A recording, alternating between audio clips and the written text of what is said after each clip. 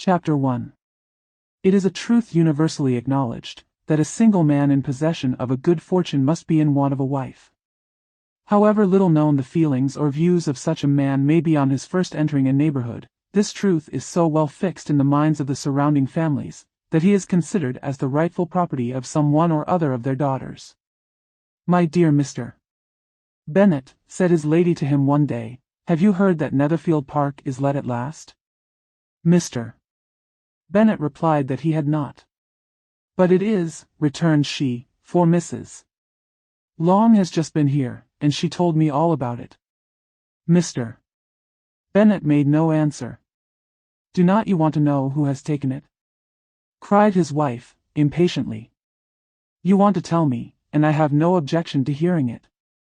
He came down to see the place, this was invitation enough." "Why, my dear, you must know, Mrs. Long says that Netherfield is taken by a young man of large fortune from the north of England, that he came down on Monday in a chaise and four to see the place, and was so much delighted with it that he agreed with Mr.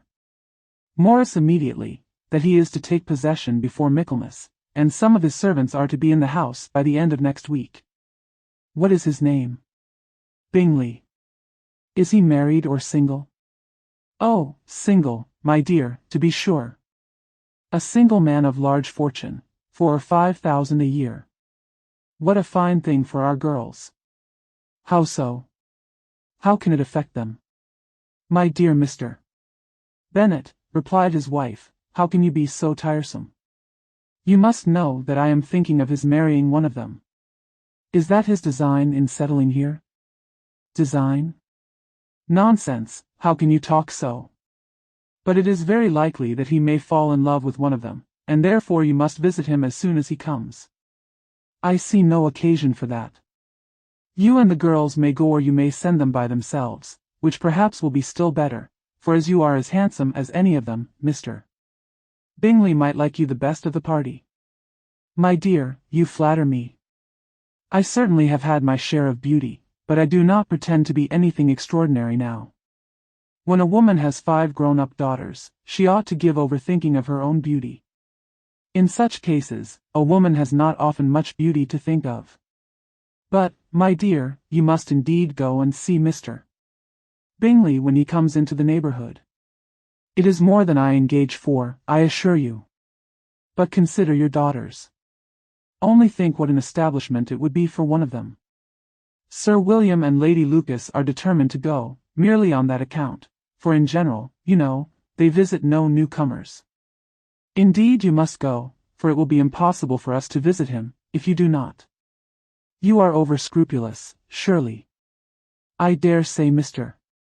Bingley will be very glad to see you, and I will send a few lines by you to assure him of my hearty consent to his marrying whichever he chooses of the girls, though I must throw in a good word for my little Lizzie. I desire you will do no such thing. Lizzie is not a bit better than the others, and I am sure she is not half so handsome as Jane, nor half so good-humored as Lydia. But you are always giving her the preference." "They have none of them much to recommend them," replied he. "They are all silly and ignorant like other girls, but Lizzie has something more of quickness than her sisters." "Mr. Bennet, how can you abuse your own children in such a way? You take delight in vexing me. You have no compassion on my poor nerves.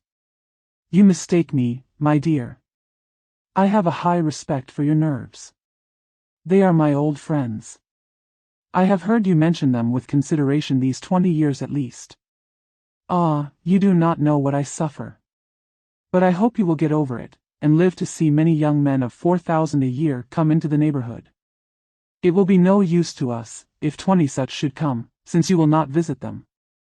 Depend upon it, my dear, that when there are 20, I will visit them all."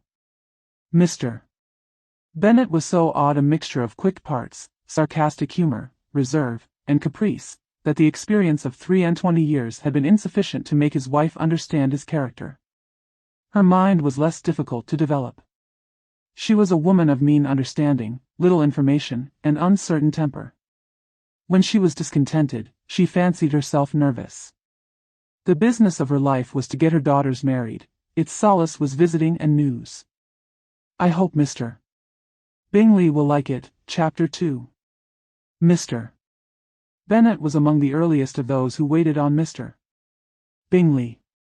He had always intended to visit him, though to the last always assuring his wife that he should not go. Until the evening after the visit was paid she had no knowledge of it.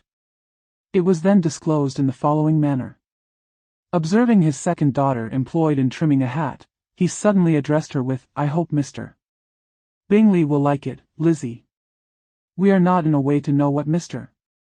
Bingley likes," said her mother, resentfully, "since we are not to visit." "But you forget, mamma," said Elizabeth, "that we shall meet him at the assemblies, and that Mrs. Long has promised to introduce him." "I do not believe Mrs. Long will do any such thing. She has 2 nieces of her own. She is a selfish, hypocritical woman, and I have no opinion of her." "No more have I," said Mr. Bennet, "and I am glad to find that you do not depend on her serving you." Mrs. Bennet deigned not to make any reply, but, unable to contain herself, began scolding one of her daughters. "Don't keep coughing so, Kitty, for heaven's sake. Have a little compassion on my nerves. You tear them to pieces." "Kitty has no discretion in her coughs," said her father, "she times them ill." "I do not cough for my own amusement," replied Kitty, fretfully. "When is your next ball to be, Lizzie?" "Tomorrow fortnight." So it is," cried her mother, "and Mrs. Long does not come back till the day before, so it will be impossible for her to introduce him, for she will not know him herself." "Then, my dear, you may have the advantage of your friend, and introduce Mr. Bingley to her." "Impossible, Mr. Bennet, impossible, when I am not acquainted with him myself. How can you be so teasing?" "I honor your circumspection. A fortnight's acquaintance is certainly very little. One cannot know what a man really is by the end of a fortnight. But if we do not venture, somebody else will, and after all, Mrs. Long and her nieces must stand their chance, and, therefore, as she will think it an act of kindness, if you decline the office, I will take it on myself." The girls stared at their father. Mrs. Bennet said only, "Nonsense, nonsense." "What can be the meaning of that emphatic exclamation?" cried he. "Do you consider the forms of introduction, and the stress that is laid on them, as nonsense? I cannot quite agree with you there. What say you, Mary? For you are a young lady of deep reflection, I know, and read great books, and make extracts." Mary wished to say something very sensible, but knew not how. While Mary is adjusting her ideas, he continued, "Let us return to Mr. Bingley." "I am sick of Mr. Bingley," cried his wife. "I am sorry to hear that, but why did you not tell me so before? If I had known as much this morning, I certainly would not have called on him. It is very unlucky, but as I have actually paid the visit, we cannot escape the acquaintance now." The astonishment of the ladies was just what he wished that of Mrs. Bennet, perhaps surpassing the rest, though when the first tumult of joy was over, she began to declare that it was what she had expected all the while.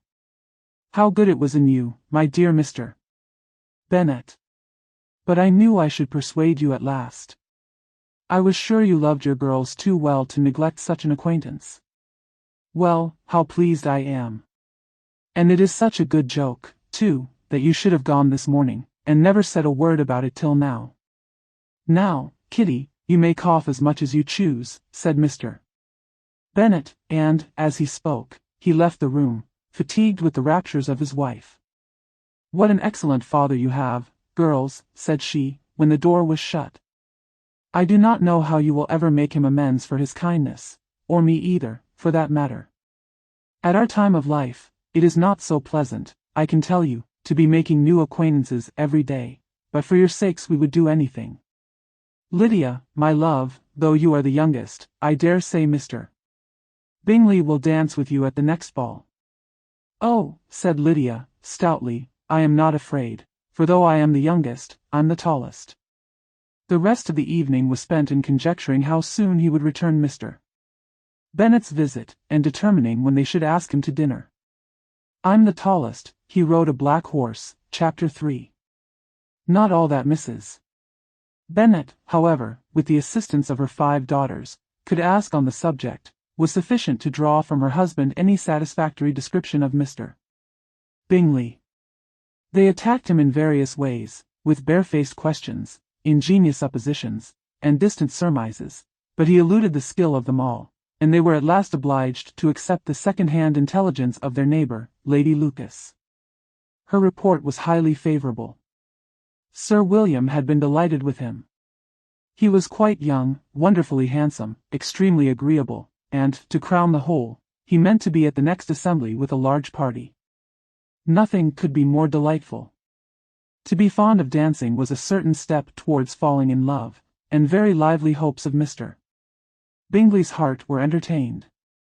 "If I can but see one of my daughters happily settled at Netherfield," said Mrs.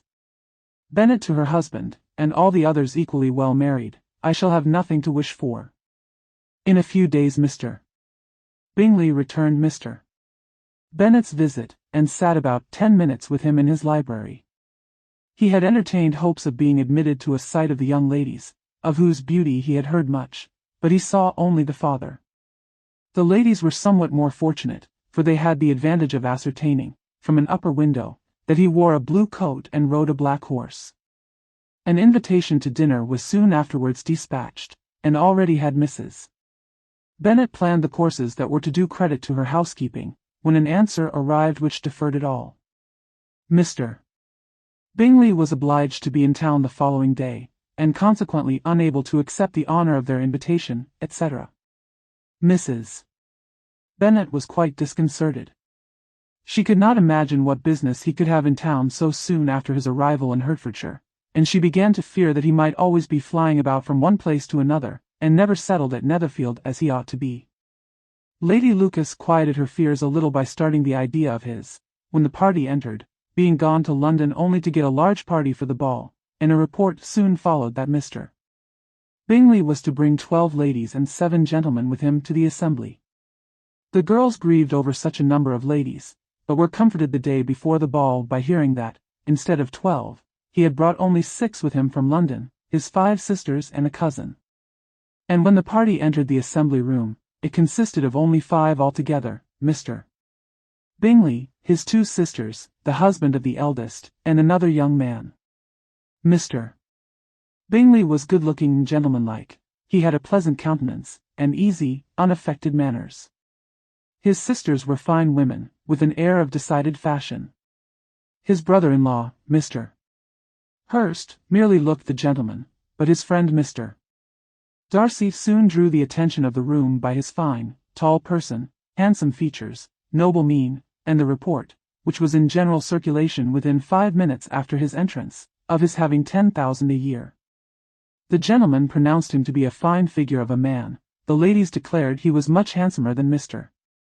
Bingley, and he was looked at with great admiration for about half the evening, till his manners gave a disgust which turned the tide of his popularity, for he was discovered to be proud, to be above his company, and above being pleased, and not all his large estate in Derbyshire could save him from having a most forbidding, disagreeable countenance, and being unworthy to be compared with his friend.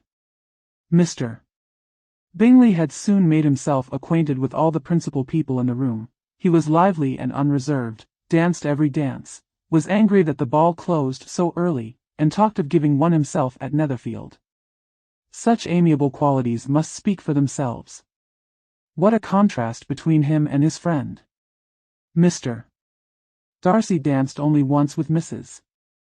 Hurst and once with Miss Bingley, declined being introduced to any other lady, and spent the rest of the evening in walking about the room, speaking occasionally to one of his own party. His character was decided.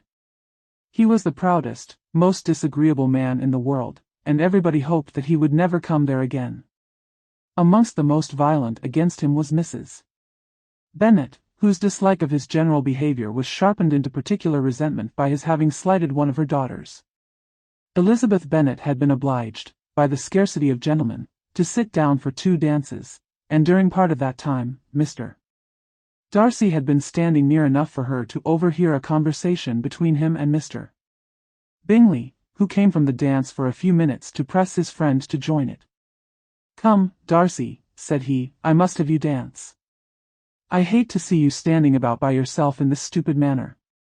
You had much better dance. I certainly shall not. You know how I detest it, unless I am particularly acquainted with my partner. At such an assembly as this, it would be insupportable. Your sisters are engaged, and there is not another woman in the room whom it would not be a punishment to me to stand up with. I would not be so fastidious as you are, cried Bingley, for a kingdom. Upon my honor, I never met with so many pleasant girls in my life as I have this evening, and there are several of them, you see, uncommonly pretty. You are dancing with the only handsome girl in the room, said Mr. Darcy, looking at the eldest Miss Bennet.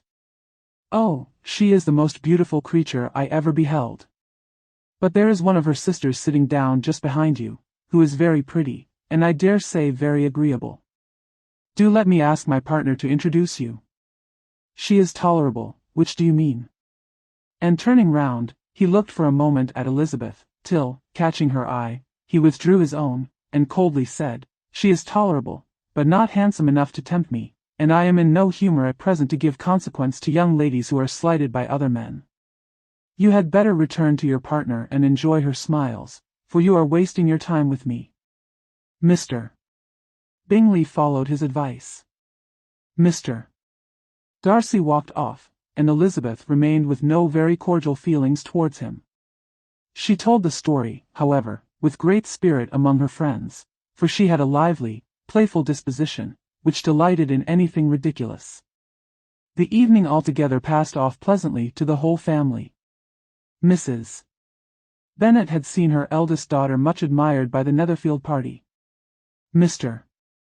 Bingley had danced with her twice, and she had been distinguished by his sisters. Jane was as much gratified by this as her mother could be, though in a quieter way. Elizabeth felt Jane's pleasure.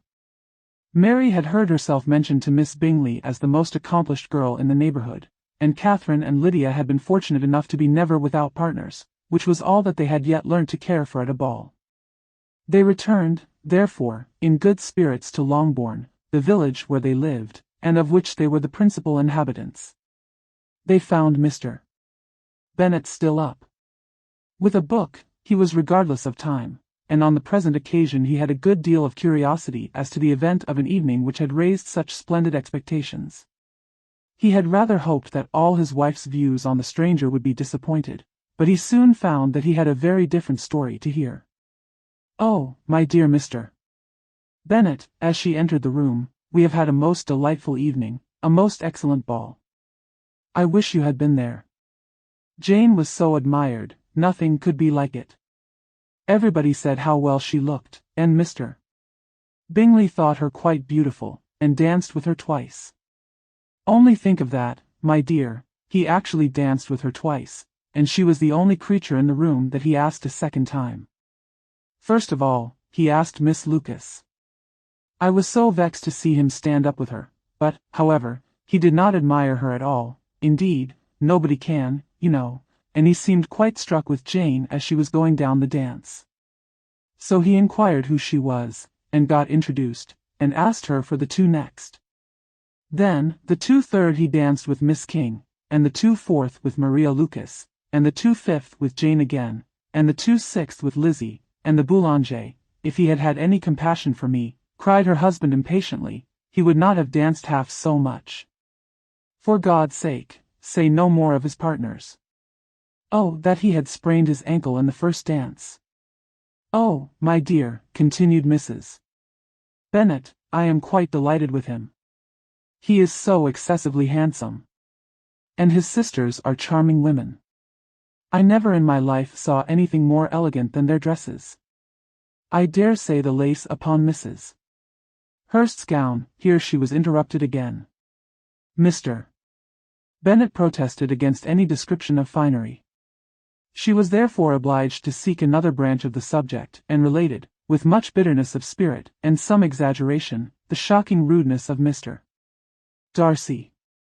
But I can assure you, she added, that Lizzie does not lose much by not suiting his fancy, for he is a most disagreeable, horrid man, not at all worth pleasing. So high and so conceited, that there was no enduring him. He walked here, and he walked there, fancying himself so very great. Not handsome enough to dance with. I wish you had been there, my dear, to have given him one of your set-downs. I quite detest the man. Chapter 4. When Jane and Elizabeth were alone, the former, who had been cautious in her praise of Mr. Bingley before, expressed to her sister how very much she admired him. "He is just what a young man ought to be," said she, "sensible, good-humored, lively, and I never saw such happy manners. So much ease, with such perfect good breeding." "He is also handsome," replied Elizabeth, "which a young man ought likewise to be if he possibly can. His character is thereby complete. I was very much flattered by his asking me to dance a second time. I did not expect such a compliment. Did not you? I did for you. But that is one great difference between us. Compliments always take you by surprise, and me never. What could be more natural than his asking you again? He could not help seeing that you were about 5 times as pretty as every other woman in the room. No thanks to his gallantry for that. Well, he certainly is very agreeable, and I give you leave to like him. You have liked many a stupider person. Dear Lizzie. Oh, you are a great deal too apt, you know, to like people in general. You never see a fault in anybody. All the world are good and agreeable in your eyes.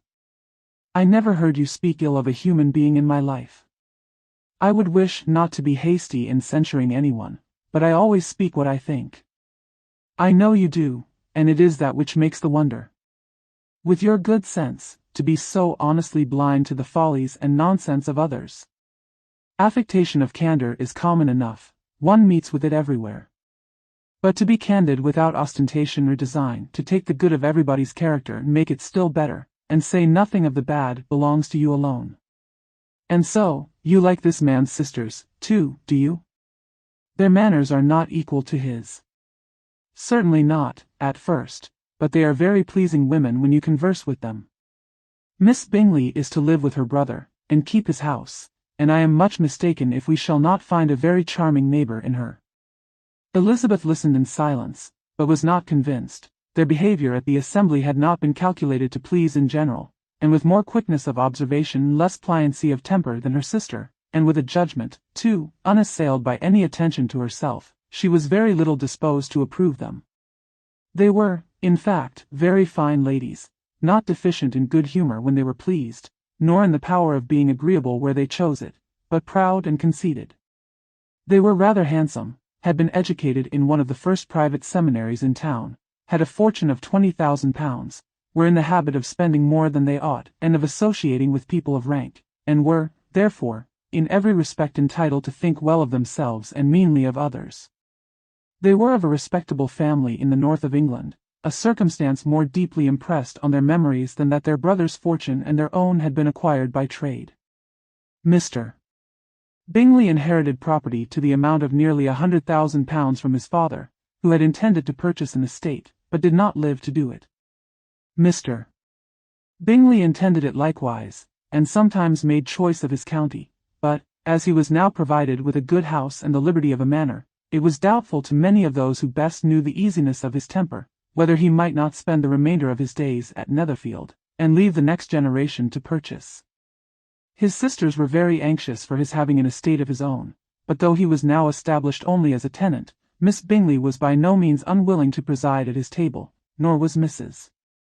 Hurst, who had married a man of more fashion than fortune, less disposed to consider his house as her home when it suited her. Mr. Bingley had not been of age 2 years when he was tempted, by an accidental recommendation, to look at Netherfield House. He did look at it, and into it, for half an hour, was pleased with the situation and the principal rooms, satisfied with what the owner said in its praise, and took it immediately. Between him and Darcy there was a very steady friendship, in spite of a great opposition of character. Bingley was endeared to Darcy by the easiness, openness, and ductility of his temper, though no disposition could offer a greater contrast to his own, and though with his own he never appeared dissatisfied. On the strength of Darcy's regard, Bingley had the firmest reliance, and of his judgment the highest opinion. In understanding, Darcy was the superior. Bingley was by no means deficient, but Darcy was clever. He was at the same time haughty, reserved, and fastidious, and his manners, though well-bred, were not inviting. In that respect his friend had greatly the advantage. Bingley was sure of being liked wherever he appeared. Darcy was continually giving offence. The manner in which they spoke of the Meryton assembly was sufficiently characteristic. Bingley had never met with pleasanter people or prettier girls in his life. Everybody had been most kind and attentive to him. There had been no formality, no stiffness. He had soon felt acquainted with all the room, and as to Miss Bennet, he could not conceive an angel more beautiful. Darcy, on the contrary, had seen a collection of people in whom there was little beauty and no fashion, for none of whom he had felt the smallest interest, and from none received either attention or pleasure. Miss Bennet he acknowledged to be pretty, but she smiled too much. Mrs. Hurst and her sister allowed it to be so, but still they admired her and liked her, and pronounced her to be a sweet girl, and one whom they should not object to know more of. Miss Bennet was therefore established as a sweet girl, and their brother felt authorized by such commendation to think of her as he chose. Chapter 5. Within a short walk of Longbourn lived a family with whom the Bennets were particularly intimate.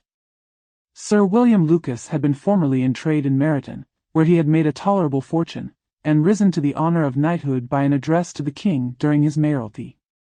The distinction had, perhaps, been felt too strongly.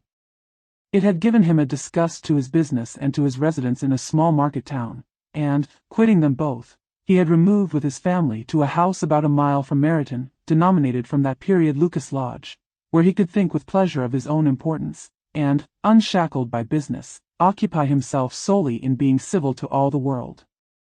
For, though elated by his rank, it did not render him supercilious. On the contrary, he was all attention to everybody.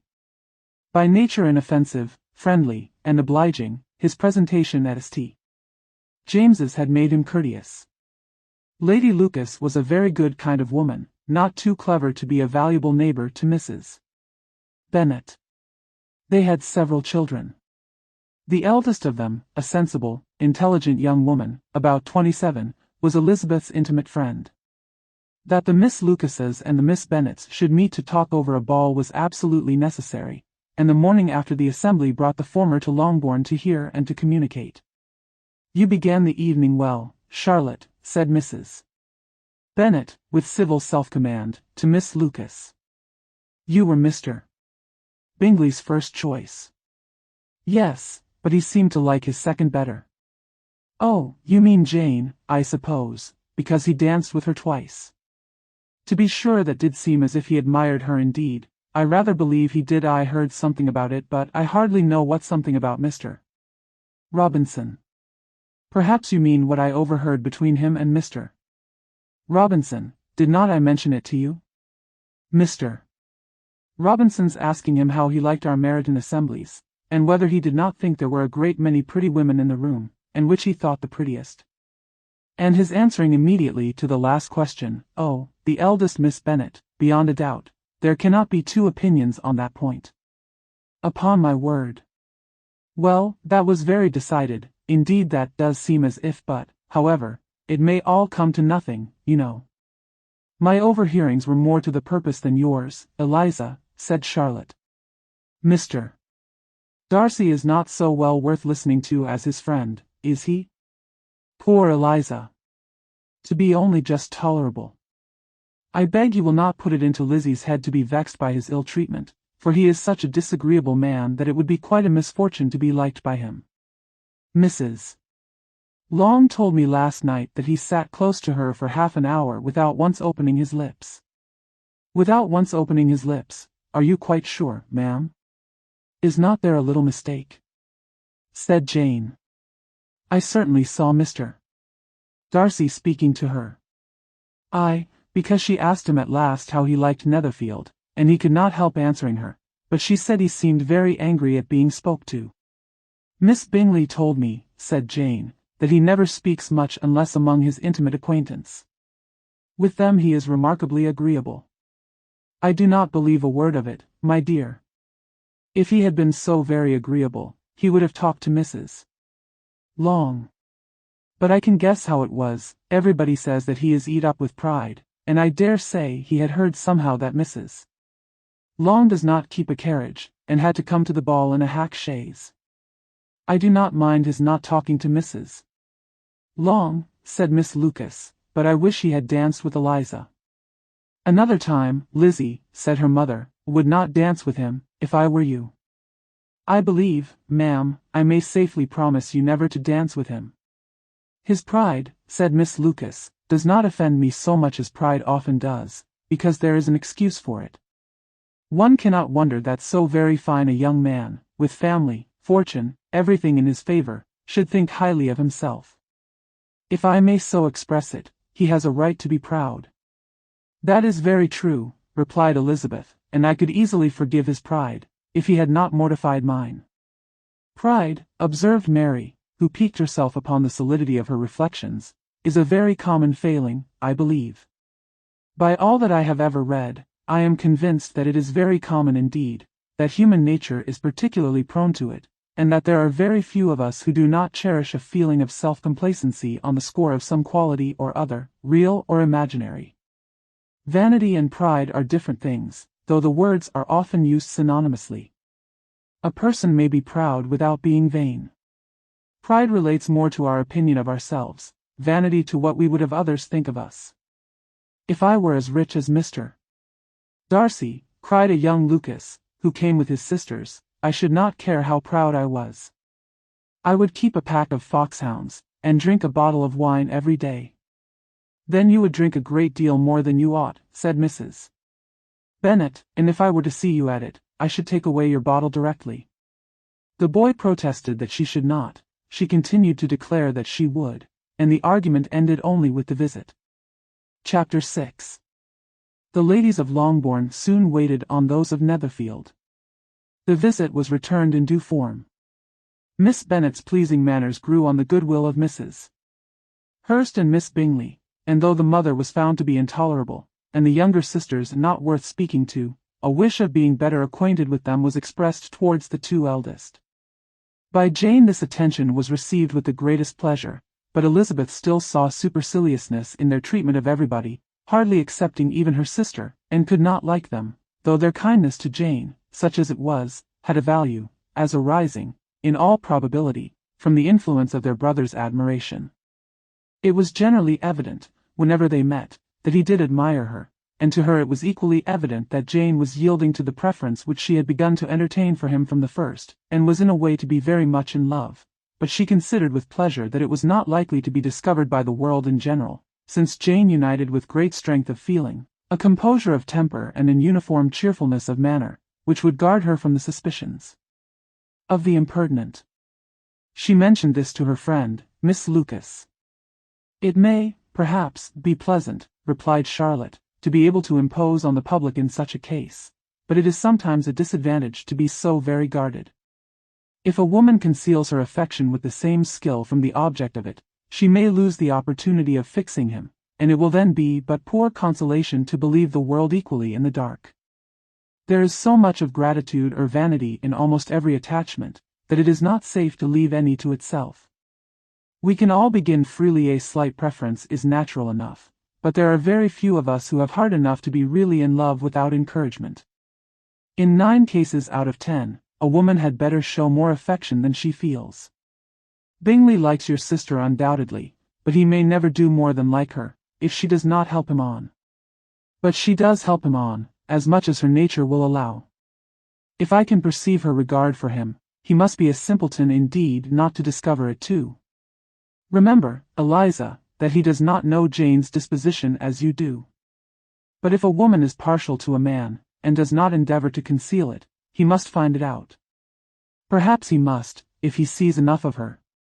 But though Bingley and Jane meet tolerably often, it is never for many hours together, and as they always see each other in large mixed parties, it is impossible that every moment should be employed in conversing together.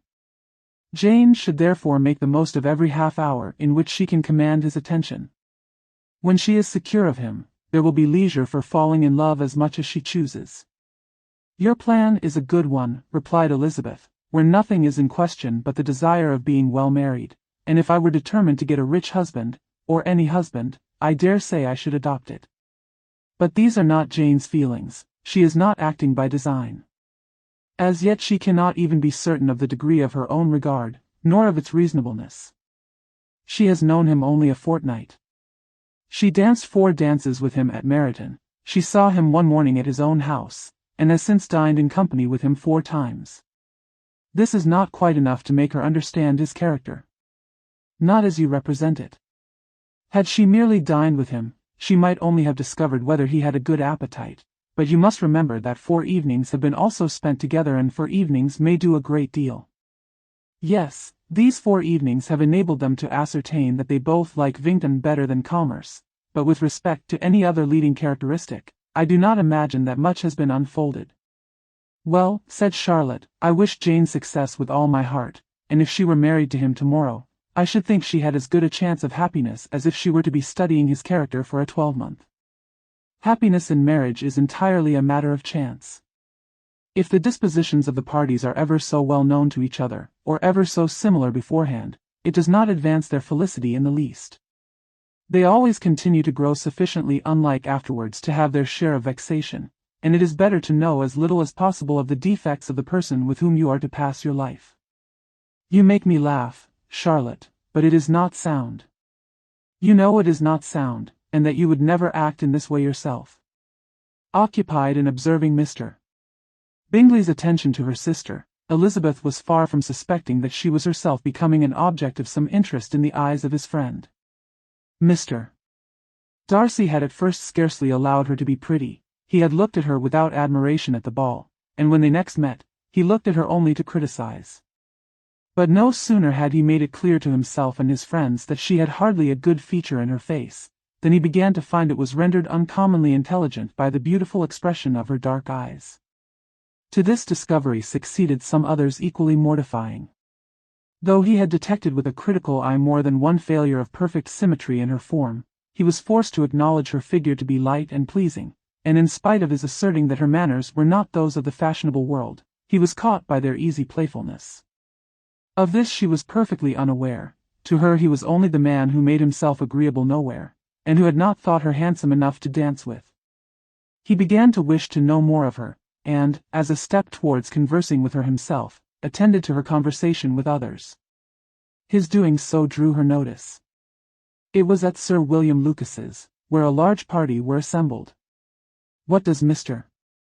Darcy mean, said she to Charlotte, by listening to my conversation with Colonel Forster? That is a question which Mr. Darcy only can answer. But if he does it any more, I shall certainly let him know that I see what he is about. He has a very satirical eye, and if I do not begin by being impertinent myself, I shall soon grow afraid of him. The Entreaties of Several, copyright 1894 by George Allen.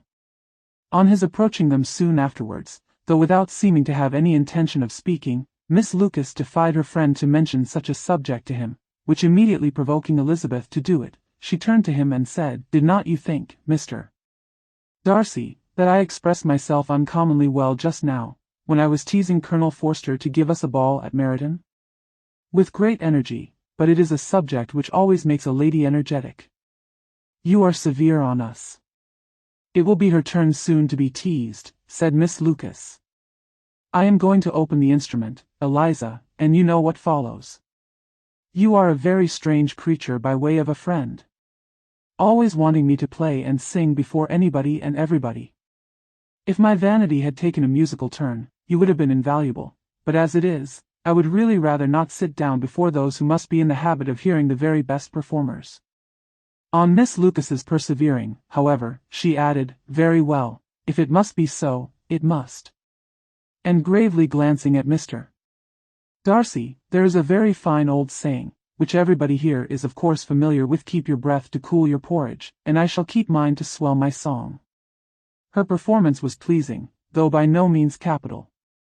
After a song or two, and before she could reply to the entreaties of several that she would sing again, she was eagerly succeeded at the instrument by her sister Mary, who having, in consequence of being the only plain one in the family, worked hard for knowledge and accomplishments, was always impatient for display.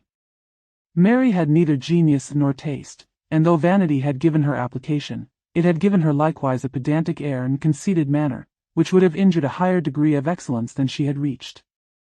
Elizabeth, easy and unaffected, had been listened to with much more pleasure, though not playing half so well, and Mary, at the end of a long concerto, was glad to purchase praise and gratitude by Scotch and Irish airs, at the request of her younger sisters, who with some of the Lucases, and 2 or 3 officers, joined eagerly in dancing at one end of the room. Mr. Darcy stood near them in silent indignation at such a mode of passing the evening, to the exclusion of all conversation, and was too much engrossed by his own thoughts to perceive that Sir William Lucas was his neighbour, till Sir William thus began, "What a charming amusement for young people this is, Mr. Darcy. There is nothing like dancing, after all. I consider it as one of the first refinements of polished societies." "Certainly, sir, and it has the advantage also of being in vogue amongst the less polished societies of the world. Every savage can dance." Sir William only smiled. "Your friend performs delightfully," he continued, after a pause, on seeing Bingley join the group, "and I doubt not that you are an adept in the science yourself, Mr. Darcy. You saw me dance at Meryton, I believe, sir?" "Yes, indeed, and received no inconsiderable pleasure from the sight." "Do you often dance at St. James's?" "Never, sir." "Do you not think it would be a proper compliment to the place?" "It is a compliment which I never pay to any place if I can avoid it." "You have a house in town, I conclude?" Mr. Darcy bowed. "I had once some thoughts of fixing in town myself, for I am fond of superior society, but I did not feel quite certain that the air of London would agree with Lady Lucas." He paused in hopes of an answer, but his companion was not disposed to make any, and Elizabeth at that instant moving towards them, he was struck with the notion of doing a very gallant thing, and called out to her, "My dear Miss Eliza, why are not you dancing?" "Mr. Darcy, you must allow me to present this young lady to you as a very desirable partner. You cannot refuse to dance, I am sure, when so much beauty is before you." And, taking her hand, he would have given it to Mr. Darcy, who, though extremely surprised, was not unwilling to receive it, when she instantly drew back, and said with some discomposure to Sir William, "Indeed, sir, I have not the least intention of dancing. I entreat you not to suppose that I moved this way in order to beg for a partner." Mr. Darcy, with grave propriety, requested to be allowed the honour of her hand, but in vain. Elizabeth was determined, nor did Sir William at all shake her purpose by his attempt at persuasion. "You excel so much in the dance, Miss Eliza, that it is cruel to deny me the happiness of seeing you, and though this gentleman dislikes the amusement in general, he can have no objection, I am sure, to oblige us for 1/2 hour." "Mr. Darcy is all politeness," said Elizabeth, smiling. "He is, indeed, but considering the inducement, my dear Miss Eliza, we cannot wonder at his complaisance, for who would object to such a partner?" Elizabeth looked archly, and turned away. Her resistance had not injured her with the gentleman, and he was thinking of her with some complacency, when thus accosted by Miss Bingley. "I can guess the subject of your reverie." "I should imagine not. You are considering how insupportable it would be to pass many evenings in this manner, in such society, and, indeed, I am quite of your opinion. I was never more annoyed. The insipidity, and yet the noise, the nothingness, and yet the self-importance, of all these people. What would I give to hear your strictures on them? Your conjecture is totally wrong, I assure you. My mind was more agreeably engaged. I have been meditating on the very great pleasure which a pair of fine eyes in the face of a pretty woman can bestow." Miss Bingley immediately fixed her eyes on his face, and desired he would tell her what lady had the credit of inspiring such reflections. Mr. Darcy replied, with great intrepidity, "Miss Elizabeth Bennet." "Miss Elizabeth Bennet," repeated Miss Bingley. "I am all astonishment. How long has she been such a favourite? And pray when am I to wish you joy?" "That is exactly the question which I expected you to ask. A lady's imagination is very rapid, it jumps from admiration to love, from love to matrimony, in a moment. I knew you would be wishing me joy. Nay, if you are so serious about it, I shall consider the matter as absolutely settled. You will have a charming mother-in-law, indeed, and of course she will be always at Pemberley with you." He listened to her with perfect indifference, while she chose to entertain herself in this manner, and as his composure convinced her that all was safe, her wit flowed along. A note for Miss Bennet, Chapter 7. Mr. Bennet's property consisted almost entirely in an estate of 2,000 a year, which, unfortunately for his daughters, was entailed, in default of heirs male, on a distant relation, and their mother's fortune, though ample for her situation in life, could but ill supply the deficiency of his. Her father had been an attorney in Meryton, and had left her £4,000. She had a sister married to a Mr. Phillips, who had been a clerk to their father and succeeded him in the business, and a brother settled in London in a respectable line of trade. The village of Longbourn was only 1 mile from Meryton, a most convenient distance for the young ladies, who were usually tempted thither 3 or 4 times a week, to pay their duty to their aunt, and to a milliner's shop just over the way. The 2 youngest of the family, Catherine and Lydia, were particularly frequent in these attentions. Their minds were more vacant than their sisters', and when nothing better offered, a walk to Meryton was necessary to amuse their morning hours and furnish conversation for the evening, and, however bare of news the country in general might be, they always contrived to learn some from their aunt. At present, indeed, they were well supplied both with news and happiness by the recent arrival of a militia regiment in the neighbourhood. It was to remain the whole winter, and Meryton was the headquarters. Their visits to Mrs. Phillips were now productive of the most interesting intelligence. Every day added something to their knowledge of the officers' names and connections. Their lodgings were not long a secret, and at length they began to know the officers themselves. Mr. Phillips visited them all, and this opened to his nieces a source of felicity unknown before. They could talk of nothing but officers, and Mr. Bingley's large fortune, the mention of which gave animation to their mother, was worthless in their eyes when opposed to the regimentals of an ensign. After listening one morning to their effusions on this subject, Mr. Bennet coolly observed, "From all that I can collect by your manner of talking, you must be 2 of the silliest girls in the country. I have suspected it some time, but I am now convinced." Catherine was disconcerted, and made no answer, but Lydia, with perfect indifference, continued to express her admiration of Captain Carter, and her hope of seeing him in the course of the day, as he was going the next morning to London. "I am astonished, my dear," said Mrs. Bennet, "that you should be so ready to think your own children silly. If I wish to think slightingly of anybody's children, it should not be of my own, however. If my children are silly, I must hope to be always sensible of it. Yes, but as it happens, they are all of them very clever. This is the only point, I flatter myself, on which we do not agree. I had hoped that our sentiments coincided in every particular, but I must so far differ from you as to think our 2 youngest daughters uncommonly foolish. My dear Mr. Bennet, you must not expect such girls to have the sense of their father and mother. When they get to our age, I dare say they will not think about officers any more than we do.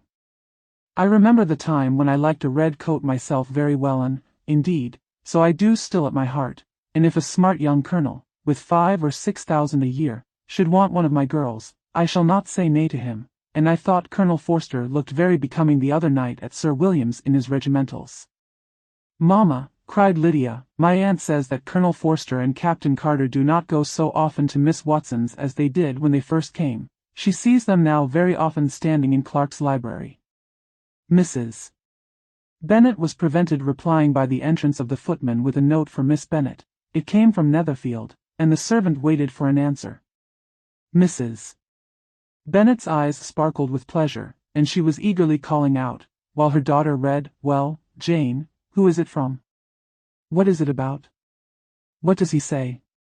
Well, Jane, make haste and tell us, make haste, my love." "It is from Miss Bingley," said Jane, and then read it aloud. /*and my dear friend, */ if you are not so compassionate as to dine today with Louisa and me, we shall be in danger of hating each other for the rest of our lives, for a whole day's tete-a-tete between 2 women can never end without a quarrel. Come as soon as you can on the receipt of this. My brother and the gentleman are to dine with the officers. Yours ever, Caroline Bingley. With the officers? Cried Lydia. I wonder my aunt did not tell us of that. Dining out, said Mrs. Bennet. That is very unlucky. Can I have the carriage? Said Jane. No, my dear, you had better go on horseback, because it seems likely to rain, and then you must stay all night. That would be a good scheme, said Elizabeth, if you were sure that they would not offer to send her home. Oh, but the gentleman will have Mr. Bingley's chaise to go to Meryton, and the Hursts have no horses to theirs. I had much rather go in the coach. But, my dear, your father cannot spare the horses, I am sure. They are wanted in the farm, Mr. Bennet, are not they? Cheerful prognostics, they are wanted in the farm much oftener than I can get them. But if you have got them today, said Elizabeth, my mother's purpose will be answered. She did at last extort from her father an acknowledgment that the horses were engaged. Jane was therefore obliged to go on horseback, and her mother attended her to the door with many cheerful prognostics of a bad day. Her hopes were answered. Jane had not been gone long before it rained hard. Her sisters were uneasy for her, but her mother was delighted. The rain continued the whole evening without intermission. Jane certainly could not come back. This was a lucky idea of mine, indeed, said Mrs. Bennet, more than once, as if the credit of making it rain were all her own. Till the next morning, however, she was not aware of all the felicity of her contrivance. Breakfast was scarcely over when a servant from Netherfield brought the following note for Elizabeth, /*and my dearest Lizzie, */ I find myself very unwell this morning, which, I suppose, is to be imputed to my getting wet through yesterday. My kind friends will not hear of my returning home till I am better. They insist also on my seeing Mr. Jones, therefore do not be alarmed if you should hear of his having been to Meean. Excepting a sore throat and a headache, there is not much the matter with me. Yours, etc. Well, my dear, said Mr. Bennet, when Elizabeth had read the note aloud, if your daughter should have a dangerous fit of illness, if she should die, it would be a comfort to know that it was all in pursuit of Mr. Bingley, and under your orders. Oh, I am not at all afraid of her dying. People do not die of little trifling colds. She will be taken good care of. As long as she stays there, it is all very well. I would go and see her if I could have the carriage. Elizabeth, feeling really anxious, determined to go to her, though the carriage was not to be had, and as she was no horsewoman, walking was her only alternative. She declared her resolution. How can you be so silly, cried her mother, as to think of such a thing, in all this dirt? You will not be fit to be seen when you get there. I shall be very fit to see Jane, which is all I want. Is this a hint to me, Lizzie, said her father, to send for the horses? No, indeed. I do not wish to avoid the walk. The distance is nothing, when one has a motive, only 3 miles. I shall be back by dinner. I admire the activity of your benevolence, observed Mary, but every impulse of feeling should be guided by reason, and, in my opinion, exertion should always be in proportion to what is required. We will go as far as Meryton with you, said Catherine and Lydia. Elizabeth accepted their company, and the 3 young ladies set off together. If we make haste, said Lydia, as they walked along, perhaps we may see something of Captain Carter, before he goes. In Meryton they parted. The 2 youngest repaired to the lodgings of one of the officers' wives, and Elizabeth continued her walk alone, crossing field after field at a quick pace, jumping over stiles and springing over puddles, with impatient activity, and finding herself at last within view of the house, with weary ankles, dirty stockings, and a face glowing with the warmth of exercise. She was shown into the breakfast parlour, where all but Jane were assembled, and where her appearance created a great deal of surprise. That she should have walked 3 miles so early in the day in such dirty weather, and by herself, was almost incredible to Mrs. Hurst and Miss Bingley, and Elizabeth was convinced that they held her in contempt for it. She was received, however, very politely by them, and in their brother's manners there was something better than politeness, there was good humour and kindness. Mr. Darcy said very little, and Mr. Hurst nothing at all. The former was divided between admiration of the brilliancy which exercise had given to her complexion and doubt as to the occasions justifying her coming so far alone. The latter was thinking only of his breakfast. Her inquiries after her sister were not very favorably answered. Miss Bennet had slept ill, and though up, was very feverish, and not well enough to leave her room.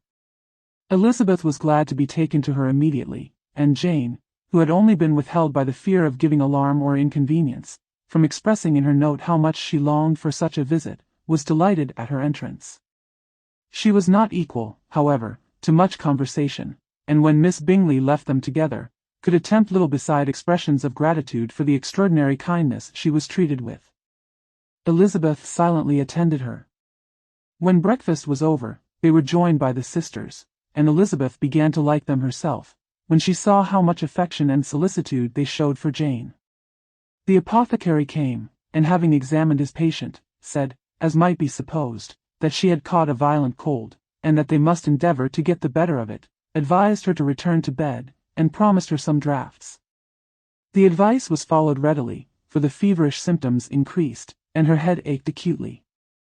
Elizabeth did not quit her room for a moment, nor were the other ladies often absent, the gentlemen being out. They had in fact nothing to do elsewhere. When the clock struck 3, Elizabeth felt that she must go, and very unwillingly said so. Miss Bingley offered her the carriage, and she only wanted a little pressing to accept it, when Jane testified such concern at parting with her that Miss Bingley was obliged to convert the offer of the chaise into an invitation to remain at Netherfield for the present. Elizabeth most thankfully consented, and a servant was dispatched to Longbourn, to acquaint the family with her stay, and bring back a supply of clothes. The apothecary came, covering a screen. Chapter 8. At 5 o'clock the two ladies retired to dress, and at 6:30 Elizabeth was summoned to dinner. To the civil inquiries which then poured in, and amongst which she had the pleasure of distinguishing the much superior solicitude of Mr. Bingley, she could not make a very favourable answer. Jane was by no means better. The sisters, on hearing this, repeated 3 or 4 times how much they were grieved, how shocking it was to have a bad cold, and how excessively they disliked being ill themselves, and then thought no more of the matter, and their indifference towards Jane, when not immediately before them, restored Elizabeth to the enjoyment of all her original dislike. Their brother, indeed, was the only one of the party whom she could regard with any complacency. His anxiety for Jane was evident, and his attentions to herself most pleasing, and they prevented her feeling herself so much an intruder as she believed she was considered by the others. She had very little notice from any but him. Miss Bingley was engrossed by Mr. Darcy, her sister scarcely less so, and as for Mr. Hurst, by whom Elizabeth sat, he was an indolent man, who lived only to eat, drink, and play at cards, who, when he found her prefer a plain dish to a ragout, had nothing to say to her. When dinner was over, she returned directly to Jane, and Miss Bingley began abusing her as soon as she was out of the room. Her manners were pronounced to be very bad indeed, a mixture of pride and impertinence. She had no conversation, no style, no taste, no beauty. Mrs. Hurst thought the same, and added, she has nothing, in short, to recommend her, but being an excellent walker. I shall never forget her appearance this morning. She really looked almost wild. She did indeed, Louisa. I could hardly keep my countenance.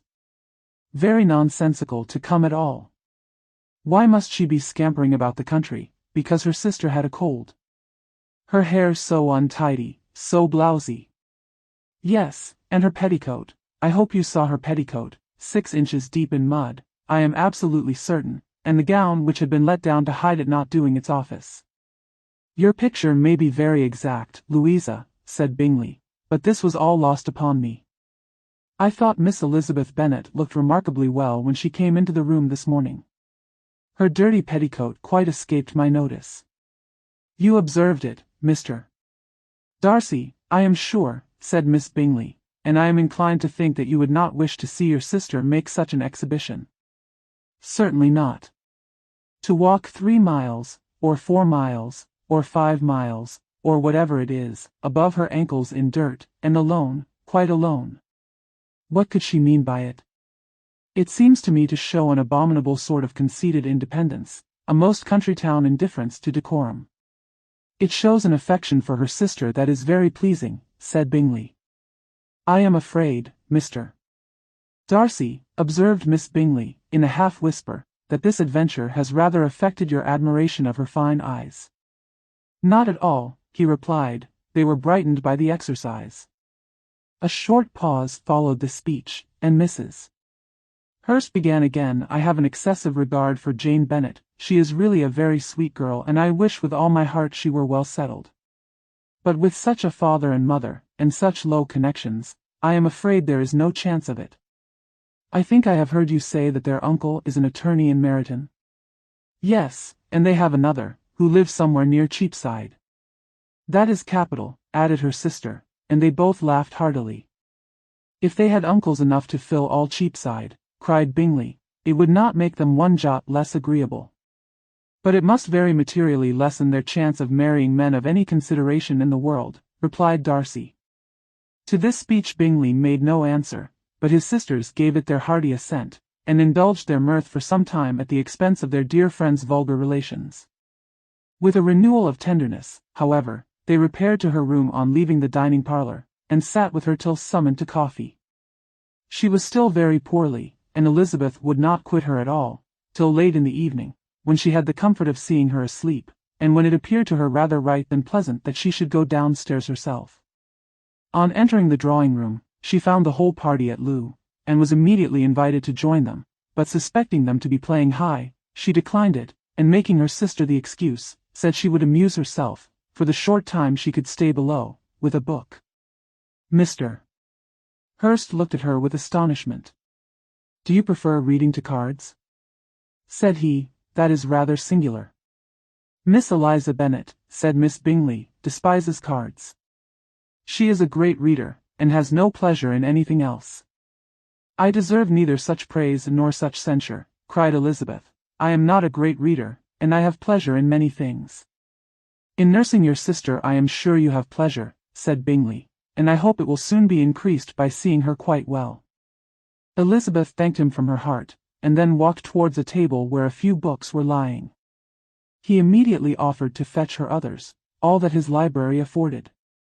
And I wish my collection were larger for your benefit and my own credit, but I am an idle fellow, and though I have not many, I have more than I ever looked into. Elizabeth assured him that she could suit herself perfectly with those in the room. I am astonished, said Miss Bingley, that my father should have left so small a collection of books. What a delightful library you have at Pemberley, Mr. Darcy. It ought to be good, he replied. It has been the work of many generations. And then you have added so much to it yourself. You are always buying books. I cannot comprehend the neglect of a family library in such days as these. Neglect. I am sure you neglect nothing that can add to the beauties of that noble place. Charles, when you build your house, I wish it may be half as delightful as Pemberley. I wish it may. But I would really advise you to make your purchase in that neighborhood, and take Pemberley for a kind of model. There is not a finer county in England than Derbyshire. With all my heart, I will buy Pemberley itself, if Darcy will sell it. I am talking of possibilities, Charles. Upon my word, Caroline, I should think it more possible to get Pemberley by purchase than by imitation. Elizabeth was so much caught by what passed, as to leave her very little attention for her book, and, soon laying it wholly aside, she drew near the card table, and stationed herself between Mr. Bingley and his eldest sister, to observe the game. Is Miss Darcy much grown since the spring? Said Miss Bingley. Will she be as tall as I am? I think she will. She is now about Miss Elizabeth Bennet's height, or rather taller. How I long to see her again. I never met with anybody who delighted me so much. Such a countenance, such manners, and so extremely accomplished for her age. Her performance on the pianoforte is exquisite. It is amazing to me, said Bingley, how young ladies can have patience to be so very accomplished as they all are. All young ladies accomplished. My dear Charles, what do you mean? Yes, all of them, I think. They all paint tables, cover screens, and net purses. I scarcely know anyone who cannot do all this, and I am sure I never heard a young lady spoken of for the first time, without being informed that she was very accomplished. Your list of the common extent of accomplishments, said Darcy, has too much truth. The word is applied to many a woman who deserves it no otherwise than by netting a purse or covering a screen, but I am very far from agreeing with you in your estimation of ladies in general. I cannot boast of knowing more than half a dozen in the whole range of my acquaintance that are really accomplished. Nor I am sure, said Miss Bingley. Then, observed Elizabeth, you must comprehend a great deal in your idea of an accomplished woman. Yes, I do comprehend a great deal in it. Oh, certainly, cried his faithful assistant, no one can be really esteemed accomplished who does not greatly surpass what is usually met with. A woman must have a thorough knowledge of music, singing, drawing, dancing, and the modern languages, to deserve the word, and, besides all this, she must possess a certain something in her air and manner of walking, the tone of her voice, her address and expressions, or the word will be but half deserved. All this she must possess, added Darcy, and to all she must yet add something more substantial in the improvement of her mind by extensive reading. I am no longer surprised at your knowing only 6 accomplished women. I rather wonder now at your knowing any. Are you so severe upon your own sex as to doubt the possibility of all this? I never saw such a woman. I never saw such capacity, and taste, and application, and elegance, as you describe, united. Mrs. Hurst and Miss Bingley both cried out against the injustice of her implied doubt, and were both protesting that they knew many women who answered this description, when Mr. Hurst called them to order, with bitter complaints of their inattention to what was going forward. As all conversation was thereby at an end, Elizabeth soon afterwards left the room. Eliza Bennet, said Miss Bingley, when the door was closed on her, is one of those young ladies who seek to recommend themselves to the other sex by undervaluing their own, and with many men, I dare say, it succeeds, but, in my opinion, it is a paltry device, a very mean art. Undoubtedly, replied Darcy, to whom this remark was chiefly addressed, there is meanness in all the arts which ladies sometimes condescend to employ for captivation. Whatever bears affinity to cunning is despicable. Miss Bingley was not so entirely satisfied with this reply as to continue the subject. Elizabeth joined them again only to say that her sister was worse, and that she could not leave her. Bingley urged Mr. Jones's being sent for immediately, while his sisters, convinced that no country advice could be of any service, recommended an express to town for one of the most eminent physicians. This she would not hear of, but she was not so unwilling to comply with their brother's proposal, and it was settled that Mr. Jones should be sent for early in the morning, if Miss Bennet were not decidedly better. Bingley was quite uncomfortable, his sisters declared that they were miserable. They solaced their wretchedness, however, by duets after supper, while he could find no better relief to his feelings than by giving his housekeeper directions that every possible attention might be paid to the sick lady and her sister. R.S. Bennet and her 2 youngest girls. Chapter 9. Elizabeth passed the chief of the night in her sister's room, and in the morning had the pleasure of being able to send a tolerable answer to the inquiries which she very early received from Mr. Bingley by a housemaid, and some time afterwards from the 2 elegant ladies who waited on his sisters. In spite of this amendment, however, she requested to have a note sent to Longbourn, desiring her mother to visit Jane, and form her own judgment of her situation. The note was immediately dispatched, and its contents as quickly complied with. Mrs. Bennet, accompanied by her 2 youngest girls, reached Netherfield soon after the family breakfast. Had she found Jane in any apparent danger, Mrs. Bennet would have been very miserable, but being satisfied on seeing her that her illness was not alarming, she had no wish of her recovering immediately, as her restoration to health would probably remove her from Netherfield. She would not listen, therefore, to her daughter's proposal of being carried home, neither did the apothecary, who arrived about the same time, think it at all advisable. After sitting a little while with Jane, on Miss Bingley's appearance and invitation, the mother and 3 daughters all attended her into the breakfast parlour. Bingley met them with hopes that Mrs. Bennet had not found Miss Bennet worse than she expected. "Indeed I have," sir," was her answer. "She is a great deal too ill to be moved. Mr. Jones says we must not think of moving her. We must trespass a little longer on your kindness." "Removed?" cried Bingley. "It must not be thought of. My sister, I am sure, will not hear of her removal." "You may depend upon it, madam," said Miss Bingley, with cold civility, "that Miss Bennet shall receive every possible attention while she remains with us." Mrs. Bennet was profuse in her acknowledgments.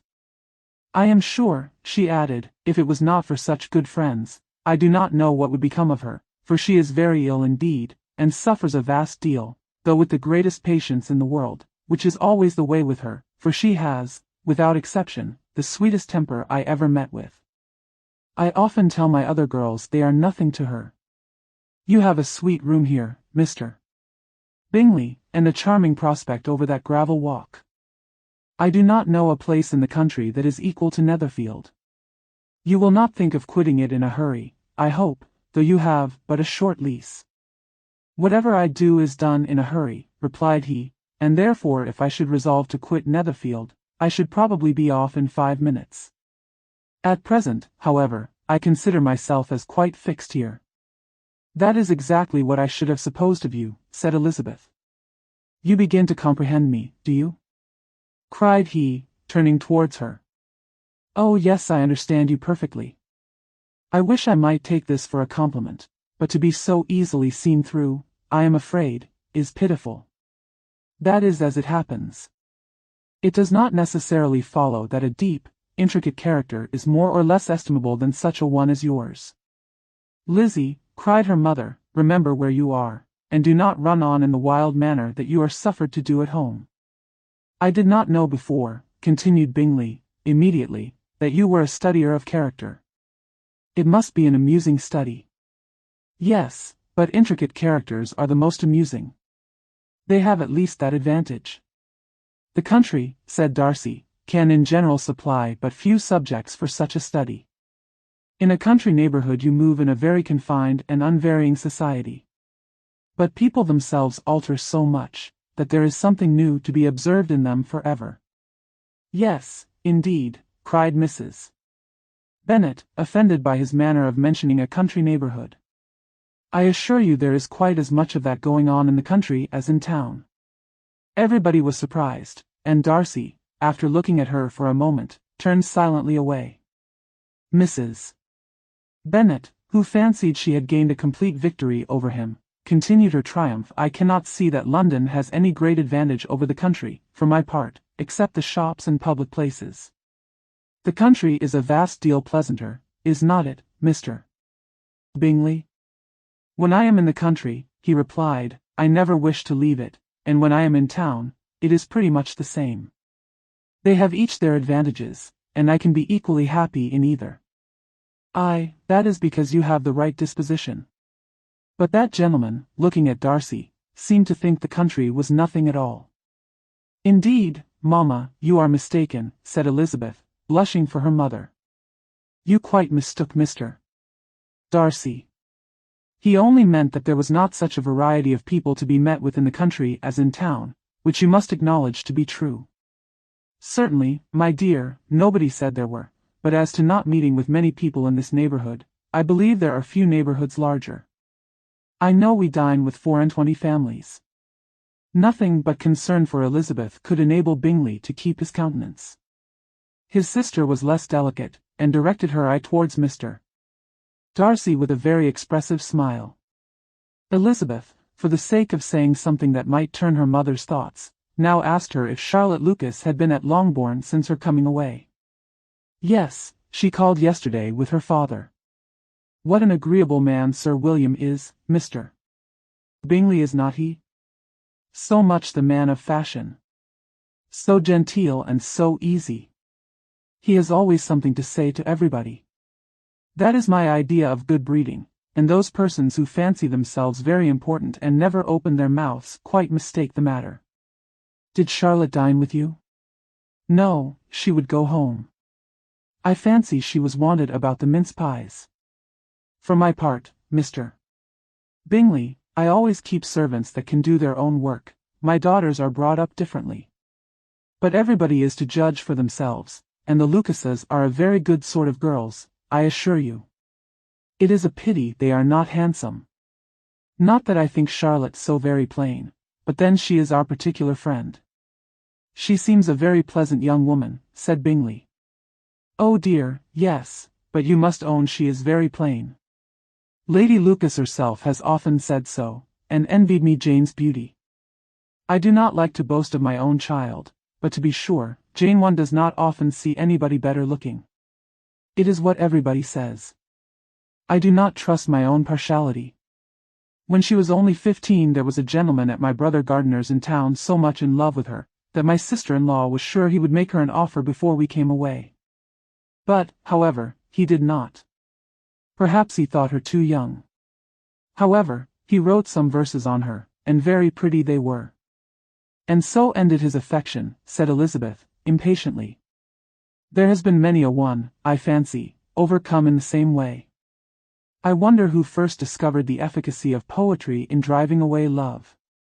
I have been used to consider poetry as the food of love, said Darcy. Of a fine, stout, healthy love it may. Everything nourishes what is strong already. But if it be only a slight, thin sort of inclination, I am convinced that one good sonnet will starve it entirely away. Darcy only smiled, and the general pause which ensued made Elizabeth tremble lest her mother should be exposing herself again. She longed to speak, but could think of nothing to say, and after a short silence Mrs.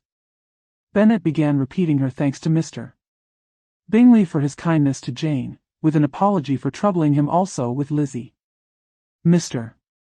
Bingley was unaffectedly civil in his answer, and forced his younger sister to be civil also, and say what the occasion required. She performed her part, indeed, without much graciousness, but Mrs. Bennet was satisfied, and soon afterwards ordered her carriage. Upon this signal, the youngest of her daughters put herself forward. The two girls had been whispering to each other during the whole visit, and the result of it was, that the youngest should tax Mr. Bingley with having promised on his first coming into the country to give a ball at Netherfield. Lydia was a stout, well-grown girl of 15, with a fine complexion and good-humoured countenance, a favourite with her mother, whose affection had brought her into public at an early age. She had high animal spirits, and a sort of natural self-consequence, which the attentions of the officers, to whom her uncle's good dinners and her own easy manners recommended her, had increased into assurance. She was very equal, therefore, to address Mr. Bingley on the subject of the ball, and abruptly reminded him of his promise, adding, that it would be the most shameful thing in the world if he did not keep it. His answer to this sudden attack was delightful to her mother's ear. I am perfectly ready, I assure you, to keep my engagement, and, when your sister is recovered, you shall, if you please, name the very day of the ball. But you would not wish to be dancing while she is ill? Lydia declared herself satisfied. Oh yes, it would be much better to wait till Jane was well, and by that time, most likely, Captain Carter would be at Meryton again. And when you have given your ball, she added, I shall insist on their giving one also. I shall tell Colonel Forster it will be quite a shame if he does not. Mrs. Bennet and her daughters then departed, and Elizabeth returned instantly to Jane, leaving her own and her relations' behaviour to the remarks of the two ladies and Mr. Darcy, the latter of whom, however, could not be prevailed on to join in their censure of her, in spite of all Miss Bingley's witticisms on fine eyes. Chapter 10. The day passed much as the day before had done. Mrs. Hurst and Miss Bingley had spent some hours of the morning with the invalid, who continued, though slowly, to mend, and, in the evening, Elizabeth joined their party in the drawing-room. The loo table, however, did not appear. Mr. Darcy was writing, and Miss Bingley, seated near him, was watching the progress of his letter, and repeatedly calling off his attention by messages to his sister. Mr. Hurst and Mr. Bingley were at piquet, and Mrs. Hurst was observing their game. Elizabeth took up some needlework, and was sufficiently amused in attending to what passed between Darcy and his companion. The perpetual commendations of the lady either on his handwriting, or on the evenness of his lines, or on the length of his letter, with the perfect unconcern with which her praises were received, formed a curious dialogue, and was exactly in unison with her opinion of each. How delighted Miss Darcy will be to receive such a letter. He made no answer. You write uncommonly fast. You are mistaken. I write rather slowly. How many letters you must have occasion to write in the course of a year. Letters of business, too. How odious I should think them. It is fortunate, then, that they fall to my lot instead of to yours. Pray tell your sister that I long to see her. I have already told her so once, by your desire. I am afraid you do not like your pen. Let me mend it for you. I mend pens remarkably well. Thank you, but I always mend my own. How can you contrive to write so even? He was silent. Tell your sister I am delighted to hear of her improvement on the harp, and pray let her know that I am quite in raptures with her beautiful little design for a table, and I think it infinitely superior to Miss Grantley's. Will you give me leave to defer your raptures till I write again? At present I have not room to do them justice.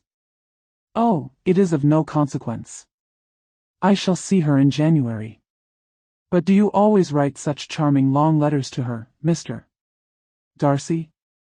They are generally long, but whether always charming, it is not for me to determine. It is a rule with me, that a person who can write a long letter with ease cannot write ill. That will not do for a compliment to Darcy, Caroline, cried her brother, because he does not write with ease. He studies too much for words of 4 syllables. Do not you, Darcy? My style of writing is very different from yours. Oh, cried Miss Bingley, Charles writes in the most careless way imaginable. He leaves out half his words, and blots the rest. My ideas flow so rapidly that I have not time to express them, by which means my letters sometimes convey no ideas at all to my correspondents. Your humility, Mr. Bingley, said Elizabeth, must disarm reproof. Nothing is more deceitful, said Darcy, than the appearance of humility. It is often only carelessness of opinion, and sometimes an indirect boast. And which of the two do you call my little recent piece of modesty?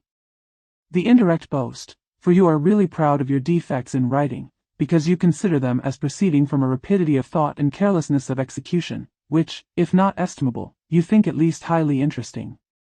The power of doing anything with quickness is always much prized by the possessor, and often without any attention to the imperfection of the performance. When you told Mrs. Bennet this morning, that if you ever resolved on quitting Netherfield you should be gone in 5 minutes, you meant it to be a sort of panegyric, of compliment to yourself, and yet what is there so very laudable in a precipitance which must leave very necessary business undone, and can be of no real advantage to yourself or anyone else? Nay, cried Bingley, this is too much, to remember at night all the foolish things that were said in the morning. And yet, upon my honor, I believed what I said of myself to be true, and I believe it at this moment. At least, therefore, I did not assume the character of needless precipitance merely to show off before the ladies. I dare say you believed it, but I am by no means convinced that you would be gone with such celerity. Your conduct would be quite as dependent on chance as that of any man I know, and if, as you were mounting your horse, a friend were to say, Bingley, you had better stay till next week, you would probably do it, you would probably not go and, at another word, might stay a month. You have only proved by this, cried Elizabeth, that Mr.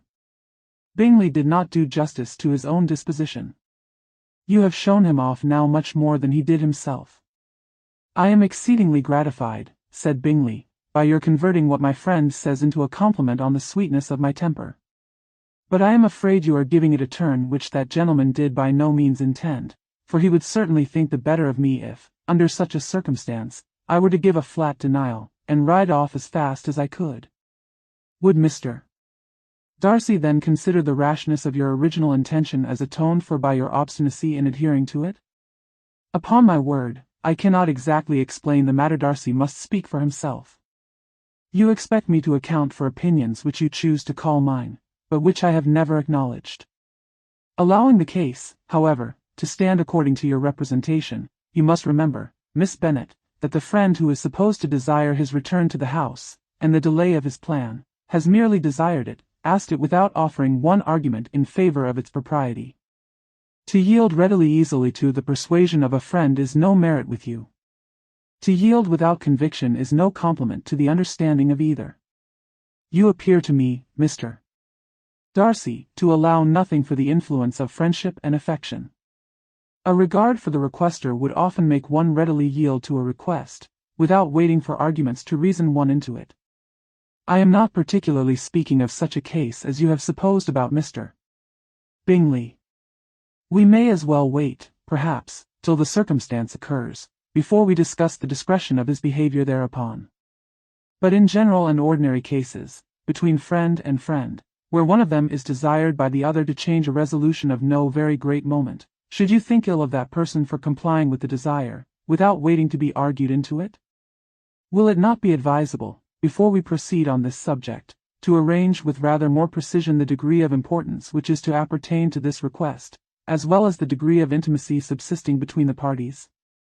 By all means, cried Bingley, let us hear all the particulars, not forgetting their comparative height and size, for that will have more weight in the argument, Miss Bennet, than you may be aware of.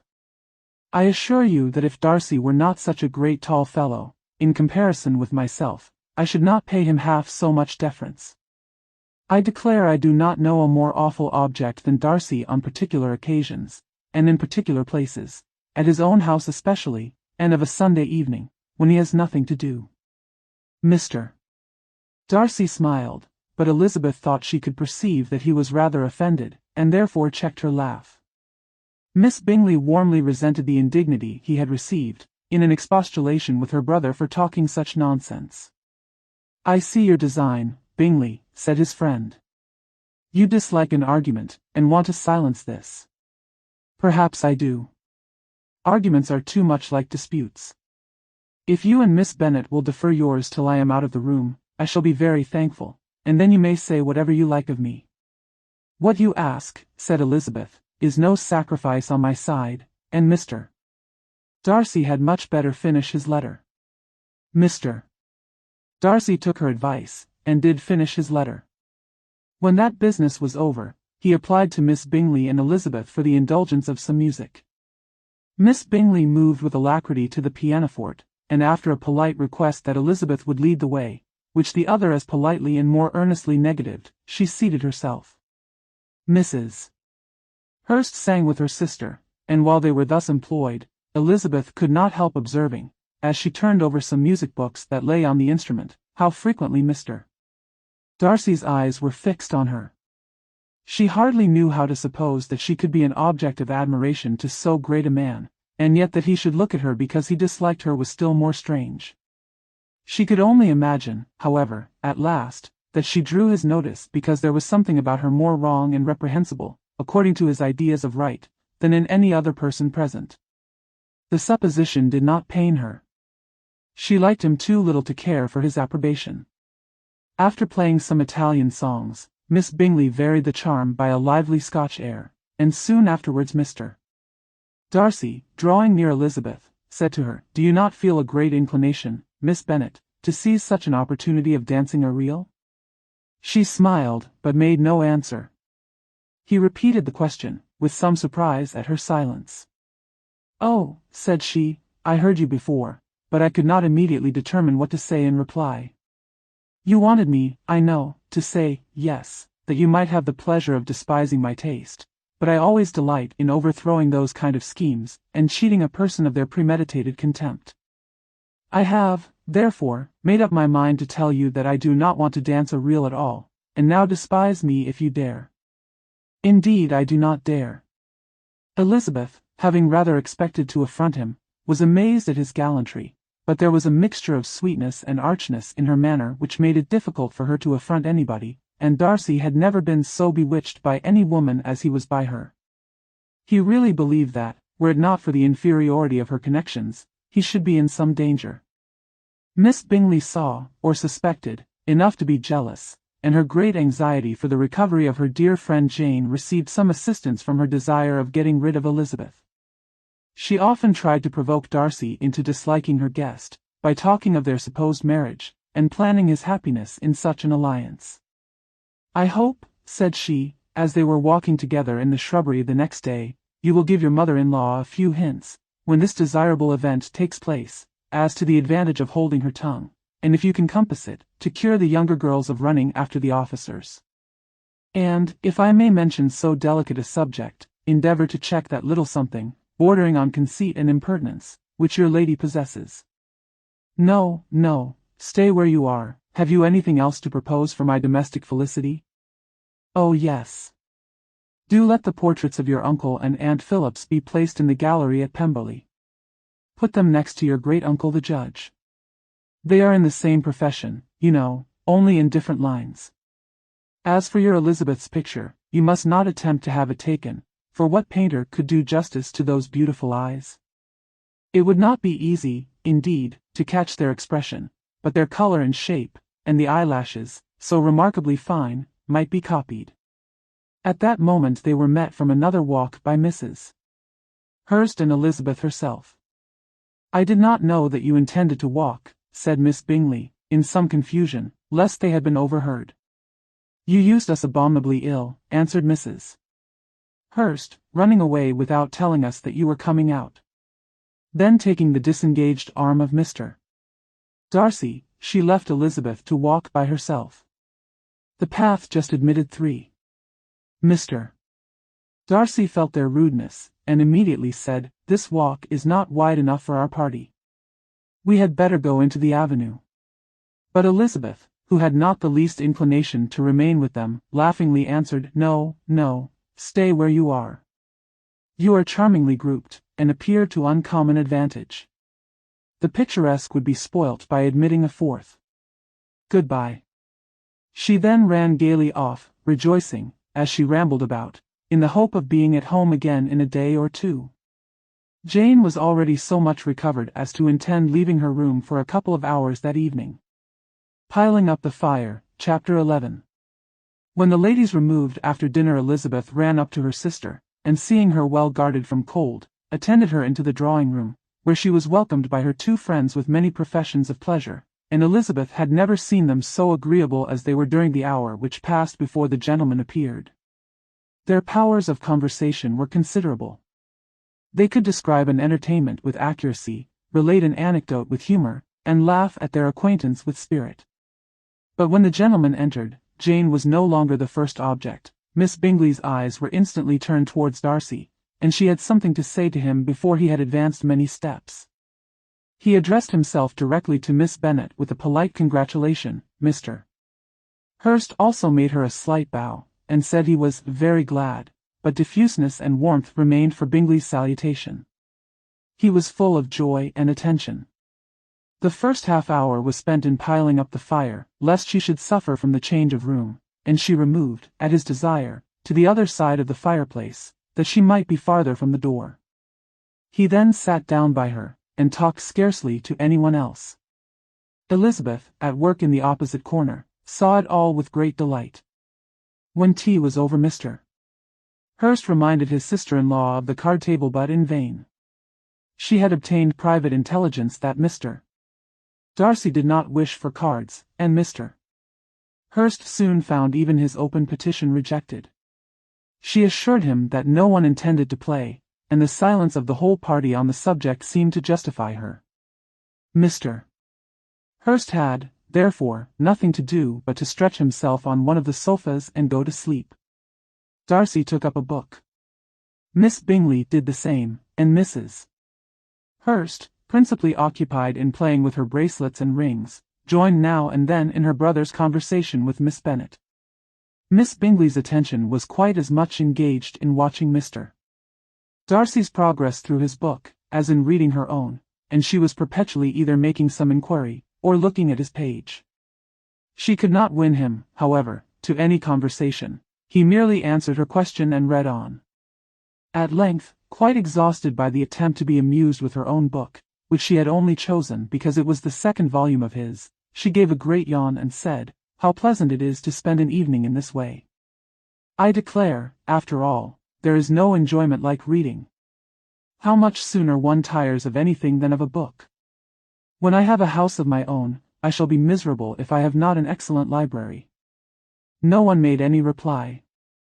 She then yawned again, threw aside her book, and cast her eyes round the room in quest of some amusement, when, hearing her brother mentioning a ball to Miss Bennet, she turned suddenly towards him and said, "By the by, Charles, are you really serious in meditating a dance at Netherfield? I would advise you, before you determine on it, to consult the wishes of the present party. I am much mistaken if there are not some among us to whom a ball would be rather a punishment than a pleasure." "If you mean Darcy," cried her brother, "he may go to bed, if he chooses, before it begins, but as for the ball, it is quite a settled thing, and as soon as Nicholas has made white soup enough I shall send round my cards." "I should like balls infinitely better," she replied, "if they were carried on in a different manner, but there is something insufferably tedious in the usual process of such a meeting. It would surely be much more rational if conversation instead of dancing made the order of the day." "Much more rational, my dear Caroline, I dare say, but it would not be near so much like a ball." Miss Bingley made no answer, and soon afterwards got up and walked about the room. Her figure was elegant, and she walked well, but Darcy, at whom it was all aimed, was still inflexibly studious. In the desperation of her feelings, she resolved on one effort more, and, turning to Elizabeth, said, "Miss Eliza Bennet, let me persuade you to follow my example, and take a turn about the room. I assure you it is very refreshing after sitting so long in one attitude." Elizabeth was surprised, but agreed to it immediately. Miss Bingley succeeded no less in the real object of her civility. Mr. Darcy looked up. He was as much awake to the novelty of attention in that quarter as Elizabeth herself could be, and unconsciously closed his book. He was directly invited to join their party, but he declined it, observing that he could imagine but two motives for their choosing to walk up and down the room together, with either of which motives his joining them would interfere. What could he mean? She was dying to know what could be his meaning and asked Elizabeth whether she could at all understand him. "Not at all," was her answer, "but, depend upon it, he means to be severe on us, and our surest way of disappointing him will be to ask nothing about it." Miss Bingley, however, was incapable of disappointing Mr.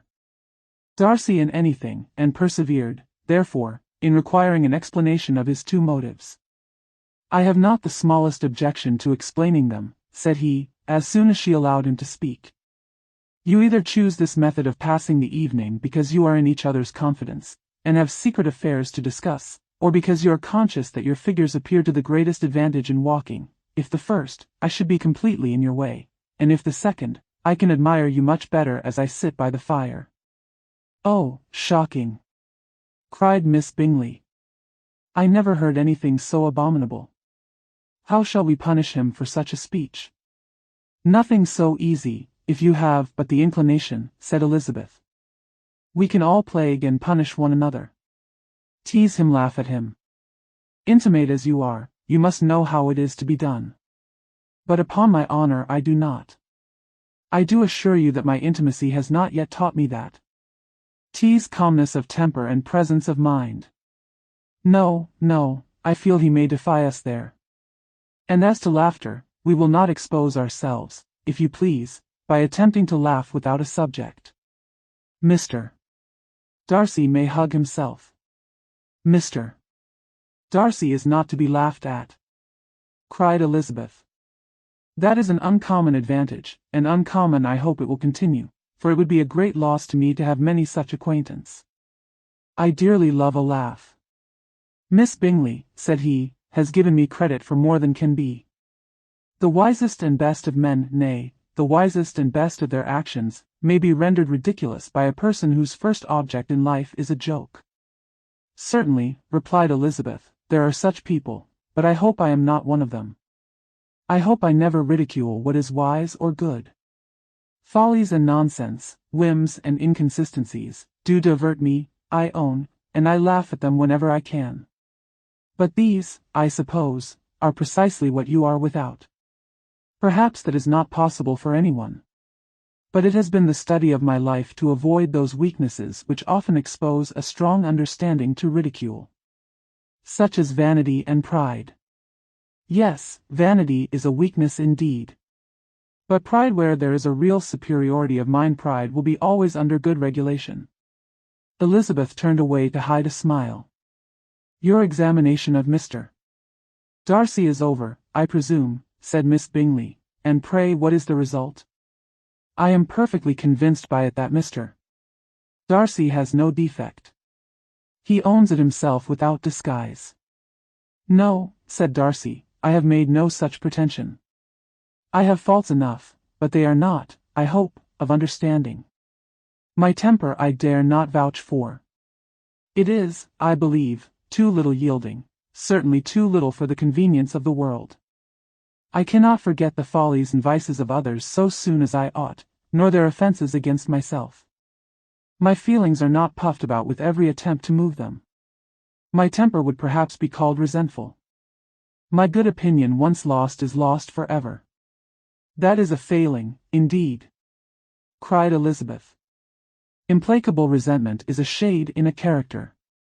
But you have chosen your fault well. I really cannot laugh at it. You are safe from me. There is, I believe, in every disposition a tendency to some particular evil, a natural defect, which not even the best education can overcome. And your defect is a propensity to hate everybody. And yours, he replied, with a smile, is willfully to misunderstand them. Do let us have a little music, cried Miss Bingley, tired of a conversation in which she had no share. Louisa, you will not mind my waking Mr. Hurst. Her sister made not the smallest objection, and the pianoforte was opened, and Darcy, after a few moments' recollection, was not sorry for it. He began to feel the danger of paying Elizabeth too much attention. Chapter 12. In consequence of an agreement between the sisters, Elizabeth wrote the next morning to her mother, to beg that the carriage might be sent for them in the course of the day. But Mrs. Bennet, who had calculated on her daughters remaining at Netherfield till the following Tuesday, which would exactly finish Jane's week, could not bring herself to receive them with pleasure before. Her answer, therefore, was not propitious, at least not to Elizabeth's wishes, for she was impatient to get home. Mrs. Bennet sent them word that they could not possibly have the carriage before Tuesday, and in her postscript it was added, that if Mr. Bingley and his sister pressed them to stay longer, she could spare them very well. Against staying longer, however, Elizabeth was positively resolved, nor did she much expect it would be asked, and fearful, on the contrary, of being considered as intruding themselves needlessly long, she urged Jane to borrow Mr. Bingley's carriage immediately, and at length it was settled that their original design of leaving Netherfield that morning should be mentioned, and the request made. The communication excited many professions of concern, and enough was said of wishing them to stay at least till the following day to work on Jane, and till the morrow their going was deferred. Miss Bingley was then sorry that she had proposed the delay, for her jealousy and dislike of one sister much exceeded her affection for the other. The master of the house heard with real sorrow that they were to go so soon, and repeatedly tried to persuade Miss Bennet that it would not be safe for her, that she was not enough recovered, but Jane was firm where she felt herself to be right. To Mr. Darcy it was welcome intelligence. Elizabeth had been at Netherfield long enough. She attracted him more than he liked, and Miss Bingley was uncivil to her and more teasing than usual to himself. He wisely resolved to be particularly careful that no sign of admiration should now escape him, nothing that could elevate her with the hope of influencing his felicity, sensible that, if such an idea had been suggested, his behavior during the last day must have material weight in confirming or crushing it. Steady to his purpose, he scarcely spoke 10 words to her through the whole of Saturday, and though they were at one time left by themselves for half an hour, he adhered most conscientiously to his book, and would not even look at her. On Sunday, after morning service, the separation, so agreeable to almost all, took place. Miss Bingley's civility to Elizabeth increased at last very rapidly, as well as her affection for Jane, and when they parted, after assuring the latter of the pleasure it would always give her to see her either at Longbourn or Netherfield, and embracing her most tenderly, she even shook hands with the former. Elizabeth took leave of the whole party in the liveliest spirits. They were not welcomed home very cordially by their mother. Mrs. Bennet wondered at their coming, and thought them very wrong to give so much trouble, and was sure Jane would have caught cold again. But their father, though very laconic in his expressions of pleasure, was really glad to see them. He had felt their importance in the family circle. The evening conversation, when they were all assembled, had lost much of its animation, and almost all its sense, by the absence of Jane and Elizabeth. They found Mary, as usual, deep in the study of thorough base and human nature, and had some new extracts to admire and some new observations of threadbare morality to listen to. Catherine and Lydia had information for them of a different sort. Much had been done, and much had been said in the regiment since the preceding Wednesday. Several of the officers had dined lately with their uncle, a private had been flogged, and it had actually been hinted that Colonel Forster was going to be married. Chapter 13. I hope, my dear, said Mr. Bennet to his wife, as they were at breakfast the next morning, that you have ordered a good dinner today, because I have reason to expect an addition to our family party. Who do you mean, my dear? I know of nobody that is coming, I am sure, unless Charlotte Lucas should happen to call in, and I hope my dinners are good enough for her. I do not believe she often sees such at home.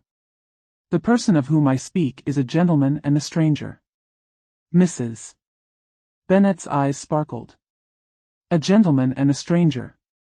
It is Mr. Bingley, I am sure. Why, Jane, you never dropped a word of this, you sly thing. Well, I am sure I shall be extremely glad to see Mr. Bingley. But good Lord! How unlucky! There is not a bit of fish to be got today. Lydia, my love, ring the bell. I must speak to Hill this moment. It is not Mr. Bingley, said her husband, it is a person whom I never saw in the whole course of my life. This roused a general astonishment, and he had the pleasure of being eagerly questioned by his wife and 5 daughters at once. After amusing himself some time with their curiosity, he thus explained, about a month ago I received this letter, and about a fortnight ago I answered it, for I thought it a case of some delicacy, and requiring early attention. It is from my cousin, Mr. Collins, who, when I am dead, may turn you all out of this house as soon as he pleases. Oh, my dear, cried his wife, I cannot bear to hear that mentioned. Pray do not talk of that odious man. I do think it is the hardest thing in the world, that your estate should be entailed away from your own children, and I am sure, if I had been you, I should have tried long ago to do something or other about it. Jane and Elizabeth attempted to explain to her the nature of an entail. They had often attempted it before, but it was a subject on which Mrs. Bennet was beyond the reach of reason, and she continued to rail bitterly against the cruelty of settling an estate away from a family of 5 daughters, in favor of a man whom nobody cared anything about. It certainly is a most iniquitous affair, said Mr. Bennet, and nothing can clear Mr.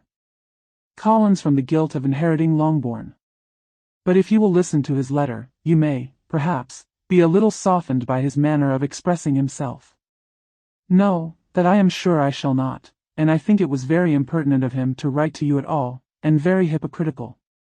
I hate such false friends. Why could not he keep on quarrelling with you, as his father did before him? Why, indeed, he does seem to have had some filial scruples on that head, as you will hear, / right, Hunsford, near Westerham, Kent, October 15th.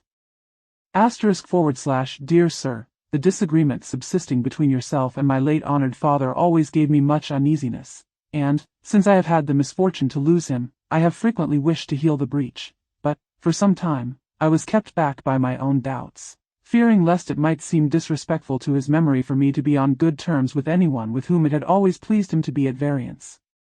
There, Mrs. Bennet.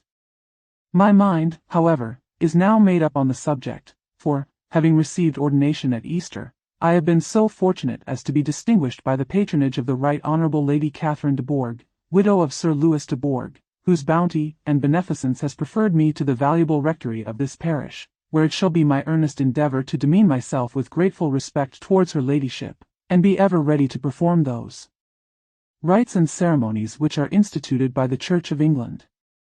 As a clergyman, moreover, I feel it my duty to promote and establish the blessing of peace in all families within the reach of my influence, and on these grounds I flatter myself that my present overtures of goodwill are highly commendable, and that the circumstance of my being next in the entail of Longbourn estate will be kindly overlooked on your side, and not lead you to reject the offered olive branch.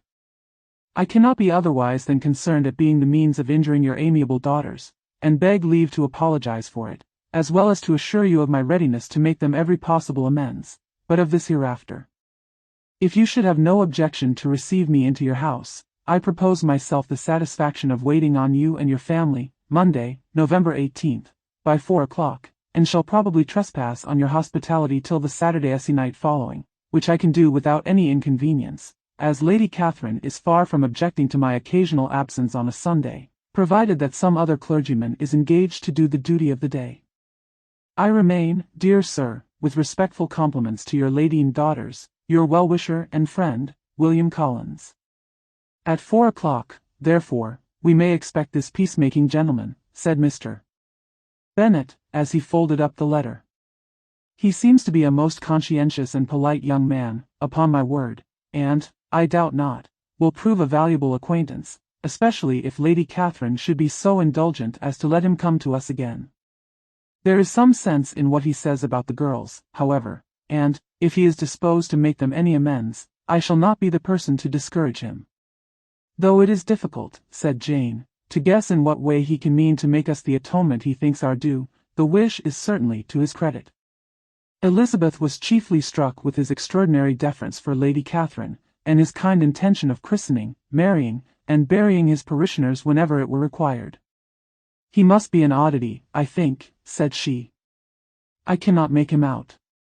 There is something very pompous in his style. And what can he mean by apologizing for being next in the entail? We cannot suppose he would help it, if he could. Can he be a sensible man, sir?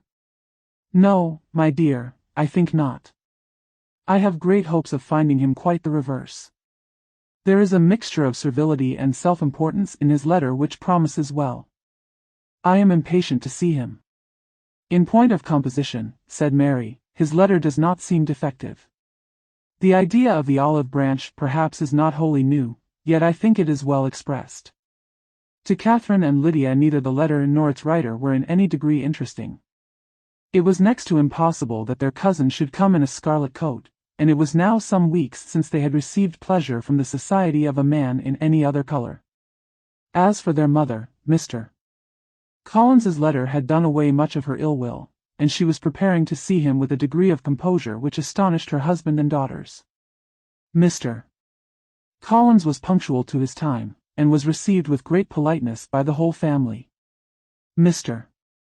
Bennet indeed said little, but the ladies were ready enough to talk, and Mr. Collins seemed neither in need of encouragement, nor inclined to be silent himself. He was a tall, heavy-looking young man of 25. His air was grave and stately, and his manners were very formal. He had not been long seated before he complimented Mrs.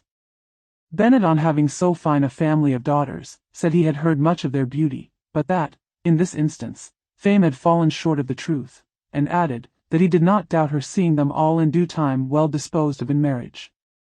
This gallantry was not much to the taste of some of his hearers, but Mrs. Bennet, who quarrelled with no compliments, answered most readily, "You are very kind, sir, I am sure, and I wish with all my heart it may prove so, for else they will be destitute enough. Things are settled so oddly. You allude, perhaps, to the entail of this estate." "Ah, sir, I do indeed. It is a grievous affair to my poor girls, you must confess. Not that I mean to find fault with you, for such things, I know, are all chance in this world. There is no knowing how estates will go when once they come to be entailed. I am very sensible, madam, of the hardship to my fair cousins, and could say much on the subject, but that I am cautious of appearing forward and precipitate. But I can assure the young ladies that I come prepared to admire them. At present I will not say more, but, perhaps, when we are better acquainted." He was interrupted by a summons to dinner, and the girls smiled on each other. They were not the only objects of Mr. Collins's admiration. The hall, the dining room, and all its furniture, were examined and praised, and his commendation of everything would have touched Mrs. Bennet's heart, but for the mortifying supposition of his viewing it all as his own future property. The dinner, too, in its turn, was highly admired, and he begged to know to which of his fair cousins the excellence of its cookery was owing. But here he was set right by Mrs. Bennet, who assured him, with some asperity, that they were very well able to keep a good cook, and that her daughters had nothing to do in the kitchen. He begged pardon for having displeased her. In a softened tone she declared herself not at all offended, but he continued to apologize for about a quarter of an hour. Chapter 14. During dinner, Mr. Bennet scarcely spoke at all, but when the servants were withdrawn, he thought it time to have some conversation with his guest, and therefore started a subject in which he expected him to shine, by observing that he seemed very fortunate in his patroness. Lady Catherine de Bourgh's attention to his wishes, and consideration for his comfort, appeared very remarkable. Mr. Bennet could not have chosen better. Mr. Collins was eloquent in her praise. The subject elevated him to more than usual solemnity of manner, and with a most important aspect he protested that he had never in his life witnessed such behavior in a person of rank, such affability and condescension, as he had himself experienced from Lady Catherine. She had been graciously pleased to approve of both the discourses which he had already had the honor of preaching before her. She had also asked him twice to dine at Rosings, and had sent for him only the Saturday before, to make up her pool of quadrille in the evening. Lady Catherine was reckoned proud by many people, he knew, but he had never seen anything but affability in her. She had always spoken to him as she would to any other gentleman. She made not the smallest objection to his joining in the society of the neighborhood, nor to his leaving his parish occasionally for a week or two to visit his relations. She had even condescended to advise him to marry as soon as he could, provided he chose with discretion, and had once paid him a visit in his humble parsonage, where she had perfectly approved all the alterations he had been making, and had even vouchsafed to suggest some herself, some shelves in the closets upstairs. "That is all very proper and civil, I am sure," said Mrs. Bennet, "and I dare say she is a very agreeable woman. It is a pity that great ladies in general are not more like her. Does she live near you, sir? The garden in which stands my humble abode is separated only by a lane from Rosings Park, her ladyship's residence." "I think you said she was a widow, sir. Has she any family?" "She has one only daughter, the heiress of Rosings, and of very extensive property." "Ah," cried Mrs. Bennet, shaking her head, "then she is better off than many girls. And what sort of young lady is she? Is she handsome?" "She is a most charming young lady, indeed. Lady Catherine herself says that, in point of true beauty, Miss de Bourgh is far superior to the handsomest of her sex, because there is that in her features which marks the young woman of distinguished birth. She is unfortunately of a sickly constitution, which has prevented her making that progress in many accomplishments which she could not otherwise have failed of, as I am informed by the lady who superintended her education, and who still resides with them. But she is perfectly amiable, and often condescends to drive by my humble abode in her little phaeton and ponies." "Has she been presented?" "I do not remember her name among the ladies at court. Her indifferent state of health unhappily prevents her being in town, and by that means, as I told Lady Catherine myself one day, has deprived the British court of its brightest ornament. Her ladyship seemed pleased with the idea, and you may imagine that I am happy on every occasion to offer those little delicate compliments which are always acceptable to ladies. I have more than once observed to Lady Catherine, that her charming daughter seemed born to be a duchess, and that the most elevated rank, instead of giving her consequence, would be adorned by her. These are the kind of little things which please her ladyship, and it is a sort of attention which I conceive myself peculiarly bound to pay." "You judge very properly," said Mr. Bennet, "and it is happy for you that you possess the talent of flattering with delicacy. May I ask whether these pleasing attentions proceed from the impulse of the moment, or are the result of previous study?" "They arise chiefly from what is passing at the time, and though I sometimes amuse myself with suggesting and arranging such little elegant compliments as may be adapted to ordinary occasions, I always wish to give them as unstudied an air as possible." Mr. Bennet's expectations were fully answered. His cousin was as absurd as he had hoped, and he listened to him with the keenest enjoyment, maintaining at the same time the most resolute composure of countenance, and, except in an occasional glance at Elizabeth, requiring no partner in his pleasure. By tea-time, however, the dose had been enough, and Mr. Bennet was glad to take his guest into the drawing-room again, and when tea was over, glad to invite him, protested that he never read novels. February 94, to read aloud to the ladies. Mr. Collins readily assented, and a book was produced, but on beholding it, for everything announced it to be from a circulating library, he started back, and, begging pardon, protested that he never read novels. Kitty stared at him, and Lydia exclaimed. Other books were produced, and after some deliberation he chose Fordyce's Sermons. Lydia gaped as he opened the volume, and before he had, with very monotonous solemnity, read 3 pages, she interrupted him with, "Do you know, Mamma, that my Uncle Phillips talks of turning away Richard? And if he does, Colonel Forster will hire him. My aunt told me so herself on Saturday. I shall walk to Meryton tomorrow to hear more about it, and to ask when Mr. Denny comes back from town." Lydia was bid by her 2 eldest sisters to hold her tongue, but Mr. Collins, much offended, laid aside his book, and said, "I have often observed how little young ladies are interested by books of a serious stamp, though written solely for their benefit. It amazes me, I confess, for certainly there can be nothing so advantageous to them as instruction. But I will no longer importune my young cousin." Then, turning to Mr. Bennet, he offered himself as his antagonist at backgammon. Mr. Bennet accepted the challenge, observing that he acted very wisely in leaving the girls to their own trifling amusements. Mrs. Bennet and her daughters apologized most civilly for Lydia's interruption, and promised that it should not occur again, if he would resume his book, but Mr. Collins, after assuring them that he bore his young cousin no ill will, and should never resent her behavior as any affront, seated himself at another table with Mr. Bennet, and prepared for backgammon. Chapter 15. Mr. Collins was not a sensible man, and the deficiency of nature had been but little assisted by education or society, the greatest part of his life having been spent under the guidance of an illiterate and miserly father, and though he belonged to one of the universities, he had merely kept the necessary terms without forming at it any useful acquaintance. The subjection in which his father had brought him up had given him originally great humility of manner, but it was now a good deal counteracted by the self-conceit of a weak head, living in retirement, and the consequential feelings of early and unexpected prosperity.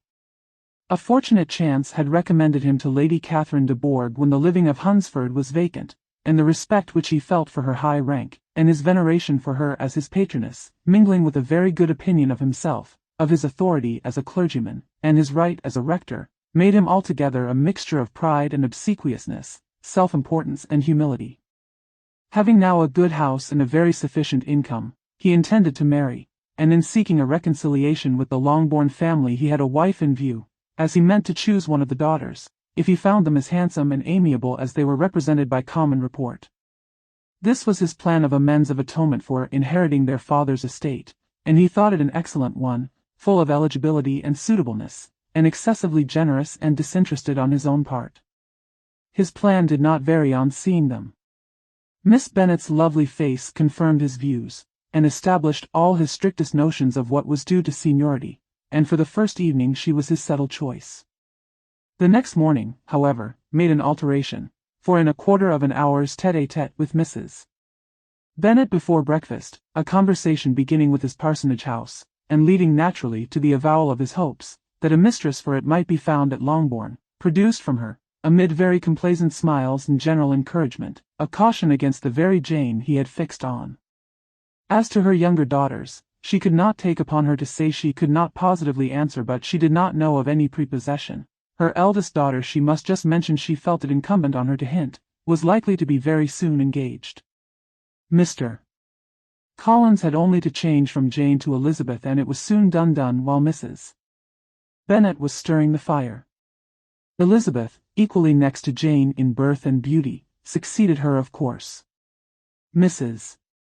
Bennet treasured up the hint, and trusted that she might soon have 2 daughters married, and the man whom she could not bear to speak of the day before, was now high in her good graces.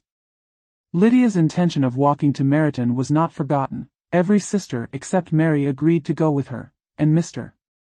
Collins was to attend them, at the request of Mr. Bennet, who was most anxious to get rid of him, and have his library to himself, for thither Mr.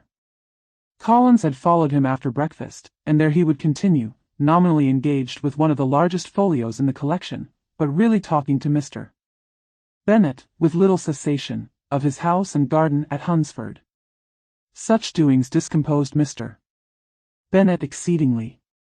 In his library he had been always sure of leisure and tranquillity, and though prepared, as he told Elizabeth, to meet with folly and conceit in every other room in the house, he was used to be free from them there. His civility, therefore, was most prompt in inviting Mr.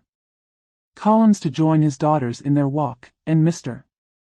Collins, being in fact much better fitted for a walker than a reader, was extremely well pleased to close his large book, and go. In pompous nothings on his side, and civil assents on that of his cousins, their time passed till they entered Meryton. The attention of the younger ones was then no longer to be gained by him. Their eyes were immediately wandering up the street in quest of the officers, and nothing less than a very smart bonnet, indeed, or a really new muslin in a shop window, could recall them. But the attention of every lady was soon caught by a young man, whom they had never seen before, of most gentlemanlike appearance, walking with an officer on the other side of the way. The officer was the very Mr. Denny concerning whose return from London Lydia came to inquire, and he bowed as they passed. All were struck with the stranger's air, all wondered who he could be, and Kitty and Lydia, determined if possible to find out, led the way across the street, under pretence of wanting something in an opposite shop, and fortunately had just gained the pavement, when the two gentlemen, turning back, had reached the same spot. Mr. Denny addressed them directly, and entreated permission to introduce his friend, Mr. Wickham, who had returned with him the day before from town, and, he was happy to say, had accepted a commission in their corps. This was exactly as it should be, for the young man wanted only regimentals to make him completely charming. His appearance was greatly in his favor. He had all the best parts of beauty, a fine countenance, a good figure, and very pleasing address. The introduction was followed up on his side by a happy readiness of conversation, a readiness at the same time perfectly correct and unassuming, and the whole party were still standing and talking together very agreeably, when the sound of horses drew their notice, and Darcy and Bingley were seen riding down the street. On distinguishing the ladies of the group, the two gentlemen came directly towards them, and began the usual civilities. Bingley was the principal spokesman, and Miss Bennet the principal object. He was then, he said, on his way to Longbourn on purpose to inquire after her. Mr. Darcy corroborated it with a bow, and was beginning to determine not to fix his eyes on Elizabeth, when they were suddenly arrested by the sight of the stranger, and Elizabeth, happening to see the countenance of both as they looked at each other, was all astonishment at the effect of the meeting. Both changed color, one looked white, the other red. Mr. Wickham, after a few moments, touched his hat, a salutation which Mr. Darcy just deigned to return. What could be the meaning of it? It was impossible to imagine, it was impossible not to long to know. In another minute Mr. Bingley, but without seeming to have noticed what passed, took leave and rode on with his friend. Mr. Denny and Mr. Wickham walked with the young ladies to the door of Mr. Phillips's house, and then made their bows, in spite of Miss Lydia's pressing entreaties that they would come in, and even in spite of Mrs. Phillips's throwing up the parlor window, and loudly seconding the invitation. Mrs. Phillips was always glad to see her nieces, and the two eldest, from their recent absence, were particularly welcome, and she was eagerly expressing her surprise at their sudden return home, which, as their own carriage had not fetched them, she should have known nothing about, if she had not happened to see Mr. Jones's shop boy in the street, who had told her that they were not to send any more drafts to Netherfield, because the Miss Bennets were come away, when her civility was claimed towards Mr. Collins by Jane's introduction of him. She received him with her very best politeness, which he returned with as much more, apologizing for his intrusion, without any previous acquaintance with her, which he could not help flattering himself, however, might be justified by his relationship to the young ladies who introduced him to her notice. Mrs. Phillips was quite awed by such an excess of good breeding, but her contemplation of one stranger was soon put an end to by exclamations and inquiries about the other, of whom, however, she could only tell her nieces what they already knew, that Mr. Denny had brought him from London, and that he was to have a lieutenant's commission in the shire. She had been watching him the last hour, she said, as he walked up and down the street and had Mr. Wickham appeared. Kitty and Lydia would certainly have continued the occupation, but unluckily no one passed the windows now except a few of the officers, who, in comparison with the stranger, were become stupid, disagreeable fellows. Some of them were to dine with the Phillipses the next day, and their aunt promised to make her husband call on Mr. Wickham, and give him an invitation also, if the family from Longbourn would come in the evening. This was agreed to, and Mrs. Phillips protested that they would have a nice comfortable noisy game of lottery tickets, and a little bit of hot supper afterwards.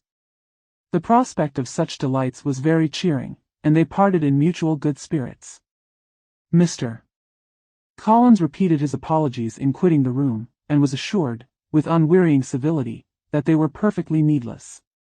As they walked home, Elizabeth related to Jane what she had seen pass between the two gentlemen, but though Jane would have defended either or both, had they appeared to be wrong, she could no more explain such behavior than her sister. Mr. Collins on his return highly gratified Mrs. Bennet by admiring Mrs. Phillips's manners and politeness. He protested that, except Lady Catherine and her daughter, he had never seen a more elegant woman, for she had not only received him with the utmost civility, but had even pointedly included him in her invitation for the next evening, although utterly unknown to her before. Something, he supposed, might be attributed to his connection with them, but yet he had never met with so much attention in the whole course of his life. Chapter 16. As no objection was made to the young people's engagement with their aunt, and all Mr. Collins's scruples of leaving Mr. and Mrs. Bennet for a single evening during his visit were most steadily resisted, the coach conveyed him and his 5 cousins at a suitable hour to Meryton, and the girls had the pleasure of hearing, as they entered the drawing-room, that Mr. Wickham had accepted their uncle's invitation, and was then in the house. When this information was given, and they had all taken their seats, Mr. Collins was at leisure to look around him and admire, and he was so much struck with the size and furniture of the apartment, that he declared he might almost have supposed himself in the small summer breakfast parlour at Rosings, a comparison that did not at first convey much gratification, but when Mrs. Phillips understood from him what Rosings was, and who was its proprietor, when she had listened to the description of only one of Lady Catherine's drawing-rooms, and found that the chimney-piece alone had cost £800, she felt all the force of the compliment, and would hardly have resented a comparison with the housekeeper's room. In describing to her all the grandeur of Lady Catherine and her mansion, with occasional digressions in praise of his own humble abode, and the improvements it was receiving, he was happily employed until the gentlemen joined them, and he found in Mrs. Phillips a very attentive listener, whose opinion of his consequence increased with what she heard, and who was resolving to retail it all among her neighbours as soon as she could. To the girls, who could not listen to their cousin, and who had nothing to do but to wish for an instrument, and examine their own indifferent imitations of china on the mantelpiece, the interval of waiting appeared very long. It was over at last, however. The gentleman did approach, and when Mr. Wickham walked into the room, Elizabeth felt that she had neither been seeing him before, nor thinking of him since, with the smallest degree of unreasonable admiration. The officers of the shire were in general a very creditable, gentlemanlike set, and the best of them were of the present party, but Mr. Wickham was as far beyond them all in person, countenance, air, and walk, as they were superior to the broad-faced stuffy Uncle Phillips, breathing port wine, who followed them into the room. The officers of the shire, Mr. Wickham was the happy man towards whom almost every female eye was turned, and Elizabeth was the happy woman by whom he finally seated himself, and the agreeable manner in which he immediately fell into conversation, though it was only on its being a wet night, and on the probability of a rainy season, made her feel that the commonest, dullest, most threadbare topic might be rendered interesting by the skill of the speaker. With such rivals for the notice of the fair as Mr. Wickham and the officers, Mr. Collins seemed to sink into insignificance. To the young ladies he certainly was nothing, but he had still at intervals a kind listener in Mrs. Phillips, and was, by her watchfulness, most abundantly supplied with coffee and muffin. When the card tables were placed, he had an opportunity of obliging her, in return, by sitting down to whist. "I know little of the game at present," said he, but I shall be glad to improve myself, for in my situation of life, Mrs. Phillips was very thankful for his compliance, but could not wait for his reason. Mr. Wickham did not play at whist, and with ready delight was he received at the other table between Elizabeth and Lydia. At first there seemed danger of Lydia's engrossing him entirely, for she was a most determined talker, but being likewise extremely fond of lottery tickets, she soon grew too much interested in the game, too eager in making bets and exclaiming after prizes, to have attention for anyone in particular. Allowing for the common demands of the game, Mr. Wickham was therefore at leisure to talk to Elizabeth, and she was very willing to hear him, though what she chiefly wished to hear she could not hope to be told, the history of his acquaintance with Mr. Darcy. She dared not even mention that gentleman. Her curiosity, however, was unexpectedly relieved. Mr. Wickham began the subject himself. He inquired how far Netherfield was from Meryton, and, after receiving her answer, asked in a hesitating manner how long Mr. Darcy had been staying there. "About a month," said Elizabeth, and then, unwilling to let the subject drop, added, "He is a man of very large property in Derbyshire, I understand." "Yes," replied Wickham, "his estate there is a noble one. A clear 10,000 per annum. You could not have met with a person more capable of giving you certain information on that head than myself, for I have been connected with his family, in a particular manner, from my infancy." Elizabeth could not but look surprised. "You may well be surprised, Miss Bennet, at such an assertion, after seeing, as you probably might, the very cold manner of our meeting yesterday. Are you much acquainted with Mr. Darcy?" "As much as I ever wished to be," cried Elizabeth, warmly. "I have spent 4 days in the same house with him, and I think him very disagreeable." "I have no right to give my opinion," said Wickham, "as to his being agreeable or otherwise. I am not qualified to form one. I have known him too long and too well to be a fair judge. It is impossible for me to be impartial. But I believe your opinion of him would in general astonish Anne. Perhaps you would not express it quite so strongly anywhere else. Here you are in your own family.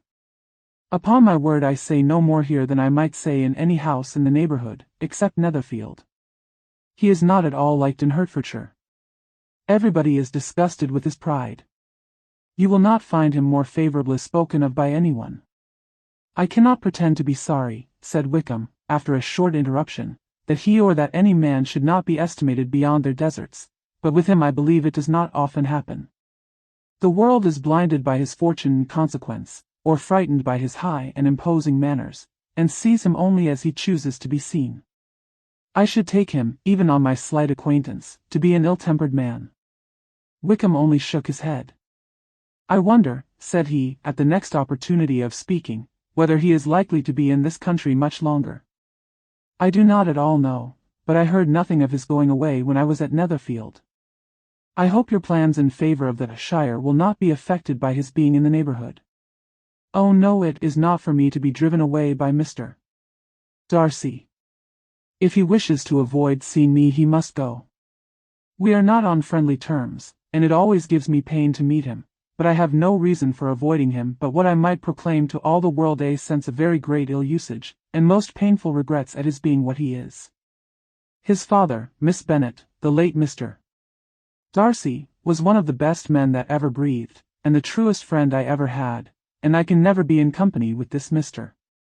Darcy without being grieved to the soul by 1,000 tender recollections. His behaviour to myself has been scandalous, but I verily believe I could forgive him anything and everything, rather than his disappointing the hopes and disgracing the memory of his father." Elizabeth found the interest of the subject increase, and listened with all her heart, but the delicacy of it prevented further inquiry. Mr. Wickham began to speak on more general topics, Meryton, the neighbourhood, the society, appearing highly pleased with all that he had yet seen, and speaking of the latter, especially, with gentle but very intelligible gallantry.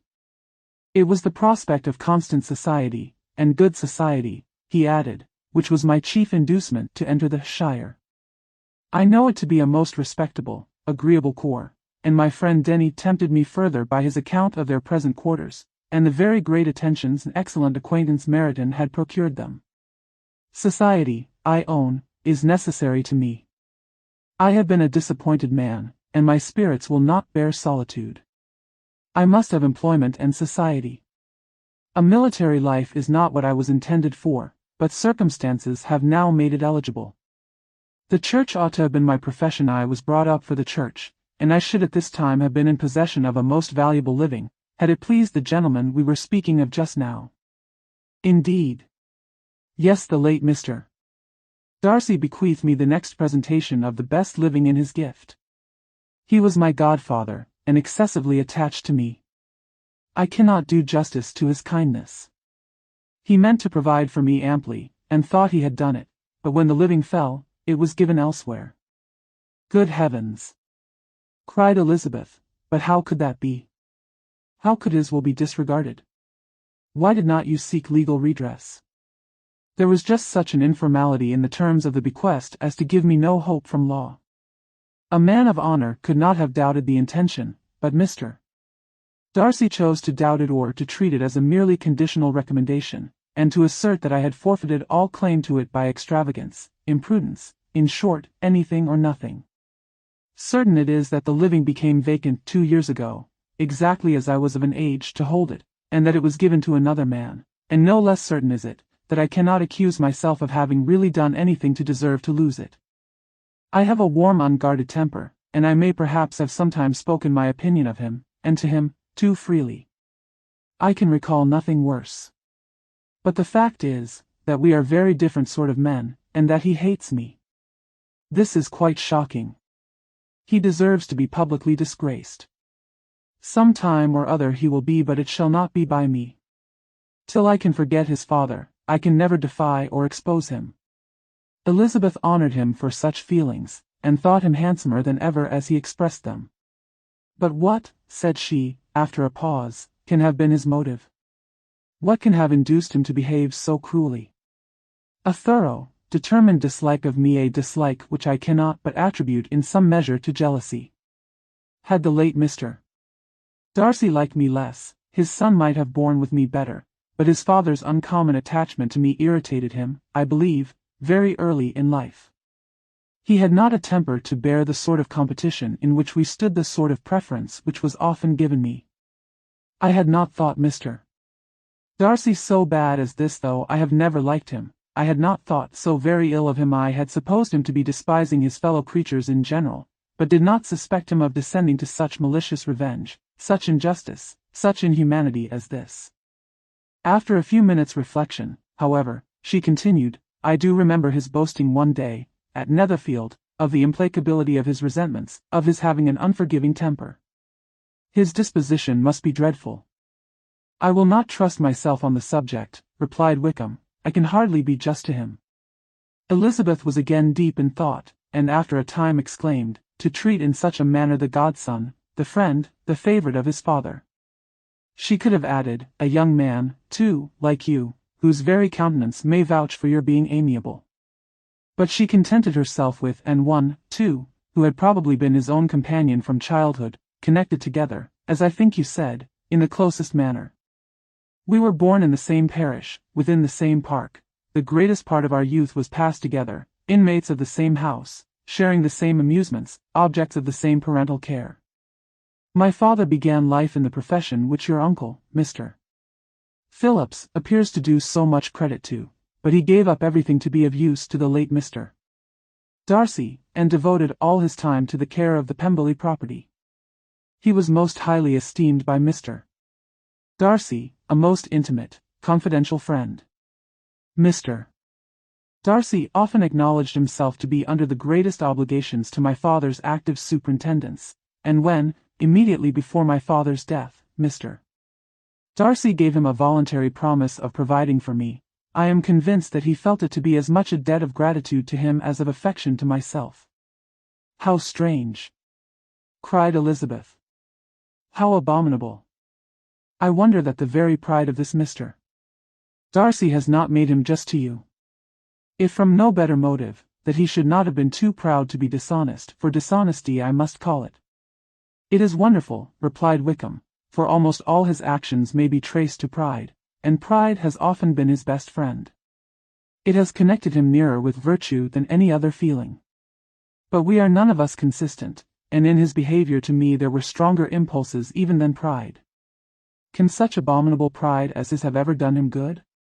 Yes, it has often led him to be liberal and generous, to give his money freely, to display hospitality, to assist his tenants and relieve the poor. Family pride, and filial pride, for he is very proud of what his father was, have done this. Not to appear to disgrace his family, to degenerate from the popular qualities, or lose the influence of the Pemberley house, is a powerful motive. He has also brotherly pride, which, with some brotherly affection, makes him a very kind and careful guardian of his sister, and you will hear him generally cried up as the most attentive and best of brothers. What sort of a girl is Miss Darcy? He shook his head. I wish I could call her amiable. It gives me pain to speak ill of a Darcy, but she is too much like her brother, very, very proud. As a child, she was affectionate and pleasing, and extremely fond of me, and I have devoted hours and hours to her amusement. But she is nothing to me now. She is a handsome girl, about 15 or 16, and, I understand, highly accomplished. Since her father's death her home has been London, where a lady lives with her, and superintends her education. After many pauses and many trials of other subjects, Elizabeth could not help reverting once more to the first, and saying, I am astonished at his intimacy with Mr. Bingley. How can Mr. Bingley, who seems good humour itself, and is, I really believe, truly amiable, be in friendship with such a man? How can they suit each other? Do you know Mr. Bingley? Not at all. He is a sweet-tempered, amiable, charming man. He cannot know what Mr. Darcy is. Probably not, but Mr. Darcy can please where he chooses. He does not want abilities. He can be a conversable companion if he thinks it worth his while. Among those who are at all his equals in consequence, he is a very different man from what he is to the less prosperous. His pride never deserts him, but with the rich he is liberal-minded, just, sincere, rational, honorable, and, perhaps, agreeable, allowing something for fortune and figure. The whist party soon afterwards breaking up, the players gathered round the other table, and Mr. Collins took his station between his cousin Elizabeth and Mrs. Phillips. The usual inquiries as to his success were made by the latter. It had not been very great, he had lost every point, but when Mrs. Phillips began to express her concern thereupon, he assured her, with much earnest gravity, that it was not of the least importance, that he considered the money as a mere trifle, and begged she would not make herself uneasy. I know very well, madam, said he, that when persons sit down to a card table they must take their chance of these things, and happily I am not in such circumstances as to make 5 shillings any object. There are, undoubtedly, many who could not say the same, but, thanks to Lady Catherine de Bourgh, I am removed far beyond the necessity of regarding little matters. Mr. Wickham's attention was caught, and after observing Mr. Collins for a few moments, he asked Elizabeth in a low voice whether her relations were very intimately acquainted with the family of de Bourgh. Lady Catherine de Bourgh, she replied, has very lately given him a living. I hardly know how Mr. Collins was first introduced to her notice, but he certainly has not known her long. You know of course that Lady Catherine de Bourgh and Lady Anne Darcy were sisters, consequently that she is aunt to the present Mr. Darcy. No, indeed, I did not. I knew nothing at all of Lady Catherine's connections. I never heard of her existence till the day before yesterday. Her daughter, Miss de Bourgh, will have a very large fortune, and it is believed that she and her cousin will unite the 2 estates.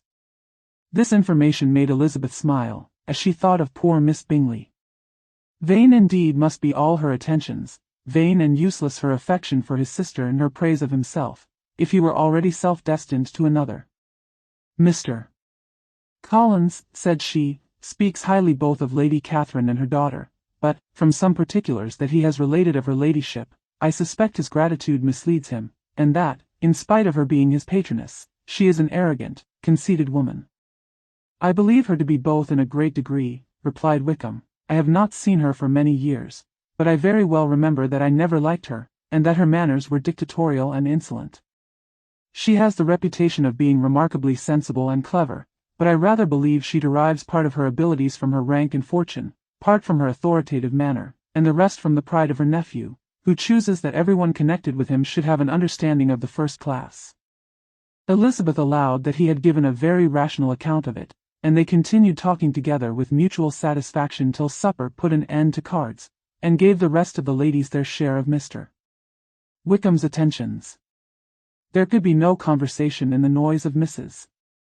Phillips's supper party, but his manners recommended him to everybody. Whatever he said, was said well, and whatever he did, done gracefully. Elizabeth went away with her head full of him.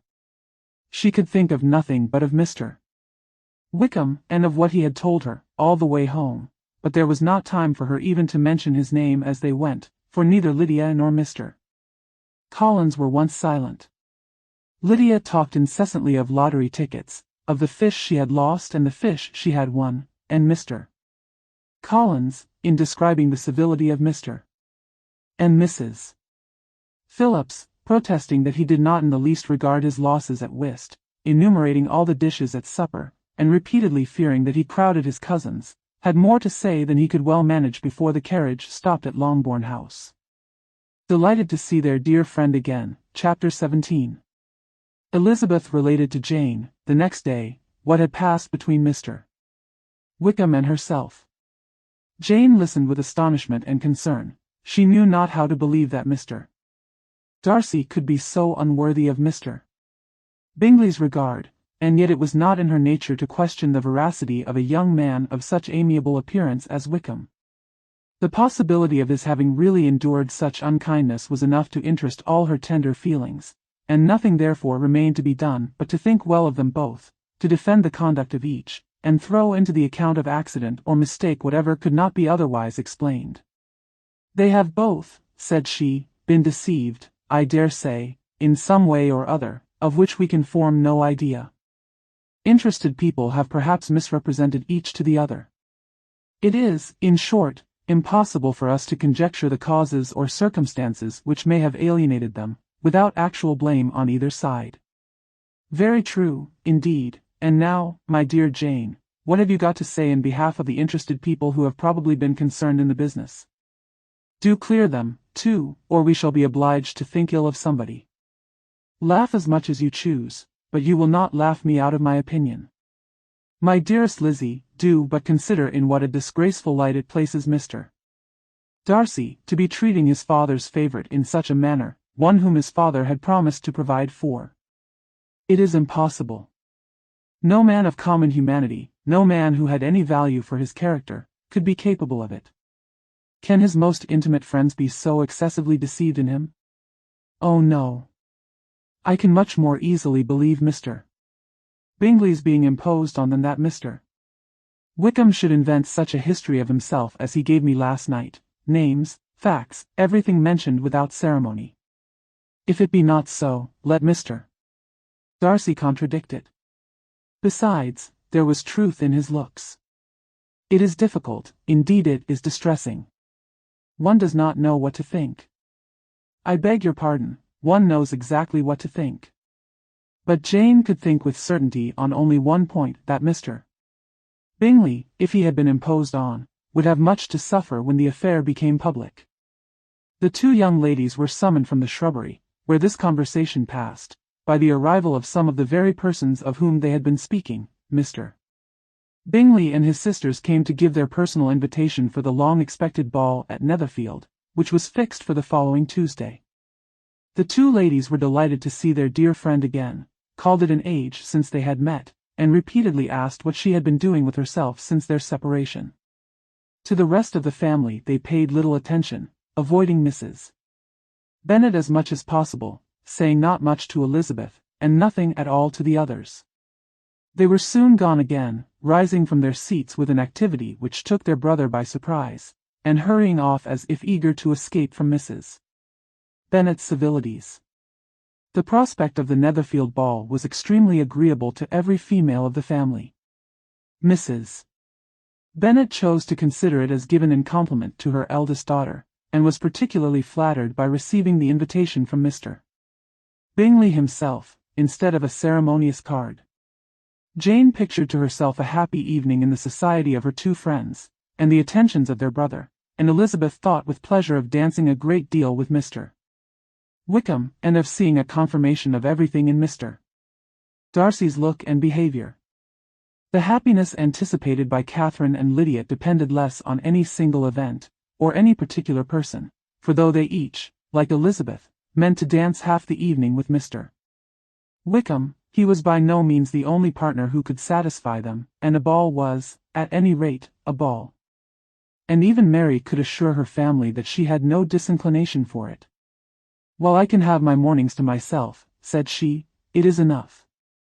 I think it is no sacrifice to join occasionally in evening engagements. Society has claims on us all, and I profess myself one of those who consider intervals of recreation and amusement as desirable for everybody."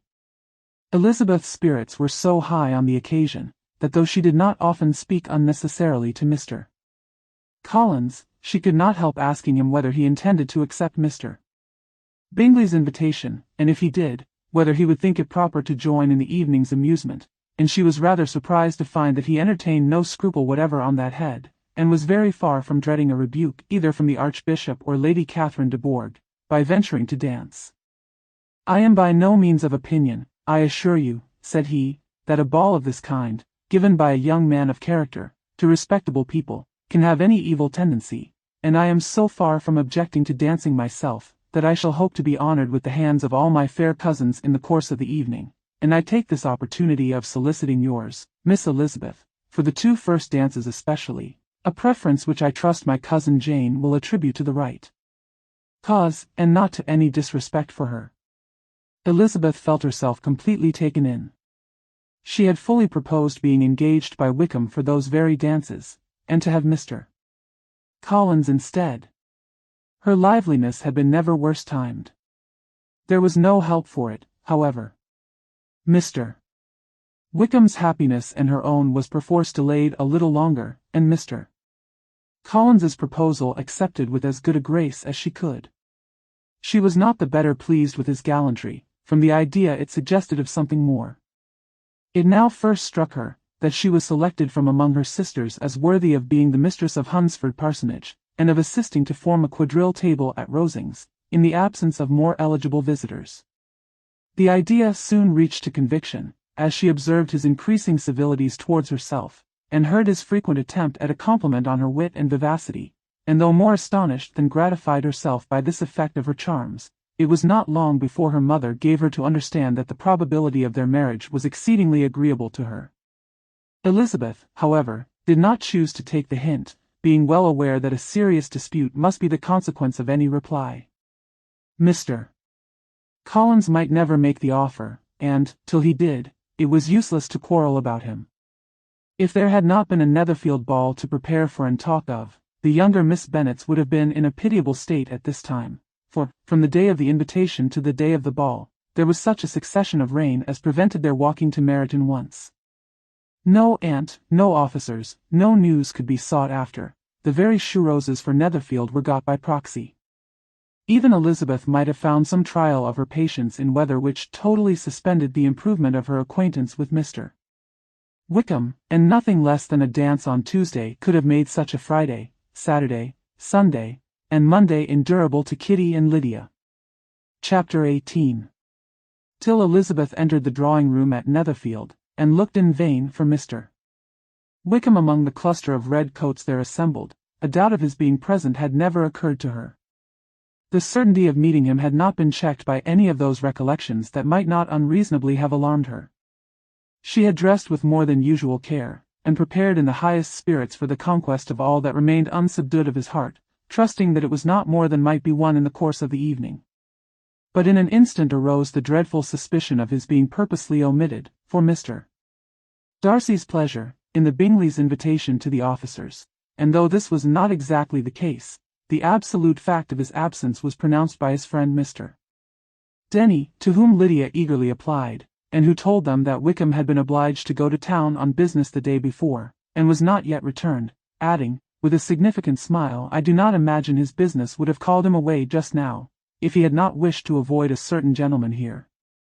This part of his intelligence, though unheard by Lydia, was caught by Elizabeth, and, as it assured her that Darcy was not less answerable for Wickham's absence than if her first surmise had been just, every feeling of displeasure against the former was so sharpened by immediate disappointment, that she could hardly reply with tolerable civility to the polite inquiries which he directly afterwards approached to make.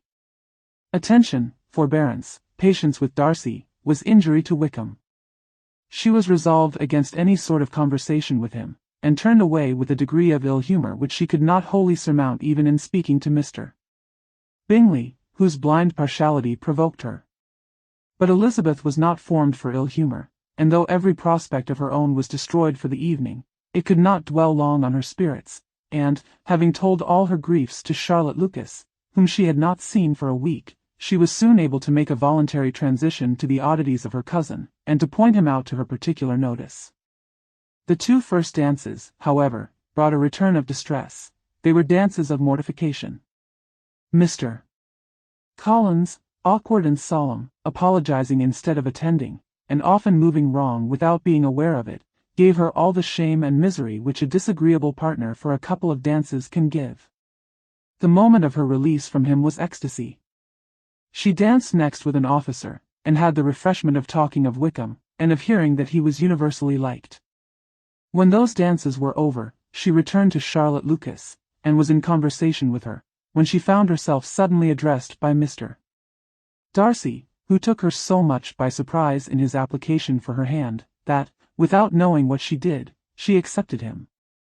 He walked away again immediately, and she was left to fret over her own want of presence of mind. Charlotte tried to console her. "I dare say you will find him very agreeable." "Heaven forbid! That would be the greatest misfortune of all. To find a man agreeable whom one is determined to hate. Do not wish me such an evil." When the dancing recommenced, however, and Darcy approached to claim her hand, Charlotte could not help cautioning her, in a whisper, not to be a simpleton, and allow her fancy for Wickham to make her appear unpleasant in the eyes of a man oftentimes his consequence. Elizabeth made no answer, and took her place in the set, amazed at the dignity to which she was arrived in being allowed to stand opposite to Mr. Darcy, and reading in her neighbours' looks their equal amazement in beholding it. They stood for some time without speaking a word, and she began to imagine that their silence was to last through the two dances, and, at first, was resolved not to break it, till suddenly fancying that it would be the greater punishment to her partner to oblige him to talk, she made some slight observation on the dance. He replied, and was again silent. After a pause of some minutes, she addressed him a second time, with, "It is your turn to say something now, Mr. Darcy. I talked about the dance, and you ought to make some kind of remark on the size of the room, or the number of couples." He smiled, and assured her that whatever she wished him to say should be said. "Very well, that reply will do for the present. Perhaps, by and by, I may observe that private balls are much pleasanter than public ones, but now we may be silent. Do you talk by rule, then, while you are dancing?" "Sometimes. One must speak a little, you know. It would look odd to be entirely silent for half an hour together, and yet, for the advantage of some, conversation ought to be so arranged as that they may have the trouble of saying as little as possible. Are you consulting your own feelings in the present case, or do you imagine that you are gratifying mine?" "Both," replied Elizabeth archly, "for I have always seen a great similarity in the turn of our minds. We are each of an unsocial, taciturn disposition, unwilling to speak, unless we expect to say something that will amaze the whole room, and be handed down to posterity with all the eclat of a proverb. This is no very striking resemblance of your own character, I am sure," said he. "How near it may be to mine, I cannot pretend to say. You think it a faithful portrait, undoubtedly. I must not decide on my own performance." He made no answer, and they were again silent till they had gone down the dance, when he asked her if she and her sisters did not very often walk to Meryton. She answered in the affirmative, and, unable to resist the temptation, added, "When you met us there the other day, we had just been forming a new acquaintance." The effect was immediate. A deeper shade of hauteur overspread his features, but he said not a word, and Elizabeth, though blaming herself for her own weakness, could not go on. At length Darcy spoke, and in a constrained manner said, "Mr.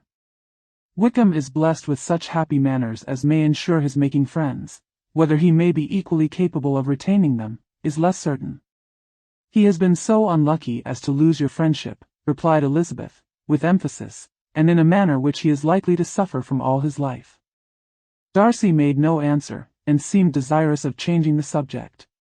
At that moment Sir William Lucas appeared close to them, meaning to pass through the set to the other side of the room, but, on perceiving Mr.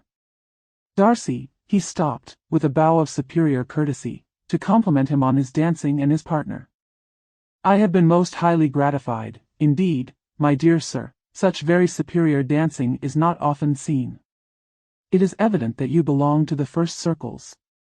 Allow me to say, however, that your fair partner does not disgrace you, and that I must hope to have this pleasure often repeated, especially when a certain desirable event, my dear Miss Eliza," glancing at her sister and Bingley, "shall take place.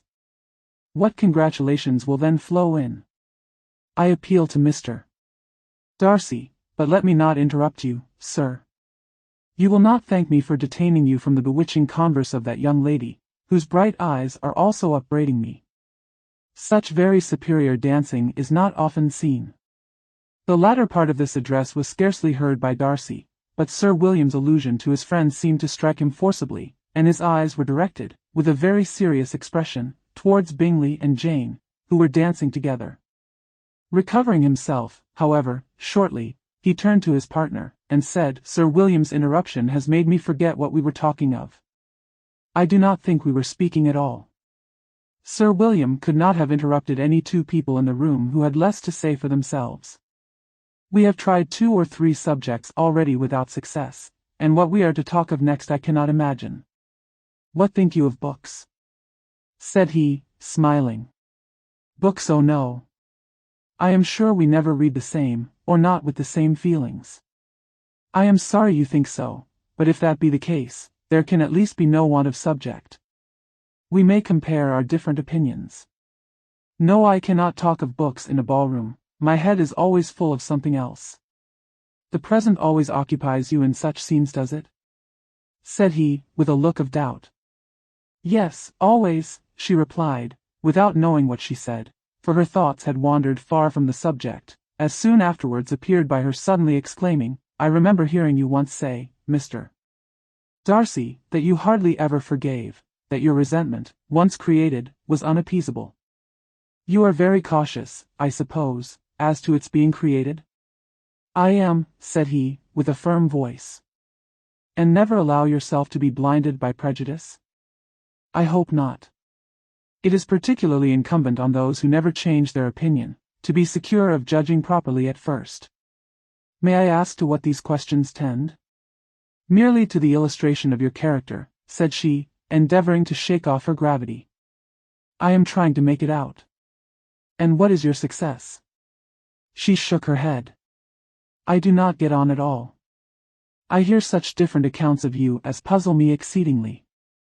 "I can readily believe," answered he, gravely, "that reports may vary greatly with respect to me, and I could wish, Miss Bennet, that you were not to sketch my character at the present moment, as there is reason to fear that the performance would reflect no credit on either.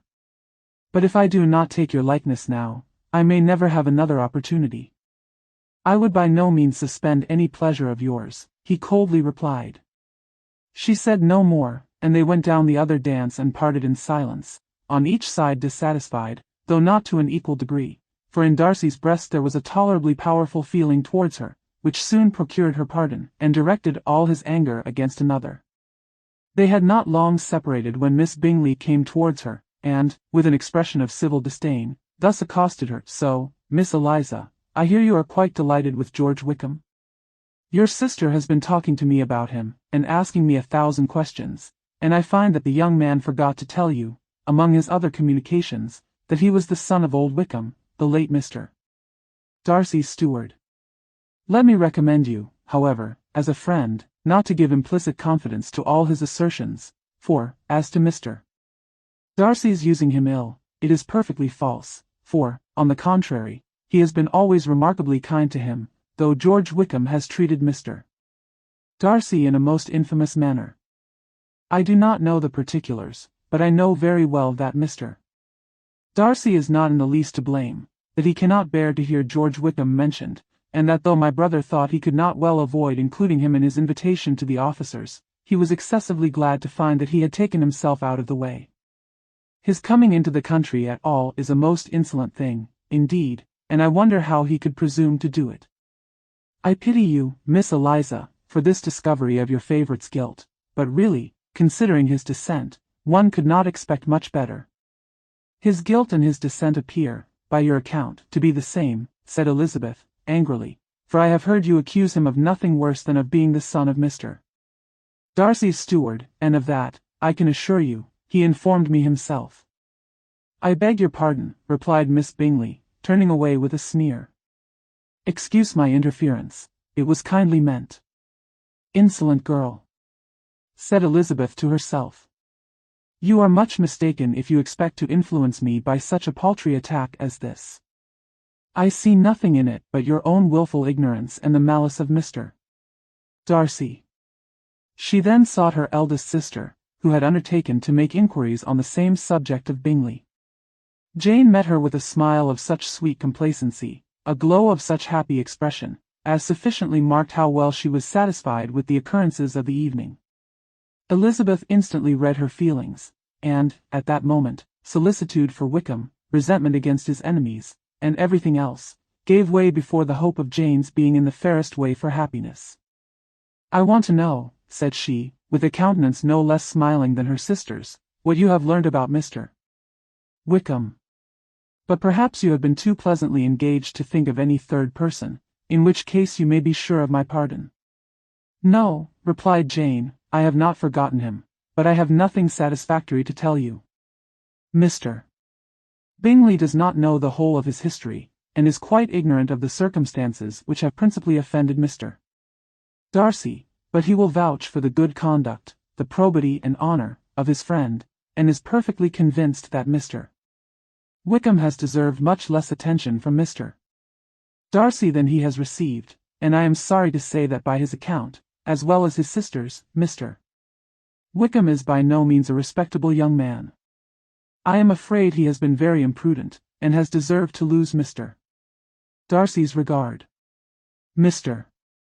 Bingley does not know Mr. Wickham himself. No, he never saw him till the other morning at Meryton. This account, then, is what he has received from Mr. Darcy. I am perfectly satisfied.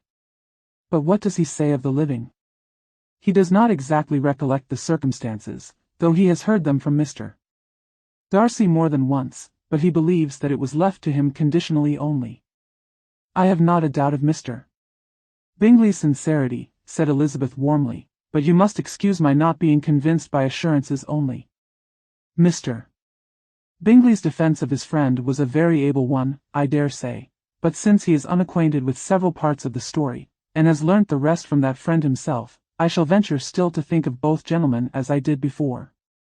She then changed the discourse to one more gratifying to each, and on which there could be no difference of sentiment.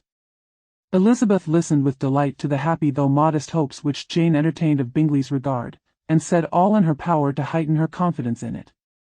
On their being joined by Mr. Bingley himself, Elizabeth withdrew to Miss Lucas, to whose inquiry after the pleasantness of her last partner she had scarcely replied, before Mr. Collins came up to them, and told her with great exultation, that he had just been so fortunate as to make a most important discovery. I have found out, said he, by a singular accident, that there is now in the room a near relation to my patroness. I happened to overhear the gentleman himself mentioning to the young lady who does the honours of this house the names of his cousin Miss de Bourgh, and of her mother, Lady Catherine. How wonderfully these sort of things occur! Who would have thought of my meeting with perhaps a nephew of Lady Catherine de Bourgh in this assembly? I am most thankful that the discovery is made in time for me to pay my respects to him, which I am now going to do, and trust he will excuse my not having done it before. My total ignorance of the connection must plead my apology. You are not going to introduce yourself to Mr. Darcy? Indeed I am. I shall entreat his pardon for not having done it earlier, I believe him to be Lady Catherine's nephew. It will be in my power to assure him that her ladyship was quite well yesterday night. Elizabeth tried hard to dissuade him from such a scheme, assuring him that Mr. Darcy would consider his addressing him without introduction as an impertinent freedom, rather than a compliment to his aunt, that it was not in the least necessary there should be any notice on either side, and that if it were, it must belong to Mr. Darcy, the superior in consequence, to begin the acquaintance. Mr. Collins listened to her with the determined air of following his own inclination, and when she ceased speaking, replied thus: "My dear Miss Elizabeth, I have the highest opinion in the world of your excellent judgment in all matters within the scope of your understanding, but permit me to say that there must be a wide difference between the established forms of ceremony amongst the laity and those which regulate the clergy, for, give me leave to observe that I consider the clerical office as equal in point of dignity with the highest rank in the kingdom, provided that a proper humility of behavior is at the same time maintained. You must, therefore, allow me to follow the dictates of my conscience on this occasion, which lead me to perform what I look on as a point of duty. Pardon me for neglecting to profit by your advice, which on every other subject shall be my constant guide, though in the case before us I consider myself more fitted by education and habitual study to decide on what is right than a young lady like yourself." And with a low bow he left her to attack Mr. Darcy, whose reception of his advances she eagerly watched, and whose astonishment at being so addressed was very evident. Her cousin prefaced his speech with a solemn bow, and though she could not hear a word of it, she felt as if hearing it all, and saw in the motion of his lips the words "apology," "Hunsford," and "Lady Catherine de Bourgh." It vexed her to see him expose himself to such a man. Mr. Darcy was eyeing him with unrestrained wonder, and when at last Mr. Collins allowed him to speak, replied with an air of distant civility. Mr. Collins, however, was not discouraged from speaking again, and Mr. Darcy's contempt seemed abundantly increasing with the length of his second speech, and at the end of it he only made him a slight bow, and moved another way. Mr. Collins then returned to Elizabeth. "I have no reason, I assure you," said he, "to be dissatisfied with my reception." Mr. Darcy seemed much pleased with the attention. He answered me with the utmost civility, and even paid me the compliment of saying that he was so well convinced of Lady Catherine's discernment as to be certain she could never bestow a favour unworthily. It was really a very handsome thought. Upon the whole, I am much pleased with him. As Elizabeth had no longer any interest of her own to pursue, she turned her attention almost entirely on her sister and Mr. Bingley, and the train of agreeable reflections which her observations gave birth to made her perhaps almost as happy as Jane. She saw her an idea settled in that very house, in all the felicity which a marriage of true affection could bestow, and she felt capable, under such circumstances, of endeavouring even to like Bingley's two sisters. Her mother's thoughts she plainly saw were bent the same way, and she determined not to venture near her, lest she might hear too much. When they sat down to supper, therefore, she considered it a most unlucky perverseness which placed them within one of each other, and deeply was she vexed to find that her mother was talking to that one person, Lady Lucas, freely, openly, and of nothing else but of her expectation that Jane would be soon married to Mr. Bingley. It was an animating subject, and Mrs. Bennet seemed incapable of fatigue while enumerating the advantages of the match. His being such a charming young man, and so rich, and living but 3 miles from them, were the first points of self-gratulation, and then it was such a comfort to think how fond the two sisters were of Jane, and to be certain that they must desire the connection as much as she could do. It was, moreover, such a promising thing for her younger daughters, as Jane's marrying so greatly must throw them in the way of other rich men, and, lastly, it was so pleasant at her time of life to be able to consign her single daughters to the care of their sister, that she might not be obliged to go into company more than she liked. It was necessary to make this circumstance a matter of pleasure, because on such occasions it is the etiquette, but no one was less likely than Mrs. Bennet to find comfort in staying at home at any period of her life. She concluded with many good wishes that Lady Lucas might soon be equally fortunate, though evidently and triumphantly believing there was no chance of it. In vain did Elizabeth endeavour to check the rapidity of her mother's words, or persuade her to describe her felicity in a less audible whisper, for to her inexpressible vexation she could perceive that the chief of it was overheard by Mr. Darcy, who sat opposite to them. Her mother only scolded her for being nonsensical. "What is Mr. Darcy to me, pray, that I should be afraid of him? I am sure we owe him no such particular civility as to be obliged to say nothing he may not like to hear. For heaven's sake, madam, speak lower. What advantage can it be to you to offend Mr. Darcy? You will never recommend yourself to his friend by so doing." Nothing that she could say, however, had any influence. Her mother would talk of her views in the same intelligible tone. Elizabeth blushed and blushed again with shame and vexation. She could not help frequently glancing her eye at Mr. Darcy, though every glance convinced her of what she dreaded, for though he was not always looking at her mother, she was convinced that his attention was invariably fixed by her. The expression of his face changed gradually from indignant contempt to a composed and steady gravity. At length, however, Mrs. Bennet had no more to say, and Lady Lucas, who had been long yawning at the repetition of delights which she saw no likelihood of sharing, was left to the comforts of cold ham and chicken. Elizabeth now began to revive.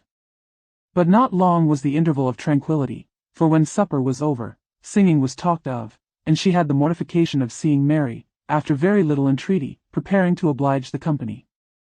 By many significant looks and silent entreaties did she endeavour to prevent such a proof of complaisance, but in vain. Mary would not understand them. Such an opportunity of exhibiting was delightful to her, and she began her song. Elizabeth's eyes were fixed on her, with most painful sensations, and she watched her progress through the several stanzas with an impatience which was very ill rewarded at their close, for Mary, on receiving amongst the thanks of the table the hint of a hope that she might be prevailed on to favour them again, after the pause of half a minute began another. Mary's powers were by no means fitted for such a display. Her voice was weak, and her manner affected. Elizabeth was in agonies. She looked at Jane to see how she bore it, but Jane was very composedly talking to Bingley. She looked at his two sisters, and saw them making signs of derision at each other, and at Darcy, who continued, however, impenetrably grave. She looked at her father to entreat his interference, lest Mary should be singing all night. He took the hint, and, when Mary had finished her second song, said aloud, "That will do extremely well, child. You have delighted us long enough. Let the other young ladies have time to exhibit." Mary, though pretending not to hear, was somewhat disconcerted, and Elizabeth, sorry for her, and sorry for her father's speech, was afraid her anxiety had done no good. Others of the party were now applied to. "If I," said Mr. Collins, "were so fortunate as to be able to sing, should have great pleasure, I am sure, in obliging the company with an air, for I consider music as a very innocent diversion, and perfectly compatible with the profession of a clergyman.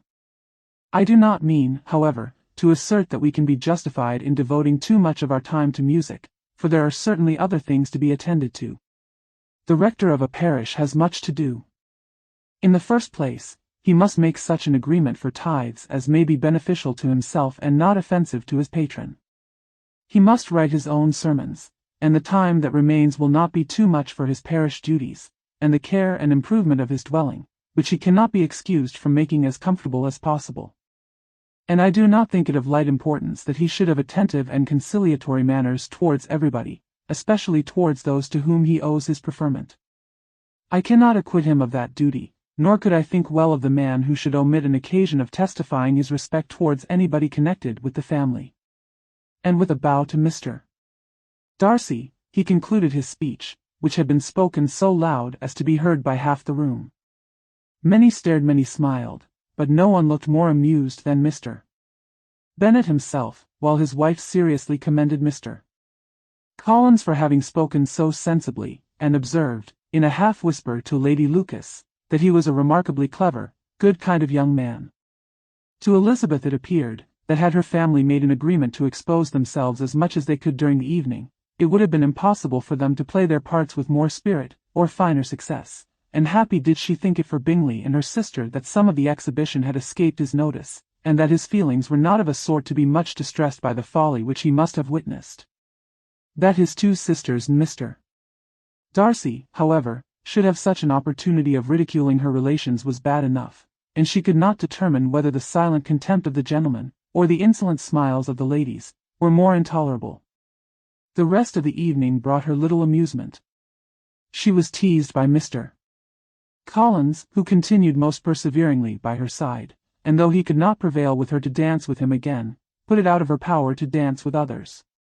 In vain did she entreat him to stand up with somebody else, and offer to introduce him to any young lady in the room. He assured her that, as to dancing, he was perfectly indifferent to it, that his chief object was, by delicate attentions, to recommend himself to her, and that he should therefore make a point of remaining close to her the whole evening. There was no arguing upon such a project. She owed her greatest relief to her friend Miss Lucas, who often joined them, and good-naturedly engaged Mr. Collins's conversation to herself. She was at least free from the offence of Mr. Darcy's further notice, though often standing within a very short distance of her, quite disengaged. He never came near enough to speak. She felt it to be the probable consequence of her allusions to Mr. Wickham, and rejoiced in it. The Longbourn party were the last of all the company to depart, and by a manoeuvre of Mrs. Bennet had to wait for their carriage a quarter of an hour after everybody else was gone, which gave them time to see how heartily they were wished away by some of the family. Mrs. Hurst and her sister scarcely opened their mouths except to complain of fatigue, and were evidently impatient to have the house to themselves. They repulsed every attempt of Mrs. Bennet at conversation, and, by so doing, threw a languor over the whole party, which was very little relieved by the long speeches of Mr. Collins, who was complimenting Mr. Bingley and his sisters on the elegance of their entertainment, and the hospitality and politeness which had marked their behaviour to their guests. Darcy said nothing at all. Mr. Bennet, in equal silence, was enjoying the scene. Mr. Bingley and Jane were standing together a little detached from the rest, and talked only to each other. Elizabeth preserved as steady a silence as either Mrs. Hurst or Miss Bingley, and even Lydia was too much fatigued to utter more than the occasional exclamation of "Lord, how tired I am!" accompanied by a violent yawn. When at length they arose to take leave, Mrs.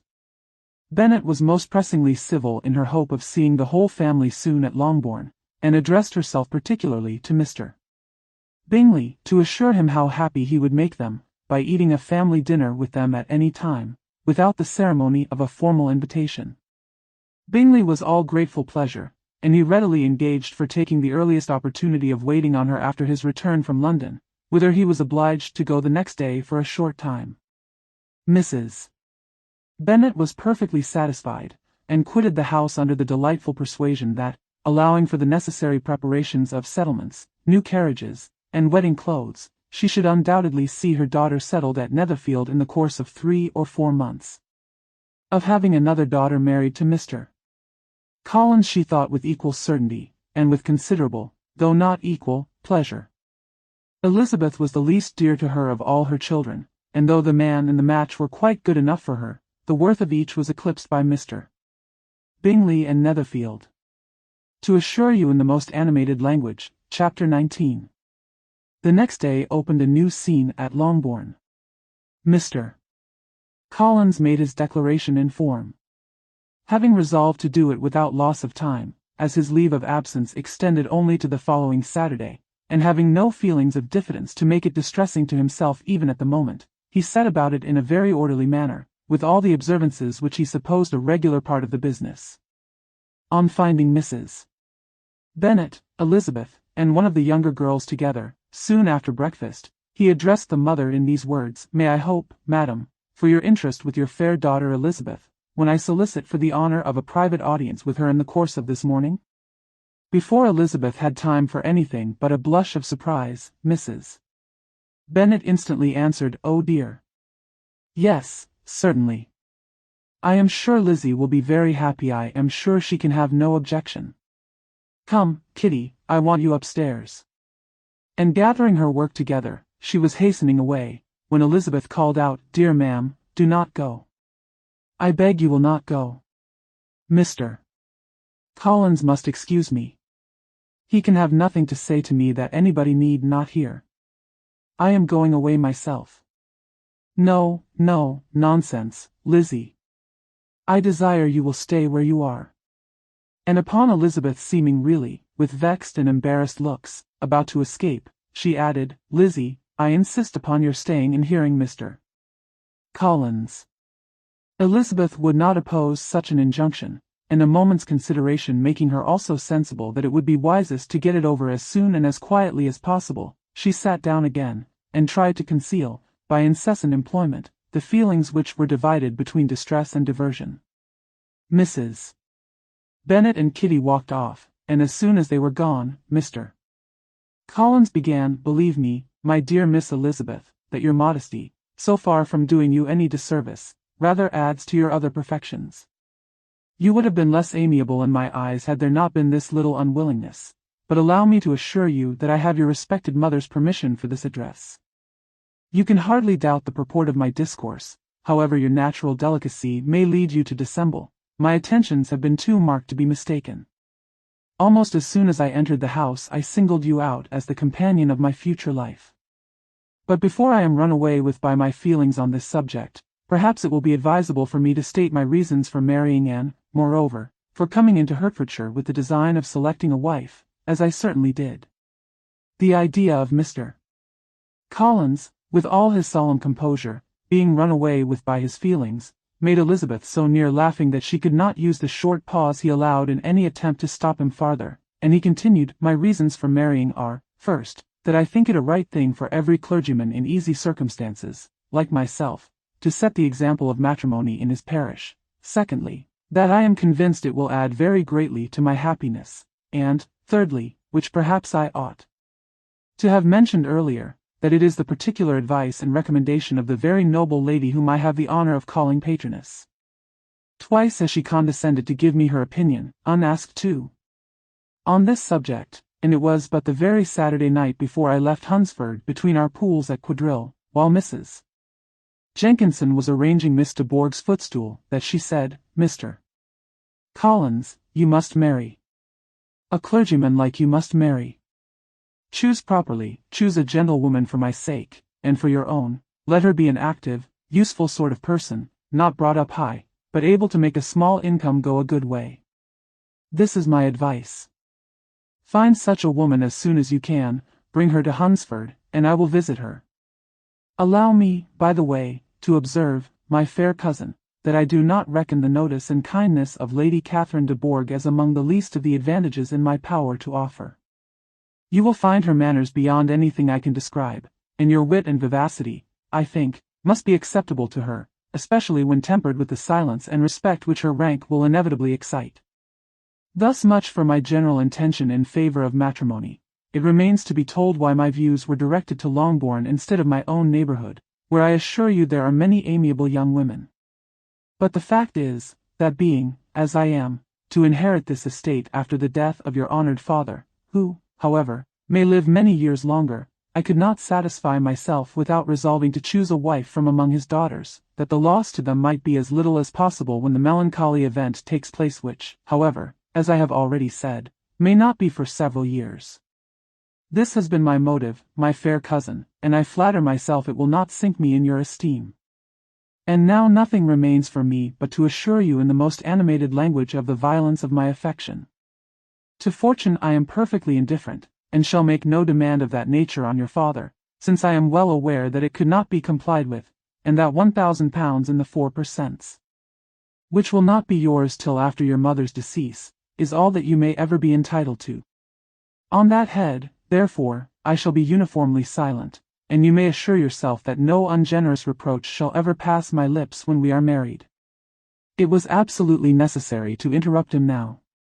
You are too hasty, sir, she cried. You forget that I have made no answer. Let me do it without further loss of time. Accept my thanks for the compliment you are paying me. I am very sensible of the honor of your proposals, but it is impossible for me to do otherwise than decline them.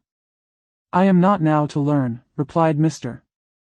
Collins, with a formal wave of the hand, that it is usual with young ladies to reject the addresses of the man whom they secretly mean to accept, when he first applies for their favor, and that sometimes the refusal is repeated a second or even a third time. I am, therefore, by no means discouraged by what you have just said, and shall hope to lead you to the altar ere long. Upon my word, sir, cried Elizabeth, your hope is rather an extraordinary one after my declaration. I do assure you that I am not one of those young ladies, if such young ladies there are, who are so daring as to risk their happiness on the chance of being asked a second time. I am perfectly serious in my refusal. You could not make me happy, and I am convinced that I am the last woman in the world who would make you so. Nay, were your friend Lady Catherine to know me, I am persuaded she would find me in every respect ill-qualified for the situation. Were it certain that Lady Catherine would think so, said Mr. Collins, very gravely, but I cannot imagine that her ladyship would at all disapprove of you. And you may be certain that when I have the honor of seeing her again I shall speak in the highest terms of your modesty, economy, and other amiable qualifications. Indeed, Mr. Collins, all praise of me will be unnecessary. You must give me leave to judge for myself, and pay me the compliment of believing what I say. I wish you very happy and very rich, and by refusing your hand, do all in my power to prevent your being otherwise. In making me the offer, you must have satisfied the delicacy of your feelings with regard to my family, and may take possession of Longbourn estate whenever it falls, without any self-reproach. This matter may be considered, therefore, as finally settled. And rising as she thus spoke, she would have quitted the room, had not Mr. Collins thus addressed her. When I do myself the honor of speaking to you next on the subject, I shall hope to receive a more favorable answer than you have now given me, though I am far from accusing you of cruelty at present, because I know it to be the established custom of your sex to reject a man on the first application, and, perhaps, you have even now said as much to encourage my suit as would be consistent with the true delicacy of the female character. Really, Mr. Collins, cried Elizabeth, with some warmth, you puzzle me exceedingly. If what I have hitherto said can appear to you in the form of encouragement, I know not how to express my refusal in such a way as may convince you of its being one. You must give me leave to flatter myself, my dear cousin, that your refusal of my addresses are merely words of course. My reasons for believing it are briefly these: it does not appear to me that my hand is unworthy your acceptance, or that the establishment I can offer would be any other than highly desirable. My situation in life, my connections with the family of de Bourgh, and my relationship to your own, are circumstances highly in my favor, and you should take it into further consideration that, in spite of your manifold attractions, it is by no means certain that another offer of marriage may ever be made you. Your portion is unhappily so small, that it will in all likelihood undo the effects of your loveliness and amiable qualifications. As I must, therefore, conclude that you are not serious in your rejection of me, I shall choose to attribute it to your wish of increasing my love by suspense, according to the usual practice of elegant females. I do assure you, sir, that I have no pretensions whatever to that kind of elegance which consists in tormenting a respectable man. I would rather be paid the compliment of being believed sincere. I thank you again and again for the honor you have done me in your proposals, but to accept them is absolutely impossible. My feelings in every respect forbid it. Can I speak plainer? Do not consider me now as an elegant female intending to plague you, but as a rational creature speaking the truth from her heart. You are uniformly charming, cried he, with an air of awkward gallantry, and I am persuaded that, when sanctioned by the express authority of both your excellent parents, my proposals will not fail of being acceptable. To such perseverance in wilful self-deception Elizabeth would make no reply, and immediately and in silence withdrew, determined, that if he persisted in considering her repeated refusals as flattering encouragement, to apply to her father, whose negative might be uttered in such a manner as must be decisive, and whose behavior at least could not be mistaken for the affectation and coquetry of an elegant female. Chapter 20. Mr.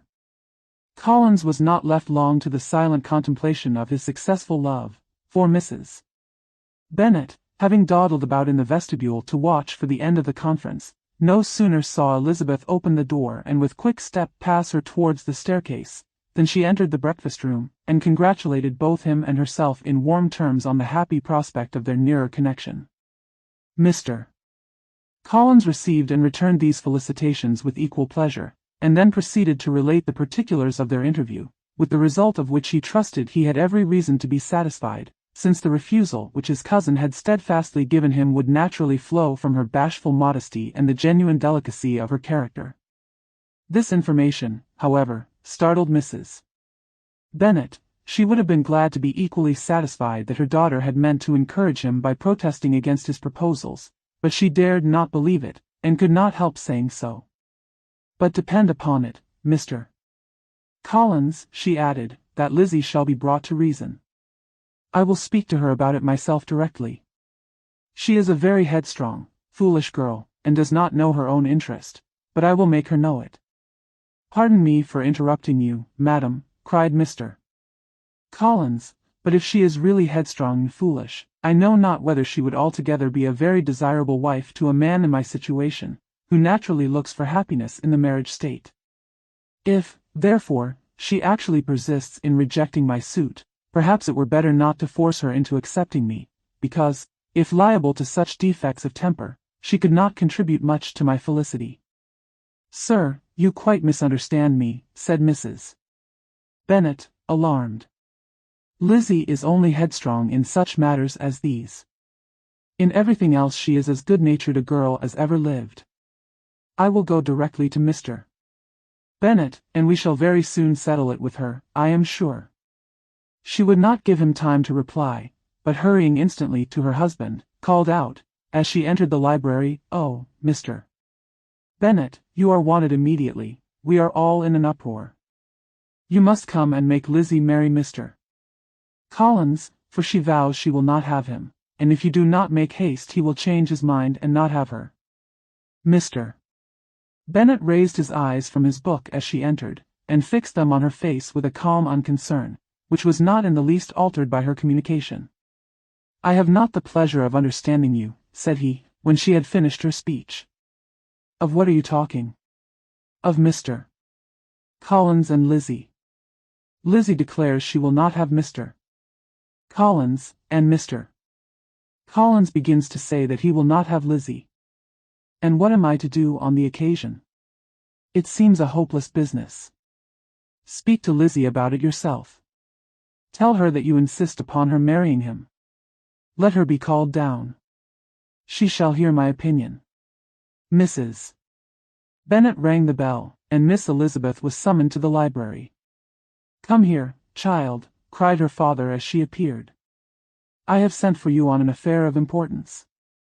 I understand that Mr. Collins has made you an offer of marriage. Is it true?" Elizabeth replied that it was. "Very well, and this offer of marriage you have refused?" "I have, sir." "Very well. We now come to the point. Your mother insists upon your accepting it. Is it not so, Mrs. Bennet?" "Yes, or I will never see her again. An unhappy alternative is before you, Elizabeth. From this day you must be a stranger to one of your parents. Your mother will never see you again if you do not marry Mr. Collins, and I will never see you again if you do." Elizabeth could not but smile at such a conclusion of such a beginning, but Mrs. Bennet, who had persuaded herself that her husband regarded the affair as she wished, was excessively disappointed. "What do you mean, Mr. Bennet, by talking in this way? You promised me to insist upon her marrying him." "My dear," replied her husband, "I have two small favors to request. First, that you will allow me the free use of my understanding on the present occasion, and, secondly, of my room. I shall be glad to have the library to myself as soon as may be." Not yet, however, in spite of her disappointment in her husband, did Mrs. Bennet give up the point. She talked to Elizabeth again and again, coaxed and threatened her by turns. She endeavored to secure Jane in her interest, but Jane, with all possible mildness, declined interfering, and Elizabeth, sometimes with real earnestness, and sometimes with playful gaiety, replied to her attacks.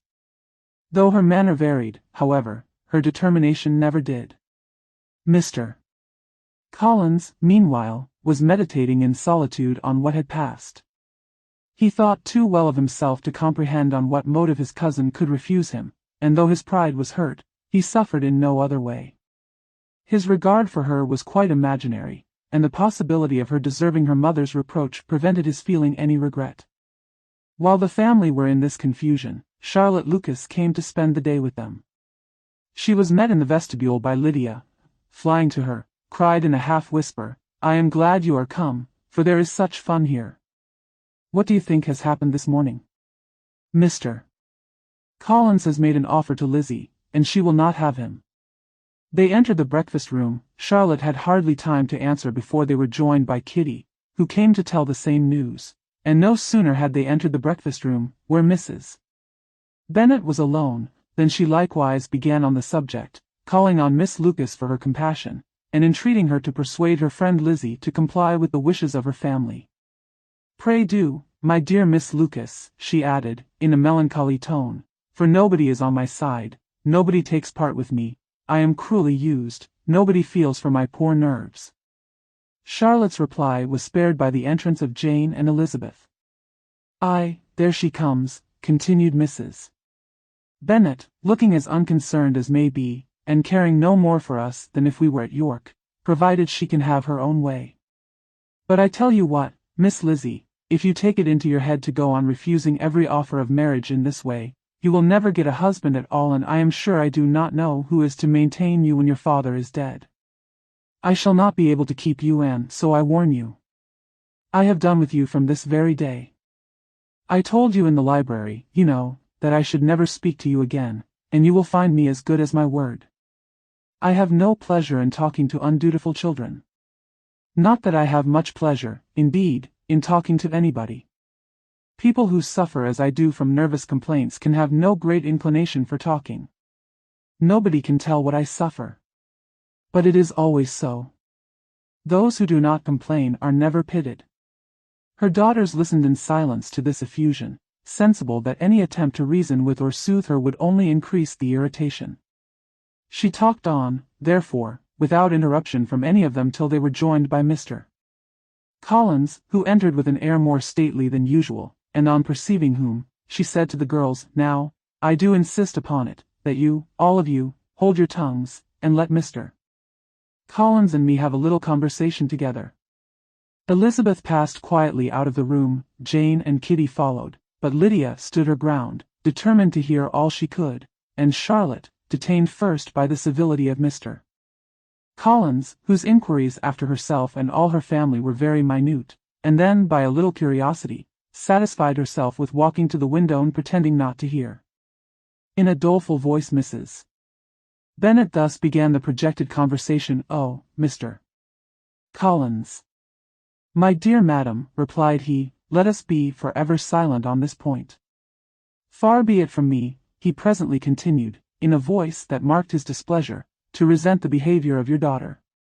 Resignation to inevitable evils is the duty of us all, the peculiar duty of a young man who has been so fortunate as I have been, in early preferment, and, I trust, I am resigned.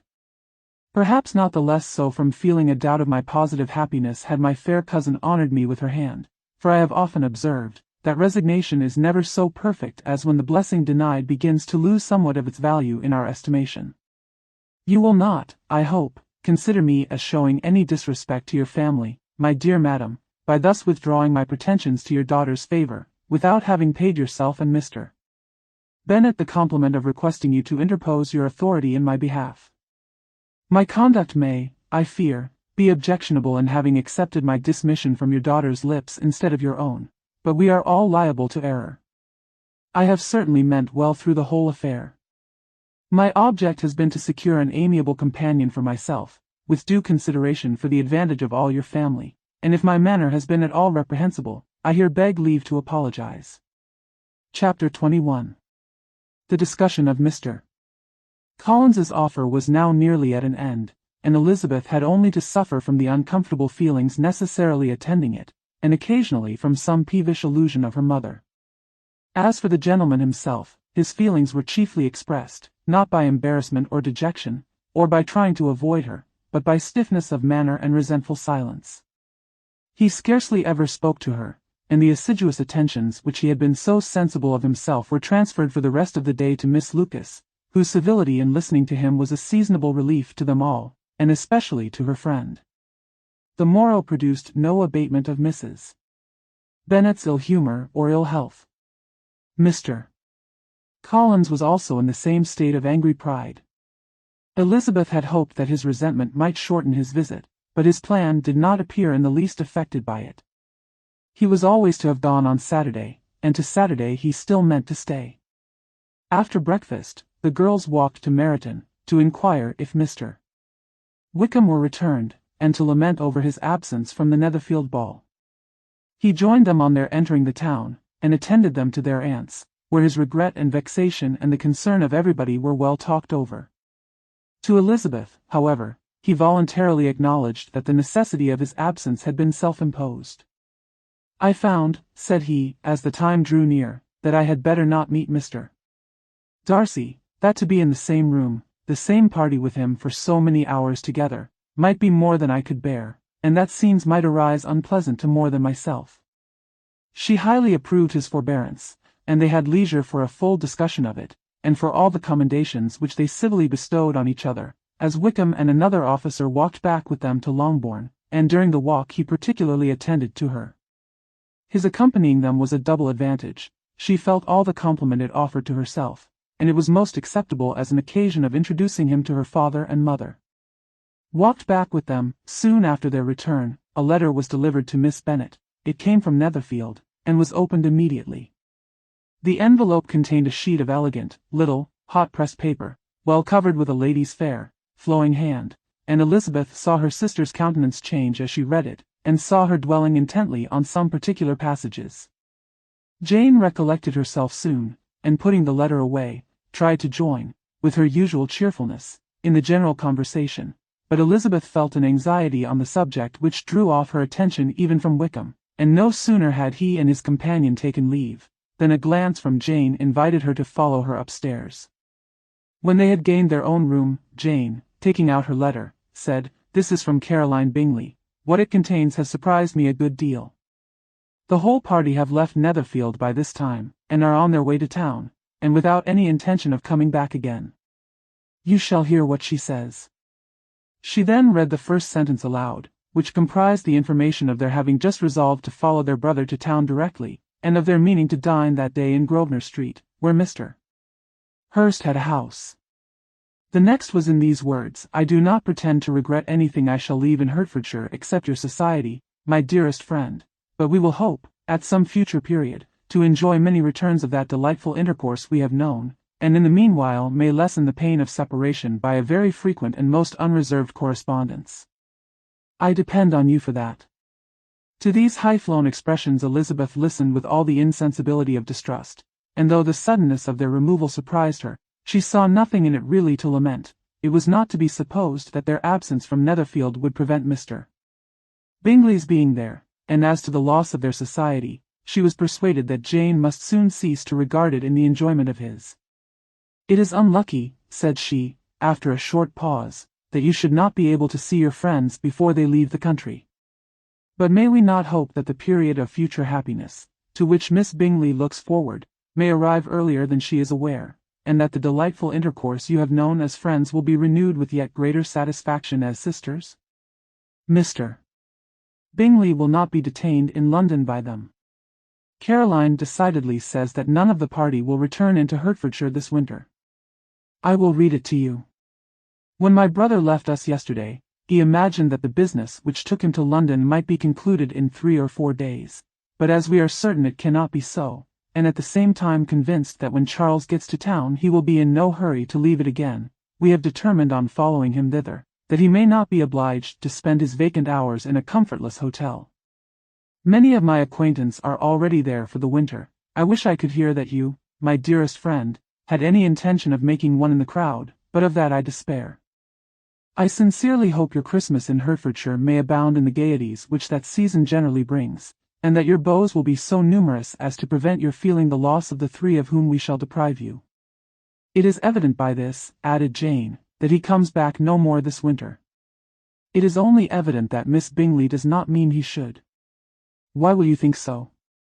"It must be his own doing. He is his own master." "But you do not know all.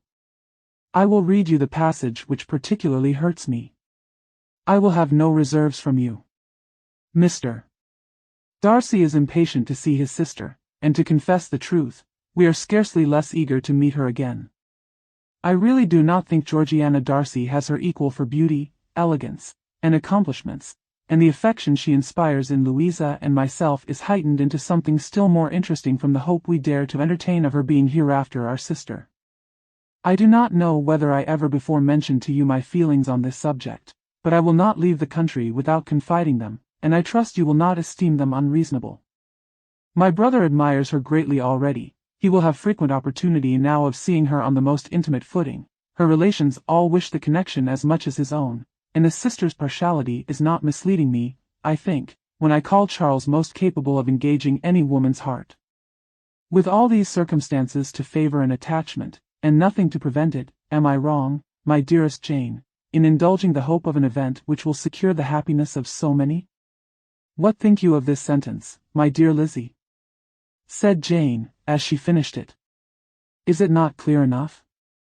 Does it not expressly declare that Caroline neither expects nor wishes me to be her sister, that she is perfectly convinced of her brother's indifference, and that if she suspects the nature of my feelings for him she means, most kindly, to put me on my guard? Can there be any other opinion on the subject? Yes, there can, for mine is totally different. Will you hear it? Most willingly. You shall have it in a few words. Miss Bingley sees that her brother is in love with you and wants him to marry Miss Darcy. She follows him to town in the hope of keeping him there, and tries to persuade you that he does not care about you. Jane shook her head. Indeed, Jane, you ought to believe me. No one who has ever seen you together can doubt his affection. Miss Bingley, I am sure, cannot. She is not such a simpleton. Could she have seen half as much love in Mr. Darcy for herself, she would have ordered her wedding clothes. But the case is this, we are not rich enough or grand enough for them, and she is the more anxious to get Miss Darcy for her brother, from the notion that when there has been one intermarriage, she may have less trouble in achieving a second, in which there is certainly some ingenuity, and I dare say it would succeed if Miss de Bourgh were out of the way. But, my dearest Jane, you cannot seriously imagine that, because Miss Bingley tells you her brother greatly admires Miss Darcy, he is in the smallest degree less sensible of your merit than when he took leave of you on Tuesday, or that it will be in her power to persuade him that, instead of being in love with you, he is very much in love with her friend. If we thought alike of Miss Bingley, replied Jane, your representation of all this might make me quite easy. But I know the foundation is unjust. Caroline is incapable of wilfully deceiving anyone, and all that I can hope in this case is, that she is deceived herself. That is right. You could not have started a more happy idea, since you will not take comfort in mine. Believe her to be deceived, by all means. You have now done your duty by her, and must fret no longer. But, my dear sister, can I be happy, even supposing the best, in accepting a man whose sisters and friends are all wishing him to marry elsewhere? You must decide for yourself, said Elizabeth, and if, upon mature deliberation, you find that the misery of disobliging his two sisters is more than equivalent to the happiness of being his wife, I advise you, by all means, to refuse him. How can you talk so? Said Jane, faintly smiling. You must know, that, though I should be exceedingly grieved at their disapprobation, I could not hesitate. I did not think you would, and that being the case, I cannot consider your situation with much compassion. But if he returns no more this winter, my choice will never be required. 1,000 things may arise in 6 months. The idea of his returning no more Elizabeth treated with the utmost contempt. It appeared to her merely the suggestion of Caroline's interested wishes, and she could not for a moment suppose that those wishes, however openly or artfully spoken, could influence a young man so totally independent of everyone. She represented to her sister, as forcibly as possible, what she felt on the subject, and had soon the pleasure of seeing its happy effect. Jane's temper was not desponding, and she was gradually led to hope, though the diffidence of affection sometimes overcame the hope, that Bingley would return to Netherfield, and answer every wish of her heart. They agreed that Mrs. Bennet should only hear of the departure of the family, without being alarmed on the score of the gentleman's conduct, but even this partial communication gave her a great deal of concern, and she bewailed it as exceedingly unlucky that the ladies should happen to go away just as they were all getting so intimate together.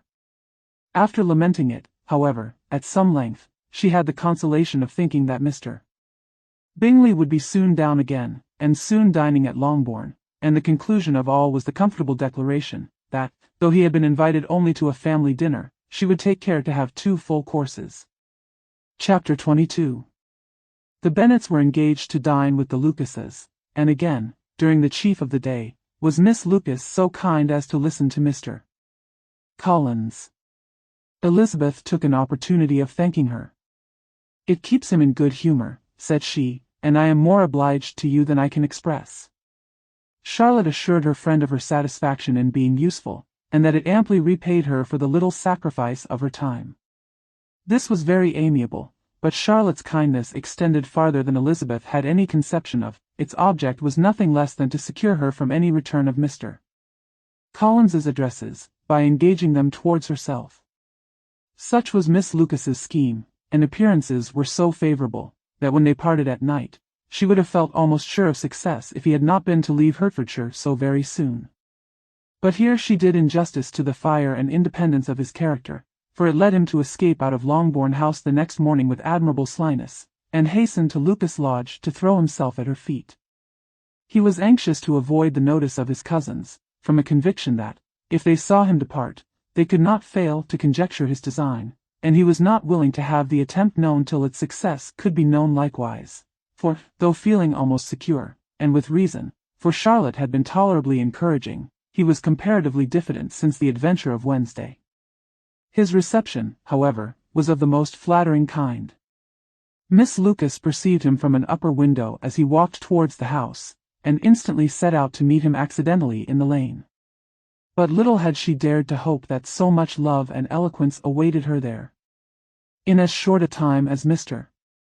Collins's long speeches would allow, everything was settled between them to the satisfaction of both, and as they entered the house, he earnestly entreated her to name the day that was to make him the happiest of men, and though such a solicitation must be waived for the present, the lady felt no inclination to trifle with his happiness. The stupidity with which he was favored by nature must guard his courtship from any charm that could make a woman wish for its continuance, and Miss Lucas, who accepted him solely from the pure and disinterested desire of an establishment, cared not how soon that establishment were gained. Sir William and Lady Lucas were speedily applied to for their consent, and it was bestowed with a most joyful alacrity. Mr. Collins's present circumstances made it a most eligible match for their daughter, to whom they could give little fortune, and his prospects of future wealth were exceedingly fair. Lady Lucas began directly to calculate, with more interest than the matter had ever, so much love and eloquence, excited before, how many years longer Mr. Bennet was likely to live, and Sir William gave it as his decided opinion, that whenever Mr. Collins should be in possession of the Longbourn estate, it would be highly expedient that both he and his wife should make their appearance at St. James's. The whole family, in short, were properly overjoyed on the occasion. The younger girls formed hopes of coming out a year or 2 sooner than they might otherwise have done, and the boys were relieved from their apprehension of Charlotte's dying an old maid. Charlotte herself was tolerably composed. She had gained her point, and had time to consider of it. Her reflections were in general satisfactory. Mr. Collins, to be sure, was neither sensible nor agreeable, his society was irksome, and his attachment to her must be imaginary. But still he would be her husband. Without thinking highly either of men or of matrimony, marriage had always been her object. It was the only honorable provision for well-educated young women of small fortune, and, however uncertain of giving happiness, must be their pleasantest preservative from want. This preservative she had now obtained, and at the age of 27, without having ever been handsome, she felt all the good luck of it. The least agreeable circumstance in the business was the surprise it must occasion to Elizabeth Bennet, whose friendship she valued beyond that of any other person. Elizabeth would wonder, and probably would blame her, and though her resolution was not to be shaken, her feelings must be hurt by such a disapprobation. She resolved to give her the information herself, and therefore charged Mr. Collins, when he returned to Longbourn to dinner, to drop no hint of what had passed before any of the family.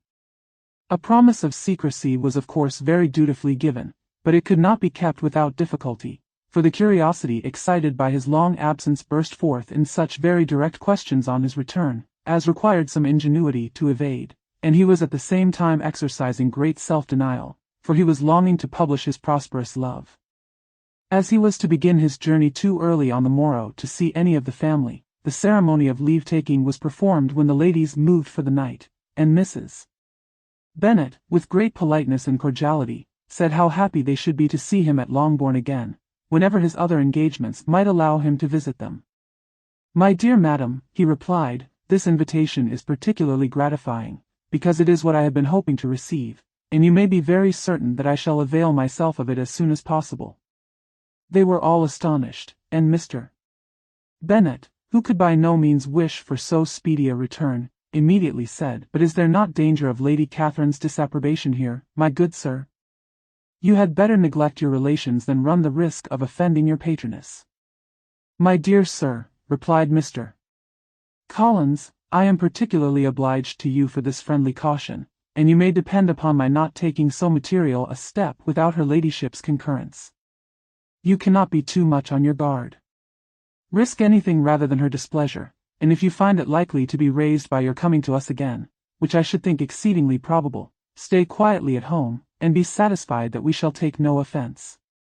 Believe me, my dear sir, my gratitude is warmly excited by such affectionate attention, and, depend upon it, you will speedily receive from me a letter of thanks for this as well as for every other mark of your regard during my stay in Hertfordshire. As for my fair cousins, though my absence may not be long enough to render it necessary, I shall now take the liberty of wishing them health and happiness, not excepting my cousin Elizabeth." With proper civilities, the ladies then withdrew, all of them equally surprised to find that he meditated a quick return. Mrs.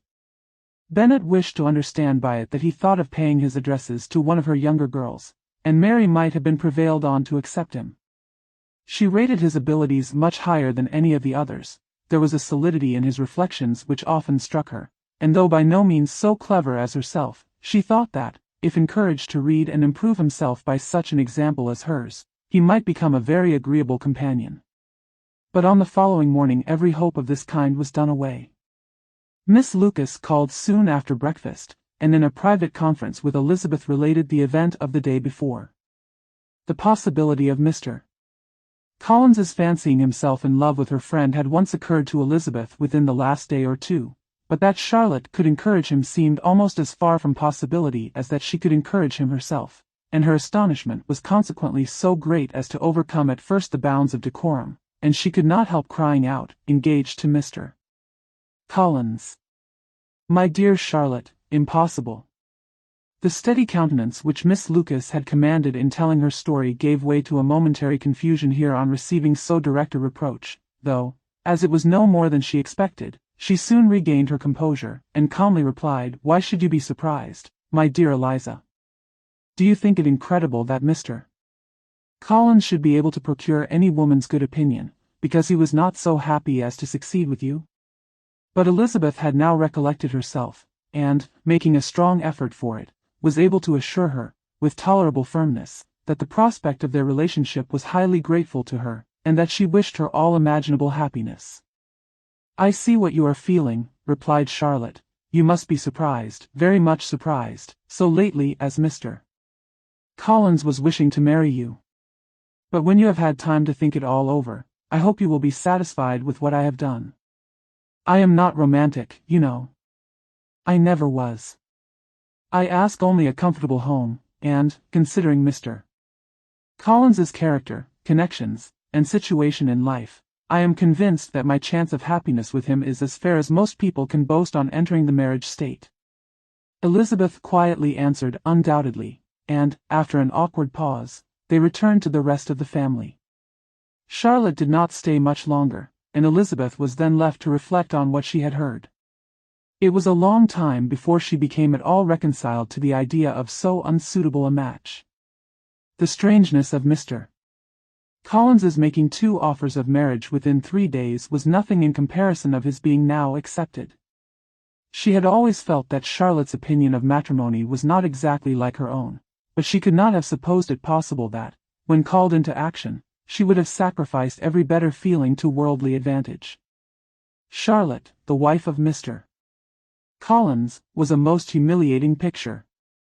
And to the pang of a friend disgracing herself, and sunk in her esteem, was added the distressing conviction that it was impossible for that friend to be tolerably happy in the lot she had chosen. Protested he must be entirely mistaken. Chapter 23. Elizabeth was sitting with her mother and sisters, reflecting on what she had heard, and doubting whether she was authorized to mention it, when Sir William Lucas himself appeared, sent by his daughter to announce her engagement to the family. With many compliments to them, and much self-gratulation on the prospect of a connection between the houses, he unfolded the matter to an audience not merely wondering, but incredulous, for Mrs. Bennet, with more perseverance than politeness, protested he must be entirely mistaken, and Lydia, always unguarded and often uncivil, boisterously exclaimed, "Good Lord! Sir William, how can you tell such a story? Do not you know that Mr. Collins wants to marry Lizzie?" Nothing less than the complaisance of a courtier could have borne without anger such treatment, but Sir William's good breeding carried him through it all, and though he begged leave to be positive as to the truth of his information, he listened to all their impertinence with the most forbearing courtesy.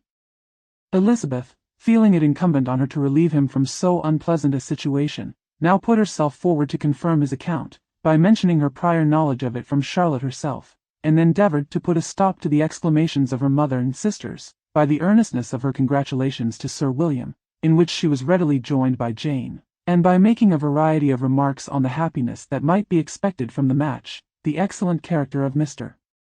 Collins, and the convenient distance of Hunsford from London. Mrs. Bennet was, in fact, too much overpowered to say a great deal while Sir William remained, but no sooner had he left them than her feelings found a rapid vent. In the first place, she persisted in disbelieving the whole of the matter. Secondly, she was very sure that Mr. Collins had been taken in. Thirdly, she trusted that they would never be happy together, and, fourthly, that the match might be broken off.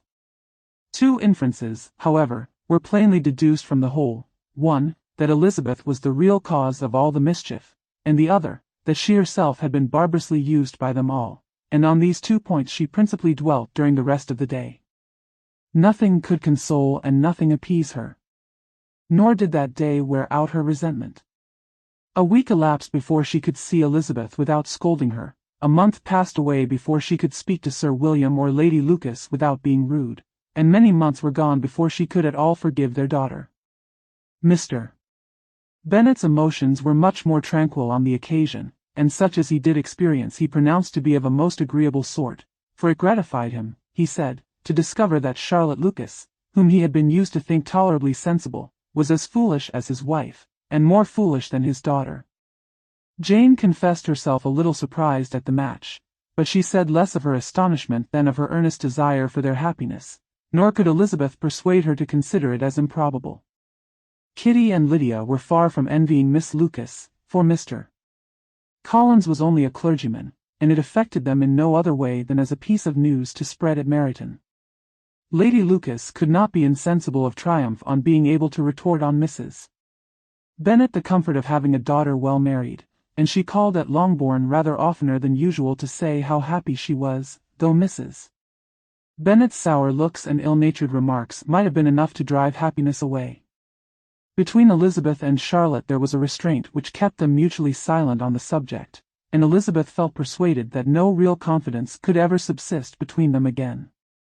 Her disappointment in Charlotte made her turn with fonder regard to her sister, of whose rectitude and delicacy she was sure her opinion could never be shaken, and for whose happiness she grew daily more anxious, as Bingley had now been gone a week, and nothing was heard of his return.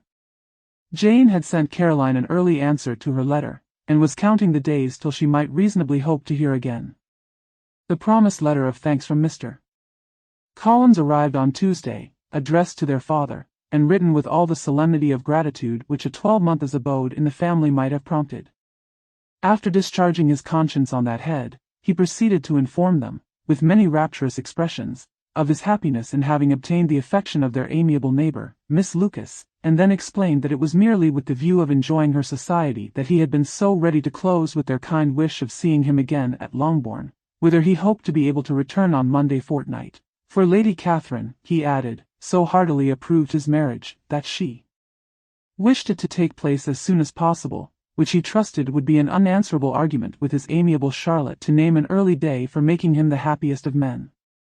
Mr. Collins's return into Hertfordshire was no longer a matter of pleasure to Mrs. Bennet. On the contrary, she was as much disposed to complain of it as her husband. It was very strange that he should come to Longbourn instead of to Lucas Lodge. It was also very inconvenient and exceedingly troublesome. She hated having visitors in the house while her health was so indifferent, and lovers were of all people the most disagreeable. Such were the gentle murmurs of Mrs. Bennet, and they gave way only to the greater distress of Mr. Bingley's continued absence. Neither Jane nor Elizabeth were comfortable on this subject. Day after day passed away without bringing any other tidings of him than the report which shortly prevailed in Meryton of his coming no more to Netherfield the whole winter, a report which highly incensed Mrs. Bennet, and which she never failed to contradict as a most scandalous falsehood. Even Elizabeth began to fear not that Bingley was indifferent but that his sisters would be successful in keeping him away. Unwilling as she was to admit an idea so destructive to Jane's happiness, and so dishonourable to the stability of her lover, she could not prevent its frequently recurring. The united efforts of his two unfeeling sisters, and of his overpowering friend, assisted by the attractions of Miss Darcy and the amusements of London, might be too much, she feared, for the strength of his attachment. As for Jane, her anxiety under this suspense was, of course, more painful than Elizabeth's, but whatever she felt she was desirous of concealing, and between herself and Elizabeth, therefore, the subject was never alluded to. But as no such delicacy restrained her mother, an hour seldom passed in which she did not talk of Bingley, express her impatience for his arrival, or even require Jane to confess that if he did not come back she should think herself very ill-used. It needed all Jane's steady mildness to bear these attacks with tolerable tranquillity. Mr. Collins returned most punctually on the Monday fortnight, but his reception at Longbourn was not quite so gracious as it had been on his first introduction. He was too happy, however, to need much attention, and, luckily for the others, the business of love-making relieved them from a great deal of his company. The chief of every day was spent by him at Lucas Lodge, and he sometimes returned to Longbourn only in time to make an apology for his absence before the family went to bed. Whenever she spoke in a low voice, Mrs. Bennet was really in a most pitiable state. The very mention of anything concerning the match threw her into an agony of ill-humour, and wherever she went she was sure of hearing it talked of. The sight of Miss Lucas was odious to her. As her successor in that house, she regarded her with jealous abhorrence. Whenever Charlotte came to see them, she concluded her to be anticipating the hour of possession, and whenever she spoke in a low voice to Mr. Collins, was convinced that they were talking of the Longbourn estate, and resolving to turn herself and her daughters out of the house as soon as Mr. Bennet was dead. She complained bitterly of all this to her husband. Indeed, Mr. Bennet, said she, it is very hard to think that Charlotte Lucas should ever be mistress of this house, that I should be forced to make way for her, and live to see her take my place in it. My dear, do not give way to such gloomy thoughts. Let us hope for better things. Let us flatter ourselves that I may be the survivor. This was not very consoling to Mrs. Bennet, and, therefore, instead of making any answer, she went on as before. I cannot bear to think that they should have all this estate. If it was not for the entail, I should not mind it. What should not you mind? I should not mind anything at all. Let us be thankful that you are preserved from a state of such insensibility. I never can be thankful, Mr. Bennet, for anything about the entail. How anyone could have the conscience to entail away an estate from one's own daughters I cannot understand, and all for the sake of Mr. Collins, too. Why should he have it more than anybody else? I leave it to yourself to determine, said Mr. Bennet. Chapter 24. Miss Bingley's letter arrived, and put an end to doubt. The very first sentence conveyed the assurance of their being all settled in London for the winter, and concluded with her brother's regret at not having had time to pay his respects to his friends in Hertfordshire before he left the country. Hope was over, entirely over, and when Jane could attend to the rest of the letter, she found little, except the professed affection of the writer, that could give her any comfort. Miss Darcy's praise occupied the chief of it. Her many attractions were again dwelt on, and Caroline boasted joyfully of their increasing intimacy, and ventured to predict the accomplishment of the wishes which had been unfolded in her former letter. She wrote also with great pleasure of her brother's being an inmate of Mr. Darcy's house, and mentioned with rapture some plans of the latter with regard to new furniture. Elizabeth, to whom Jane very soon communicated the chief of all this, heard it in silent indignation. Her heart was divided between concern for her sister and resentment against all others. To Caroline's assertion of her brother's being partial to Miss Darcy, she paid no credit. That he was really fond of Jane, she doubted no more than she had ever done, and much as she had always been disposed to like him, she could not think without anger, hardly without contempt, on that easiness of temper, that want of proper resolution, which now made him the slave of his designing friends, and led him to sacrifice his own happiness to the caprice of their inclinations. Had his own happiness, however, been the only sacrifice, he might have been allowed to sport with it in whatever manner he thought best, but her sister's was involved in it, as she thought he must be sensible himself. It was a subject, in short, on which reflection would be long indulged, and must be unavailing. She could think of nothing else, and yet, whether Bingley's regard had really died away, or were suppressed by his friend's interference, whether he had been aware of Jane's attachment, or whether it had escaped his observation, whichever were the case, though her opinion of him must be materially affected by the difference, her sister's situation remained the same, her peace equally wounded. A day or two passed before Jane had courage to speak of her feelings to Elizabeth, but at last, on Mrs. Bennet's leaving them together, after a longer irritation than usual about Netherfield and its master, she could not help saying, "Oh, that my dear mother had more command over herself. She can have no idea of the pain she gives me by her continual reflections on him. But I will not repine. It cannot last long. He will be forgot, and we shall all be as we were before." Elizabeth looked at her sister with incredulous solicitude, but said nothing. "You doubt me," cried Jane, slightly coloring. "Indeed, you have no reason. He may live in my memory as the most amiable man of my acquaintance, but that is all. I have nothing either to hope or fear, and nothing to reproach him with. Thank God I have not that pain. A little time, therefore I shall certainly try to get the better." With a stronger voice she soon added, "I have this comfort immediately, that it has not been more than an error of fancy on my side, and that it has done no harm to anyone but myself." "My dear Jane," exclaimed Elizabeth, "you are too good. Your sweetness and disinterestedness are really angelic. I do not know what to say to you. I feel as if I had never done you justice, or loved you as you deserve." Miss Bennet eagerly disclaimed all extraordinary merit, and threw back the praise on her sister's warm affection. "Nay," said Elizabeth, "this is not fair. You wish to think all the world respectable, and are hurt if I speak ill of anybody. I only want to think you perfect, and you set yourself against it. Do not be afraid of my running into any excess, of my encroaching on your privilege of universal goodwill. You need not. There are few people whom I really love, and still fewer of whom I think well. The more I see of the world the more am I dissatisfied with it, and every day confirms my belief of the inconsistency of all human characters, and of the little dependence that can be placed on the appearance of either merit or sense. I have met with two instances lately, one I will not mention, the other is Charlotte's marriage. It is unaccountable. In every view it is unaccountable. My dear Lizzie, do not give way to such feelings as these.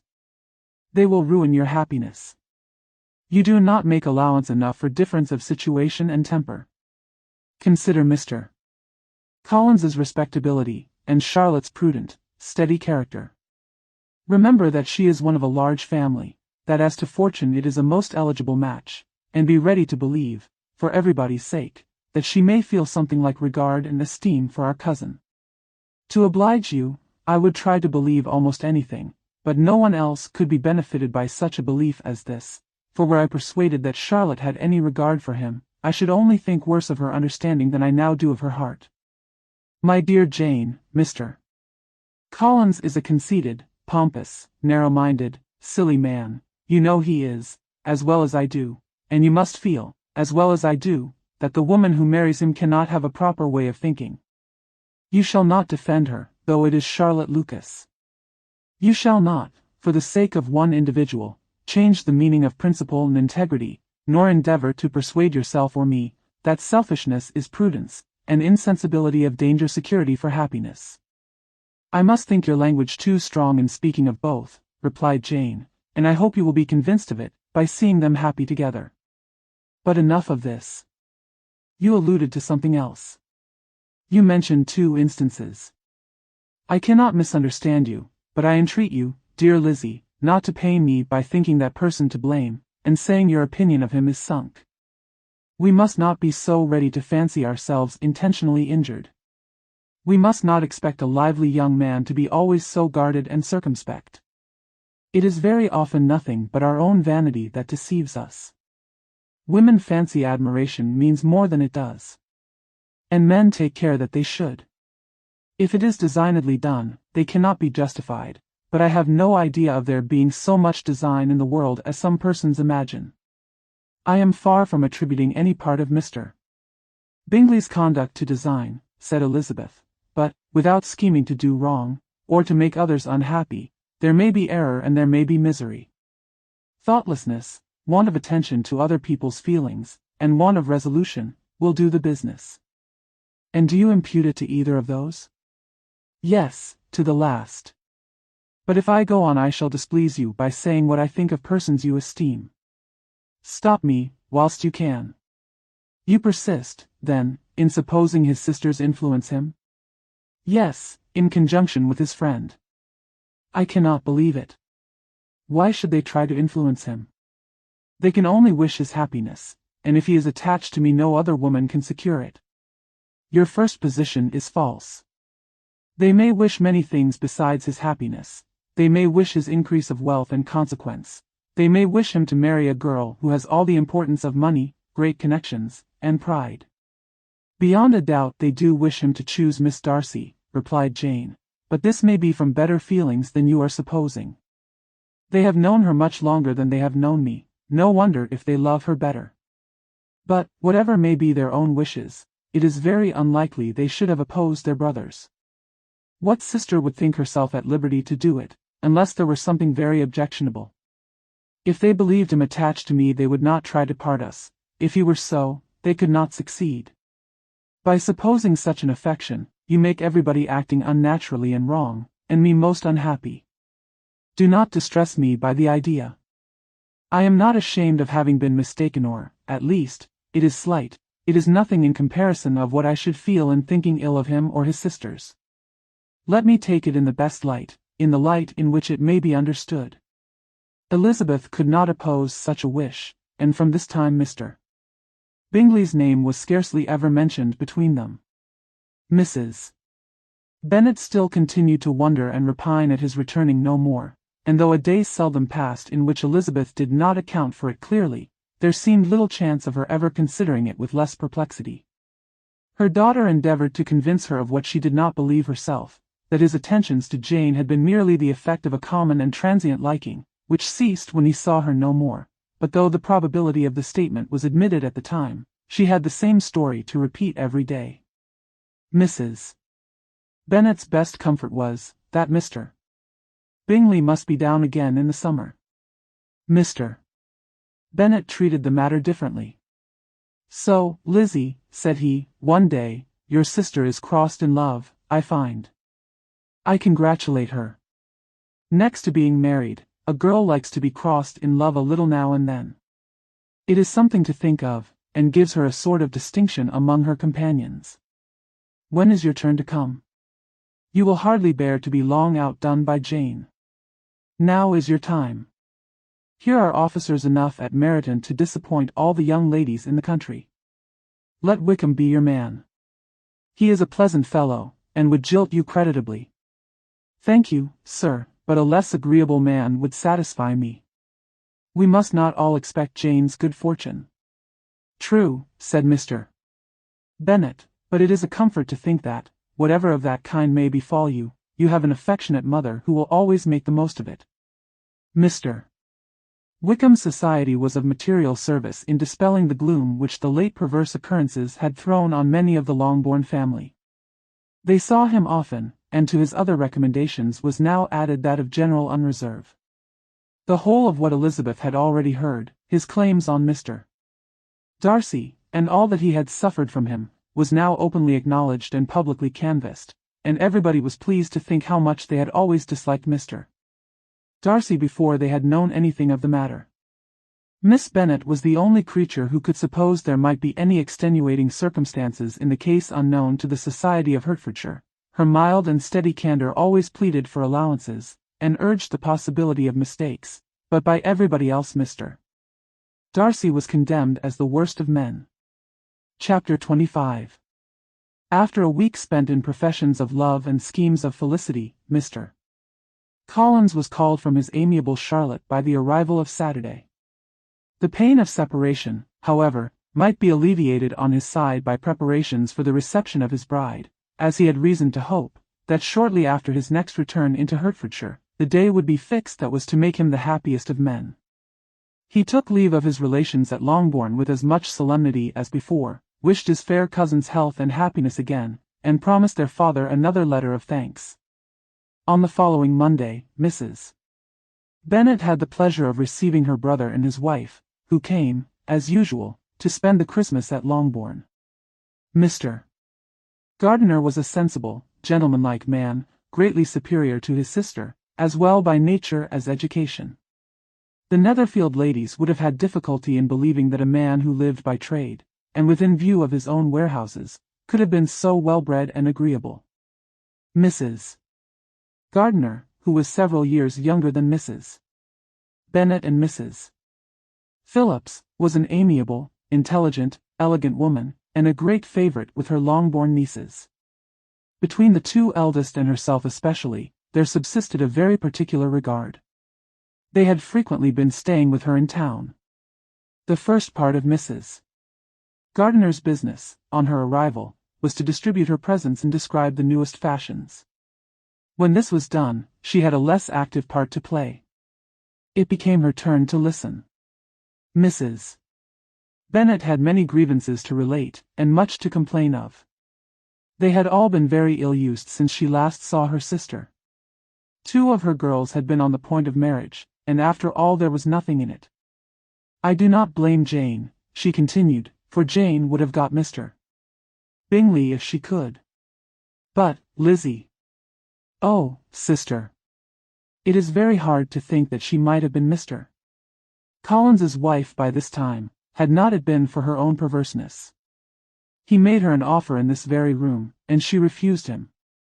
The consequence of it is, that Lady Lucas will have a daughter married before I have, and that Longbourn estate is just as much entailed as ever. The Lucases are very artful people, indeed, sister. They are all for what they can get. I am sorry to say it of them, but so it is.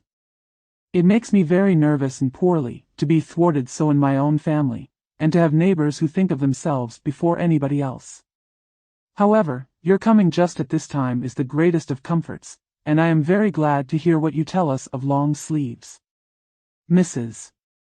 Gardiner, to whom the chief of this news had been given before, in the course of Jane and Elizabeth's correspondence with her, made her sister a slight answer, and, in compassion to her nieces, turned the conversation. When alone with Elizabeth afterwards, she spoke more on the subject.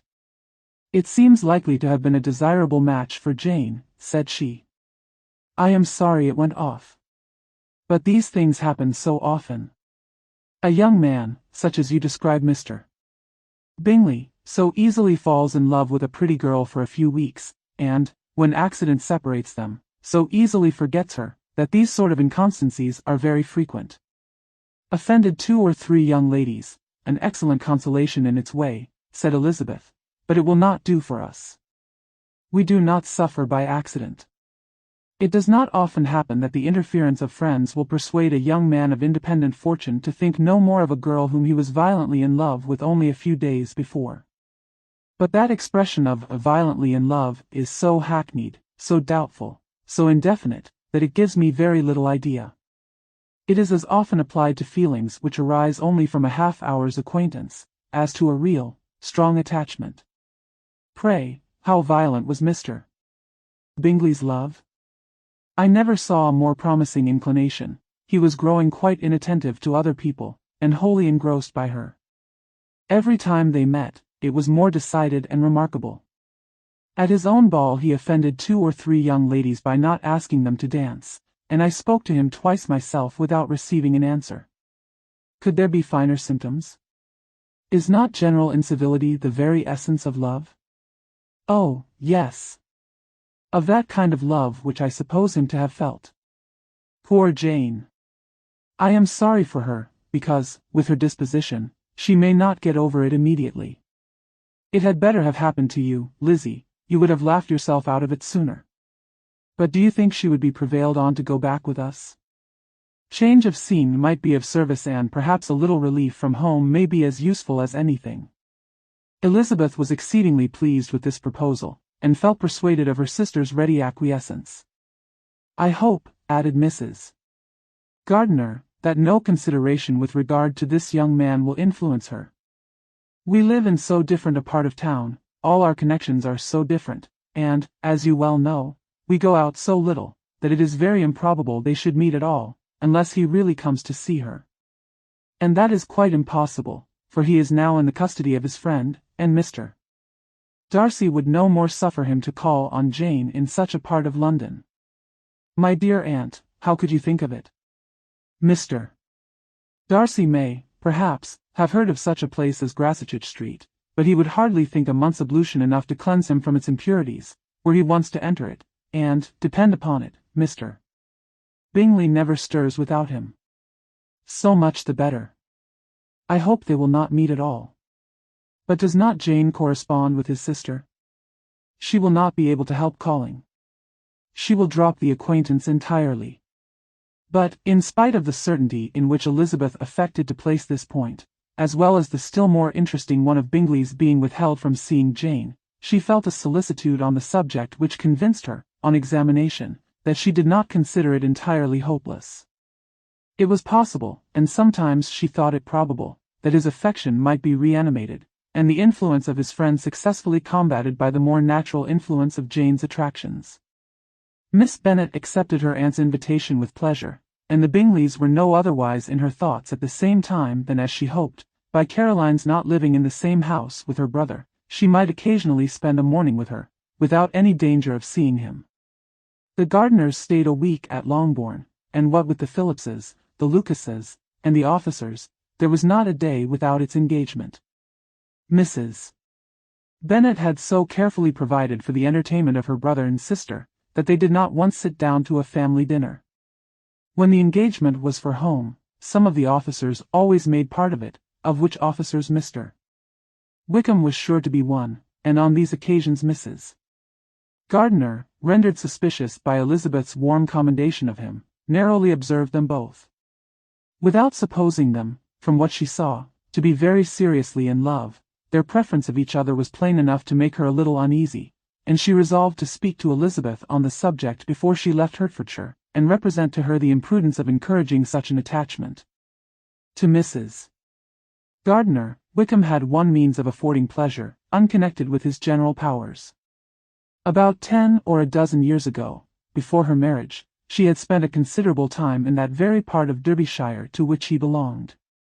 They had, therefore, many acquaintance in common, and, though Wickham had been little there since the death of Darcy's father, 5 years before, it was yet in his power to give her fresher intelligence of her former friends than she had been in the way of procuring. Mrs.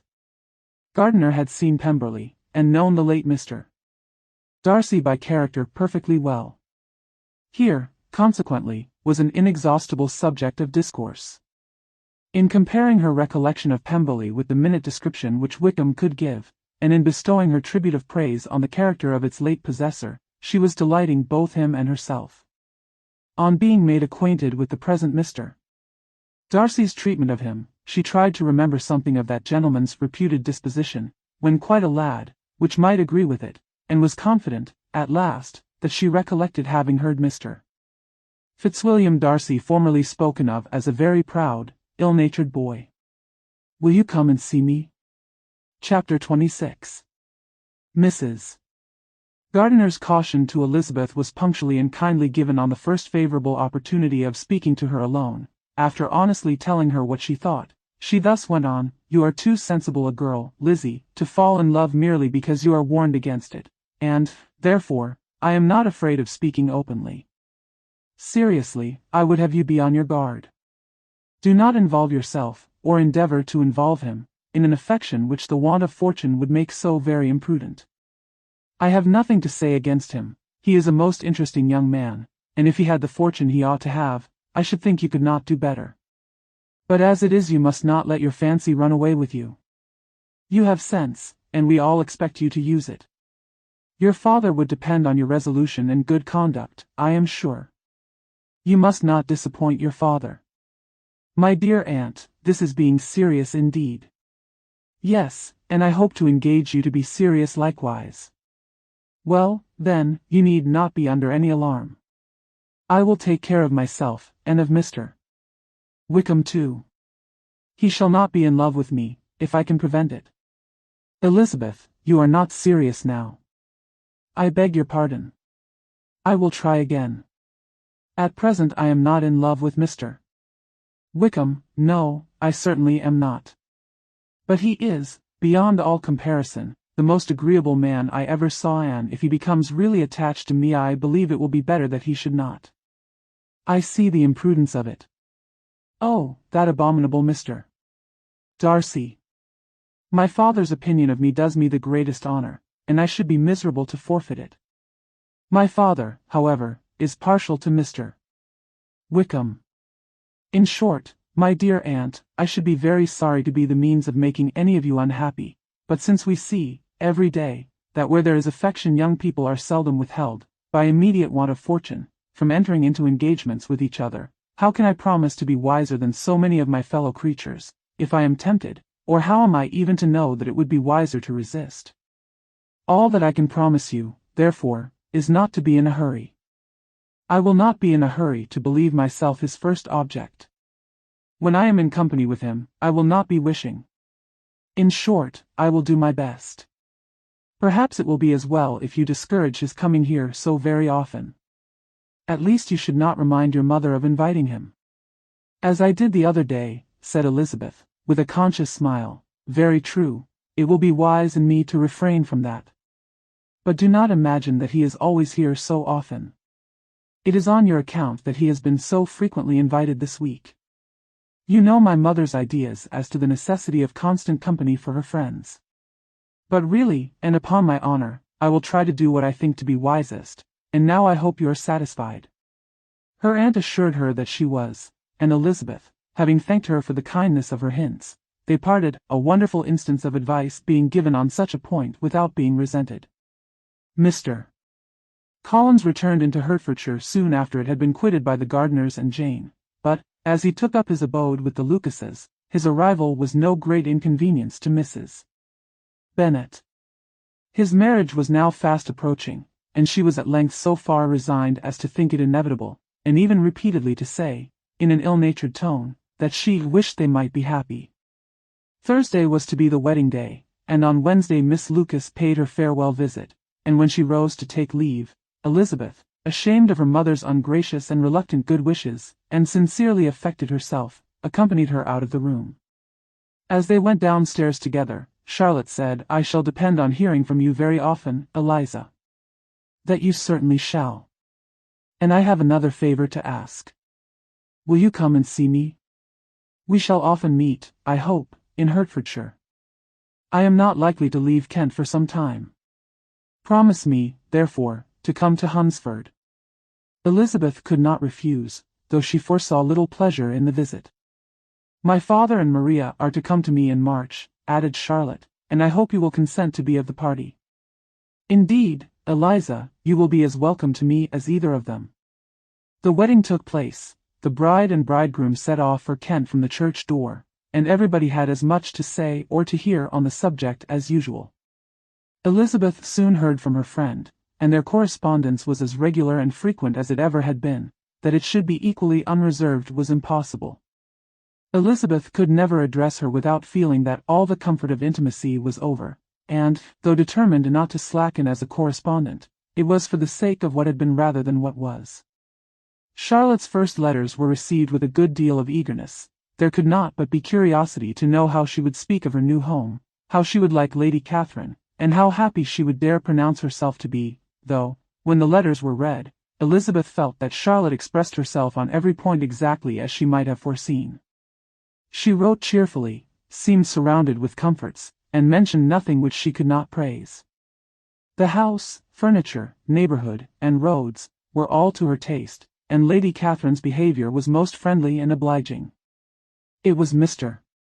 Collins's picture of Hunsford and Rosings rationally softened, and Elizabeth perceived that she must wait for her own visit there, to know the rest. Jane had already written a few lines to her sister, to announce their safe arrival in London, and when she wrote again, Elizabeth hoped it would be in her power to say something of the Bingleys. Her impatience for this second letter was as well rewarded as impatience generally is. Jane had been a week in town, without either seeing or hearing from Caroline. She accounted for it, however, by supposing that her last letter to her friend from Longbourn had by some accident been lost. "My aunt," she continued, "is going tomorrow into that part of the town, and I shall take the opportunity of calling in Grosvenor Street." She wrote again when the visit was paid, and she had seen Miss Bingley. "I did not think Caroline in spirits," were her words, "but she was very glad to see me, and reproached me for giving her no notice of my coming to London. I was right, therefore, my last letter had never reached her. I inquired after their brother, of course. He was well, but so much engaged with Mr. Darcy that they scarcely ever saw him. I found that Miss Darcy was expected to dinner. I wish I could see her. My visit was not long, as Caroline and Mrs. Hurst were going out. I dare say I shall soon see them here." Elizabeth shook her head over this letter. It convinced her that accident only could discover to Mr. Bingley her sister's being in town. 4 weeks passed away, and Jane saw nothing of him. She endeavored to persuade herself that she did not regret it, but she could no longer be blind to Miss Bingley's inattention. After waiting at home every morning for a fortnight, and inventing every evening a fresh excuse for her, the visitor did at last appear, but the shortness of her stay, and, yet more, the alteration of her manner, would allow Jane to deceive herself no longer. The letter which she wrote on this occasion to her sister will prove what she felt. "My dearest Lizzie will, I am sure, be incapable of triumphing in her better judgment, at my expense, when I confess myself to have been entirely deceived in Miss Bingley's regard for me. But, my dear sister, though the event has proved you right, do not think me obstinate if I still assert that, considering what her behavior was, my confidence was as natural as your suspicion. I do not at all comprehend her reason for wishing to be intimate with me, but, if the same circumstances were to happen again, I am sure I should be deceived again. Caroline did not return my visit till yesterday, and not a note, not a line, did I receive in the meantime. When she did come, it was very evident that she had no pleasure in it. She made a slight, formal apology for not calling before, said not a word of wishing to see me again, and was, in every respect, so altered a creature, that when she went away I was perfectly resolved to continue the acquaintance no longer. I pity, though I cannot help blaming, her. She was very wrong in singling me out as she did. I can safely say, that every advance to intimacy began on her side. But I pity her, because she must feel that she has been acting wrong, and because I am very sure that anxiety for her brother is the cause of it. I need not explain myself farther, and though we know this anxiety to be quite needless, yet if she feels it, it will easily account for her behavior to me, and so deservedly dear as he is to his sister, whatever anxiety she may feel on his behalf is natural and amiable. I cannot but wonder, however, at her having any such fears now, because if he had at all cared about me, we must have met long, long ago. He knows of my being in town, I am certain, from something she said herself, and yet it would seem, by her manner of talking, as if she wanted to persuade herself that he is really partial to Miss Darcy. I cannot understand it. If I were not afraid of judging harshly, I should be almost tempted to say, that there is a strong appearance of duplicity in all this. I will endeavor to banish every painful thought, and think only of what will make me happy, your affection, and the invariable kindness of my dear uncle and aunt. Let me hear from you very soon.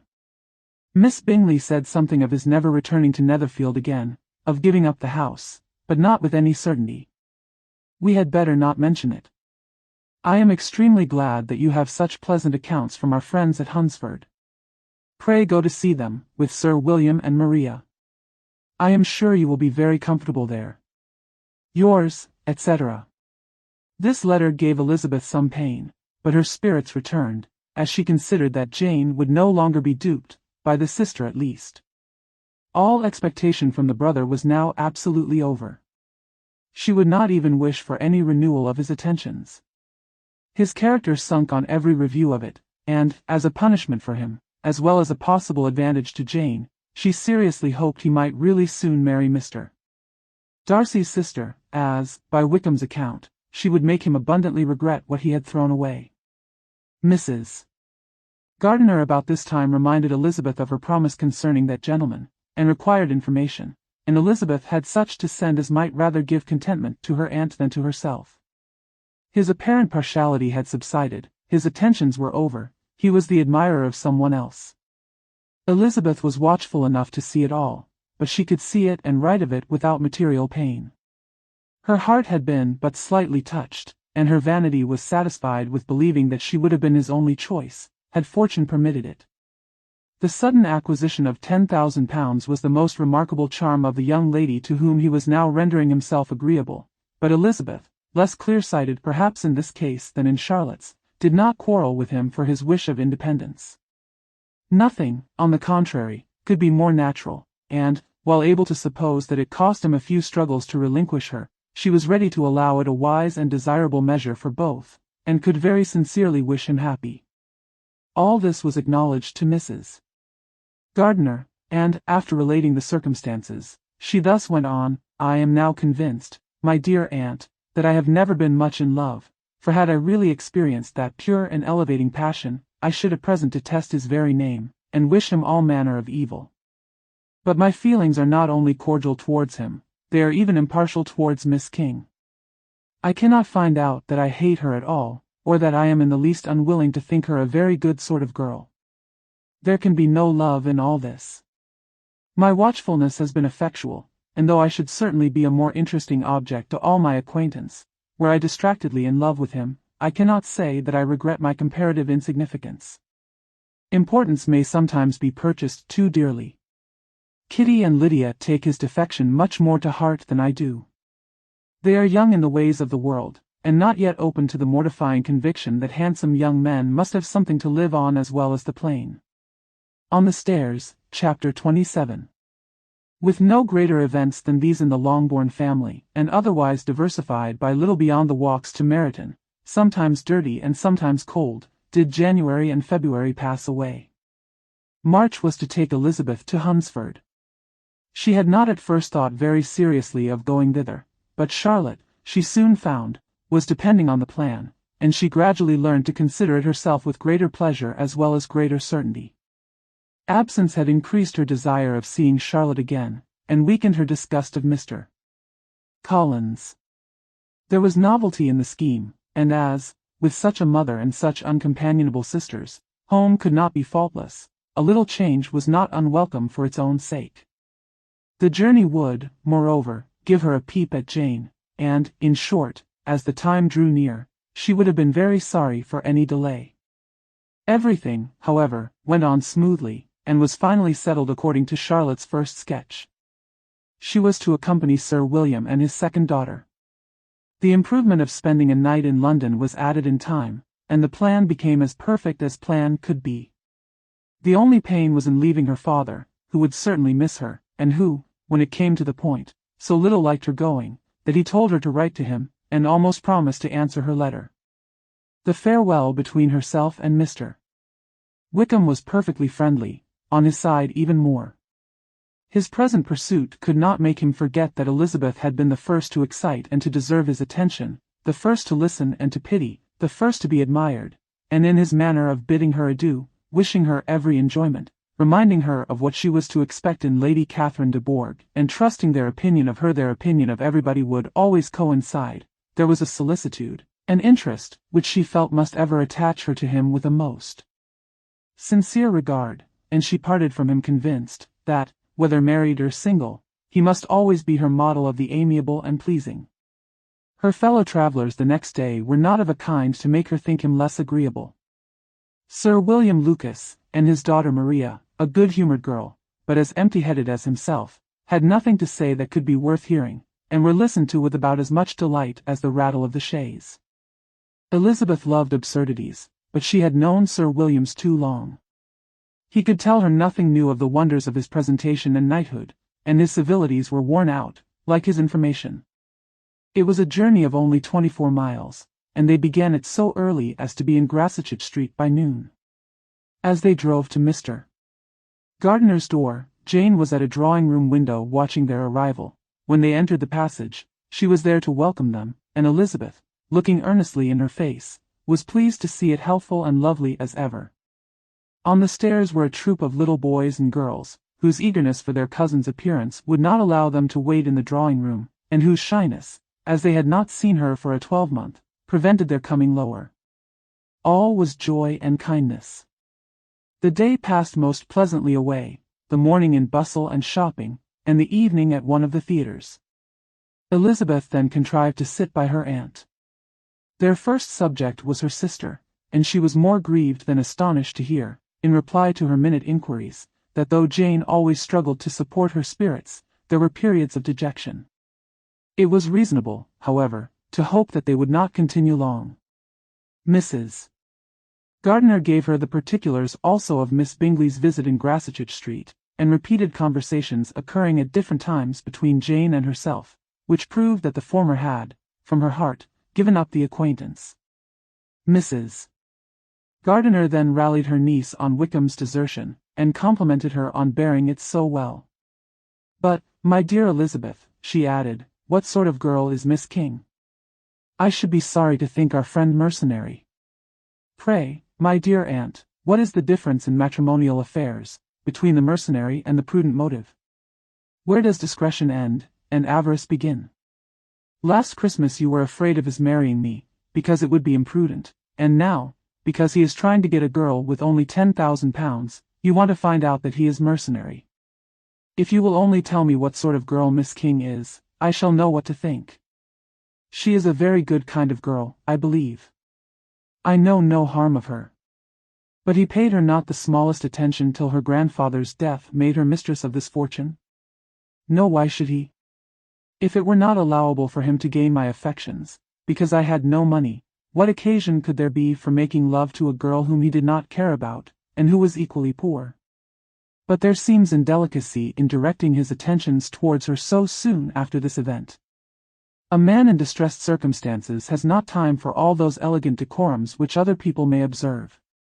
If she does not object to it, why should we? Her not objecting does not justify him. It only shows her being deficient in something herself sense or feeling. "Well," cried Elizabeth, "have it as you choose. He shall be mercenary, and she shall be foolish." "No, Lizzie, that is what I do not choose. I should be sorry, you know, to think ill of a young man who has lived so long in Derbyshire." "Oh, if that is all, I have a very poor opinion of young men who live in Derbyshire, and their intimate friends who live in Hertfordshire are not much better. I am sick of them all. Thank heaven.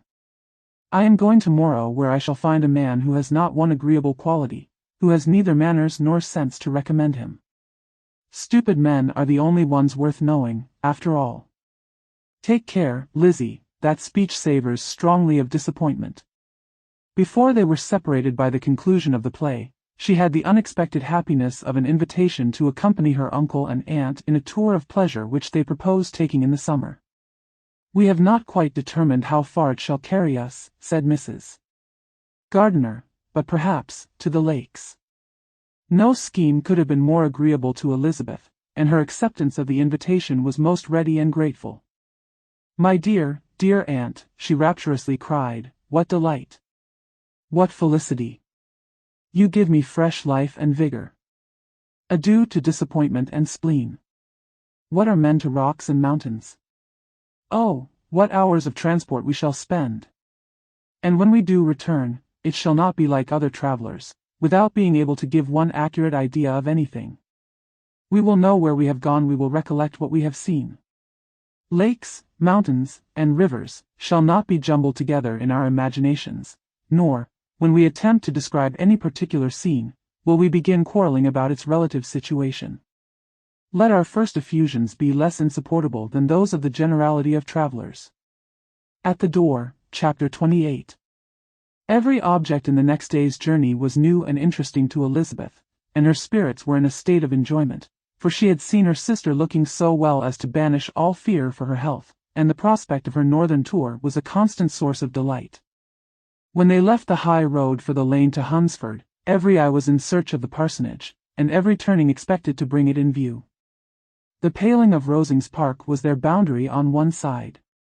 Elizabeth smiled at the recollection of all that she had heard of its inhabitants. At length the parsonage was discernible.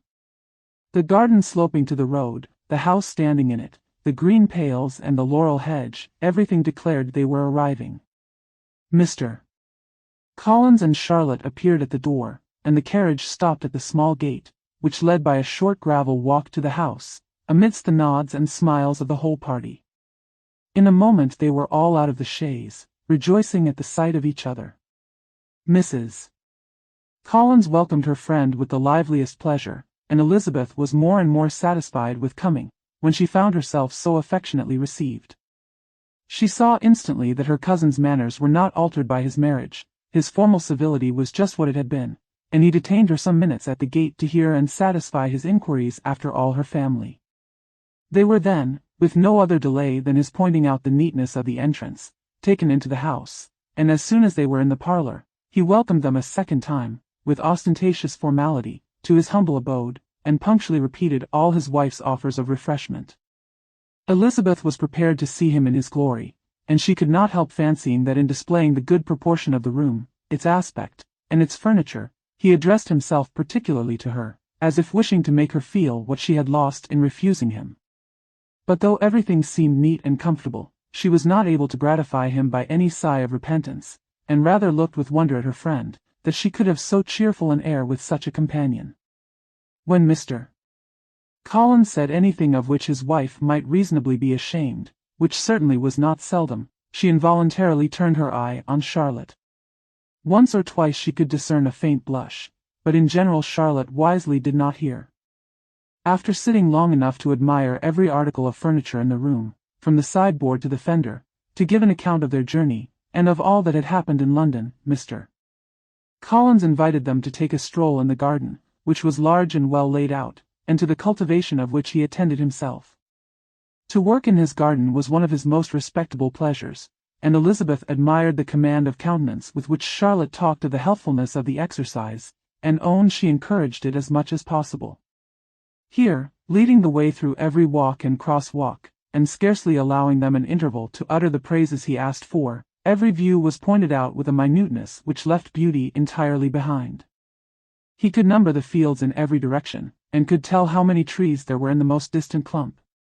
But of all the views which his garden, or which the country or the kingdom could boast, none were to be compared with the prospect of Rosings, afforded by an opening in the trees that bordered the park nearly opposite the front of his house. It was a handsome modern building, well situated on rising ground. From his garden, Mr. Collins would have led them round his 2 meadows, but the ladies, not having shoes to encounter the remains of a white frost, turned back, and while Sir William accompanied him, Charlotte took her sister and friend over the house, extremely well pleased, probably, to have the opportunity of showing it without her husband's help. It was rather small, but well built and convenient, and everything was fitted up and arranged with a neatness and consistency, of which Elizabeth gave Charlotte all the credit. When Mr. Collins could be forgotten, there was really a great air of comfort throughout, and by Charlotte's evident enjoyment of it, Elizabeth supposed he must be often forgotten.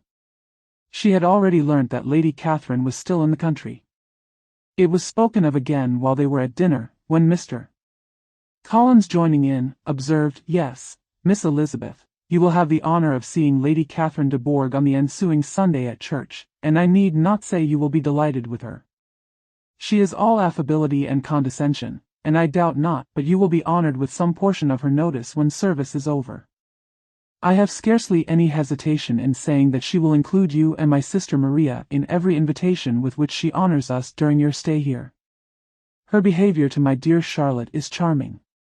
We dine at Rosings twice every week, and are never allowed to walk home. Her ladyship's carriage is regularly ordered for us.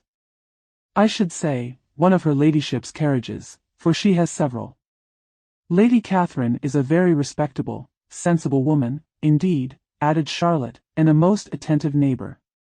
Very true, my dear, that is exactly what I say. She is the sort of woman whom one cannot regard with too much deference. The evening was spent chiefly in talking over Hertfordshire news, and telling again what had been already written, and when it closed, Elizabeth, in the solitude of her chamber, had to meditate upon Charlotte's degree of contentment, to understand her address in guiding, and composure in bearing with, her husband, and to acknowledge that it was all done very well. She had also to anticipate how her visit would pass, the quiet tenor of their usual employments, the vexatious interruptions of Mr. Collins, and the gaieties of their intercourse with Rosings. A lively imagination soon settled it all. About the middle of the next day, as she was in her room getting ready for a walk, a sudden noise below seemed to speak the whole house in confusion, and, after listening a moment, she heard somebody running upstairs in a violent hurry, and calling loudly after her. She opened the door, and met Maria in the landing-place, breathless with agitation, cried out, in conversation with the ladies, copyright 1894 by George Allen. Oh, my dear Eliza! Pray make haste and come into the dining-room, for there is such a sight to be seen. I will not tell you what it is. Make haste, and come down this moment. Elizabeth asked questions in vain, Maria would tell her nothing more, and down they ran into the dining-room which fronted the lane, in quest of this wonder. It was two ladies, stopping in a low phaeton at the garden gate. And is this all? Cried Elizabeth. I expected at least that the pigs were got into the garden, and here is nothing but Lady Catherine and her daughter. Law! My dear, said Maria, quite shocked at the mistake, it is not Lady Catherine. The old lady is Mrs. Jenkinson, who lives with them. The other is Miss de Bourgh. Only look at her. She is quite a little creature. Who would have thought she could be so thin and small? She is abominably rude to keep Charlotte out of doors in all this wind. Why does she not come in? Oh, Charlotte says she hardly ever does. It is the greatest of favors when Miss de Bourgh comes in. I like her appearance, said Elizabeth, struck with other ideas. She looks sickly and cross. Yes, she will do for him very well. She will make him a very proper wife. Mr. Collins and Charlotte were both standing at the gate in conversation with the ladies, and Sir William, to Elizabeth's high diversion, was stationed in the doorway, in earnest contemplation of the greatness before him, and constantly bowing whenever Miss de Bourgh looked that way. At length there was nothing more to be said, the ladies drove on, and the others returned into the house. Mr. Collins no sooner saw the two girls than he began to congratulate them on their good fortune, which Charlotte explained by letting them know that the whole party was asked to dine at Rosings the next day. Lady Catherine, said she, you have given me a treasure. Chapter 29. Mr. Collins's triumph, in consequence of this invitation, was complete. The power of displaying the grandeur of his patroness to his wondering visitors, and of letting them see her civility towards himself and his wife, was exactly what he had wished for, and that an opportunity of doing it should be given so soon was such an instance of Lady Catherine's condescension as he knew not how to admire enough. I confess, said he, that I should not have been at all surprised by her ladyship's asking us on Sunday to drink tea and spend the evening at Rosings. I rather expected, from my knowledge of her affability, that it would happen. But who could have foreseen such an attention as this? Who could have imagined that we should receive an invitation to dine there, an invitation, moreover, including the whole party, so immediately after your arrival? I am the less surprised at what has happened, replied Sir William, from that knowledge of what the manners of the great really are, which my situation in life has allowed me to acquire. About the court, such instances of elegant breeding are not uncommon. Scarcely anything was talked of the whole day or next morning but their visit to Rosings. Mr. Collins was carefully instructing them in what they were to expect, that the sight of such rooms, so many servants, and so splendid a dinner, might not wholly overpower them. When the ladies were separating for the toilette, he said to Elizabeth, "Do not make yourself uneasy, my dear cousin, about your apparel. Lady Catherine is far from requiring that elegance of dress in us which becomes herself and daughter. I would advise you merely to put on whatever of your clothes is superior to the rest. There is no occasion for anything more. Lady Catherine will not think the worse of you for being simply dressed. She likes to have the distinction of rank preserved." While they were dressing, he came 2 or 3 times to their different doors, to recommend their being quick, as Lady Catherine very much objected to be kept waiting for her dinner. Such formidable accounts of her ladyship, and her manner of living, quite frightened Maria Lucas, who had been little used to company, and she looked forward to her introduction at Rosings with as much apprehension as her father had done to his presentation at St. James's. As the weather was fine, they had a pleasant walk of about half a mile across the park. Every park has its beauty and its prospects, and Elizabeth saw much to be pleased with, though she could not be in such raptures as Mr. Collins expected the scene to inspire, and was but slightly affected by his enumeration of the windows in front of the house, and his relation of what the glazing altogether had originally cost Sir Louis de Bourgh. When they ascended the steps to the hall, Maria's alarm was every moment increasing, and even Sir William did not look perfectly calm. Elizabeth's courage did not fail her.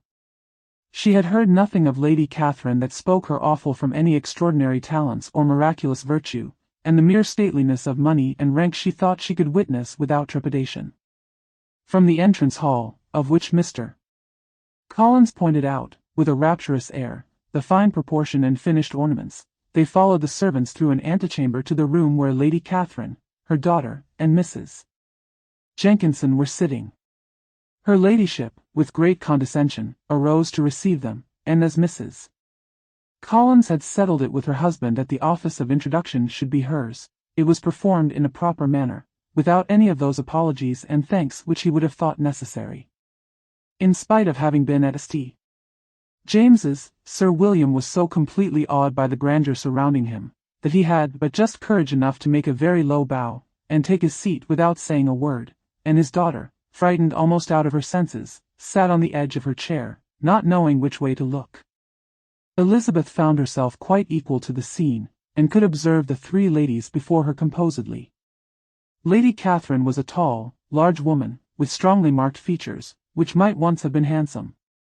Her air was not conciliating, nor was her manner of receiving them such as to make her visitors forget their inferior rank. She was not rendered formidable by silence, but whatever she said was spoken in so authoritative a tone as marked her self-importance, and brought Mr. Wickham immediately to Elizabeth's mind, and, from the observation of the day altogether, she believed Lady Catherine to be exactly what he had represented. When, after examining the mother, in whose countenance and deportment she soon found some resemblance of Mr. Darcy, she turned her eyes on the daughter, she could almost have joined in Maria's astonishment at her being so thin and so small. There was neither in figure nor face any likeness between the ladies. Miss de Bourgh was pale and sickly, her features, though not plain, were insignificant, and she spoke very little, except in a low voice, to Mrs. Jenkinson, in whose appearance there was nothing remarkable, and who was entirely engaged in listening to what she said, and placing a screen in the proper direction before her eyes. After sitting a few minutes, they were all sent to one of the windows to admire the view, Mr. Collins attending them to point out its beauties, and Lady Catherine kindly informing them that it was much better worth looking at in the summer. The dinner was exceedingly handsome, and there were all the servants, and all the articles of plate which Mr. Collins had promised, and, as he had likewise foretold, he took his seat at the bottom of the table, by her ladyship's desire, and looked as if he felt that life could furnish nothing greater. He carved and ate and praised with delighted alacrity, and every dish was commended first by him, and then by Sir William, who was now enough recovered to echo whatever his son-in-law said, in a manner which Elizabeth wondered Lady Catherine could bear. But Lady Catherine seemed gratified by their excessive admiration, and gave most gracious smiles, especially when any dish on the table proved a novelty to them. The party did not supply much conversation. Elizabeth was ready to speak whenever there was an opening, but she was seated between Charlotte and Miss de Bourgh, the former of whom was engaged in listening to Lady Catherine, and the latter said not a word to her all the dinner time. Mrs. Jenkinson was chiefly employed in watching how little Miss de Bourgh ate, pressing her to try some other dish and fearing she was indisposed. Maria thought speaking out of the question, and the gentlemen did nothing but eat and admire. When the ladies returned to the drawing-room, there was little to be done but to hear Lady Catherine talk, which she did without any intermission till coffee came in, delivering her opinion on every subject in so decisive a manner as proved that she was not used to have her judgment controverted. She inquired into Charlotte's domestic concerns familiarly and minutely, and gave her a great deal of advice as to the management of them all, told her how everything ought to be regulated in so small a family as hers, and instructed her as to the care of her cows and her poultry. Elizabeth found that nothing was beneath this great lady's attention which could furnish her with an occasion for dictating to others. In the intervals of her discourse with Mrs. Collins, she addressed a variety of questions to Maria and Elizabeth, but especially to the latter, of whose connections she knew the least, and who, she observed to Mrs. Collins, was a very genteel, pretty kind of girl. She asked her at different times how many sisters she had, whether they were older or younger than herself, whether any of them were likely to be married, whether they were handsome, where they had been educated, what carriage her father kept, and what had been her mother's maiden name. Elizabeth felt all the impertinence of her questions, but answered them very composedly. Lady Catherine then observed, "Your father's estate is entailed on Mr. Collins, I think? For your sake," turning to Charlotte, "I am glad of it, but otherwise I see no occasion for entailing estates from the female line. It was not thought necessary in Sir Louis de Bourgh's family. Do you play and sing, Miss Bennet?" "A little." "Oh, then some time or other we shall be happy to hear you. Our instrument is a capital one, probably superior to, you shall try it some day. Do your sisters play and sing?" "One of them does." "Why did not you all learn?" "You ought all to have learned. The Miss Webbs all play, and their father has not so good an income as yours." "Do you draw?" "No, not at all." "What, none of you?" "Not one." "That is very strange. But I suppose you had no opportunity. Your mother should have taken you to town every spring for the benefit of masters." "My mother would have no objection, but my father hates London." "Has your governess left you?" "We never had any governess." "No governess? How was that possible? 5 daughters brought up at home without a governess? I never heard of such a thing. Your mother must have been quite a slave to your education." Elizabeth could hardly help smiling, as she assured her that had not been the case. "Then who taught you? Who attended to you? Without a governess, you must have been neglected." "Compared with some families, I believe we were, but such of us as wished to learn never wanted the means. We were always encouraged to read, and had all the masters that were necessary. Those who chose to be idle certainly might." "Aye, no doubt, but that is what a governess will prevent, and if I had known your mother, should have advised her most strenuously to engage one. I always say that nothing is to be done in education without steady and regular instruction, and nobody but a governess can give it. It is wonderful how many families I have been the means of supplying in that way. I am always glad to get a young person well placed out. 4 nieces of Mrs. Jenkinson are most delightfully situated through my means, and it was but the other day that I recommended another young person, who was merely accidentally mentioned to me, and the family are quite delighted with her. Mrs. Collins, did I tell you of Lady Metcalfe's calling yesterday to thank me? She finds Miss Pope a treasure. Lady Catherine, said she, you have given me a treasure. Are any of your younger sisters out, Miss Bennet? Yes, ma'am, all. All. What, all 5 out at once? Very odd. And you only the second. The younger ones out before the elder are married. Your younger sisters must be very young? Yes, my youngest is not 16. Perhaps she is full young to be much in company. But really, ma'am, I think it would be very hard upon younger sisters that they should not have their share of society and amusement, because the elder may not have the means or inclination to marry early. The last born has as good a right to the pleasures of youth as the first. And to be kept back on such a motive, I think it would not be very likely to promote sisterly affection or delicacy of mind. Upon my word, said her ladyship, you give your opinion very decidedly for so young a person. Pray, what is your age? With 3 younger sisters grown up, replied Elizabeth, smiling, your ladyship can hardly expect me to own it. Lady Catherine seemed quite astonished at not receiving a direct answer, and Elizabeth suspected herself to be the first creature who had ever dared to trifle with so much dignified impertinence. You cannot be more than 20, I am sure, therefore you need not conceal your age. I am not 21. When the gentlemen had joined them, and tea was over, the card tables were placed. Lady Catherine, Sir William, and Mr. and Mrs. Collins sat down to quadrille, and as Miss de Bourgh chose to play at casino, the 2 girls had the honor of assisting Mrs. Jenkinson to make up her party. Their table was superlatively stupid. Scarcely a syllable was uttered that did not relate to the game, except when Mrs. Jenkinson expressed her fears of Miss de Bourgh's being too hot or too cold, or having too much or too little light. A great deal more passed at the other table. Lady Catherine was generally speaking stating the mistakes of the 3 others, or relating some anecdote of herself. Mr. Collins was employed in agreeing to everything her ladyship said, thanking her for every fish he won, and apologizing if he thought he won too many. Sir William did not say much. He was storing his memory with anecdotes and noble names. When Lady Catherine and her daughter had played as long as they chose, the tables were broken up, the carriage was offered to Mrs. Collins, gratefully accepted, and immediately ordered. The party then gathered round the fire to hear Lady Catherine determine what weather they were to have on the morrow. From these instructions they were summoned by the arrival of the coach, and with many speeches of thankfulness on Mr. Collins's side, and as many bows on Sir William's, they departed. As soon as they had driven from the door, Elizabeth was called on by her cousin to give her opinion of all that she had seen at Rosings, which, for Charlotte's sake, she made more favourable than it really was. But her commendation, though costing her some trouble, could by no means satisfy Mr. Collins, and he was very soon obliged to take her ladyship's praise into his own hands.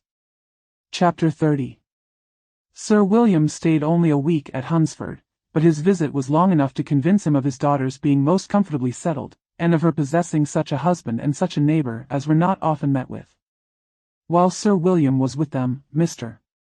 Collins devoted his mornings to driving him out in his gig, and showing him the country, but when he went away, the whole family returned to their usual employments, and Elizabeth was thankful to find that they did not see more of her cousin by the alteration, for the chief of the time between breakfast and dinner was now passed by him either at work in the garden, or in reading and writing, and looking out of window in his own book-room, which fronted the road. The room in which the ladies sat was backwards. Elizabeth at first had rather wondered that Charlotte should not prefer the dining parlour for common use. It was a better-sized room, and had a pleasanter aspect, but she soon saw that her friend had an excellent reason for what she did, for Mr. Collins would undoubtedly have been much less in his own apartment had they sat in one equally lively, and she gave Charlotte credit for the arrangement. From the drawing-room they could distinguish nothing in the lane, and were indebted to Mr. Collins for the knowledge of what carriages went along, and how often especially Miss de Bourgh drove by in her phaeton, which he never failed coming to inform them of, though it happened almost every day. She not unfrequently stopped at the parsonage, and had a few minutes' conversation with Charlotte, but was scarcely ever prevailed on to get out. Very few days passed in which Mr. Collins did not walk to Rosings, and not many in which his wife did not think it necessary to go likewise, until Elizabeth recollected that there might be other family livings to be disposed of. She could not understand the sacrifice of so many hours. Now and then they were honoured with a call from her ladyship, and nothing escaped her observation that was passing in the room during these visits. She examined into their employments, looked at their work, and advised them to do it differently, found fault with the arrangement of the furniture, or detected the housemaid in negligence, and if she accepted any refreshment, seemed to do it only for the sake of finding out that Mrs. Collins's joints of meat were too large for her family. Elizabeth soon perceived that though this great lady was not in the commission of the peace for the county, she was a most active magistrate in her own parish, the minutest concerns of which were carried to her by Mr. Collins, and whenever any of the cottagers were disposed to be quarrelsome, discontented, or too poor, she sallied forth into the village to settle their differences, silence their complaints, and scold them into harmony and plenty. He never failed to inform them. The entertainment of dining at Rosings was repeated about twice a week, and, allowing for the loss of Sir William, and there being only one card table in the evening, every such entertainment was the counterpart of the first. Their other engagements were few, as the style of living of the neighborhood in general was beyond the Collinses' reach. This, however, was no evil to Elizabeth, and upon the whole she spent her time comfortably enough. There were half-hours of pleasant conversation with Charlotte, and the weather was so fine for the time of year, that she had often great enjoyment out of doors. Her favourite walk, and where she frequently went while the others were calling on Lady Catherine, was along the open grove which edged that side of the park, where there was a nice sheltered path, which no one seemed to value but herself, and where she felt beyond the reach of Lady Catherine's curiosity. In this quiet way the first fortnight of her visit soon passed away. Easter was approaching, and the week preceding it was to bring an addition to the family at Rosings, which in so small a circle must be important. Elizabeth had heard, soon after her arrival, that Mr. Darcy was expected there in the course of a few weeks, and though there were not many of her acquaintance whom she did not prefer, his coming would furnish one comparatively new to look at in their Rosings parties, and she might be amused in seeing how hopeless Miss Bingley's designs on him were, by his behaviour to his cousin, for whom he was evidently destined by Lady Catherine, who talked of his coming with the greatest satisfaction, spoke of him in terms of the highest admiration, and seemed almost angry to find that he had already been frequently seen by Miss Lucas and herself. His arrival was soon known at the parsonage, for Mr. Collins was walking the whole morning within view of the lodges opening into Hunsford Lane, in order to have the gentleman accompanied him. The earliest assurance of it, and, after making his bow as the carriage turned into the park, hurried home with the great intelligence. On the following morning he hastened to Rosings to pay his respects. There were two nephews of Lady Catherine to require them, for Mr. Darcy had brought with him a Colonel Fitzwilliam, the younger son of his uncle, Lord, and, to the great surprise of all the party, when Mr. Collins returned, the gentleman accompanied him. Charlotte had seen them from her husband's room, crossing the road, and immediately running into the other, told the girls what an honour they might expect, adding, "I may thank you, Eliza, for this piece of civility. Mr. Darcy would never have come so soon to wait upon me." Elizabeth had scarcely time to disclaim all right to the compliment before their approach was announced by the door-bell, and shortly afterwards the three gentlemen entered the room. Colonel Fitzwilliam, who led the way, was about 30, not handsome, but in person and address most truly the gentleman. Mr. Darcy looked just as he had been used to look in Hertfordshire, paid his compliments, with his usual reserve, to Mrs. Collins, and whatever might be his feelings towards her friend, met her with every appearance of composure. Elizabeth merely courtesied to him, without saying a word. Colonel Fitzwilliam entered into conversation directly, with the readiness and ease of a well-bred man, and talked very pleasantly, but his cousin, after having addressed a slight observation on the house and garden to Mrs.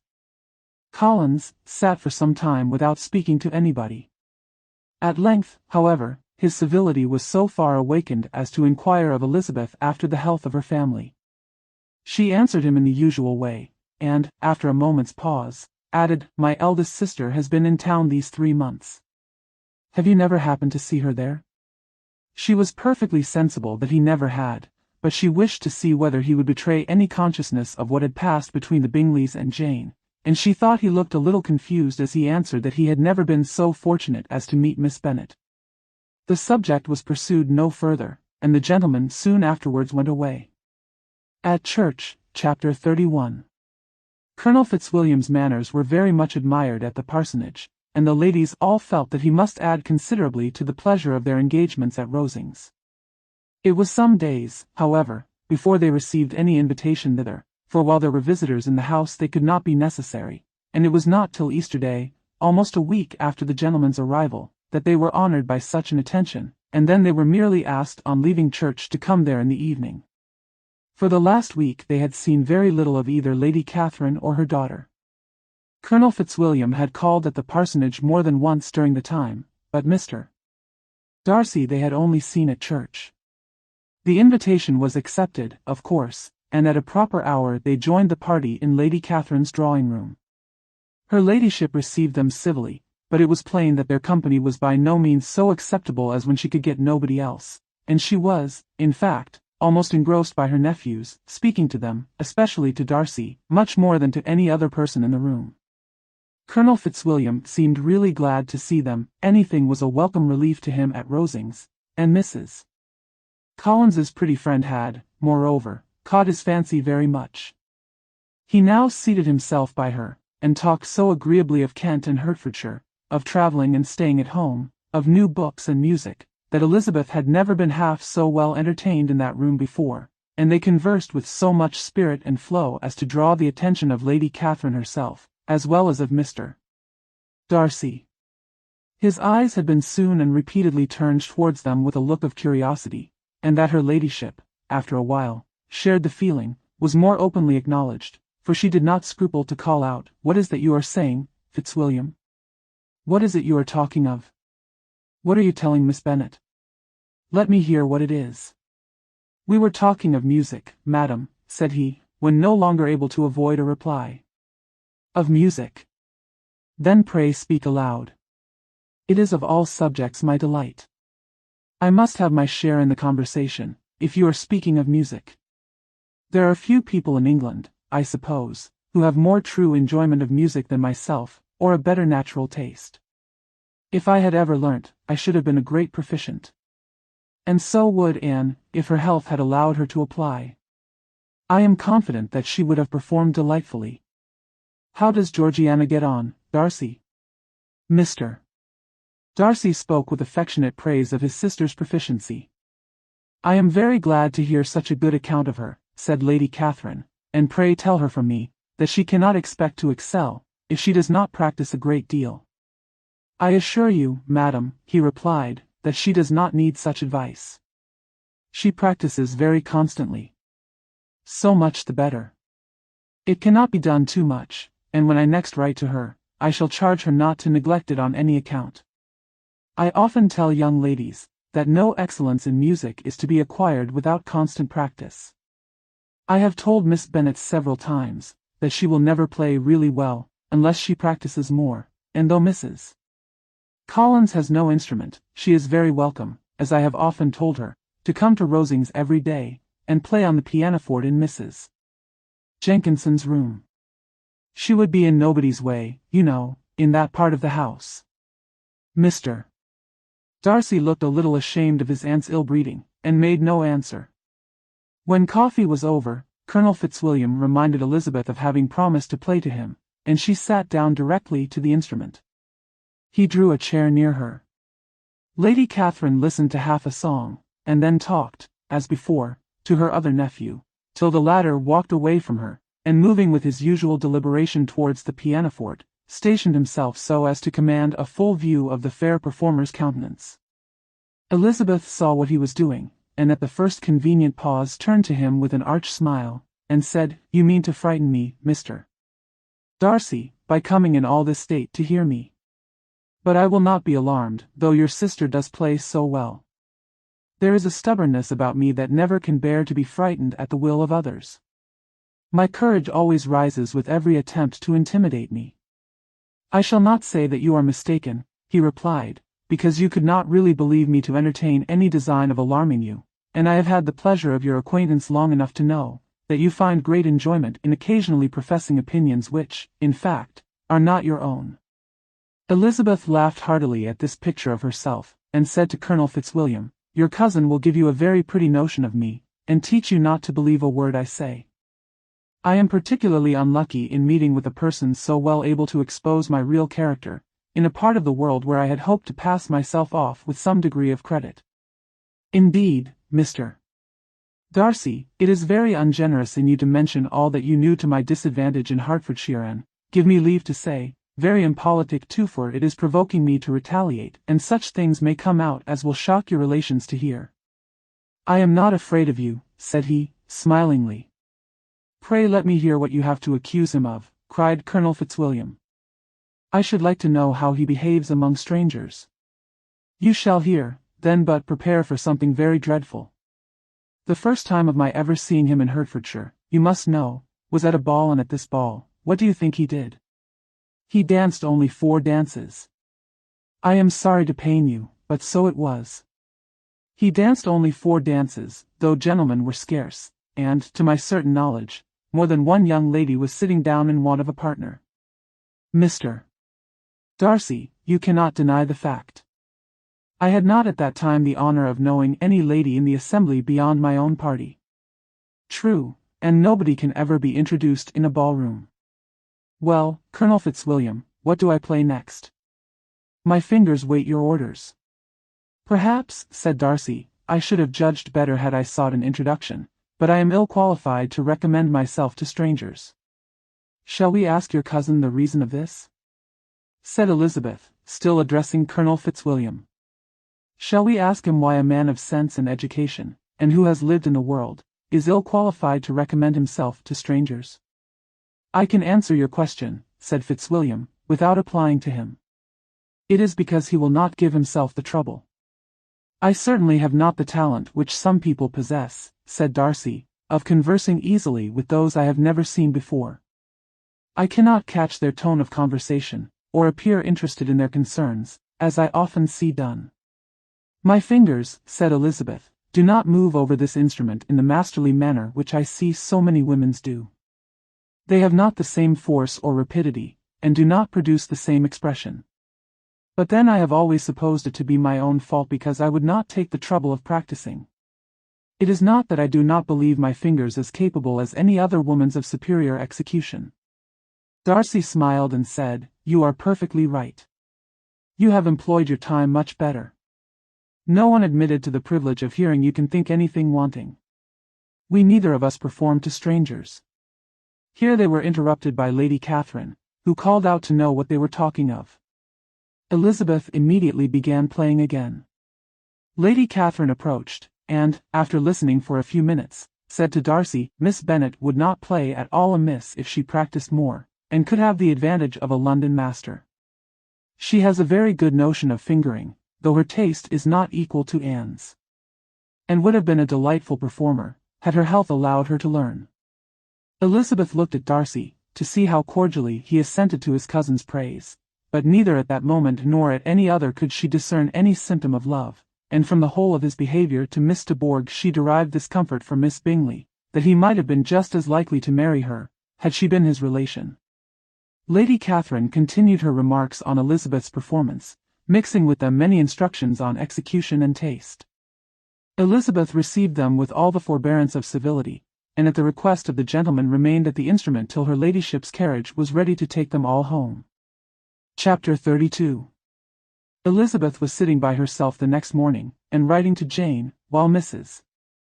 Collins and Maria were gone on business into the village, when she was startled by a ring at the door, the certain signal of a visitor. As she had heard no carriage, she thought it not unlikely to be Lady Catherine, and under that apprehension was putting away her half-finished letter, that she might escape all impertinent questions, when the door opened, and to her very great surprise Mr. Darcy, and Mr. Darcy only, entered the room. He seemed astonished too on finding her alone, and apologized for his intrusion, by letting her know that he had understood all the ladies to be within. They then sat down, and when her inquiries after Rosings were made, seemed in danger of sinking into total silence. It was absolutely necessary, therefore, to think of something, and in this emergency recollecting when she had seen him last in Hertfordshire, and feeling curious to know what he would say on the subject of their hasty departure, she observed, How very suddenly you all quitted Netherfield last November, Mr. Darcy. It must have been a most agreeable surprise to Mr. Bingley to see you all after him so soon, for, if I recollect right, he went but the day before. He and his sisters were well, I hope, when you left London? Perfectly so, I thank you. She found that she was to receive no other answer, and, after a short pause, added, I think I have understood that Mr. Bingley has not much idea of ever returning to Netherfield again? I have never heard him say so, but it is probable that he may spend very little of his time there in future. He has many friends, and he is at a time of life when friends and engagements are continually increasing. If he means to be but little at Netherfield, it would be better for the neighborhood that he should give up the place entirely, for then we might possibly get a settled family there. But, perhaps, Mr. Bingley did not take the house so much for the convenience of the neighborhood as for his own, and we must expect him to keep or quit it on the same principle. I should not be surprised, said Darcy, if he were to give it up as soon as any eligible purchase offers. Elizabeth made no answer. She was afraid of talking longer of his friend, and, having nothing else to say, was now determined to leave the trouble of finding a subject to him. He took the hint and soon began with, This seems a very comfortable house. Lady Catherine, I believe, did a great deal to it when Mr. Collins first came to Hunsford. I believe she did, and I am sure she could not have bestowed her kindness on a more grateful object. Mr. Collins appears very fortunate in his choice of a wife. Yes, indeed, his friends may well rejoice in his having met with one of the very few sensible women who would have accepted him, or have made him happy if they had. My friend has an excellent understanding, though I am not certain that I consider her marrying Mr. Collins as the wisest thing she ever did. She seems perfectly happy, however, and, in a prudential light, it is certainly a very good match for her. It must be very agreeable to her to be settled within so easy a distance of her own family and friends. An easy distance, do you call it? It is nearly 50 miles. And what is 50 miles of good road? Little more than half a day's journey. Yes, I call it a very easy distance. I should never have considered the distance as one of the advantages of the match, cried Elizabeth. I should never have said Mrs. Collins was settled near her family. It is a proof of your own attachment to Hertfordshire. Anything beyond the very neighbourhood of Longbourn, I suppose, would appear far. As he spoke there was a sort of smile, which Elizabeth fancied she understood. He must be supposing her to be thinking of Jane and Netherfield, and she blushed as she answered, I do not mean to say that a woman may not be settled too near her family. The far and the near must be relative, and depend on many varying circumstances. Where there is fortune to make the expense of travelling unimportant, distance becomes no evil. But that is not the case here. Mr. and Mrs. Collins have a comfortable income, but not such a one as will allow of frequent journeys, and I am persuaded my friend would not call herself near her family under less than half the present distance. Mr. Darcy drew his chair a little towards her, and said, You cannot have a right to such very strong local attachment. You cannot have been always at Longbourn. Elizabeth looked surprised. The gentleman experienced some change of feeling. He drew back his chair, took a newspaper from the table, and, glancing over it, said, in a colder voice, Are you pleased with Kent? A short dialogue on the subject of the country ensued, on either side calm and concise, and soon put an end to by the entrance of Charlotte and her sister, just returned from their walk. The tête-à-tête surprised them. Mr. Darcy related the mistake which had occasioned his intruding on Miss Bennet, and, after sitting a few minutes longer, without saying much to anybody, went away. Accompanied by their aunt. What can be the meaning of this? Said Charlotte, as soon as he was gone. My dear Eliza, he must be in love with you, or he would never have called on us in this familiar way. But when Elizabeth told of his silence, it did not seem very likely, even to Charlotte's wishes, to be the case, and, after various conjectures, they could at last only suppose his visit to proceed from the difficulty of finding anything to do, which was the more probable from the time of year. All field sports were over.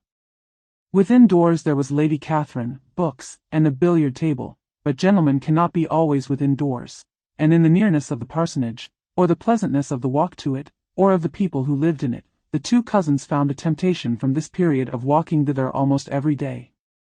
They called at various times of the morning, sometimes separately, sometimes together, and now and then accompanied by their aunt. It was plain to them all that Colonel Fitzwilliam came because he had pleasure in their society, a persuasion which of course recommended him still more, and Elizabeth was reminded by her own satisfaction in being with him, as well as by his evident admiration, of her former favourite, George Wickham, and though, in comparing them, she saw there was less captivating softness in Colonel Fitzwilliam's manners, she believed he might have the best informed mind. But why Mr. Darcy came so often to the parsonage it was more difficult to understand. It could not be for society, as he frequently sat there 10 minutes together without opening his lips, and when he did speak, it seemed the effect of necessity rather than of choice, a sacrifice to propriety, not a pleasure to himself. He seldom appeared really animated. Mrs. Collins knew not what to make of him. Colonel Fitzwilliam's occasionally laughing at his stupidity proved that he was generally different, which her own knowledge of him could not have told her, and as she would have liked to believe this changed the effect of love, and the object of that love her friend Eliza, she set herself seriously to work to find it out. She watched him whenever they were at Rosings, and whenever he came to Hunsford, but without much success. He certainly looked at her friend a great deal, but the expression of that look was disputable. It was an earnest, steadfast gaze, but she often doubted whether there were much admiration in it, and sometimes it seemed nothing but absence of mind. She had once or twice suggested to Elizabeth the possibility of his being partial to her, but Elizabeth always laughed at the idea, and Mrs. Collins did not think it right to press the subject, from the danger of raising expectations which might only end in disappointment, for in her opinion it admitted not of a doubt that all her friend's dislike would vanish, if she could suppose him to be in her power. In her kind schemes for Elizabeth, she sometimes planned her marrying Colonel Fitzwilliam. He was, beyond comparison, the pleasantest man. He certainly admired her, and his situation in life was most eligible, but, to counterbalance these advantages, Mr. Darcy had considerable patronage in the church, and his cousin could have none at all. On looking up, chapter 33. More than once did Elizabeth, in her ramble within the park, unexpectedly meet Mr. Darcy. She felt all the perverseness of the mischance that should bring him where no one else was brought, and, to prevent its ever happening again, took care to inform him, at first, that it was a favourite haunt of hers. How it could occur a second time, therefore, was very odd. Yet it did, and even the third. It seemed like wilful ill-nature, or a voluntary penance, for on these occasions it was not merely a few formal inquiries and an awkward pause and then away, but he actually thought it necessary to turn back and walk with her. He never said a great deal, nor did she give herself the trouble of talking or of listening much, but it struck her in the course of their third rencounter that he was asking some odd unconnected questions about her pleasure in being at Hunsford, her love of solitary walks, and her opinion of Mr. and Mrs. Collins's happiness, and that in speaking of Rosings, and her not perfectly understanding the house, he seemed to expect that whenever she came into Kent again she would be staying there too. His words seemed to imply it. Could he have Colonel Fitzwilliam in his thoughts? She supposed, if he meant anything, he must mean an allusion to what might arise in that quarter. It distressed her a little, and she was quite glad to find herself at the gate in the Pales opposite the parsonage.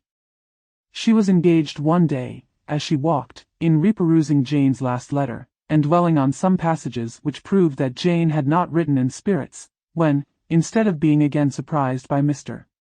Darcy, she saw, on looking up, that Colonel Fitzwilliam was meeting her. Putting away the letter immediately, and forcing a smile, she said, "I did not know before that you ever walked this way." "I have been making the tour of the park," he replied, "as I generally do every year, and intended to close it with a call at the parsonage." "Are you going much farther?" "No, I should have turned in a moment." And accordingly she did turn, and they walked towards the parsonage together. "Do you certainly leave Kent on Saturday?" said she. "Yes, if Darcy does not put it off again. But I am at his disposal. He arranges the business just as he pleases. And if not able to please himself in the arrangement, he has at least great pleasure in the power of choice." I do not know anybody who seems more to enjoy the power of doing what he likes than Mr.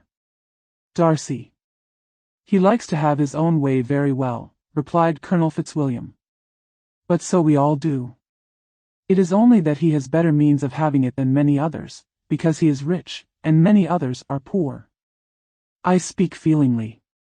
A younger son, you know, must be inured to self-denial and dependence. In my opinion, the younger son of an earl can know very little of either. Now, seriously, what have you ever known of self-denial and dependence? When have you been prevented by want of money from going wherever you chose or procuring anything you had a fancy for? These are home questions, and perhaps I cannot say that I have experienced many hardships of that nature. But in matters of greater weight, I may suffer from the want of money. Younger sons cannot marry where they like. Unless where they like women of fortune, which I think they very often do. Our habits of expense make us too dependent, and there are not many in my rank of life who can afford to marry without some attention to money. Is this, thought Elizabeth, meant for me? And she colored at the idea, but, recovering herself, said in a lively tone, and pray, what is the usual price of an earl's younger son? Unless the elder brother is very sickly, I suppose you would not ask above £50,000. He answered her in the same style, and the subject dropped. To interrupt a silence which might make him fancy her affected with what had passed, she soon afterwards said, I imagine your cousin brought you down with him chiefly for the sake of having somebody at his disposal. I wonder he does not marry, to secure a lasting convenience of that kind. But, perhaps, his sister does as well for the present, and, as she is under his sole care, he may do what he likes with her. No, said Colonel Fitzwilliam, that is an advantage which he must divide with me.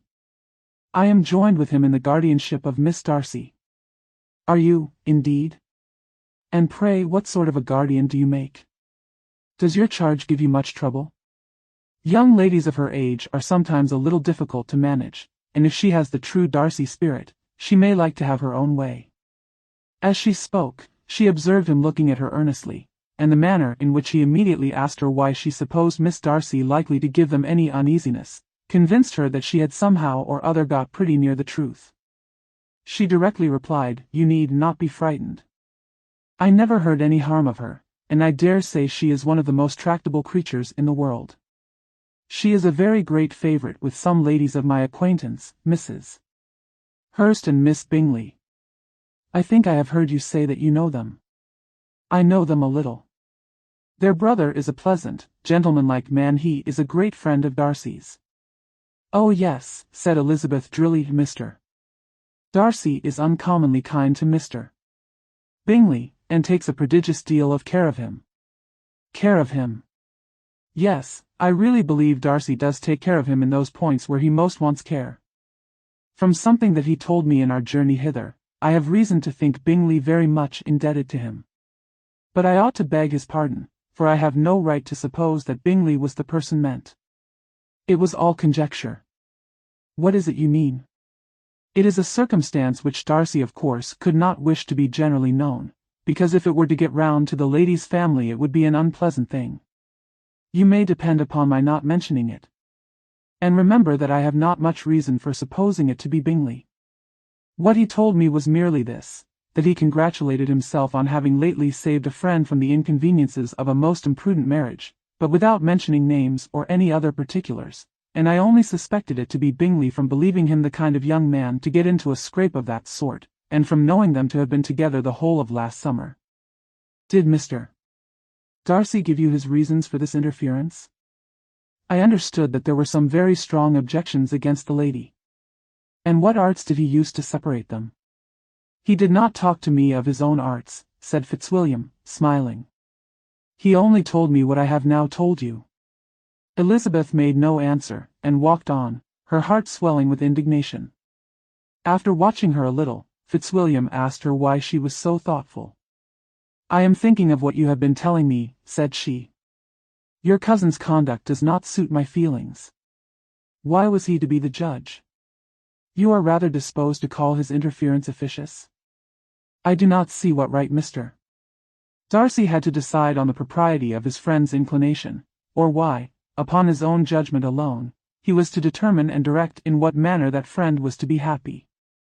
But, she continued, recollecting herself, as we know none of the particulars, it is not fair to condemn him. It is not to be supposed that there was much affection in the case. That is not an unnatural surmise, said Fitzwilliam, but it is lessening the honor of my cousin's triumph very sadly. This was spoken jestingly, but it appeared to her so just a picture of Mr. Darcy, that she would not trust herself with an answer, and, therefore, abruptly changing the conversation, talked on indifferent matters till they reached the parsonage. There, shut into her own room, as soon as their visitor left them, she could think without interruption of all that she had heard. It was not to be supposed that any other people could be meant than those with whom she was connected. There could not exist in the world two men over whom Mr. Darcy could have such boundless influence. That he had been concerned in the measures taken to separate Mr. Bingley and Jane, she had never doubted, but she had always attributed to Miss Bingley the principal design and arrangement of them. If his own vanity, however, did not mislead him, he was the cause his pride and caprice were the cause of all that Jane had suffered, and still continued to suffer. He had ruined for a while every hope of happiness for the most affectionate, generous heart in the world, and no one could say how lasting an evil he might have inflicted. There were some very strong objections against the lady, were Colonel Fitzwilliam's words, and these strong objections probably were, her having one uncle who was a country attorney, and another who was in business in London. To Jane herself, she exclaimed, there could be no possibility of objection, all loveliness and goodness as she is. Her understanding excellent, her mind improved, and her manners captivating. Neither could anything be urged against my father, who, though with some peculiarities, has abilities which Mr. Darcy himself need not disdain, and respectability which he will probably never reach. When she thought of her mother, indeed, her confidence gave way a little, but she would not allow that any objections there had material weight with Mr. Darcy, whose pride, she was convinced, would receive a deeper wound from the want of importance in his friends' connections than from their want of sense, and she was quite decided, at last, that he had been partly governed by this worst kind of pride, and partly by the wish of retaining Mr. Bingley for his sister. The agitation and tears which the subject occasioned brought on a headache, and it grew so much worse towards the evening that, added to her unwillingness to see Mr. Darcy, it determined her not to attend her cousins to Rosings, where they were engaged to drink tea. Mrs. Collins, seeing that she was really unwell, did not press her to go, and as much as possible prevented her husband from pressing her, but Mr. Collins could not conceal his apprehension of Lady Catherine's being rather displeased by her staying at home. Chapter 34. When they were gone, Elizabeth, as if intending to exasperate herself as much as possible against Mr. Darcy, chose for her employment the examination of all the letters which Jane had written to her since her being in Kent. They contained no actual complaint, nor was there any revival of past occurrences, or any communication of present suffering. But in all, and in almost every line of each, there was a want of that cheerfulness which had been used to characterize her style, and which, proceeding from the serenity of a mind at ease with itself and kindly disposed towards everyone, had been scarcely ever clouded. Elizabeth noticed every sentence conveying the idea of uneasiness, with an attention which it had hardly received on the first perusal. Mr. Darcy's shameful boast of what misery he had been able to inflict gave her a keener sense of her sister's sufferings. It was some consolation to think that his visit to Rosings was to end on the day after the next, and a still greater that in less than a fortnight she should herself be with Jane again, and enabled to contribute to the recovery of her spirits, by all that affection could do. She could not think of Darcy's leaving Kent without remembering that his cousin was to go with him, but Colonel Fitzwilliam had made it clear that he had no intentions at all, and, agreeable as he was, she did not mean to be unhappy about him. While settling this point, she was suddenly roused by the sound of the doorbell, and her spirits were a little fluttered by the idea of its being Colonel Fitzwilliam himself, who had once before called late in the evening, and might now come to inquire particularly after her. But this idea was soon banished, and her spirits were very differently affected, when, to her utter amazement, she saw Mr. Darcy walk into the room. In a hurried manner he immediately began an inquiry after her health, imputing his visit to a wish of hearing that she were better. She answered him with cold civility.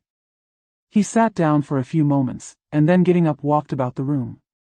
Elizabeth was surprised, but said not a word.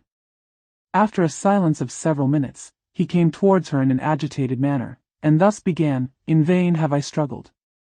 It will not do. My feelings will not be repressed. You must allow me to tell you how ardently I admire and love you."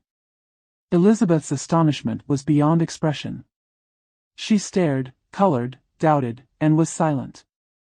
This he considered sufficient encouragement, and the avowal of all that he felt and had long felt for her immediately followed. He spoke well, but there were feelings besides those of the heart to be detailed, and he was not more eloquent on the subject of tenderness than of pride. His sense of her inferiority, of its being a degradation, of the family obstacles which judgment had always opposed to inclination, were dwelt on with a warmth which seemed due to the consequence he was wounding, but was very unlikely to recommend his suit. In spite of her deeply rooted dislike, she could not be insensible to the compliment of such a man's affection, and though her intentions did not vary for an instant, she was at first sorry for the pain he was to receive, till roused to resentment by his subsequent language, she lost all compassion in anger. She tried, however, to compose herself to answer him with patience, when he should have done. He concluded with representing to her the strength of that attachment which in spite of all his endeavors he had found impossible to conquer, and with expressing his hope that it would now be rewarded by her acceptance of his hand. As he said this she could easily see that he had no doubt of a favorable answer. He spoke of apprehension and anxiety, but his countenance expressed real security. Such a circumstance could only exasperate farther, and when he ceased the color rose into her cheeks and she said, "In such cases as this, it is, I believe, the established mode to express a sense of obligation for the sentiments avowed, however unequally they may be returned. It is natural that obligation should be felt, and if I could feel gratitude, would now thank you. But I cannot. I have never desired your good opinion, and you have certainly bestowed it most unwillingly. I am sorry to have occasioned pain to anyone. It has been most unconsciously done, however, and I hope will be of short duration. The feelings which you tell me have long prevented the acknowledgement of your regard can have little difficulty in overcoming it after this explanation." Mr. Darcy, who was leaning against the mantelpiece with his eyes fixed on her face, seemed to catch her words with no less resentment than surprise. His complexion became pale with anger, and the disturbance of his mind was visible in every feature. He was struggling for the appearance of composure, and would not open his lips till he believed himself to have attained it. The pause was to Elizabeth's feelings dreadful. At length, in a voice of forced calmness, he said, "And this is all the reply which I am to have the honor of expecting. I might, perhaps, wish to be informed why, with so little endeavor at civility, I am thus rejected. But it is of small importance." "I might as well inquire," replied she, "why, with so evident a design of offending and insulting me, you chose to tell me that you liked me against your will, against your reason, and even against your character? Was not this some excuse for incivility, if I was uncivil? But I have other provocations. You know I have. Had not my own feelings decided against you, had they been indifferent, or had they even been favorable, do you think that any consideration would tempt me to accept the man who has been the means of ruining, perhaps forever, the happiness of a most beloved sister?" As she pronounced these words, Mr. Darcy changed color, but the emotion was short, and he listened without attempting to interrupt her while she continued, "I have every reason in the world to think ill of you. No motive can excuse the unjust and ungenerous part you acted there. You dare not, you cannot deny that you have been the principal, if not the only means of dividing them from each other, of exposing one to the censure of the world for caprice and instability, the other to its derision for disappointed hopes, and involving them both in misery of the acutest kind." She paused, and saw with no slight indignation that he was listening with an air which proved him wholly unmoved by any feeling of remorse. He even looked at her with a smile of affected incredulity. "Can you deny that you have done it?" she repeated. With assumed tranquillity he then replied, "I have no wish of denying that I did everything in my power to separate my friend from your sister, or that I rejoice in my success. Towards him I have been kinder than towards myself." Elizabeth disdained the appearance of noticing this civil reflection, but its meaning did not escape, nor was it likely to conciliate her. But it is not merely this affair, she continued, on which my dislike is founded. Long before it had taken place, my opinion of you was decided. Your character was unfolded in the recital which I received many months ago from Mr. Wickham. On this subject, what can you have to say? In what imaginary act of friendship can you here defend yourself? Or under what misrepresentation can you here impose upon others? You take an eager interest in that gentleman's concerns, said Darcy, in a less tranquil tone, and with a heightened color. Who that knows what his misfortunes have been can help feeling an interest in him? His misfortunes, repeated Darcy, contemptuously. Yes, his misfortunes have been great indeed. And of your infliction, cried Elizabeth, with energy, you have reduced him to his present state of poverty, comparative poverty. You have withheld the advantages which you must know to have been designed for him. You have deprived the best years of his life of that independence which was no less his due than his desert. You have done all this. And yet you can treat the mention of his misfortunes with contempt and ridicule. And this, cried Darcy, as he walked with quick steps across the room, is your opinion of me. This is the estimation in which you hold me. I thank you for explaining it so fully. My faults, according to this calculation, are heavy indeed. But, perhaps, added he, stopping in his walk, and turning towards her, these offences might have been overlooked, had not your pride been hurt by my honest confession of the scruples that had long prevented my forming any serious design. These bitter accusations might have been suppressed, had I, with greater policy, concealed my struggles, and flattered you into the belief of my being impelled by unqualified, unalloyed inclination, by reason, by reflection, by everything. But disguise of every sort is my abhorrence. Nor am I ashamed of the feelings I related. They were natural and just. Could you expect me to rejoice in the inferiority of your connections?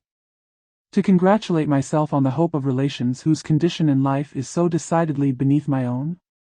Elizabeth felt herself growing more angry every moment, yet she tried to the utmost to speak with composure when she said, "You are mistaken, Mr. Darcy, if you suppose that the mode of your declaration affected me in any other way than as it spared me the concern which I might have felt in refusing you, had you behaved in a more gentlemanlike manner." She saw him start at this, but he said nothing, and she continued, "You could not have made me the offer of your hand in any possible way that would have tempted me to accept it." Again his astonishment was obvious, and he looked at her with an expression of mingled incredulity and mortification. She went on, "From the very beginning, from the first moment, I may almost say, of my acquaintance with you, your manners impressing me with the fullest belief of your arrogance, your conceit, and your selfish disdain of the feelings of others, were such as to form that groundwork of disapprobation, on which succeeding events have built so immovable a dislike. And I had not known you a month before I felt that you were the last man in the world whom I could ever be prevailed on to marry. You have said quite enough, madam. I perfectly comprehend your feelings, and have now only to be ashamed of what my own have been. Forgive me for having taken up so much of your time, and accept my best wishes for your health and happiness." And with these words he hastily left the room, and Elizabeth heard him the next moment open the front door and quit the house. The tumult of her mind was now painfully great. She knew not how to support herself, and, from actual weakness, sat down and cried for half an hour. Her astonishment, as she reflected on what had passed, was increased by every review of it. That she should receive an offer of marriage from Mr. Darcy. That he should have been in love with her for so many months. So much in love as to wish to marry her in spite of all the objections which had made him prevent his friends marrying her sister, and which must appear at least with equal force in his own case, was almost incredible. It was gratifying to have inspired unconsciously so strong an affection. But his pride, his abominable pride, his shameless avowal of what he had done with respect to Jane, his unpardonable assurance in acknowledging, though he could not justify it, and the unfeeling manner which he had mentioned Mr. Wickham, his cruelty towards whom he had not attempted to deny, soon overcame the pity which the consideration of his attachment had for a moment excited. She continued in very agitating reflections till the sound of Lady Catherine's carriage made her feel how unequal she was to encounter Charlotte's observation, and hurried her away to her room. Hearing herself called, Chapter 35. Elizabeth awoke the next morning to the same thoughts and meditations which had at length closed her eyes. She could not yet recover from the surprise of what had happened. It was impossible to think of anything else, and, totally indisposed for employment, she resolved soon after breakfast to indulge herself in air and exercise. She was proceeding directly to her favorite walk, when the recollection of Mr. Darcy's sometimes coming there stopped her, and instead of entering the park, she turned up the lane which led her farther from the turnpike road. The park paling was still the boundary on one side, and she soon passed one of the gates into the ground. After walking 2 or 3 times along that part of the lane, she was tempted, by the pleasantness of the morning, to stop at the gates and look into the park. The 5 weeks which she had now passed in Kent had made a great difference in the country, and every day was adding to the verdure of the early trees. She was on the point of continuing her walk, when she caught a glimpse of a gentleman within the sort of grove which edged the park. He was moving that way, and fearful of its being Mr. Darcy, she was directly retreating. But the person who advanced was now near enough to see her, and stepping forward with eagerness, pronounced her name. She had turned away, but on hearing herself called, though in a voice which proved it to be Mr. Darcy, she moved again towards the gate. He had by that time reached it also, and, holding out a letter, which she instinctively took, said, with a look of haughty composure, "I have been walking in the grove some time, in the hope of meeting you. Will you do me the honor of reading that letter?" And then, with a slight bow, turned again into the plantation, and was soon out of sight. With no expectation of pleasure, but with the strongest curiosity, Elizabeth opened the letter, and to her still increasing wonder, perceived an envelope containing 2 sheets of letter paper, written quite through, in a very close hand. The envelope itself was likewise full. Pursuing her way along the lane, she then began it. It was dated from Rosings, at 8 o'clock in the morning, and was as follows: "Be not alarmed, madam, on receiving this letter, by the apprehension of its containing any repetition of those sentiments, or renewal of those offers, which were last night so disgusting to you. I write without any intention of paining you, or humbling myself, by dwelling on wishes, which, for the happiness of both, cannot be too soon forgotten, and the effort which the formation and the perusal of this letter must occasion, should have been spared, had not my character required it to be written and read. You must, therefore, pardon the freedom with which I demand your attention. Your feelings, I know, will bestow it unwillingly, but I demand it of your justice. 2 offenses of a very different nature, and by no means of equal magnitude, you last night laid to my charge. The first mentioned was, that, regardless of the sentiments of either, I had detached Mr. Bingley from your sister, and the other, that I had, in defiance of various claims, in defiance of honor and humanity, ruined the immediate prosperity and blasted the prospects of Mr. Wickham.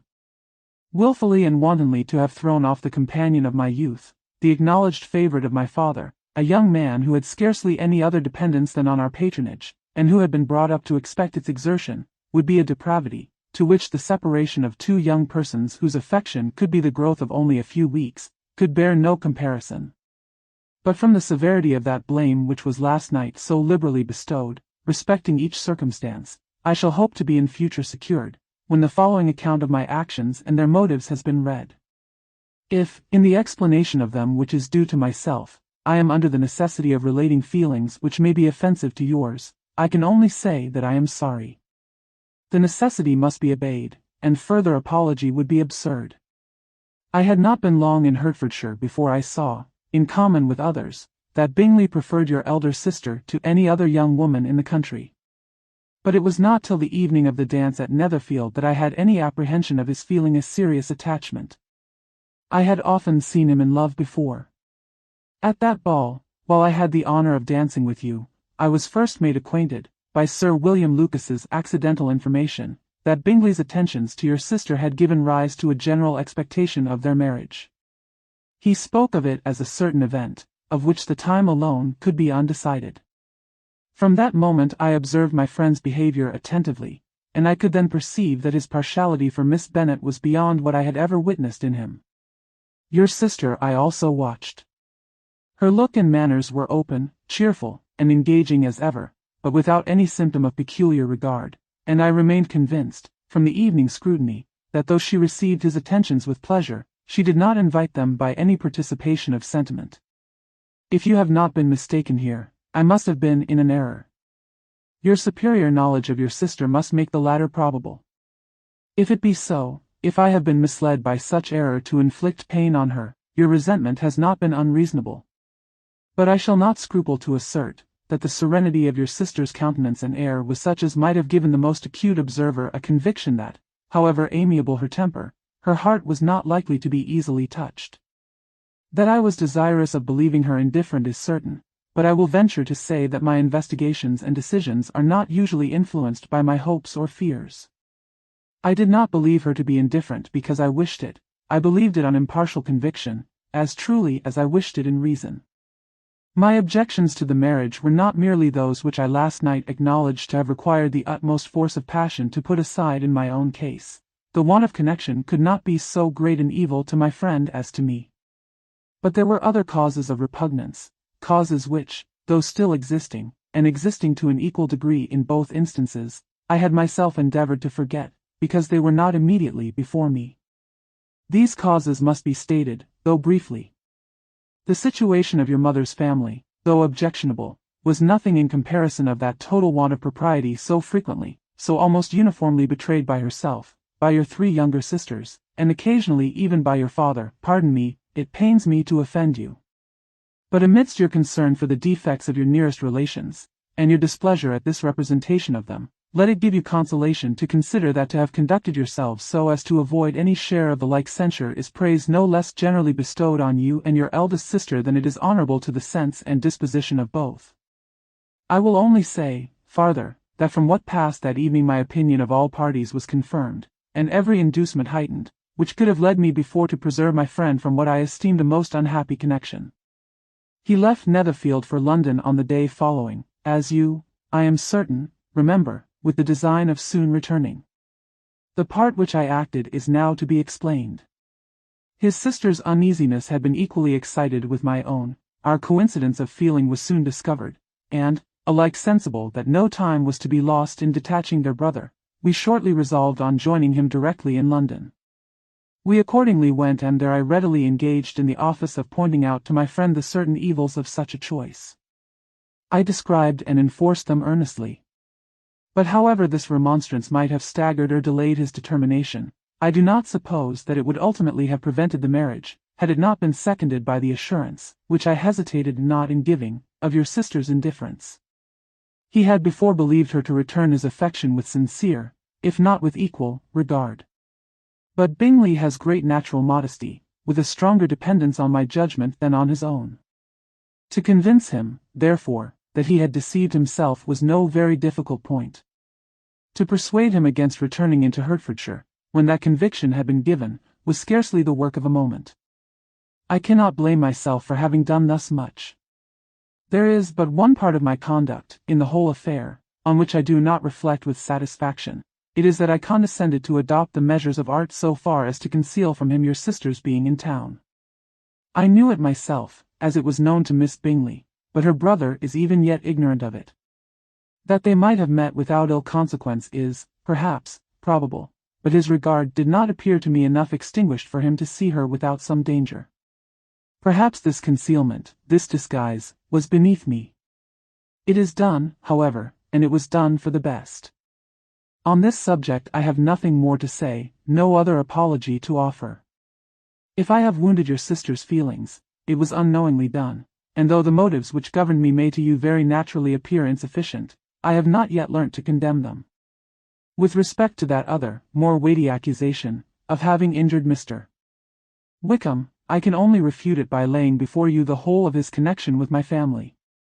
Of what he has particularly accused me I am ignorant, but of the truth of what I shall relate I can summon more than one witness of undoubted veracity. Mr. Wickham is the son of a very respectable man, who had for many years the management of all the Pemberley estates, and whose good conduct in the discharge of his trust naturally inclined my father to be of service to him, and on George Wickham, who was his godson, his kindness was therefore liberally bestowed. My father supported him at school, and afterwards at Cambridge, most important assistance, as his own father, always poor from the extravagance of his wife, would have been unable to give him a gentleman's education. My father was not only fond of this young man's society, whose manners were always engaging, he had also the highest opinion of him, and hoping the church would be his profession, intended to provide for him in it. As for myself, it is many, many years since I first began to think of him in a very different manner. The vicious propensities, the want of principle, which he was careful to guard from the knowledge of his best friend, could not escape the observation of a young man of nearly the same age with himself, and who had opportunities of seeing him in unguarded moments, which Mr. Darcy could not have. Here again I shall give you pain to what degree you only can tell. But whatever may be the sentiments which Mr. Wickham has created, a suspicion of their nature shall not prevent me from unfolding his real character. It adds even another motive. My excellent father died about 5 years ago, and his attachment to Mr. Wickham was to the last so steady, that in his will he particularly recommended it to me to promote his advancement in the best manner that his profession might allow, and if he took orders, desired that a valuable family living might be his as soon as it became vacant. There was also a legacy of £1,000. His own father did not long survive mine, and within half a year from these events Mr. Wickham wrote to inform me that, having finally resolved against taking orders, he hoped I should not think it unreasonable for him to expect some more immediate pecuniary advantage, in lieu of the preferment, by which he could not be benefited. He had some intention, he added, of studying the law, and I must be aware that the interest of £1,000 would be a very insufficient support therein. I rather wished than believed him to be sincere, but, at any rate, was perfectly ready to accede to his proposal. I knew that Mr. Wickham ought not to be a clergyman. The business was therefore soon settled. He resigned all claim to assistance in the church, were it possible that he could ever be in a situation to receive it, and accepted in return £3,000. All connection between us seemed now dissolved. I thought too ill of him to invite him to Pemberley, or admit his society in town. In town, I believe, he chiefly lived, but his studying the law was a mere pretence, and being now free from all restraint, his life was a life of idleness and dissipation. For about 3 years I heard little of him, but on the decease of the incumbent of the living which had been designed for him, he applied to me again by letter for the presentation. His circumstances, he assured me, and I had no difficulty in believing it, were exceedingly bad. He had found the law a most unprofitable study, and was now absolutely resolved on being ordained, if I would present him to the living in question, of which he trusted there could be little doubt, as he was well assured that I had no other person to provide for, and I could not have forgotten my revered father's intentions.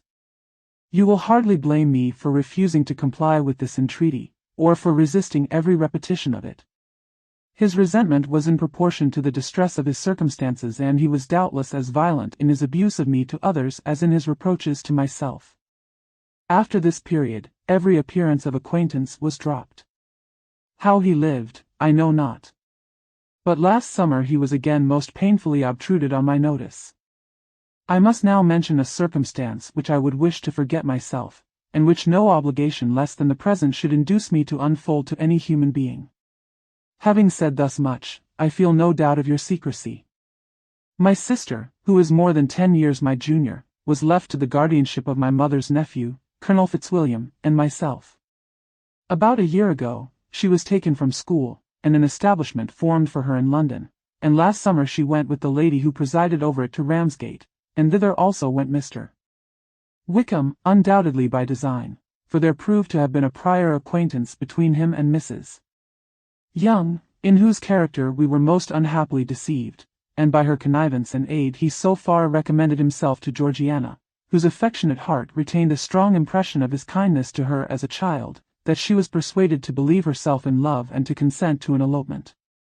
She was then but 15, which must be her excuse, and after stating her imprudence, I am happy to add, that I owed the knowledge of it to herself. I joined them unexpectedly a day or two before the intended elopement, and then Georgiana, unable to support the idea of grieving in offending a brother whom she almost looked up to as a father, acknowledged the whole to me. You may imagine what I felt and how I acted. Regard for my sister's credit and feelings prevented any public exposure, but I wrote to Mr. Wickham, who left the place immediately, and Mrs. Young was of course removed from her charge. Mr. Wickham's chief object was unquestionably my sister's fortune, which is £30,000, but I cannot help supposing that the hope of revenging himself on me was a strong inducement. His revenge would have been complete indeed. This, madam, is a faithful narrative of every event in which we have been concerned together, and if you do not absolutely reject it as false, you will, I hope, acquit me henceforth of cruelty towards Mr. Wickham. I know not in what manner, under what form of falsehood, he has imposed on you, but his success is not perhaps to be wondered at, ignorant as you previously were of everything concerning either. Detection could not be in your power, and suspicion certainly not in your inclination. You may possibly wonder why all this was not told you last night. But I was not then master enough of myself to know what could or ought to be revealed. For the truth of everything here related, I can appeal more particularly to the testimony of Colonel Fitzwilliam, who, from our near relationship and constant intimacy, and still more as one of the executors of my father's will, has been unavoidably acquainted with every particular of these transactions. If your abhorrence of me should make my assertions valueless, you cannot be prevented by the same cause from confiding in my cousin, and that there may be the possibility of consulting him, I shall endeavour to find some opportunity of putting this letter in your hands in the course of the morning. I will only add, God bless you. Fitzwilliam Darcy. Chapter 36. Elizabeth, when Mr. Darcy gave her the letter, did not expect it to contain a renewal of his offers. She had formed no expectation at all of its contents.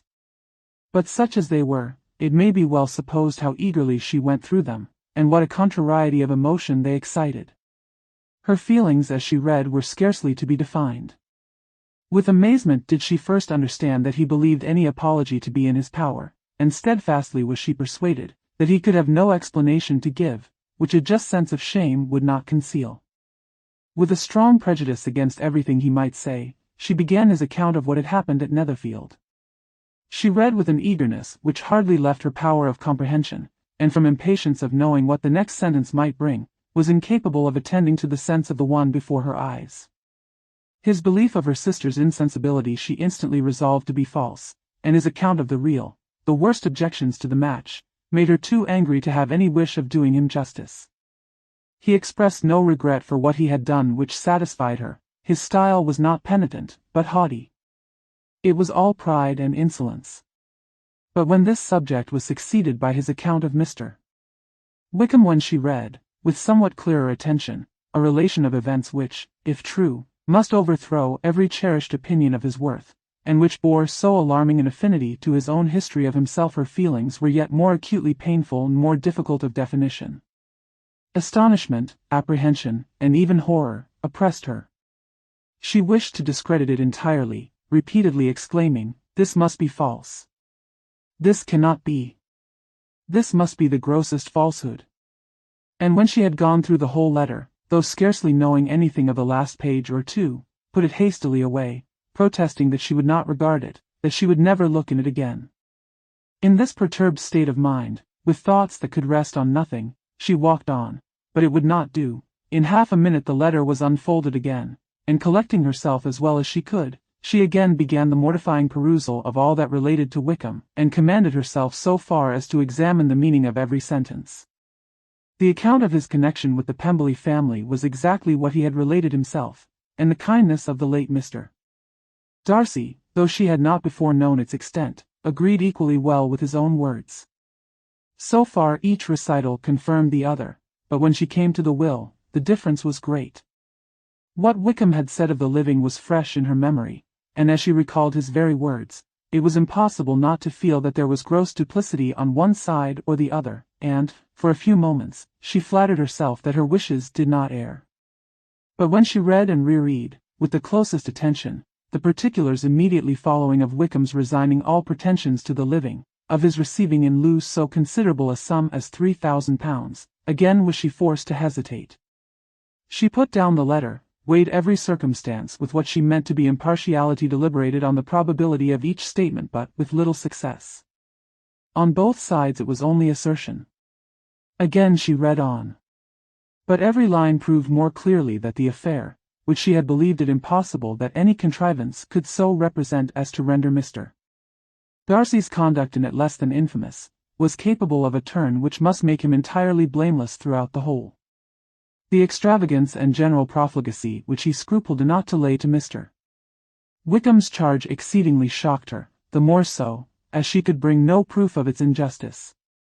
She had never heard of him before his entrance into the Shire militia, in which he had engaged at the persuasion of the young man, who, on meeting him accidentally in town, had there renewed a slight acquaintance. Of his former way of life, nothing had been known in Hertfordshire but what he told, meeting accidentally in town, himself. As to his real character, had information been in her power, she had never felt a wish of inquiring. His countenance, voice, and manner had established him at once in the possession of every virtue. She tried to recollect some instance of goodness, some distinguished trait of integrity or benevolence, that might rescue him from the attacks of Mr. Darcy, or at least, by the predominance of virtue, atone for those casual errors, under which she would endeavor to class what Mr. Darcy had described as the idleness and vice of many years' continuance. But no such recollection befriended her. She could see him instantly before her, in every charm of air and address, but she could remember no more substantial good than the general approbation of the neighborhood, and the regard which his social powers had gained him in the mess. After pausing on this point a considerable while, she once more continued to read. But, alas! The story which followed, of his designs on Miss Darcy, received some confirmation from what had passed between Colonel Fitzwilliam and herself only the morning before, and at last she was referred for the truth of every particular to Colonel Fitzwilliam himself, from whom she had previously received the information of his near concern in all his cousin's affairs and whose character she had no reason to question. At one time she had almost resolved on applying to him, but the idea was checked by the awkwardness of the application, and at length wholly banished by the conviction that Mr. Darcy would never have hazarded such a proposal, if he had not been well assured of his cousin's corroboration. She perfectly remembered everything that had passed in conversation between Wickham and herself in their first evening at Mr. Phillips's. Many of his expressions were still fresh in her memory. She was now struck with the impropriety of such communications to a stranger, and wondered it had escaped her before. She saw the indelicacy of putting himself forward as he had done, and the inconsistency of his professions with his conduct. She remembered that he had boasted of having no fear of seeing Mr. Darcy, that Mr. Darcy might leave the country, but that he should stand his ground, yet he had avoided the Netherfield ball the very next week. She remembered, also, that till the Netherfield family had quitted the country, he had told his story to no one but herself, but that after their removal, it had been everywhere discussed, that he had then no reserves, no scruples in sinking Mr. Darcy's character, though he had assured her that respect for the father would always prevent his exposing the son. How differently did everything now appear in which he was concerned. His attentions to Miss King were now the consequence of views solely and hatefully mercenary, and the mediocrity of her fortune proved no longer the moderation of his wishes, but his eagerness to grasp at anything.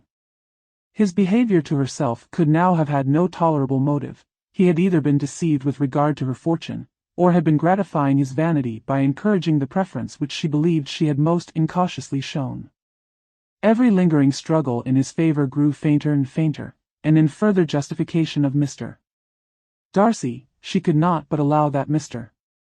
Bingley, when questioned by Jane, had long ago asserted his blamelessness in the affair, that, proud and repulsive as were his manners, she had never, in the whole course of their acquaintance which had latterly brought them much together, and given her a sort of intimacy with his ways, seen anything that betrayed him to be unprincipled or unjust, anything that spoke him of irreligious or immoral habits, that among his own connections he was esteemed and valued, that even Wickham had allowed him merit as a brother, and that she had often heard him speak so affectionately of his sister as to prove him capable of some amiable feeling, that had his actions been what Wickham represented them, so gross a violation of everything right could hardly have been concealed from the world, and that friendship between a person capable of it and such an amiable man as Mr. Bingley was incomprehensible. She grew absolutely ashamed of herself. Of neither Darcy nor Wickham could she think, without feeling that she had been blind, partial, prejudiced, absurd. How despicably have I acted! She cried. I, who have prided myself on my discernment. I, who have valued myself on my abilities, who have often disdained the generous candor of my sister, and gratified my vanity in useless or blameless distrust. How humiliating is this discovery! Yet, how just a humiliation! Had I been in love, I could not have been more wretchedly blind. But vanity, not love, has been my folly. Pleased with the preference of one, and offended by the neglect of the other, on the very beginning of our acquaintance, I have courted prepossession and ignorance, and driven reason away where either were concerned. Till this moment, I never knew myself. From herself to Jane, from Jane to Bingley, her thoughts were in a line which soon brought to her recollection that Mr. Darcy's explanation there had appeared very insufficient, and she read it again. Widely different was the effect of a second perusal. How could she deny that credit to his assertions, in one instance, which she had been obliged to give in the other? He declared himself to have been totally unsuspicious of her sister's attachment, and she could not help remembering what Charlotte's opinion had always been. Neither could she deny the justice of his description of Jane. She felt that Jane's feelings, though fervent, were little displayed, and that there was a constant complacency in her air and manner, not often united with great sensibility. When she came to that part of the letter in which her family were mentioned, in tones of such mortifying, yet merited, reproach, her sense of shame was severe. The justice of the charge struck her too forcibly for denial, and the circumstances to which he particularly alluded, as having passed at the Netherfield ball, and as confirming all his first disapprobation, could not have made a stronger impression on his mind than on hers. The compliment to herself and her sister was not unfelt. It soothed, but it could not console her for the contempt which had been thus self-attracted by the rest of her family, and as she considered that Jane's disappointment had, in fact, been the work of her nearest relations, and reflected how materially the credit of both must be hurt by such impropriety of conduct, she felt depressed beyond anything she had ever known before. After wandering along the lane for 2 hours, giving way to every variety of thought, reconsidering events, determining probabilities, and reconciling herself, as well as she could, to a change so sudden and so important, fatigue, and a recollection of her long absence, made her at length return home, and she entered the house with the wish of appearing cheerful as usual, and the resolution of repressing such reflections as must make her unfit for conversation. She was immediately told that the 2 gentlemen from Rosings had each called during her absence, Mr. Darcy, only for a few minutes, to take leave, but that Colonel Fitzwilliam had been sitting with them at least an hour, hoping for her return, and almost resolving to walk after her till she could be found. Elizabeth could but just affect concern in missing him, she really rejoiced at it. Colonel Fitzwilliam was no longer an object. She could think only of her letter. His parting obeisance, Chapter 37. The 2 gentlemen left Rosings the next morning, and Mr. Collins, having been in waiting near the lodges, to make them his parting obeisance, was able to bring home the pleasing intelligence of their appearing in very good health, and in as tolerable spirits as could be expected, after the melancholy scene so lately gone through at Rosings. To Rosings he then hastened to console Lady Catherine and her daughter, and on his return brought back, with great satisfaction, a message from her ladyship, importing that she felt herself so dull as to make her very desirous of having them all to dine with her. Elizabeth could not see Lady Catherine without recollecting that, had she chosen it, she might by this time have been presented to her as her future niece, nor could she think, without a smile, of what her ladyship's indignation would have been. What would she have said? How would she have behaved? Were the questions with which she amused herself. Their first subject was the diminution of the Rosings party. "I assure you, I feel it exceedingly," said Lady Catherine. "I believe nobody feels the loss of friends so much as I do. But I am particularly attached to these young men, and know them to be so much attached to me. They were excessively sorry to go. But so they always are." The dear Colonel rallied his spirits tolerably till just at last, but Darcy seemed to feel it most acutely more, I think, than last year. His attachment to Rosings certainly increases. Mr. Collins had a compliment and an allusion to throw in here, which were kindly smiled on by the mother and daughter. Lady Catherine observed, after dinner, that Miss Bennet seemed out of spirits, and immediately accounting for it herself, by supposing that she did not like to go home again so soon, she added, "But if that is the case, you must write to your mother to beg that you may stay a little longer. Mrs. Collins will be very glad of your company, I am sure. I am much obliged to your ladyship for your kind invitation, replied Elizabeth, but it is not in my power to accept it. I must be in town next Saturday. Why, at that rate, you will have been here only 6 weeks. I expected you to stay 2 months. I told Mrs. Collins so before you came. There can be no occasion for your going so soon. Mrs. Bennet could certainly spare you for another fortnight. But my father cannot. He wrote last week to hurry my return. Dawson, oh, your father, of course, may spare you, if your mother can. Daughters are never of so much consequence to a father. And if you will stay another month complete, it will be in my power to take one of you as far as London, for I am going there early in June, for a week, and as Dawson does not object to the barouche box, there will be very good room for one of you and, indeed, if the weather should happen to be cool, I should not object to taking you both, as you are neither of you large. You are all kindness, madam, but I believe we must abide by our original plan. Lady Catherine seemed resigned. Mrs. Collins, you must send a servant with them. You know I always speak my mind, and I cannot bear the idea of 2 young women traveling post by themselves. It is highly improper. You must contrive to send somebody. I have the greatest dislike in the world to that sort of thing. Young women should always be properly guarded and attended, according to their situation in life. When my niece Georgiana went to Ramsgate last summer, I made a point of her having 2 men servants go with her. Miss Darcy, the daughter of Mr. Darcy of Pemberley, and Lady Anne, could not have appeared with propriety in a different manner. I am excessively attentive to all those things. You must send John with the young ladies, Mrs. Collins. I am glad it occurred to me to mention it, for it would really be discreditable to you to let them go alone. My uncle is to send a servant for us. Oh. Your uncle. He keeps a manservant, does he? I am very glad you have somebody who thinks of those things. Where shall you change horses? Oh, Bromley, of course. If you mention my name at the bell, you will be attended to. Lady Catherine had many other questions to ask respecting their journey, and as she did not answer them all her self-attention was necessary, which Elizabeth believed to be lucky for her, or, with a mind so occupied, she might have forgotten where she was. Reflection must be reserved for solitary hours. Whenever she was alone, she gave way to it as the greatest relief, and not a day went by without a solitary walk, in which she might indulge in all the delight of unpleasant recollections. Mr. Darcy's letter she was in a fair way of soon knowing by heart. She studied every sentence, and her feelings towards its writer were at times widely different. When she remembered the style of his address, she was still full of indignation, but when she considered how unjustly she had condemned and upbraided him, her anger was turned against herself, and his disappointed feelings became the object of compassion.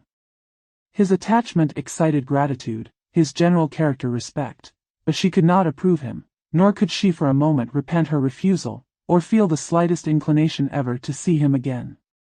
In her own past behavior, there was a constant source of vexation and regret, and in the unhappy defects of her family, a subject of yet heavier chagrin.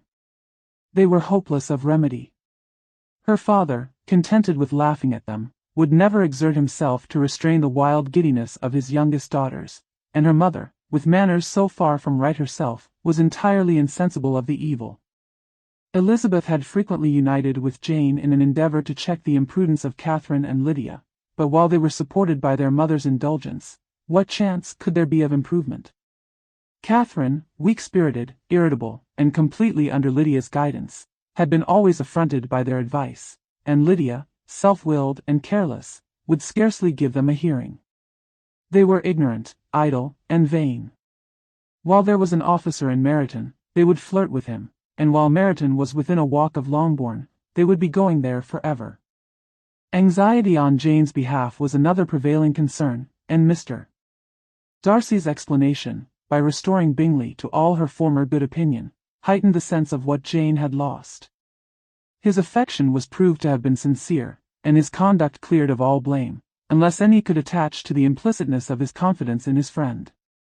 How grievous then was the thought that, of a situation so desirable in every respect, so replete with advantage, so promising for happiness, Jane had been deprived, by the folly and indecorum of her own family.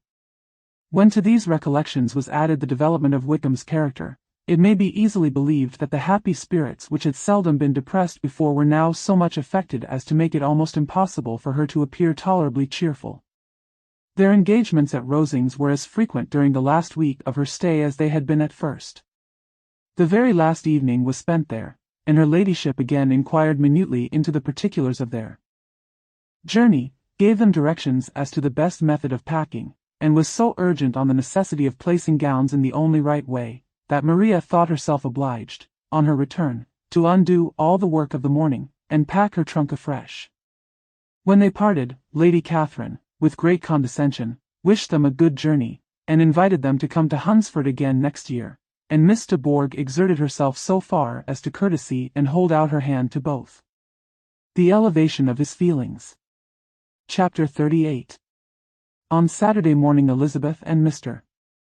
Collins met for breakfast a few minutes before the others appeared, and he took the opportunity of paying the parting civilities which he deemed indispensably necessary. "I know not, Miss Elizabeth," said he, "whether Mrs. Collins has yet expressed her sense of your kindness in coming to us, but I am very certain you will not leave the house without receiving her thanks for it. The favor of your company has been much felt, I assure you. We know how little there is to tempt anyone to our humble abode. Our plain manner of living, our small rooms, and few domestics, and the little we see of the world, must make Hunsford extremely dull to a young lady like yourself, but I hope you will believe us grateful for the condescension, and that we have done everything in our power to prevent you spending your time unpleasantly." Elizabeth was eager with her thanks and assurances of happiness.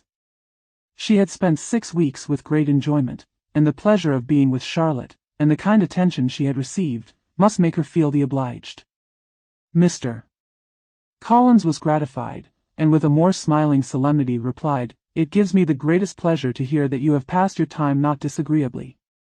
We have certainly done our best, and most fortunately having it in our power to introduce you to very superior society, and from our connection with Rosings, the frequent means of varying the humble home scene, I think we may flatter ourselves that your Hunsford visit cannot have been entirely irksome. Our situation with regard to Lady Catherine's family is, indeed, the sort of extraordinary advantage and blessing which few can boast. You see on what a footing we are. You see how continually we are engaged there. In truth, I must acknowledge, that, with all the disadvantages of this humble parsonage, I should not think anyone abiding in it an object of compassion, while they are sharers of our intimacy at Rosings." Words were insufficient for the elevation of his feelings, and he was obliged to walk about the room, while Elizabeth tried to unite civility and truth in a few short sentences. "You may, in fact, carry a very favourable report of us into Hertfordshire, my dear cousin. I flatter myself, at least, that you will be able to do so. Lady Catherine's great attentions to Mrs. Collins you have been a daily witness of, and altogether I trust it does not appear that your friend has drawn an unfortunate, but on this point it will be as well to be silent. Only let me assure you, my dear Miss Elizabeth, that I can from my heart most cordially wish you equal felicity in marriage. My dear Charlotte and I have but one mind and one way of thinking. There is in everything a most remarkable resemblance of character and ideas between us. We seem to have been designed for each other." Elizabeth could safely say that it was a great happiness where that was the case, and with equal sincerity could add, that she firmly believed and rejoiced in his domestic comforts. She was not sorry, however, to have the recital of them interrupted by the entrance of the lady from whom they sprang. Poor Charlotte! It was melancholy to leave her to such society. But she had chosen it with her eyes open, and though evidently regretting that her visitors were to go, she did not seem to ask for compassion. Her home and her housekeeping, her parish and her poultry, and all their dependent concerns, had not yet lost their charms. At length the chaise arrived, the trunks were fastened on, the parcels placed within, and it was pronounced to be ready. After an affectionate parting between the friends, Elizabeth was attended to the carriage by Mr. Collins, and as they walked down the garden, he was commissioning her with his best respects to all her family, not forgetting his thanks for the kindness he had received at Longbourn in the winter, and his compliments to Mr. and Mrs. Gardiner, though unknown. He then handed her in, Maria followed, and the door was on the point of being closed, when he suddenly reminded them, with some consternation, that they had hitherto forgotten to leave any message for the ladies of Rosings. They had forgotten to leave any message, but, he added, you will of course wish to have your humble respects delivered to them, with your grateful thanks for their kindness to you while you have been here. Elizabeth made no objection. The door was then allowed to be shut, and the carriage drove off. Good gracious! Cried Maria, after a few minutes' silence, it seems but a day or two since we first came. And yet how many things have happened! A great many indeed, said her companion, with a sigh. We have dined 9 times at Rosings, besides drinking tea there twice. How much I shall have to tell! Elizabeth privately added, and how much I shall have to conceal. Their journey was performed without much conversation, or any alarm, and within 4 hours of their leaving Hunsford they reached Mr. Gardiner's house, where they were to remain a few days. Jane looked well, and Elizabeth had little opportunity of studying her spirits, amidst the various engagements which the kindness of her aunt had reserved for them. But Jane was to go home with her, and at Longbourn there would be leisure enough for observation. It was not without an effort, meanwhile, that she could wait even for Longbourn, before she told her sister of Mr. Darcy's proposals. To know that she had the power of revealing what would so exceedingly astonish Jane, and must, at the same time, so highly gratify whatever of her own vanity she had not yet been able to reason away, was such a temptation to openness as nothing could have conquered, but the state of indecision in which she remained as to the extent of what she should communicate, and her fear, if she once entered on the subject, of being hurried into repeating something of Bingley, which might only grieve her sister further. How nicely we are crammed in, chapter 39. It was the second week in May, in which the 3 young ladies set out together from Gracechurch Street for the town of, in Hertfordshire, and, as they drew near the appointed inn where Mr. Bennet's carriage was to meet them, they quickly perceived, in token of the coachman's punctuality, both Kitty and Lydia looking out of a dining-room upstairs.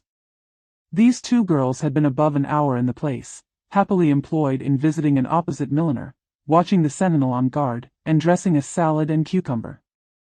After welcoming their sisters, they triumphantly displayed a table set out with such cold meat as an inn larder usually affords, exclaiming, "Is not this nice? Is not this an agreeable surprise? And we mean to treat you all," added Lydia, "but you must lend us the money, for we have just spent ours at the shop out there." Then showing her purchases, "Look here, I have bought this bonnet. I do not think it is very pretty, but I thought I might as well buy it as not. I shall pull it to pieces as soon as I get home, and see if I can make it up any better." And when her sisters abused it as ugly, she added, with perfect unconcern, "Oh, but there were 2 or 3 much uglier in the shop, and when I have bought some prettier colored satin to trim it with fresh, I think it will be very tolerable. Besides, it will not much signify what one wears this summer, after that Shire have left Meryton, and they are going in a fortnight." "Are they, indeed?" cried Elizabeth, with the greatest satisfaction. "They are going to be encamped near Brighton, and I do so want Papa to take us all there for the summer. It would be such a delicious scheme, and I dare say would hardly cost anything at all. Mamma would like to go, too, of all things. Only think what a miserable summer else we shall have." "Yes," thought Elizabeth, "that would be a delightful scheme, indeed, and completely due for us at once. Good heaven! Brighton and a whole campful of soldiers, to us, who have been overset already by one poor regiment of militia, and the monthly balls of Meryton." "Now I have got some news for you," said Lydia, as they sat down to table. "What do you think? It is excellent news, capital news, and about a certain person that we all like." Jane and Elizabeth looked at each other, and the waiter was told that he need not stay. Lydia laughed, and said, "Aye, that is just like your formality and discretion. You thought the waiter must not hear, as if he cared. I dare say he often hears worse things said than I am going to say. But he is an ugly fellow. I am glad he is gone. I never saw such a long chin in my life. Well, but now for my news. It is about dear Wickham. Too good for the waiter, is not it? There is no danger of Wickham's marrying Mary King. There's for you. She has gone down to her uncle at Liverpool, gone to stay. Wickham is safe. And Mary King is safe," added Elizabeth, safe from a connection imprudent as to fortune. "She is a great fool for going away, if she liked him. But I hope there is no strong attachment on either side," said Jane. "I am sure there is not on his. I will answer for it, he never cared 3 straws about her. Who could about such a nasty little freckled thing?" Elizabeth was shocked to think that, however incapable of such coarseness of expression herself, the coarseness of the sentiment was little other than her own breast had formerly harbored and fancied liberal. As soon as all had ate, and the elder ones paid, the carriage was ordered, and, after some contrivance, the whole party, with all their boxes, work-bags, and parcels, and the unwelcome addition of Kitty's and Lydia's purchases, were seated in it. "How nicely we are crammed in!" cried Lydia. "I am glad I brought my bonnet, if it is only for the fun of having another bandbox. Well, now let us be quite comfortable and snug, and talk and laugh all the way home. And in the first place, let us hear what has happened to you all since you went away. Have you seen any pleasant men? Have you had any flirting? I was in great hopes that one of you would have got a husband before you came back. Jane will be quite an old maid soon, I declare. She is almost 23. Lord! How ashamed I should be of not being married before 23. My Aunt Phillips wants you so to get husbands you can't think. She says Lizzie had better have taken Mr. Collins, but I do not think there would have been any fun in it. Lord! How I should like to be married before any of you. And then I would chaperone you about to all the balls. Dear me! We had such a good piece of fun the other day at Colonel Forster's. Kitty and me were to spend the day there, and Mrs. Forster promised to have a little dance in the evening. By the by, Mrs. Forster and me are such friends. And so she asked the 2 Harringtons to come, but Harriet was ill, and so Pen was forced to come by herself, and then, what do you think we did? We dressed up Chamberlain in woman's clothes, on purpose to pass for a lady. Only think what fun. Not a soul knew of it, but Colonel and Mrs. Forster, and Kitty and me, except my aunt, for we were forced to borrow one of her gowns, and you cannot imagine how well he looked. When Denny, and Wickham, and Pratt, and 2 or 3 more of the men came in, they did not know him in the least. Lord! How I laughed! And so did Mrs. Forster. I thought I should have died. And that made the men suspect something, and then they soon found out what was the matter. With such kind of histories of their parties and good jokes did Lydia, assisted by Kitty's hints and additions, endeavor to amuse her companions all the way to Longbourn. Elizabeth listened as little as she could, but there was no escaping the frequent mention of Wickham's name. Their reception at home was most kind. Mrs. Bennet rejoiced to see Jane in undiminished beauty, and more than once during dinner did Mr. Bennet say voluntarily to Elizabeth, "I am glad you are come back, Lizzie." Their party in the dining-room was large, for almost all the Lucases came to meet Maria and hear the news, and various were the subjects which occupied them. Lady Lucas was inquiring of Maria, across the table, after the welfare and poultry of her eldest daughter, Mrs. Bennet was doubly engaged, on one hand collecting an account of the present fashions from Jane, who sat some way below her, and on the other, retailing them all to the younger Miss Lucases, and Lydia, in a voice rather louder than any other person's, was enumerating the various pleasures of the morning to anybody who would hear her. "Oh, Mary," said she, "I wish you had gone with us, for we had such fun. As we went along Kitty and me drew up all the blinds, and pretended there was nobody in the coach, and I should have gone so all the way, if Kitty had not been sick, and when we got to the George, I do think we behaved very handsomely, for we treated the other 3 with the nicest cold luncheon in the world, and if you would have gone, we would have treated you too. And then when we came away it was such fun. I thought we never should have got into the coach. I was ready to die of laughter. And then we were so merry all the way home. We talked and laughed so loud, that anybody might have heard us 10 miles off. To this, Mary very gravely replied, "Far be it from me, my dear sister, to depreciate such pleasures. They would doubtless be congenial with the generality of female minds. But I confess they would have no charms for me. I should infinitely prefer a book." But of this answer Lydia heard not a word. She seldom listened to anybody for more than half a minute, and never attended to Mary at all. In the afternoon Lydia was urgent with the rest of the girls to walk to Meryton, and see how everybody went on, but Elizabeth steadily opposed the scheme. It should not be said that the Miss Bennets could not be at home half a day before they were in pursuit of the officers. There was another reason, too, for her opposition. She dreaded seeing Wickham again, and was resolved to avoid it as long as possible. The comfort to her, of the regiment's approaching removal, was indeed beyond expression. In a fortnight they were to go, and once gone, she hoped there could be nothing more to plague her on his account.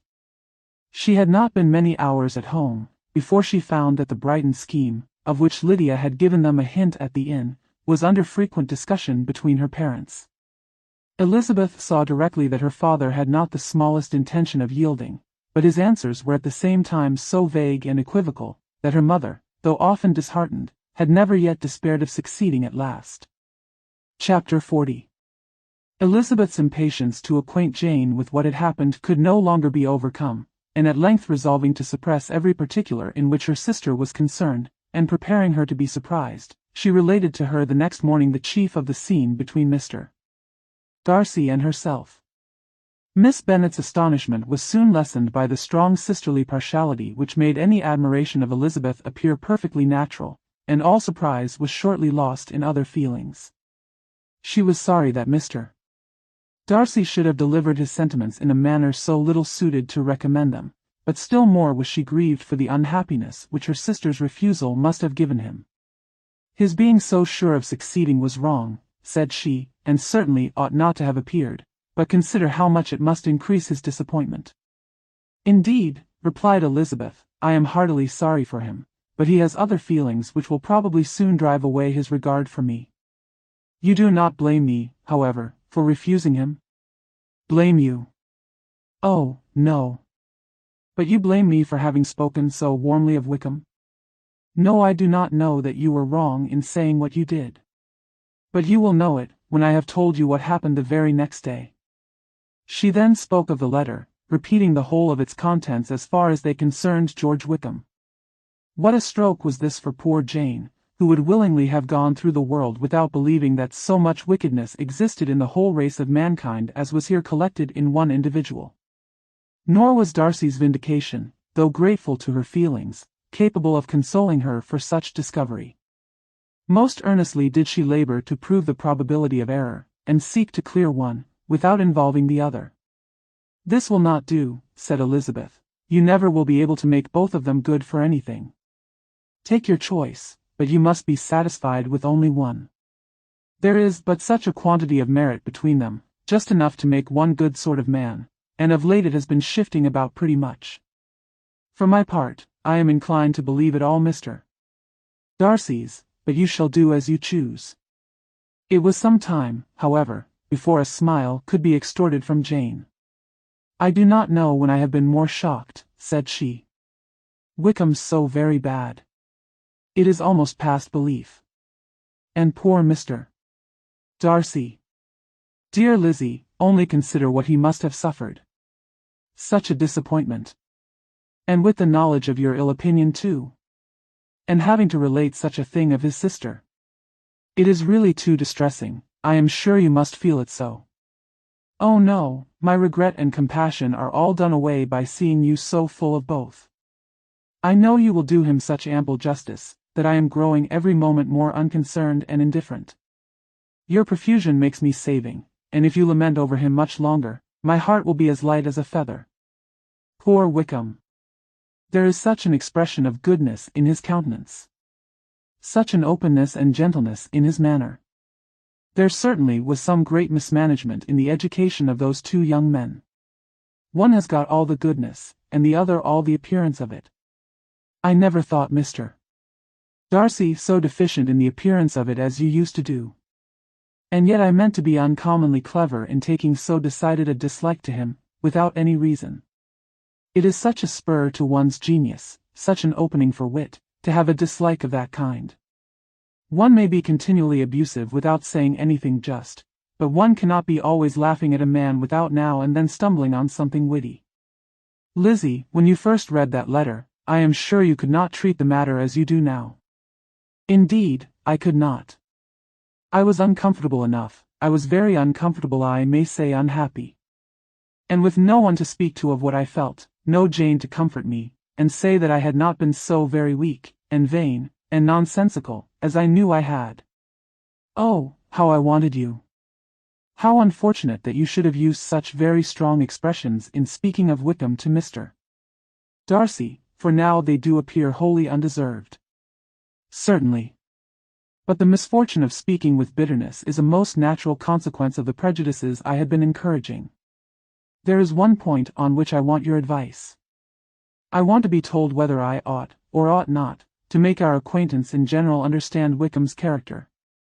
Miss Bennet paused a little, and then replied, Surely there can be no occasion for exposing him so dreadfully. What is your own opinion? That it ought not to be attempted. Mr. Darcy has not authorized me to make his communication public. On the contrary, every particular relative to his sister was meant to be kept as much as possible to myself, and if I endeavor to undeceive people as to the rest of his conduct, who will believe me? The general prejudice against Mr. Darcy is so violent, that it would be the death of half the good people in Meryton, to attempt to place him in an amiable light. I am not equal to it. Wickham will soon be gone, and, therefore, it will not signify to anybody here what he really is. Some time hence it will be all found out, and then we may laugh at their stupidity in not knowing it before. At present I will say nothing about it. You are quite right. To have his errors made public might ruin him forever. He is now, perhaps, sorry for what he has done, and anxious to re-establish a character. We must not make him desperate. The tumult of Elizabeth's mind was allayed by this conversation. She had got rid of two of the secrets which had weighed on her for a fortnight, and was certain of a willing listener in Jane, whenever she might wish to talk again of either. But there was still something lurking behind, of which prudence forbade the disclosure. She dared not relate the other half of Mr. Darcy's letter, nor explain to her sister how sincerely she had been valued by his friend. Here was knowledge in which no one could partake, and she was sensible that nothing less than a perfect understanding between the parties could justify her in throwing off this last encumbrance of mystery. And then, said she, if that very improbable event should ever take place, I shall merely be able to tell what Bingley may tell in a much more agreeable manner himself. The liberty of communication cannot be mine till it has lost all its value. She was now, on being settled at home, at leisure to observe the real state of her sister's spirits. Jane was not happy. She still cherished a very tender affection for Bingley. Having never even fancied herself in love before, her regard had all the warmth of first attachment, and from her age and disposition, greater steadiness than first attachments often boast, and so fervently did she value his remembrance, and prefer him to every other man, that all her good sense, and all her attention to the feelings of her friends, were requisite to check the indulgence of those regrets which must have been injurious to her own health and their tranquillity. Well, Lizzie, said Mrs. Bennet, one day, what is your opinion now of this sad business of Jane's? For my part, I am determined never to speak of it again to anybody. I told my sister Phillips so the other day. But I cannot find out that Jane saw anything of him in London. Well, he is a very undeserving young man, and I do not suppose there is the least chance in the world of her ever getting him now. There is no talk of his coming to Netherfield again in the summer, and I have inquired of everybody, too, who is likely to know. I am determined never to speak of it again. I do not believe that he will ever live at Netherfield any more. Oh, well. It is just as he chooses. Nobody wants him to come, though I shall always say that he used my daughter extremely ill, and, if I was her, I would not have put up with it. Well, my comfort is, I am sure Jane will die of a broken heart, and then he will be sorry for what he has done. But as Elizabeth could not receive comfort from any such expectation, she made no answer. "Well, Lizzie," continued her mother, soon afterwards, "and so the Collinses live very comfortable, do they?" Well, I only hope it will last." "And what sort of table do they keep?" "Charlotte is an excellent manager, I dare say. If she is half as sharp as her mother, she is saving enough. There is nothing extravagant in their housekeeping, I dare say." "No, nothing at all. A great deal of good management, depend upon it." Yes. They will take care not to outrun their income. They will never be distressed for money. Well, much good may it do them. And so, I suppose, they often talk of having Longbourn when your father is dead. They look upon it quite as their own, I dare say, whenever that happens. It was a subject which they could not mention before me. No, it would have been strange if they had. But I make no doubt they often talk of it between themselves. Well, if they can be easy with an estate that is not lawfully their own, so much the better. I should be ashamed of having one that was only entailed on me. When Colonel Miller's regiment went away, Chapter 41. The first week of their return was soon gone. The second began. It was the last of the regiment's stay in Meryton, and all the young ladies in the neighborhood were drooping apace. The dejection was almost universal. The elder Miss Bennets alone were still able to eat, drink, and sleep, and pursue the usual course of their employments. Very frequently were they reproached for this insensibility by Kitty and Lydia, whose own misery was extreme, and who could not comprehend such hard-heartedness in any of the family. Good heaven! What is to become of us? What are we to do? Would they often exclaim in the bitterness of woe. How can you be smiling so, Lizzie? Their affectionate mother shared all their grief. She remembered what she had herself endured on a similar occasion 25 years ago. "I am sure," said she, "I cried for 2 days together when Colonel Miller's regiment went away. I thought I should have broke my heart." "I am sure I shall break mine," said Lydia. "If one could but go to Brighton," observed Mrs. Bennet. "Oh yes. If one could but go to Brighton. But Papa is so disagreeable. A little sea bathing would set me up forever. And my Aunt Phillips is sure it would do me a great deal of good," added Kitty. Such were the kind of lamentations resounding perpetually through Longbourn House. Elizabeth tried to be diverted by them, but all sense of pleasure was lost in shame. She felt anew the justice of Mr. Darcy's objections, and never had she before been so much disposed to pardon his interference in the views of his friend. But the gloom of Lydia's prospect was shortly cleared away, for she received an invitation from Mrs. Forster, the wife of the colonel of the regiment, to accompany her to Brighton. This invaluable friend was a very young woman, and very lately married. A resemblance in good humor and good spirits had recommended her and Lydia to each other, and out of their 3 months' acquaintance they had been intimate too. The rapture of Lydia on this occasion, her adoration of Mrs. Forster, the delight of Mrs. Bennet, and the mortification of Kitty, are scarcely to be described. Wholly inattentive to her sister's feelings, Lydia flew about the house in restless ecstasy, calling for everyone's congratulations, and laughing and talking with more violence than ever, whilst the luckless Kitty continued in the parlour repining at her fate in terms as unreasonable as her accent was peevish. "I cannot see why Mrs. Forster should not ask me as well as Lydia," said she, "though I am not her particular friend. I have just as much right to be asked as she has, and more too, for I am 2 years older." In vain did Elizabeth attempt to make her reasonable, and Jane to make her resigned. As for Elizabeth herself, this invitation was so far from exciting in her the same feelings as in her mother and Lydia, that she considered it as the death warrant of all possibility of common sense for the latter, and detestable as such a step must make her, were it known, she could not help secretly advising her father not to let her go. She represented to him all the improprieties of Lydia's general behavior, the little advantage she could derive from the friendship of such a woman as Mrs. Forster, and the probability of her being yet more imprudent with such a companion at Brighton, where the temptations must be greater than at home. He heard her attentively, and then said, "Lydia will never be easy till she has exposed herself in some public place or other, and we can never expect her to do it with so little expense or inconvenience to her family as under the present circumstances." "If you were aware," said Elizabeth, "of the very great disadvantage to us all, which must arise from the public notice of Lydia's unguarded and imprudent manner, nay, which has already arisen from it, I am sure you would judge differently in the affair." "Already arisen," repeated Mr. Bennet. "What? Has she frightened away some of your lovers?" "Poor little Lizzie! But do not be cast down. Such squeamish youths as cannot bear to be connected with a little absurdity are not worth a regret. Come, let me see the list of the pitiful fellows who have been kept aloof by Lydia's folly." "Indeed, you are mistaken. I have no such injuries to resent. It is not of peculiar, but of general evils, which I am now complaining.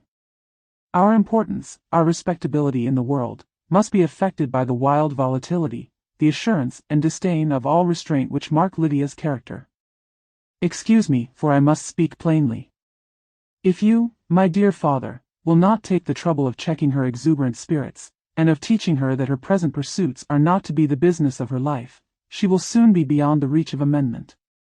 Her character will be fixed, and she will, at 16, be the most determined flirt that ever made herself and her family ridiculous, a flirt, too, in the worst and meanest degree of flirtation, without any attraction beyond youth and a tolerable person, and, from the ignorance and emptiness of her mind, wholly unable to ward off any portion of that universal contempt which her rage for admiration will excite. In this danger Kitty is also comprehended. She will follow wherever Lydia leads. Vain, ignorant, idle, and absolutely uncontrolled. Oh, my dear father, can you suppose it possible that they will not be censured and despised wherever they are known, and that their sisters will not be often involved in the disgrace?" Mr. Bennet saw that her whole heart was in the subject, and, affectionately taking her hand, said, in reply, "Do not make yourself uneasy, my love. Wherever you and Jane are known, you must be respected and valued, and you will not appear to less advantage for having a couple of, or I may say, 3 very silly sisters. We shall have no peace at Longbourn if Lydia does not go to Brighton. Let her go, then. Colonel Forster is a sensible man, and will keep her out of any real mischief, and she is luckily too poor to be an object of prey to anybody. At Brighton she will be of less importance even as a common flirt than she has been here. The officers will find women better worth their notice. Let us hope, therefore, that her being there may teach her her own insignificance. At any rate, she cannot grow many degrees worse, without authorizing us to lock her up for the rest of her life." With this answer Elizabeth was forced to be content, but her own opinion continued the same, and she left him disappointed and sorry. It was not in her nature, however, to increase her vexations by dwelling on them. She was confident of having performed her duty, and to fret over unavoidable evils, or augment them by anxiety, was no part of her disposition. Had Lydia and her mother known the substance of her conference with her father, their indignation would hardly have found expression in their united volubility.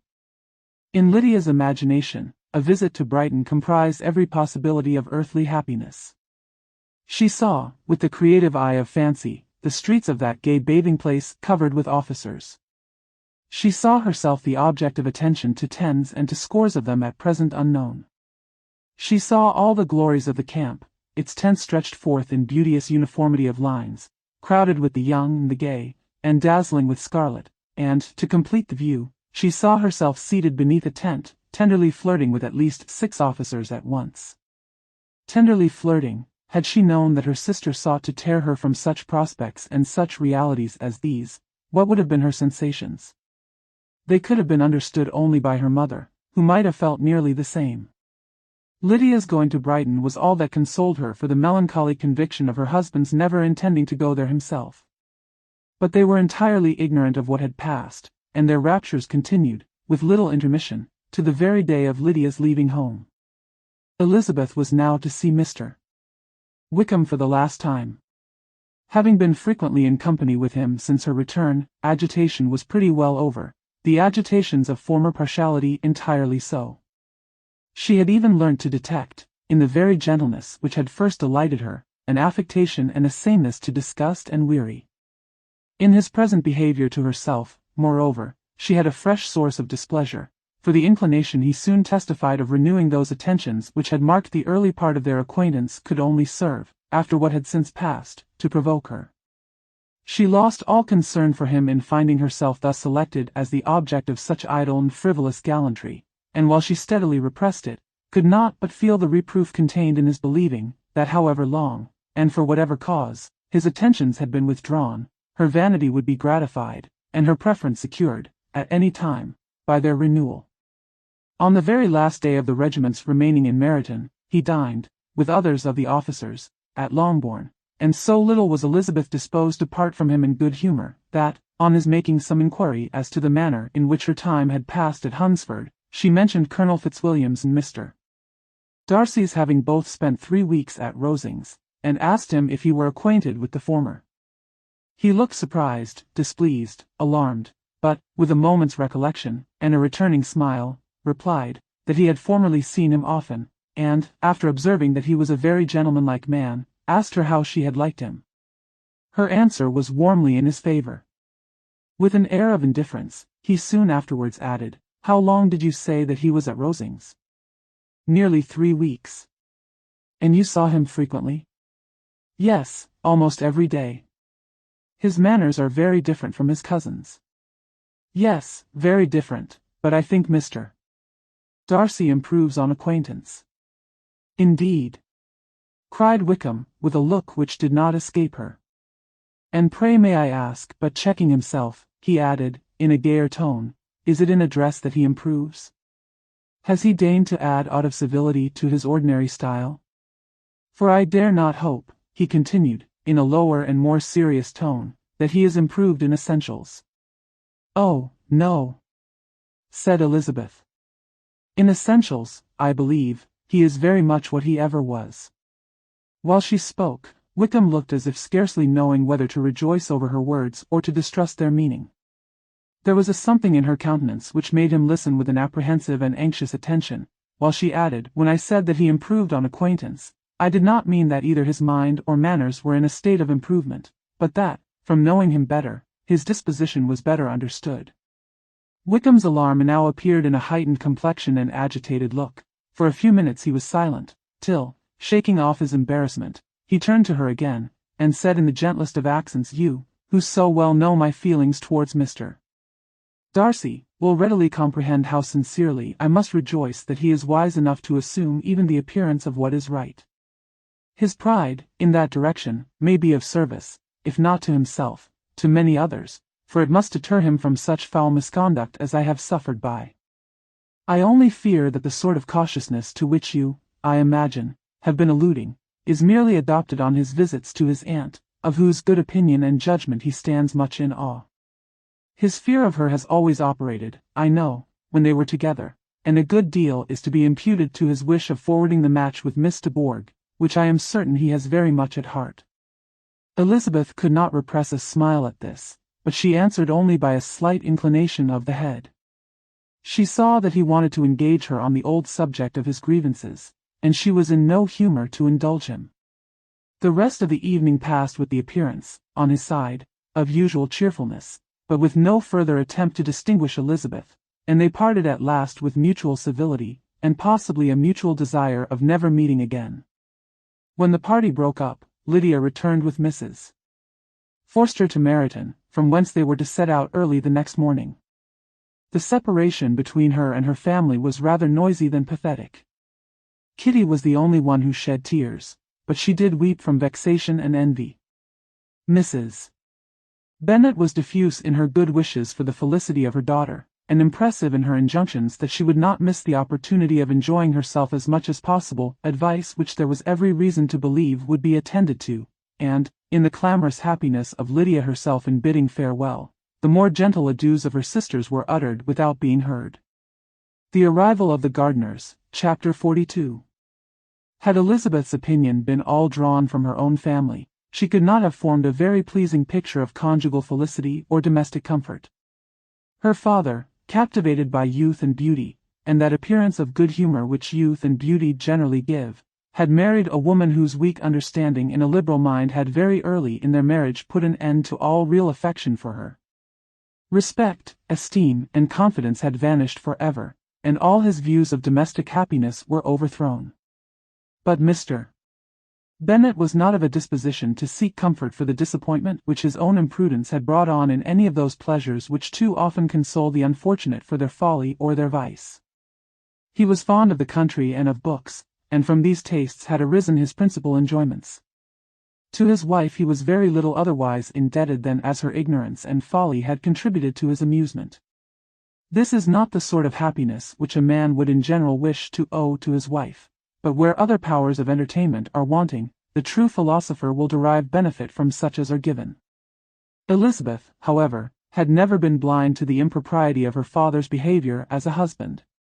She had always seen it with pain, but respecting his abilities, and grateful for his affectionate treatment of herself, she endeavored to forget what she could not overlook, and to banish from her thoughts that continual breach of conjugal obligation and decorum which, in exposing his wife to the contempt of her own children, was so highly reprehensible.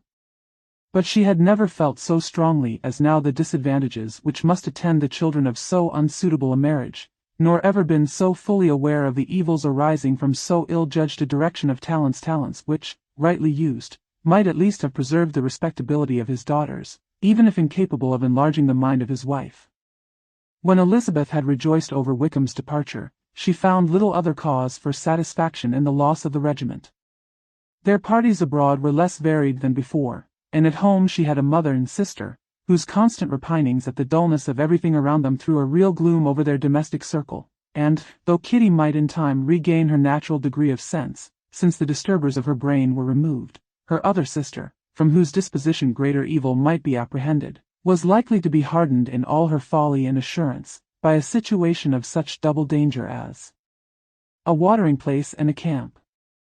Upon the whole, therefore, she found, what has been sometimes found before, that an event to which she had looked forward with impatient desire, did not, in taking place, bring all the satisfaction she had promised herself. It was consequently necessary to name some other period for the commencement of actual felicity, to have some other point on which her wishes and hopes might be fixed, and by again enjoying the pleasure of anticipation, console herself for the present, and prepare for another disappointment. Her tour to the lakes was now the object of her happiest thoughts. It was her best consolation for all the uncomfortable hours which the discontentedness of her mother and Kitty made inevitable, and could she have included Jane in the scheme, every part of it would have been perfect. But it is fortunate, thought she, that I have something to wish for. Were the whole arrangement complete, my disappointment would be certain. But here, by carrying with me one ceaseless source of regret in my sister's absence, I may reasonably hope to have all my expectations of pleasure realized. A scheme of which every part promises delight can never be successful, and general disappointment is only warded off by the defense of some little peculiar vexation. When Lydia went away she promised to write very often and very minutely to her mother and Kitty, but her letters were always long expected, and always very short. Those to her mother contained little else than that they were just returned from the library, where such and such officers had attended them, and where she had seen such beautiful ornaments as made her quite wild, that she had a new gown, or a new parasol, which she would have described more fully, but was obliged to leave off in a violent hurry, as Mrs. Forster called her, and they were going to the camp, and from her correspondence with her sister there was still less to be learnt, for her letters to Kitty, though rather longer, were much too full of lines under the words to be made public. After the first fortnight or 3 weeks of her absence, health, good humour, and cheerfulness began to reappear at Longbourn. Everything wore a happier aspect. The families who had been in town for the winter came back again, and summer finery and summer engagements arose. Mrs.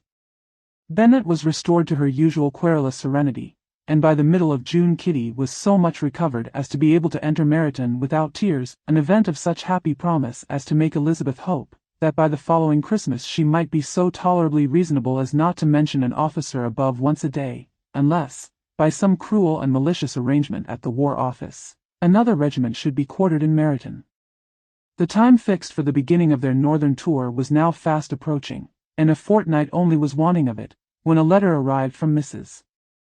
Gardiner, which at once delayed its commencement and curtailed its extent. Mr. Gardiner would be prevented by business from setting out till a fortnight later in July, and must be in London again within a month, and as that left too short a period for them to go so far, and see so much as they had proposed, or at least to see it with the leisure and comfort they had built on, they were obliged to give up the lakes, and substitute a more contracted tour, and, according to the present plan, were to go no farther northward than Derbyshire. In that county there was enough to be seen to occupy the chief of their 3 weeks, and to Mrs. Gardiner it had a peculiarly strong attraction. The town where she had formerly passed some years of her life, and where they were now to spend a few days, was probably as great an object of her curiosity as all the celebrated beauties of Matlock, Chatsworth, Dovedale, or the Peak. Elizabeth was excessively disappointed. She had set her heart on seeing the lakes, and still thought there might have been time enough. But it was her business to be satisfied and certainly her temper to be happy, and all was soon right again. With the mention of Derbyshire, there were many ideas connected. It was impossible for her to see the word without thinking of Pemberley and its owner. But surely, said she, I may enter his county with impunity, and rob it of a few petrified spars, without his perceiving me. The period of expectation was now doubled. 4 weeks were to pass away before her uncle and aunt's arrival. But they did pass away, and Mr. and Mrs. Gardiner, with their 4 children, did at length appear at Longbourn.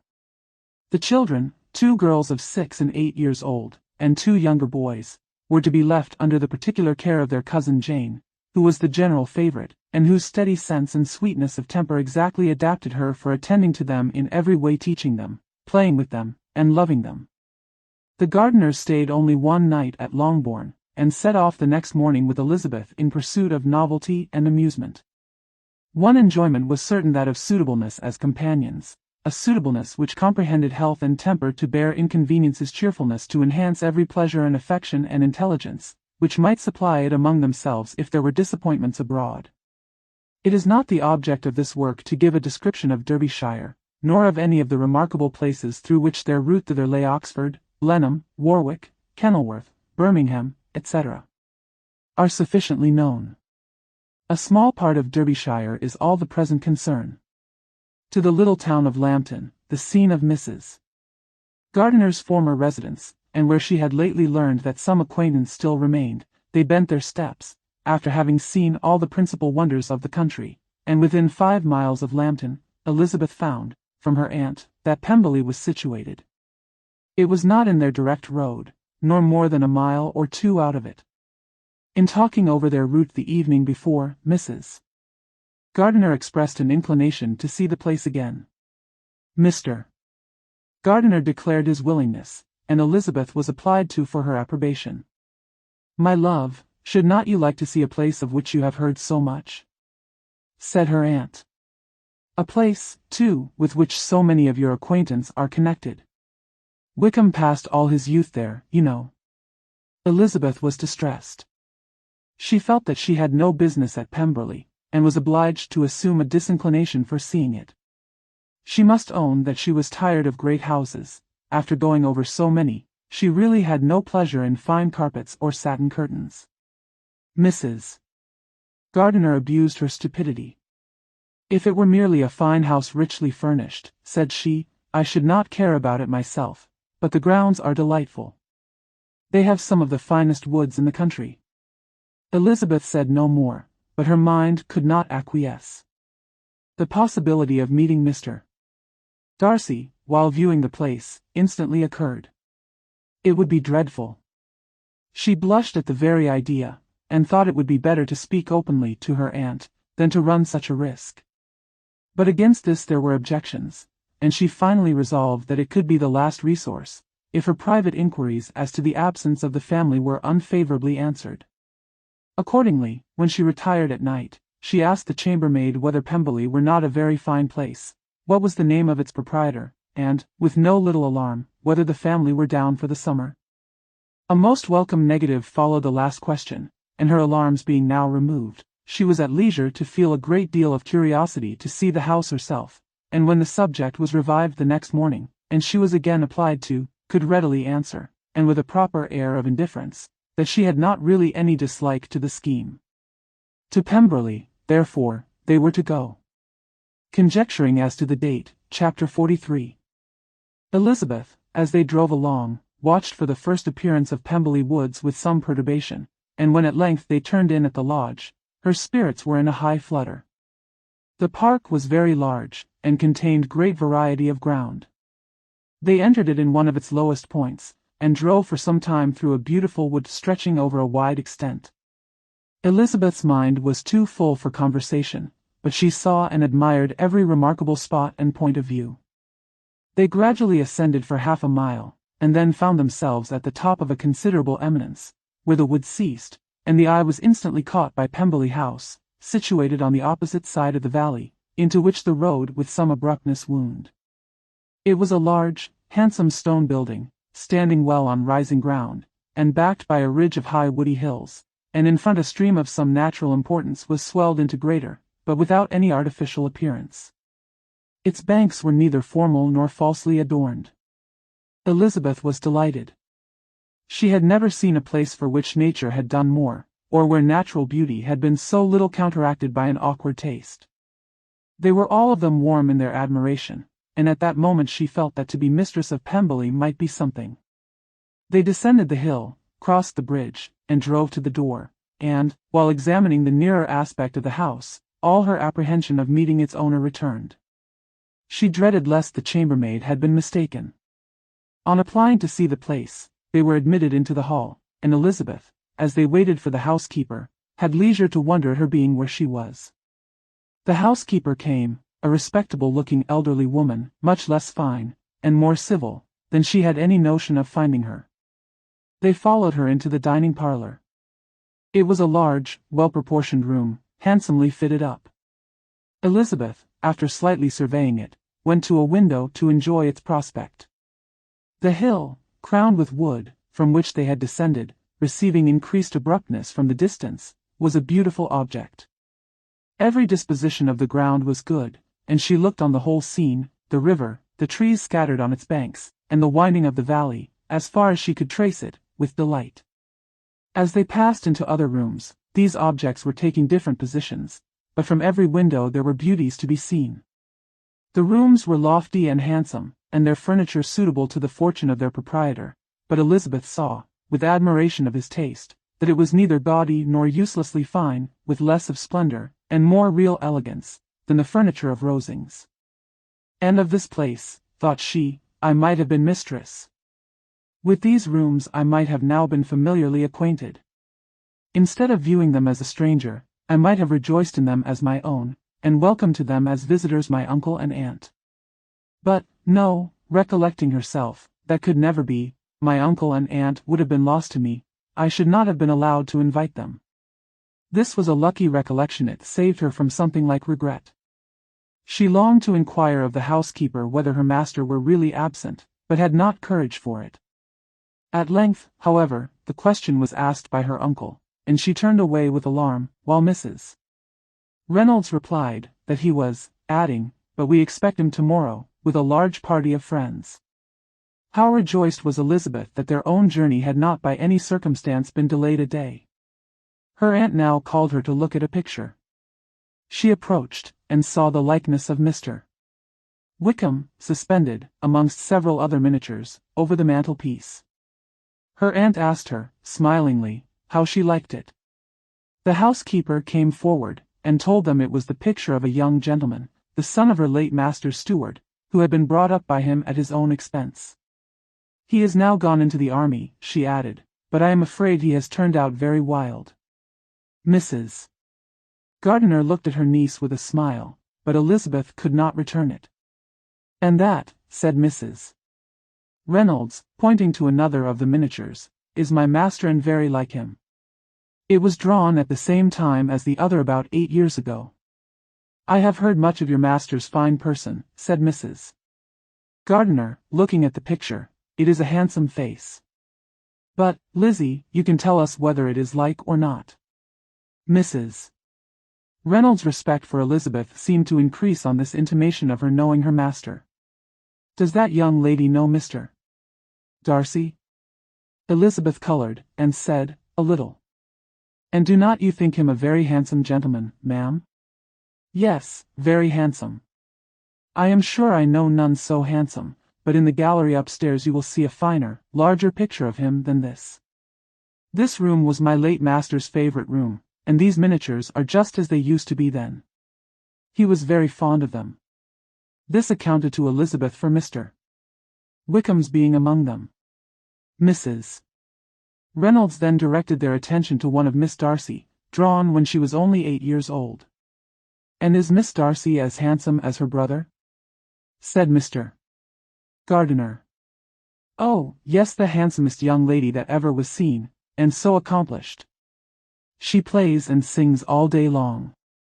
In the next room is a new instrument just come down for her, a present from my master. She comes here tomorrow with him." Mr. Gardiner, whose manners were easy and pleasant, encouraged her communicativeness by his questions and remarks. Mrs. Reynolds, either from pride or attachment, had evidently great pleasure in talking of her master and his sister. "Is your master much at Pemberley in the course of the year?" "Not so much as I could wish, sir, but I dare say he may spend half his time here, and Miss Darcy is always down for the summer months. Except," thought Elizabeth, "when she goes to Ramsgate. If your master would marry, you might see more of him." "Yes, sir, but I do not know when that will be. I do not know who is good enough for him." Mr. and Mrs. Gardiner smiled. Elizabeth could not help saying, "It is very much to his credit, I am sure, that you should think so." "I say no more than the truth, and what everybody will say that knows him," replied the other. Elizabeth thought this was going pretty far, and she listened with increasing astonishment as the housekeeper added, "I have never had a cross word from him in my life, and I have known him ever since he was 4 years old." This was praise of all others most extraordinary, most opposite to her ideas. That he was not a good-tempered man had been her firmest opinion. Her keenest attention was awakened, she longed to hear more, and was grateful to her uncle for saying, "There are very few people of whom so much can be said. You are lucky in having such a master." "Yes, sir, I know I am. If I were to go through the world, I could not meet with a better. But I have always observed, that they who are good-natured when children, are good-natured when they grow up, and he was always the sweetest-tempered, most generous-hearted boy in the world." Elizabeth almost stared at her. "Can this be Mr. Darcy?" thought she. "His father was an excellent man," said Mrs. Gardiner. "Yes, ma'am, that he was indeed, and his son will be just like him, just as affable to the poor." Elizabeth listened, wondered, doubted, and was impatient for more. Mrs. Reynolds could interest her on no other point. She related the subjects of the pictures, the dimensions of the rooms, and the price of the furniture in vain. Mr. Gardiner, highly amused by the kind of family prejudice, to which he attributed her excessive commendation of her master, soon led again to the subject, and she dwelt with energy on his many merits, as they proceeded together up the great staircase. "He is the best landlord, and the best master," said she, "that ever lived. Not like the wild young men nowadays, who think of nothing but themselves. There is not one of his tenants or servants but what will give him a good name. Some people call him proud, but I am sure I never saw anything of it. To my fancy, it is only because he does not rattle away like other young men." "In what an amiable light does this place him," thought Elizabeth. "This fine account of him," whispered her aunt as they walked, "is not quite consistent with his behavior to our poor friend. Perhaps we might be deceived. That is not very likely, our authority was too good." On reaching the spacious lobby above, they were shown into a very pretty sitting-room, lately fitted up with greater elegance and lightness than the apartments below, and were informed that it was but just done to give pleasure to Miss Darcy, who had taken a liking to the room, when last at Pemberley. "He is certainly a good brother," said Elizabeth, as she walked towards one of the windows. Mrs. Reynolds anticipated Miss Darcy's delight, when she should enter the room. "And this is always the way with him," she added. "Whatever can give his sister any pleasure, is sure to be done in a moment. There is nothing he would not do for her." The picture gallery, and 2 or 3 of the principal bedrooms, were all that remained to be shown. In the former were many good paintings, but Elizabeth knew nothing of the art, and from such as had been already visible below, she had willingly turned to look at some drawings of Miss Darcy's, in crayons, whose subjects were usually more interesting, and also more intelligible. In the gallery there were many family portraits, but they could have little to fix the attention of a stranger. Elizabeth walked on in quest of the only face whose features would be known to her. At last it arrested her, and she beheld a striking resemblance of Mr. Darcy, with such a smile over the face, as she remembered to have sometimes seen, when he looked at her. She stood several minutes before the picture, in earnest contemplation, and returned to it again before they quitted the gallery. Mrs. Reynolds informed them that it had been taken in his father's lifetime. There was certainly at this moment, in Elizabeth's mind, a more gentle sensation towards the original than she had ever felt in the height of their acquaintance. The commendation bestowed on him by Mrs. Reynolds was of no trifling nature. What praise is more valuable than the praise of an intelligent servant? As a brother, a landlord, a master, she considered how many people's happiness were in his guardianship. How much of pleasure or pain it was in his power to bestow. How much of good or evil must be done by him. Every idea that had been brought forward by the housekeeper was favorable to his character, and as she stood before the canvas, on which he was represented, and fixed his eyes upon herself, she thought of his regard with a deeper sentiment of gratitude than it had ever raised before. She remembered its warmth, and softened its impropriety of expression. When all of the house that was open to general inspection had been seen, they returned downstairs, and, taking leave of the housekeeper, were consigned over to the gardener, who met them at the hall door. As they walked across the lawn towards the river, Elizabeth turned back to look again. Her uncle and aunt stopped also, and while the former was conjecturing as to the date of the building, the owner of it himself suddenly came forward from the road which led behind it to the stables. They were within 20 yards of each other, and so abrupt was his appearance, that it was impossible to avoid his sight. Their eyes instantly met, and the cheeks of each were overspread with the deepest blush.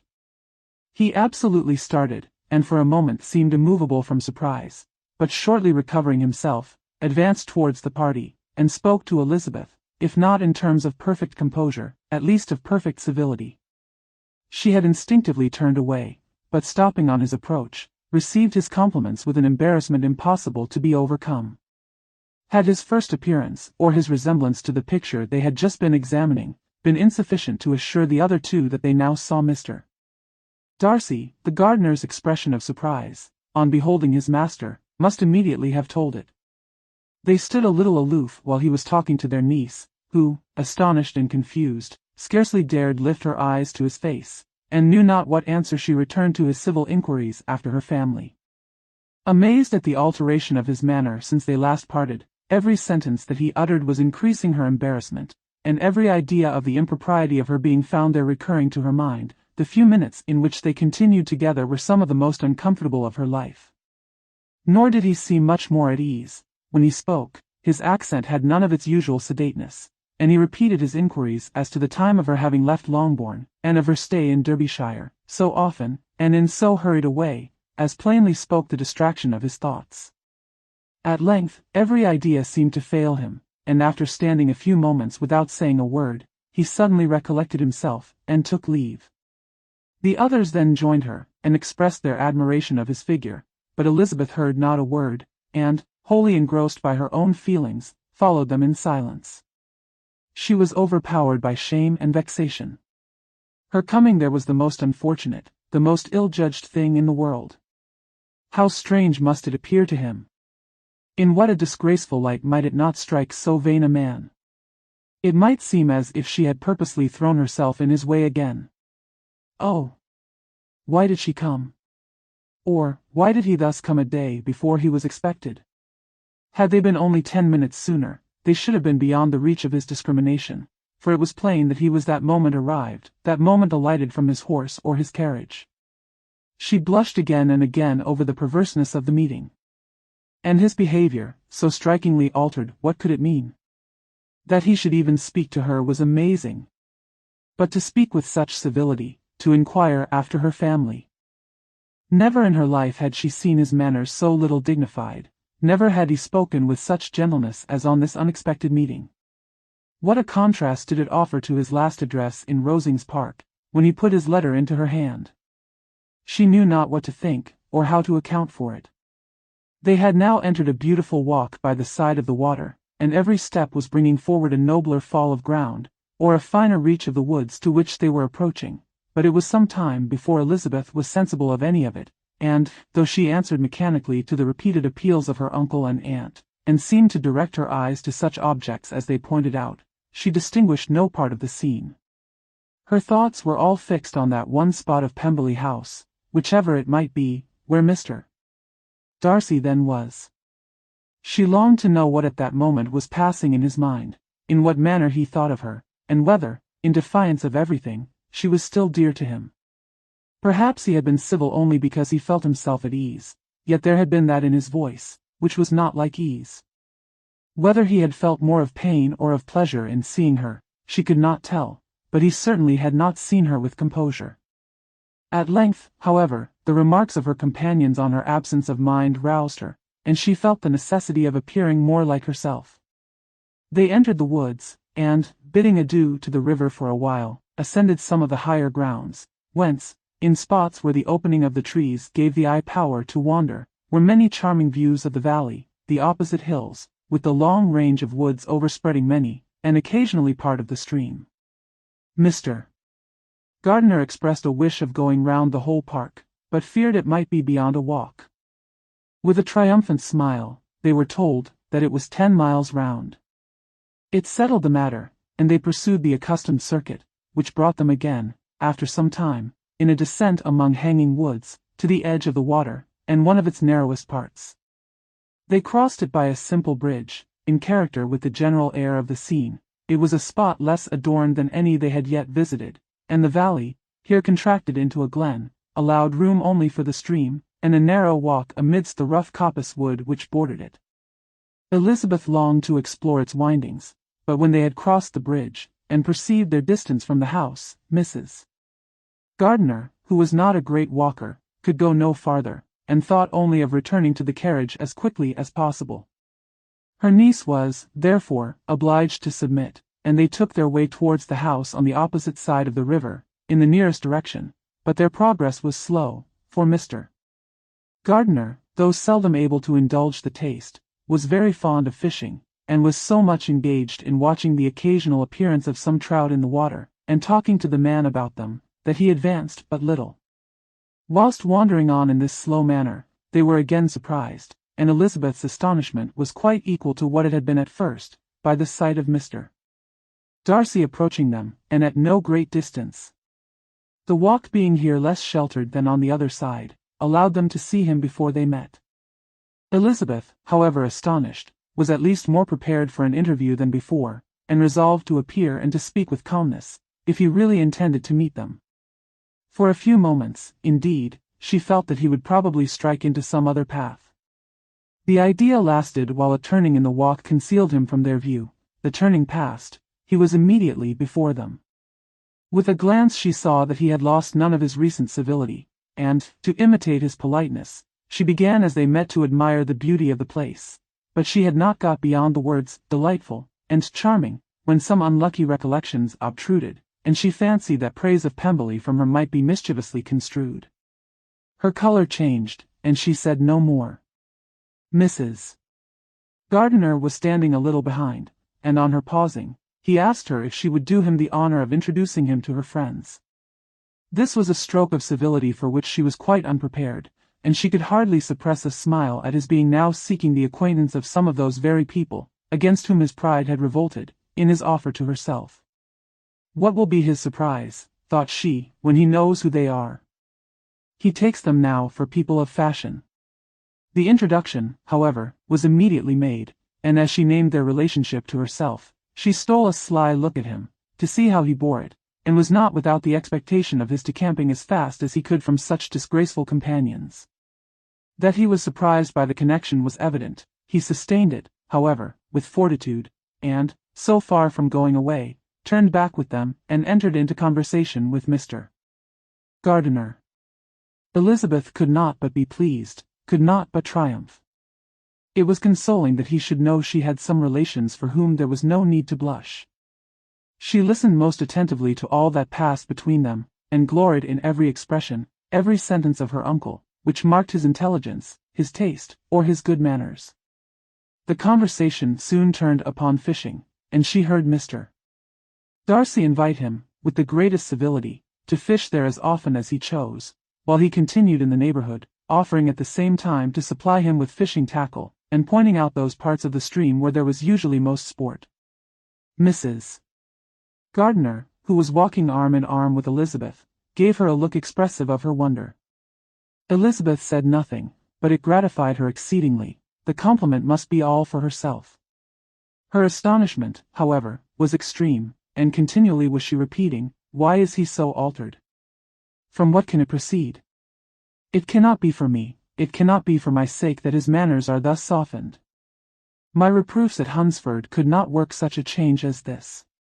It is impossible that he should still love me." After walking some time in this way, the two ladies in front, the two gentlemen behind, on resuming their places, after descending to the brink of the river for the better inspection of some curious water plant, there chanced to be a little alteration. It originated in Mrs. Gardiner, who, fatigued by the exercise of the morning, found Elizabeth's arm inadequate to her support, and consequently preferred her husband's. Mr. Darcy took her place by her niece, and they walked on together. After a short silence the lady first spoke. She wished him to know that she had been assured of his absence before she came to the place, and accordingly began by observing that his arrival had been very unexpected, for your housekeeper, she added, informed us that you would certainly not be here till tomorrow, and, indeed, before we left Bakewell, we understood that you were not immediately expected in the country. He acknowledged the truth of it all, and said that business with his steward had occasioned his coming forward a few hours before the rest of the party with whom he had been traveling. "They will join me early tomorrow," he continued, "and among them are some who will claim an acquaintance with you, Mr. Bingley and his sisters." Elizabeth answered only by a slight bow. Her thoughts were instantly driven back to the time when Mr.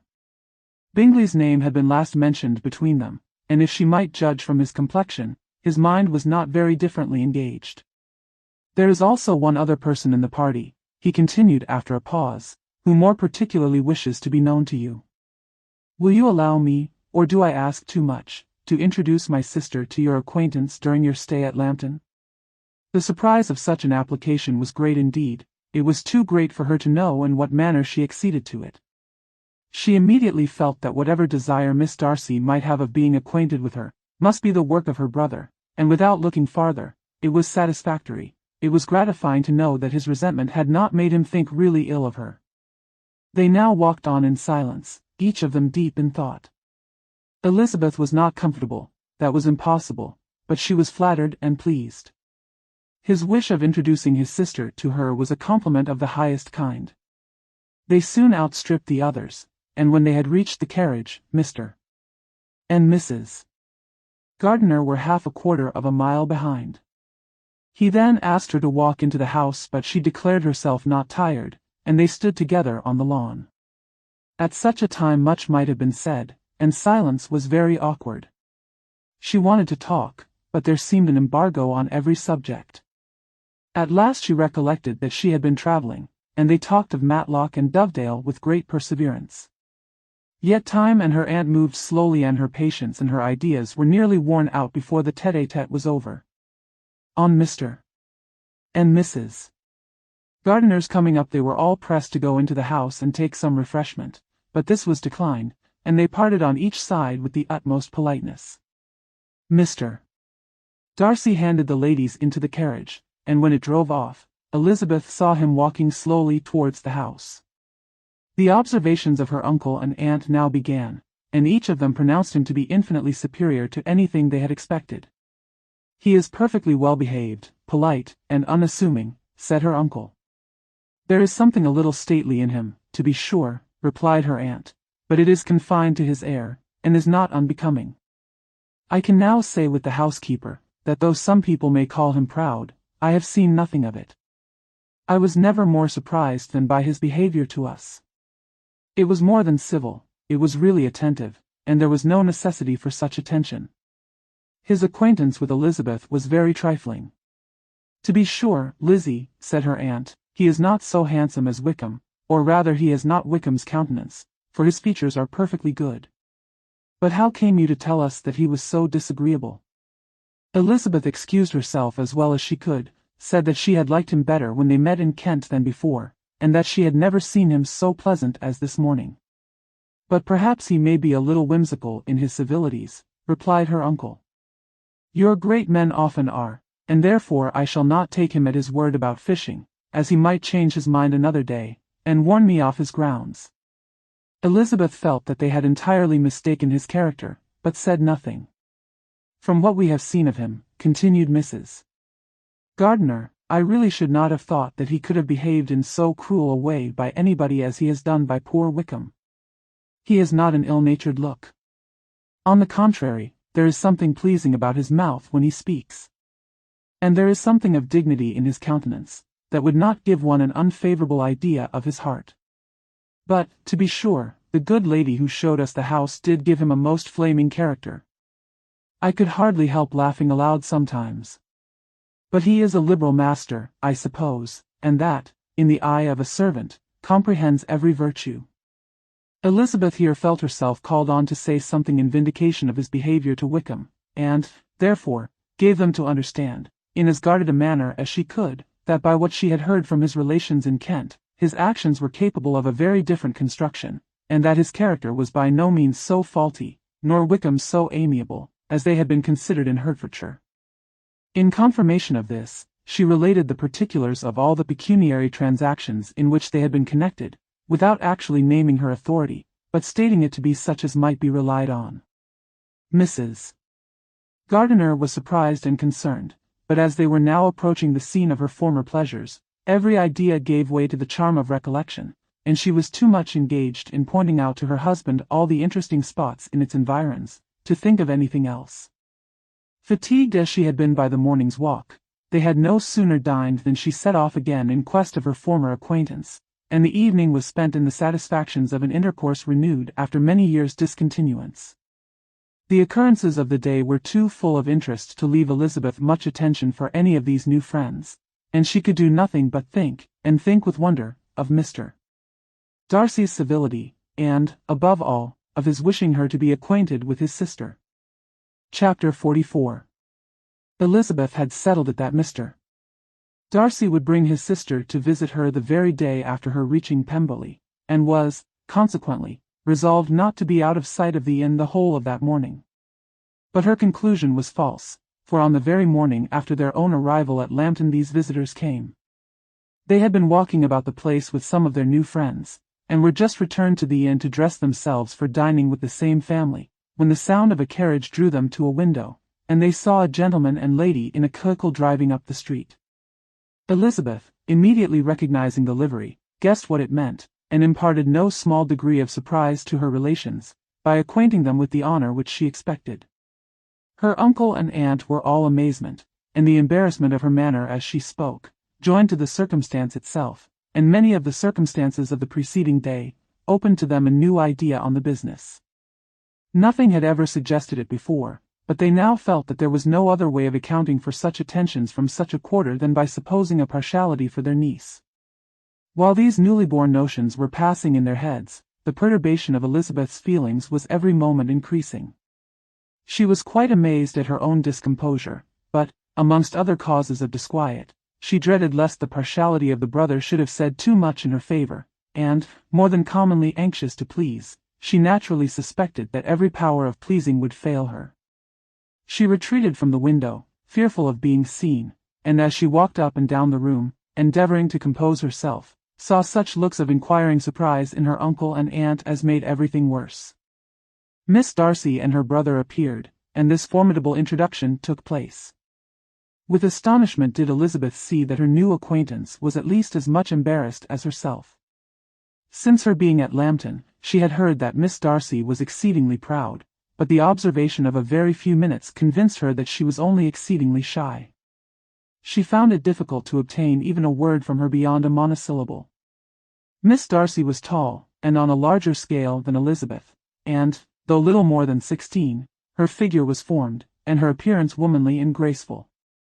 She was less handsome than her brother, but there was sense and good humor in her face, and her manners were perfectly unassuming and gentle. Elizabeth, who had expected to find in her as acute and unembarrassed an observer as ever Mr. Darcy had been, was much relieved by discerning such different feelings. They had not been long together before Darcy told her that Bingley was also coming to wait on her, and she had barely time to express her satisfaction, and prepare for such a visitor, when Bingley's quick step was heard on the stairs, and in a moment he entered the room. All Elizabeth's anger against him had been long done away, but had she still felt any, it could hardly have stood its ground against the unaffected cordiality with which he expressed himself on seeing her again. He inquired in a friendly, though general, way, after her family, and looked and spoke with the same good-humored ease that he had ever done. To Mr. and Mrs. Gardiner he was scarcely a less interesting personage than to herself. They had long wished to see him. The whole party before them, indeed, excited a lively attention. The suspicions which had just arisen of Mr. Darcy and their niece directed their observation towards each with an earnest, though guarded, inquiry, and they soon drew from those inquiries the full conviction that one of them at least knew what it was to love. Of the lady's sensations they remained a little in doubt, but that the gentleman was overflowing with admiration was evident enough. Elizabeth, on her side, had much to do. She wanted to ascertain the feelings of each of her visitors, she wanted to compose her own, and to make herself agreeable to all, and in the latter object, where she feared most to fail, she was most sure of success, for those to whom she endeavoured to give pleasure were prepossessed in her favour. Bingley was ready, Georgiana was eager, and Darcy determined to be pleased. To make herself agreeable to all, in seeing Bingley, her thoughts naturally flew to her sister, and oh, how ardently did she long to know whether any of his were directed in a like manner. Sometimes she could fancy that he talked less than on former occasions, and once or twice pleased herself with the notion that, as he looked at her, he was trying to trace a resemblance. But, though this might be imaginary, she could not be deceived as to his behaviour to Miss Darcy, who had been set up as a rival to Jane. No look appeared on either side that spoke particular regard. Nothing occurred between them that could justify the hopes of his sister. On this point she was soon satisfied, and 2 or 3 little circumstances occurred ere they parted, which, in her anxious interpretation, denoted a recollection of Jane, not untinctured by tenderness, and a wish of saying more that might lead to the mention of her, had he dared. He observed to her, at a moment when the others were talking together, and in a tone which had something of real regret, that it was a very long time since he had had the pleasure of seeing her, and, before she could reply, he added, "It is above 8 months. We have not met since the 26th of November, when we were all dancing together at Netherfield." Elizabeth was pleased to find his memory so exact, and he afterwards took occasion to ask her, when unattended to by any of the rest, whether all her sisters were at Longbourn. There was not much in the question, nor in the preceding remark, but there was a look and a manner which gave them meaning. It was not often that she could turn her eyes on Mr. Darcy himself, but whenever she did catch a glimpse she saw an expression of general complaisance, and in all that he said, she heard an accent so far removed from hauteur or disdain of his companions, as convinced her that the improvement of manners which she had yesterday witnessed, however temporary its existence might prove, had at least outlived one day. When she saw him thus seeking the acquaintance, and courting the good opinion of people with whom any intercourse a few months ago would have been a disgrace, when she saw him thus civil, not only to herself, but to the very relations whom he had openly disdained, and recollected their last lively scene in Hunsford Parsonage, the difference, the change was so great, and struck so forcibly on her mind, that she could hardly restrain her astonishment from being visible. Never, even in the company of his dear friends at Netherfield, or his dignified relations at Rosings, had she seen him so desirous to please, so free from self-consequence or unbending reserve, as now, when no importance could result from the success of his endeavours, and when even the acquaintance of those to whom his attentions were addressed, would draw down the ridicule and censure of the ladies both of Netherfield and Rosings. Their visitors stayed with them above half an hour, and when they arose to depart, Mr. Darcy called on his sister to join him in expressing their wish of seeing Mr. and Mrs. Gardiner and Miss Bennet to dinner at Pemberley, before they left the country. Miss Darcy, though with a diffidence which marked her little in the habit of giving invitations, readily obeyed. Mrs. Gardiner looked at her niece, desirous of knowing how she, whom the invitation most concerned, felt disposed as to its acceptance, but Elizabeth had turned away her head. Presuming, however, that this studied avoidance spoke rather a momentary embarrassment than any dislike of the proposal, and seeing in her husband, who was fond of society, a perfect willingness to accept it, she ventured to engage for her attendance, and the day after the next was fixed on. Bingley expressed great pleasure in the certainty of seeing Elizabeth again, having still a great deal to say to her, and many inquiries to make after all their Hertfordshire friends. Elizabeth, construing all this into a wish of hearing her speak of her sister, was pleased, and on this account, as well as some others, found herself, when their visitors left them, capable of considering the last half-hour with some satisfaction, though while it was passing the enjoyment of it had been little. Eager to be alone, and fearful of inquiries or hints from her uncle and aunt, she stayed with them only long enough to hear their favourable opinion of Bingley, and then hurried away to dress. But she had no reason to fear Mr. and Mrs. Gardiner's curiosity. It was not their wish to force her communication. It was evident that she was much better acquainted with Mr. Darcy than they had before any idea of. It was evident that he was very much in love with her. They saw much to interest, but nothing to justify inquiry. Of Mr. Darcy it was now a matter of anxiety to think well, and, as far as their acquaintance reached, there was no fault to find. They could not be untouched by his politeness, and had they drawn his character from their own feelings and his servant's report, without any reference to any other account, the circle in Hertfordshire to which he was known would not have recognized it for Mr. Darcy. There was now an interest, however, in believing the housekeeper, and they soon became sensible that the authority of a servant, who had known him since he was 4 years old, and whose own manners indicated respectability, was not to be hastily rejected. Neither had anything occurred in the intelligence of their Lambton friends that could materially lessen its weight. They had nothing to accuse him of but pride he probably had, and if not, it would certainly be imputed by the inhabitants of a small market town where the family did not visit. It was acknowledged, however, that he was a liberal man, and did much good among the poor.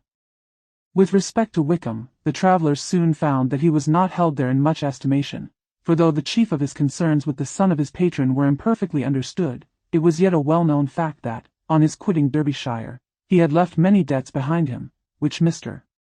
Darcy afterwards discharged. As for Elizabeth, her thoughts were at Pemberley this evening more than the last, and the evening, though as it passed it seemed long, was not long enough to determine her feelings towards one in that mansion, and she lay awake 2 whole hours, endeavouring to make them out. She certainly did not hate him.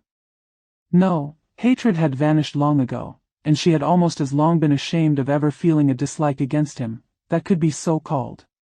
The respect created by the conviction of his valuable qualities, though at first unwillingly admitted, had for some time ceased to be repugnant to her feelings, and it was now heightened into somewhat of a friendlier nature by the testimony so highly in his favour, and bringing forward his disposition in so amiable a light, which yesterday had produced.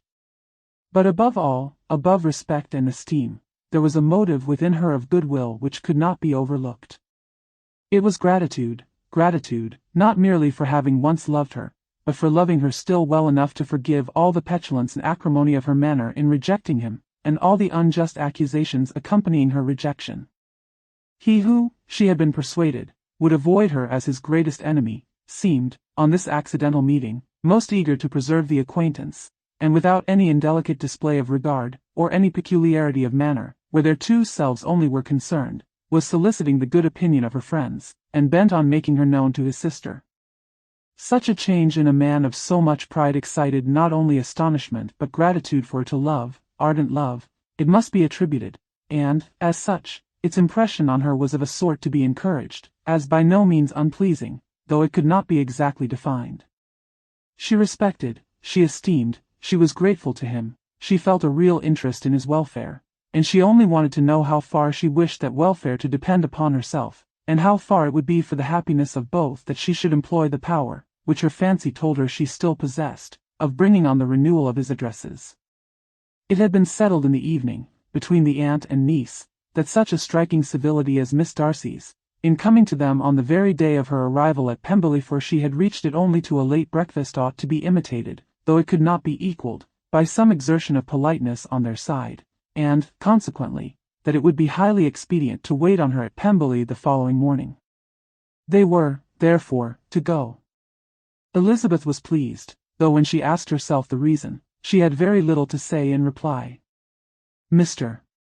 Gardiner left them soon after breakfast. The fishing scheme had been renewed the day before, and a positive engagement made of his meeting some of the gentlemen at Pemberley by noon. Engaged by the river, Chapter 45.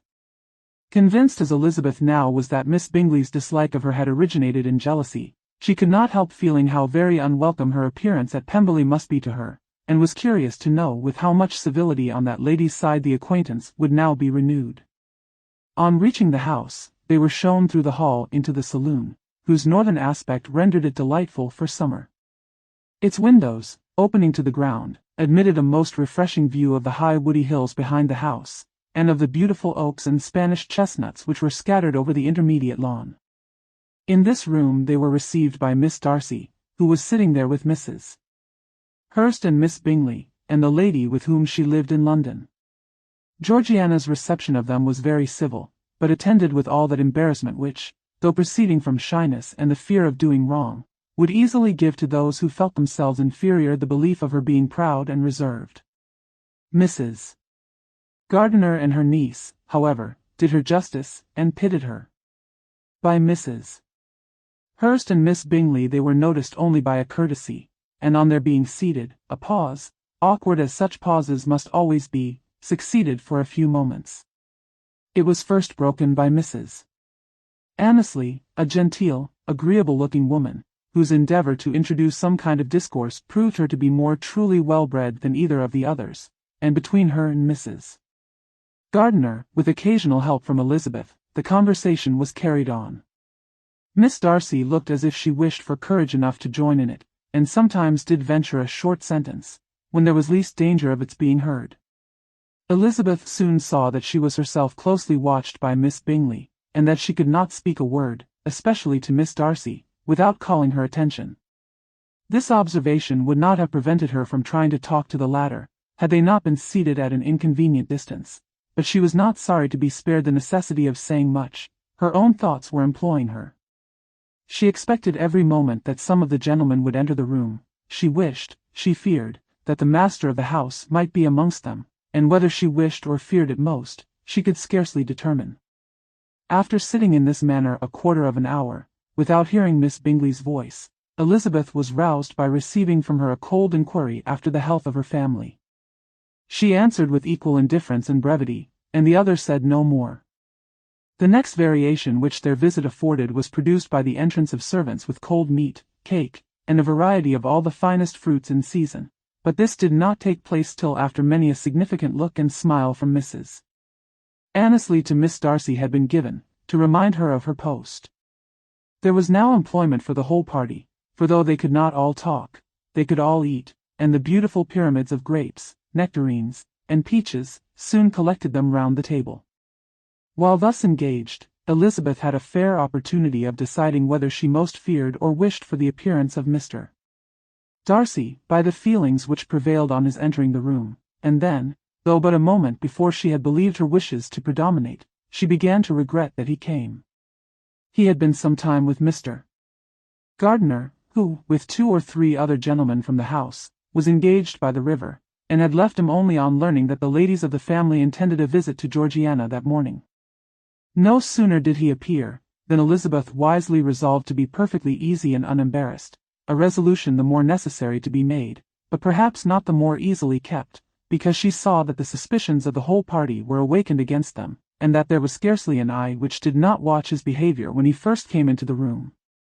In no countenance was attentive curiosity so strongly marked as in Miss Bingley's, in spite of the smiles which overspread her face whenever she spoke to one of its objects, for jealousy had not yet made her desperate, and her attentions to Mr. Darcy were by no means over. Miss Darcy, on her brother's entrance, exerted herself much more to talk, and Elizabeth saw that he was anxious for his sister and herself to get acquainted, and forwarded, as much as possible, every attempt at conversation on either side.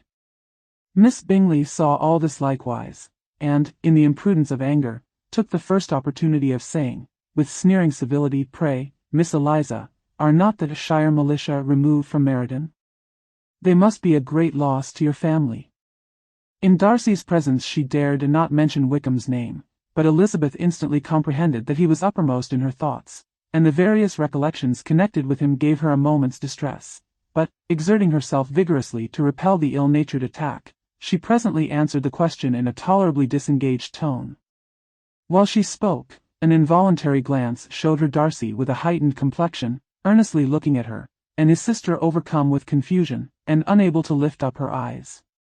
Had Miss Bingley known what pain she was then giving her beloved friend, she undoubtedly would have refrained from the hint, but she had merely intended to discompose Elizabeth, by bringing forward the idea of a man to whom she believed her partial, to make her betray a sensibility which might injure her in Darcy's opinion, and, perhaps, to remind the latter of all the follies and absurdities by which some part of her family were connected with that corps. Not a syllable had ever reached her of Miss Darcy's meditated elopement. To no creature had it been revealed, where secrecy was possible, except to Elizabeth, and from all Bingley's connections her brother was particularly anxious to conceal it, from that very wish which Elizabeth had long ago attributed to him, of their becoming hereafter her own. He had certainly formed such a plan, and without meaning that it should affect his endeavour to separate him from Miss Bennet, it is probable that it might add something to his lively concern for the welfare of his friend. Elizabeth's collected behaviour, however, soon quieted his emotion, and as Miss Bingley, vexed and disappointed, dared not approach nearer to Wickham, Georgiana also recovered in time, though not enough to be able to speak any more. Her brother, whose eye she feared to meet, scarcely recollected her interest in the affair, and the very circumstance which had been designed to turn his thoughts from Elizabeth, seemed to have fixed them on her more and more cheerfully. Their visit did not continue long after the question and answer above mentioned, and while Mr.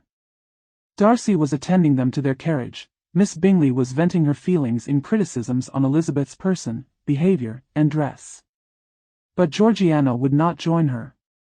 Her brother's recommendation was enough to ensure her favour, his judgment could not err, and he had spoken in such terms of Elizabeth, as to leave Georgiana without the power of finding her otherwise than lovely and amiable. When Darcy returned to the saloon, Miss Bingley could not help repeating to him some part of what she had been saying to his sister. "How very ill Eliza Bennet looks this morning, Mr. Darcy," she cried. "I never in my life saw anyone so much altered as she is since the winter. She is grown so brown and coarse. Louisa and I were agreeing that we should not have known her again." However little Mr. Darcy might have liked such an address, he contented himself with coolly replying that he perceived no other alteration than her being rather tanned, no miraculous consequence of travelling in the summer. "For my own part," she rejoined, "I must confess that I never could see any beauty in her. Her face is too thin, her complexion has no brilliancy, and her features are not at all handsome. Her nose wants character, there is nothing marked in its lines. Her teeth are tolerable, but not out of the common way, and as for her eyes, which have sometimes been called so fine, I never could perceive anything extraordinary in them. They have a sharp, shrewish look, which I do not like at all, and in her air altogether, there is a self-sufficiency without fashion, which is intolerable." Persuaded as Miss Bingley was that Darcy admired Elizabeth, this was not the best method of recommending herself, but angry people are not always wise, and in seeing him at last look somewhat nettled, she had all the success she expected.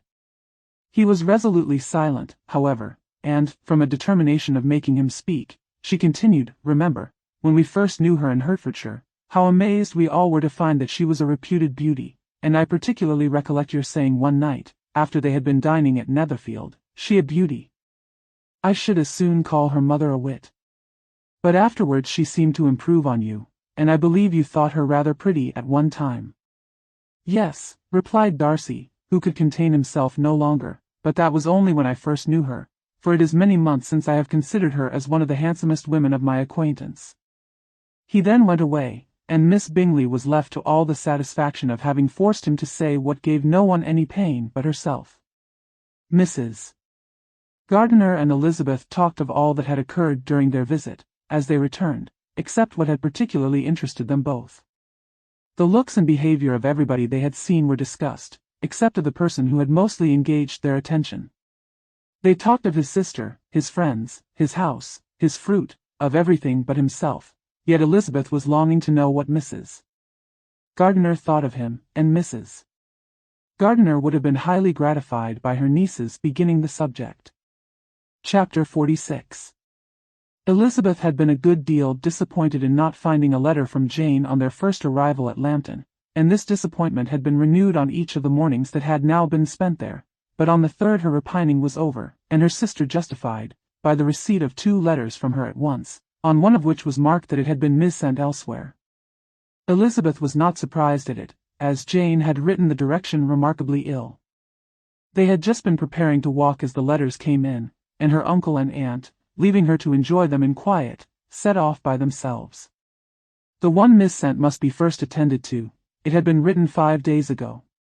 The beginning contained an account of all their little parties and engagements, with such news as the country afforded, but the latter half, which was dated a day later, and written in evident agitation, gave more important intelligence. It was to this effect: since writing the above, dearest Lizzie, something has occurred of a most unexpected and serious nature, but I am afraid of alarming you. Be assured that we are all well. What I have to say relates to poor Lydia. An express came at 12 last night, just as we were all gone to bed, from Colonel Forster, to inform us that she was gone off to Scotland with one of his officers, to own the truth, with Wickham. Imagine our surprise. To Kitty, however, it does not seem so wholly unexpected. I am very, very sorry. So imprudent a match on both sides. But I am willing to hope the best, and that his character has been misunderstood. Thoughtless and indiscreet, I can easily believe him, but this step, and let us rejoice over it, marks nothing bad at heart. His choice is disinterested at least, for he must know my father can give her nothing. Our poor mother is sadly grieved. My father bears it better. How thankful am I, that we never let them know what has been said against him. We must forget it ourselves. They were off Saturday night about 12, as is conjectured, but were not missed till yesterday morning at 8. The express was sent off directly. My dear Lizzie, they must have passed within 10 miles of us. Colonel Forster gives us reason to expect him here soon. Lydia left a few lines for his wife, informing her of their intention. I must conclude, for I cannot be long from my poor mother. I am afraid you will not be able to make it out, but I hardly know what I have written. Without allowing herself time for consideration, and scarcely knowing what she felt, Elizabeth, on finishing this letter, instantly seized the other, and opening it with the utmost impatience, read as follows. It had been written a day later than the conclusion of the first. By this time, my dearest sister, you have received my hurried letter. I wish this may be more intelligible, but though not confined for time, my head is so bewildered that I cannot answer for being coherent. Dearest Lizzie, I hardly know what I would write, but I have bad news for you, and it cannot be delayed. Imprudent as a marriage between Mr. Wickham and our poor Lydia would be, we are now anxious to be assured it has taken place, for there is but too much reason to fear they are not gone to Scotland. Colonel Forster came yesterday, having left Brighton the day before, not many hours after the express. Though Lydia's short letter to Mrs. F. gave them to understand that they were going to Gretna Green, something was dropped by Denny expressing his belief that W. never intended to go there, or to marry Lydia at all, which was repeated to Colonel F., who, instantly taking the alarm, set off from B. intending to trace their route. He did trace them easily to Clapham, but no farther, for on entering that place, they removed into a hackney coach, and dismissed the chaise that brought them from Epsom. All that is known after this is, that they were seen to continue the London road. I know not what to think. After making every possible inquiry on that side London, Colonel F. came on into Hertfordshire, anxiously renewing them at all the turnpikes, and at the inns in Barnet and Hatfield, but without any success. No such people had been seen to pass through. With the kindest concern he came on to Longbourn, and broke his apprehensions to us in a manner most creditable to his heart. I am sincerely grieved for him and Mrs. F., but no one can throw any blame on them. Our distress, my dear Lizzie, is very great. My father and mother believe the worst, but I cannot think so ill of him. Many circumstances might make it more eligible for them to be married privately in town than to pursue their first plan, and even if he could form such a design against a young woman of Lydia's connections, which is not likely, can I suppose her so lost to everything? Impossible. I grieve to find, however, that Colonel F. is not disposed to depend upon their marriage. He shook his head when I expressed my hopes, and said he feared W. was not a man to be trusted. My poor mother is really ill, and keeps her room. Could she exert herself, it would be better, but this is not to be expected, and as to my father, I never in my life saw him so affected. Poor Kitty has anger for having concealed their attachment, but as it was a matter of confidence, one cannot wonder. I am truly glad, dearest Lizzie, that you have been spared something of these distressing scenes, but now, as the first shock is over, shall I own that I long for your return? I am not so selfish, however, as to press for it, if inconvenient. Adieu.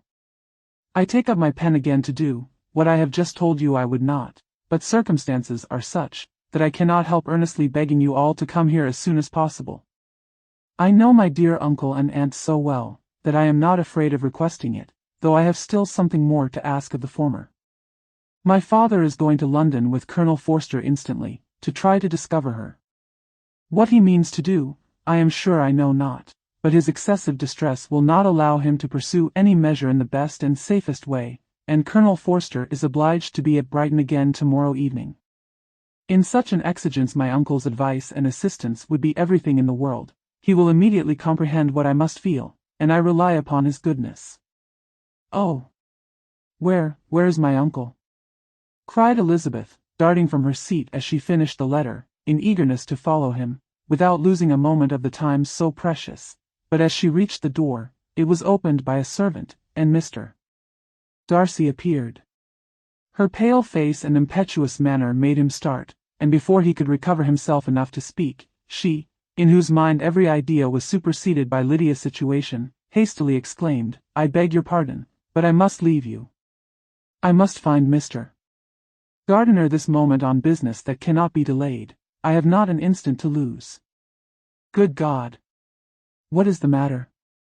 Cried he, with more feeling than politeness. Then recollecting himself, I will not detain you a minute, but let me, or let the servant, go after Mr. and Mrs. Gardiner. You are not well enough, you cannot go yourself. Elizabeth hesitated, but her knees trembled under her, and she felt how little would be gained by her attempting to pursue them. Calling back the servant, therefore, she commissioned him, though in so breathless an accent as made her almost unintelligible, to fetch his master and mistress home instantly. On his quitting the room, she sat down, unable to support herself, and looking so miserably ill, that it was impossible for Darcy to leave her, or to refrain from saying, in a tone of gentleness and commiseration, let me call your maid. Is there nothing you could take to give you present relief? A glass of wine, shall I get you one? You are very ill. No, I thank you, she replied, endeavoring to recover herself. There is nothing the matter with me. I am quite well, I am only distressed by some dreadful news which I have just received from Longbourn. She burst into tears as she alluded to it, and for a few minutes could not speak another word. Darcy, in wretched suspense, could only say something indistinctly of his, I have not an instant to lose, concern, and observe her in compassionate silence. At length she spoke again. I have just had a letter from Jane, with such dreadful news. It cannot be concealed from anyone. My youngest sister has left all her friends, has eloped, has thrown herself into the power of Mr. Wickham. They are gone off together from Brighton. You know him too well to doubt the rest. She has no money, no connections, nothing that can tempt him to. She is lost forever. Darcy was fixed in astonishment. When I consider, she added, in a yet more agitated voice, that I might have prevented it. I who knew what he was.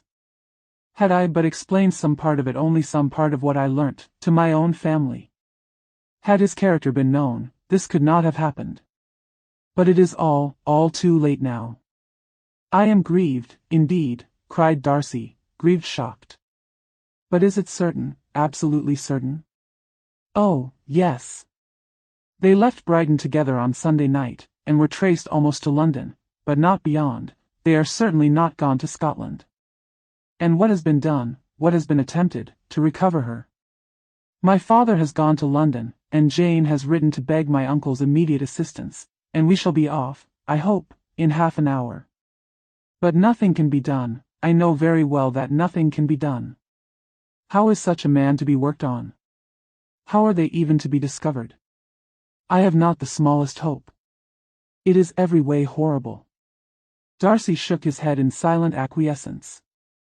When my eyes were opened to his real character, oh! Had I known what I ought, what I dared to do. But I knew not I was afraid of doing too much. Wretched, wretched mistake. Darcy made no answer. He seemed scarcely to hear her, and was walking up and down the room in earnest meditation, his brow contracted, his air gloomy. Elizabeth soon observed, and instantly understood it. Her power was sinking. Everything must sink under such a proof of family weakness, such an assurance of the deepest disgrace. She could neither wonder nor condemn, but the belief of his self-conquest brought nothing consolatory to her bosom, afforded no palliation of her distress.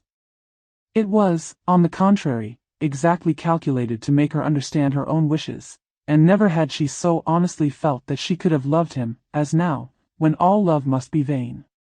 But self, though it would intrude, could not engross her. Lydia, the humiliation, the misery she was bringing on them all soon swallowed up every private care, and covering her face with her handkerchief, Elizabeth was soon lost to everything else, and, after a pause of several minutes, was only recalled to a sense of her situation by the voice of her companion, who, in a manner which, though it spoke compassion, spoke likewise restraint, said, "I am afraid you have been long desiring my absence, nor have I anything to plead in excuse of my stay, but real, though unavailing concern. Would to heaven that anything could be either said or done on my part, that might offer consolation to such distress. But I will not torment you with vain wishes, which may seem purposely to ask for your thanks. This unfortunate affair will, I fear, prevent my sister's having the pleasure of seeing you at Pemberley today. Oh, yes. Be so kind as to apologize for us to Miss Darcy. Say that urgent business calls us home immediately. Conceal the unhappy truth as long as it is possible. I know it cannot be long." He readily assured her of his secrecy, again expressed his sorrow for her distress, wished it a happier conclusion than there was at present reason to hope, and, leaving his compliments for her relations, with only one serious parting look, went away. As he quitted the room, Elizabeth felt how improbable it was that they should ever see each other again on such terms of cordiality as had marked their several meetings in Derbyshire, and as she threw a retrospective glance over the whole of their acquaintance, so full of contradictions and varieties, sighed at the perverseness of those feelings which would now have promoted its continuance, and would formerly have rejoiced in its termination. If gratitude and esteem are good foundations of affection, Elizabeth's change of sentiment will be neither improbable nor faulty. But if otherwise, if the regard springing from such sources is unreasonable or unnatural, in comparison of what is so often described as arising on a first interview with its object, and even before 2 words have been exchanged, nothing can be said in her defense, except that she had given somewhat of a trial to the latter method, in her partiality for Wickham, and that its ill success might, perhaps, authorize her to seek the other less interesting mode of attachment. Be that as it may, she saw him go with regret, and in this early example of what Lydia's infamy must produce, found additional anguish as she reflected on that wretched business. Never since reading Jane's second letter had she entertained a hope of Wickham's meaning to marry her. No one but Jane, she thought, could flatter herself with such an expectation. Surprise was the least of all her feelings on this development. While the contents of the first letter remained on her mind, she was all surprise, all astonishment, that Wickham should marry a girl whom it was impossible he could marry for money, and how Lydia could ever have attached him had appeared incomprehensible. But now it was all too natural. For such an attachment as this, she might have sufficient charms, and though she did not suppose Lydia to be deliberately engaging in an elopement, without the intention of marriage, she had no difficulty in believing that neither her virtue nor her understanding would preserve her from falling an easy prey. She had never perceived, while the regiment was in Hertfordshire, that Lydia had any partiality for him, but she was convinced that Lydia had wanted only encouragement to attach herself to anybody. Sometimes one officer, sometimes another, had been her favorite, as their attentions raised them in her opinion. Her affections had been continually fluctuating, but never without an object. The mischief of neglect and mistaken indulgence toward such a girl. Oh, how acutely did she now feel it! She was wild to be at home, to hear, to see, to be upon the spot, to share with Jane in the cares that must now fall wholly upon her, in a family so deranged, a father absent, a mother incapable of exertion, and requiring constant attendance, and though almost persuaded that nothing could be done for Lydia, her uncle's interference seemed of the utmost importance. Until he entered the room, the misery of her impatience was severe. Mr. and Mrs. Gardiner had hurried back in alarm, supposing, by the servant's account, that their niece was taken suddenly ill, but satisfying them instantly on that head, she eagerly communicated the cause of their summons, reading the 2 letters aloud, and dwelling on the postscript of the last with trembling energy. Though Lydia had never been a favorite with them, Mr. and Mrs. Gardiner could not but be deeply affected. Not Lydia only, but all were concerned in it, and after the first exclamations of surprise and horror, Mr. Gardiner readily promised every assistance in his power. Elizabeth, though expecting no less, thanked him with tears of gratitude, and all 3 being actuated by one spirit, everything relating to their journey was speedily settled. They were to be off as soon as possible. But what is to be done about Pemberley? Cried Mrs. Gardiner. John told us Mr. Darcy was here when you sent for us, was it so?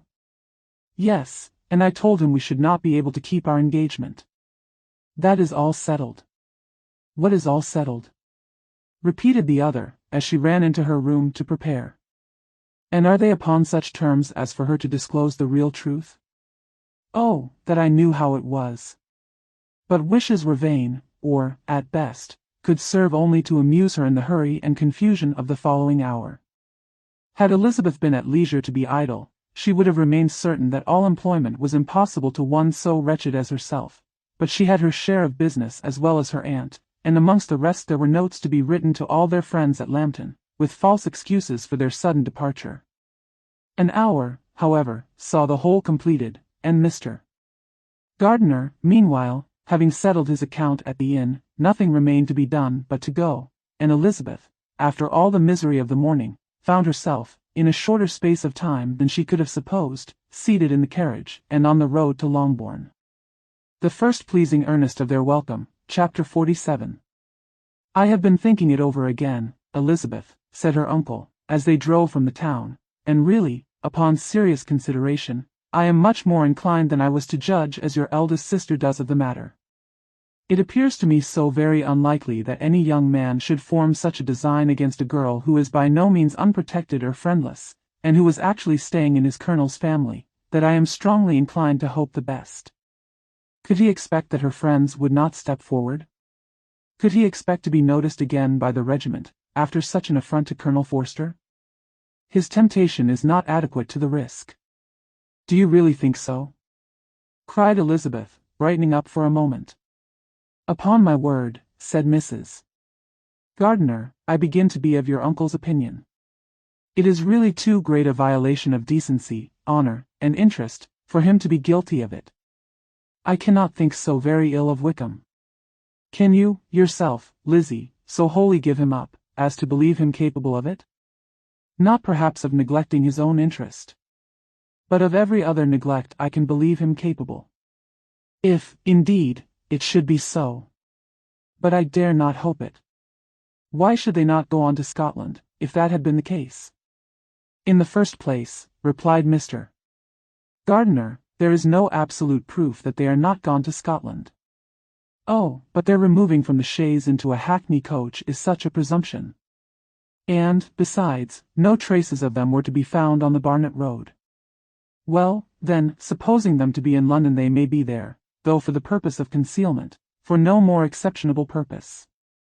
It is not likely that money should be very abundant on either side, and it might strike them that they could be more economically, though less expeditiously, married in London than in Scotland. But why all this secrecy? Why any fear of detection? Why must their marriage be private? Oh, no, this is not likely. His most particular friend, you see by Jane's account, was persuaded of his never intending to marry her. Wickham will never marry a woman without some money. He cannot afford it. And what claims has Lydia, what attractions has she beyond youth, health, and good humor, that could make him for her sake forego every chance of benefiting himself by marrying well? As to what restraint the apprehensions of disgrace in the corps might throw on a dishonorable elopement with her, I am not able to judge, for I know nothing of the effects that such a step might produce. But as to your other objection, I am afraid it will hardly hold good. Lydia has no brothers to step forward, and he might imagine, from my father's behavior, from his indolence and the little attention he has ever seemed to give to what was going forward in his family, that he would do as little and think as little about it, as any father could do, in such a matter. But can you think that Lydia is so lost to everything but love of him, as to consent to live with him on any other terms than marriage? It does seem, and it is most shocking, indeed, replied Elizabeth, with tears in her eyes, that a sister's sense of decency and virtue in such a point should admit of doubt. But, really, I know not what to say. Perhaps I am not doing her justice.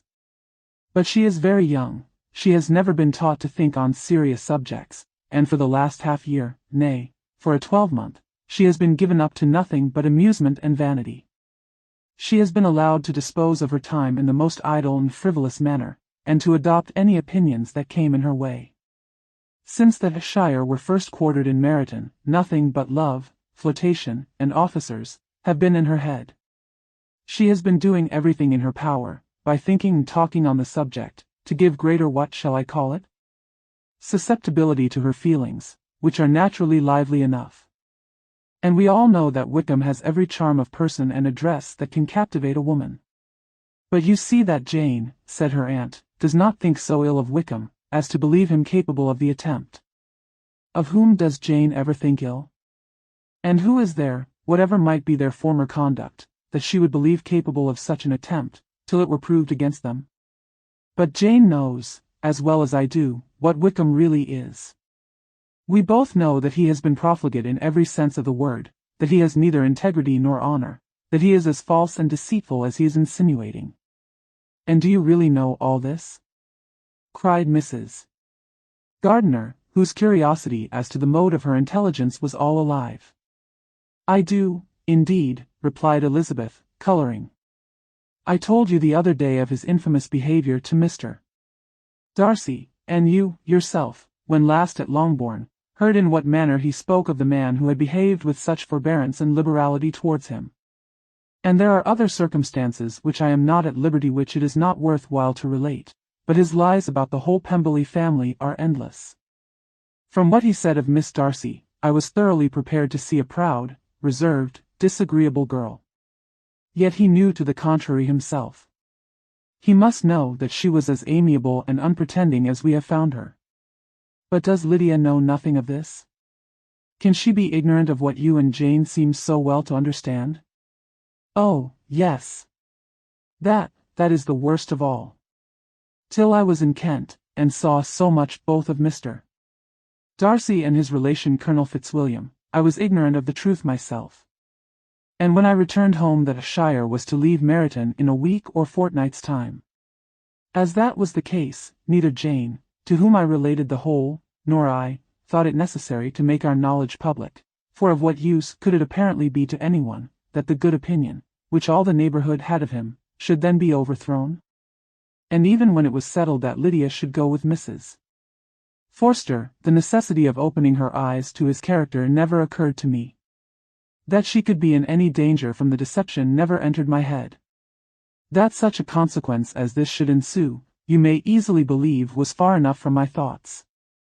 When they all removed to Brighton, therefore, you had no reason, I suppose, to believe them fond of each other?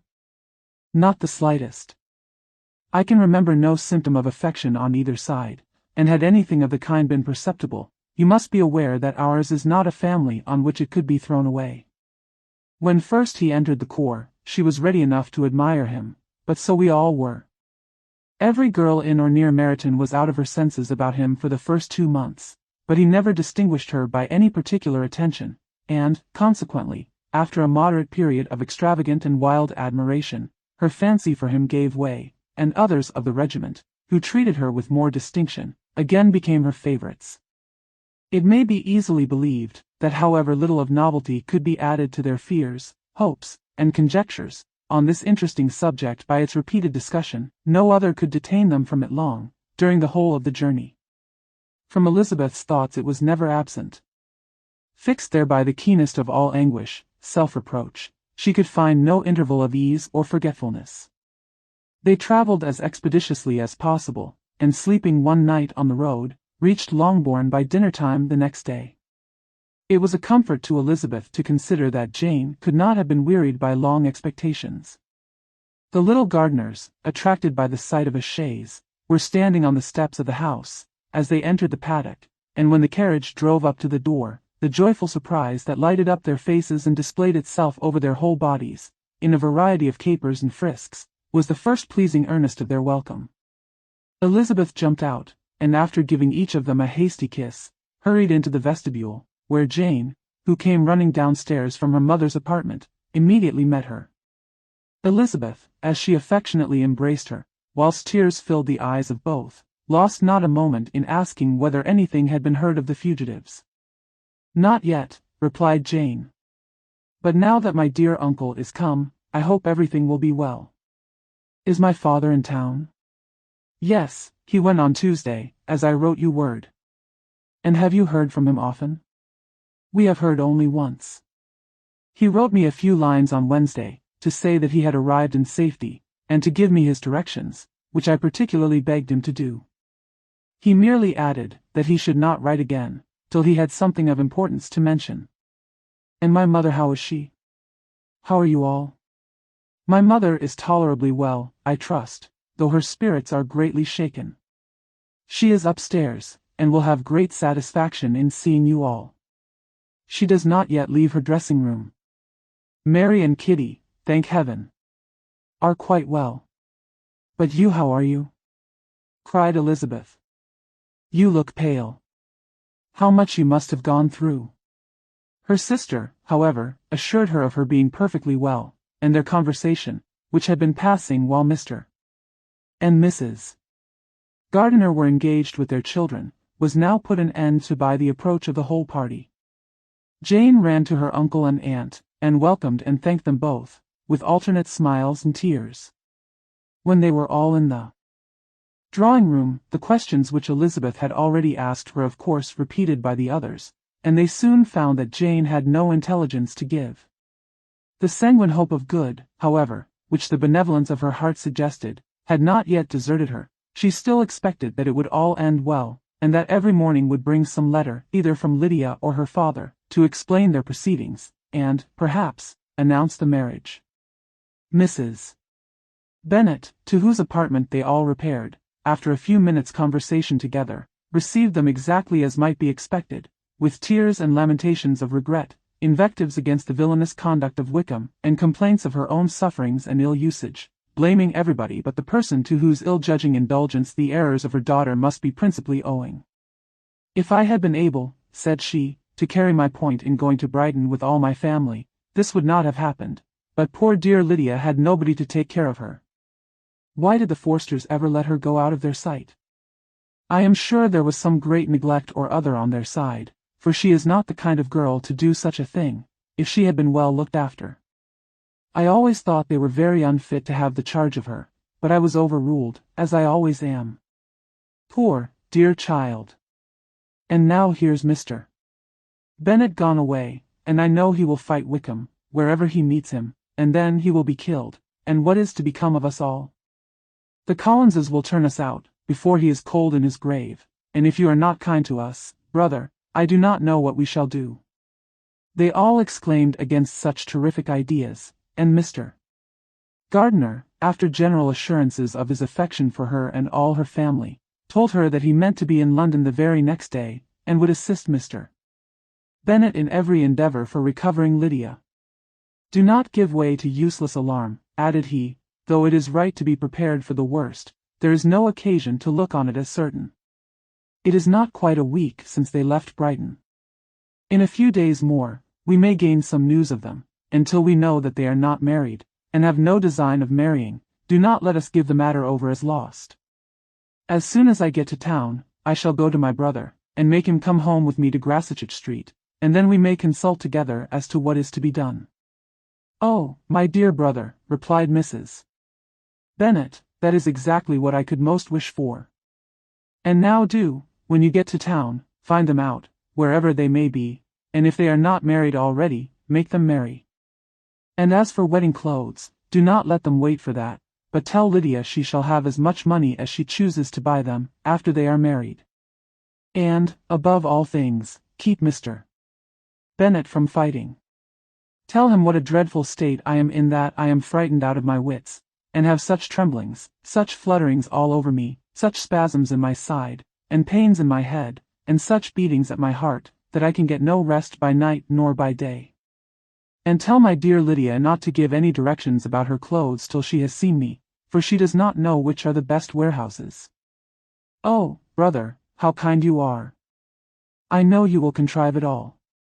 But Mr.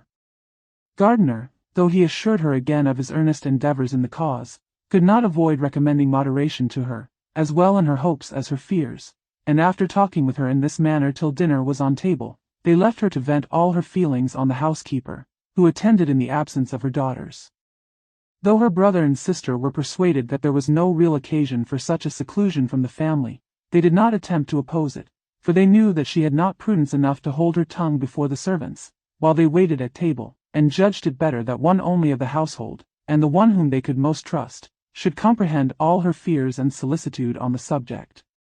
In the dining-room they were soon joined by Mary and Kitty, who had been too busily engaged in their separate apartments to make their appearance before.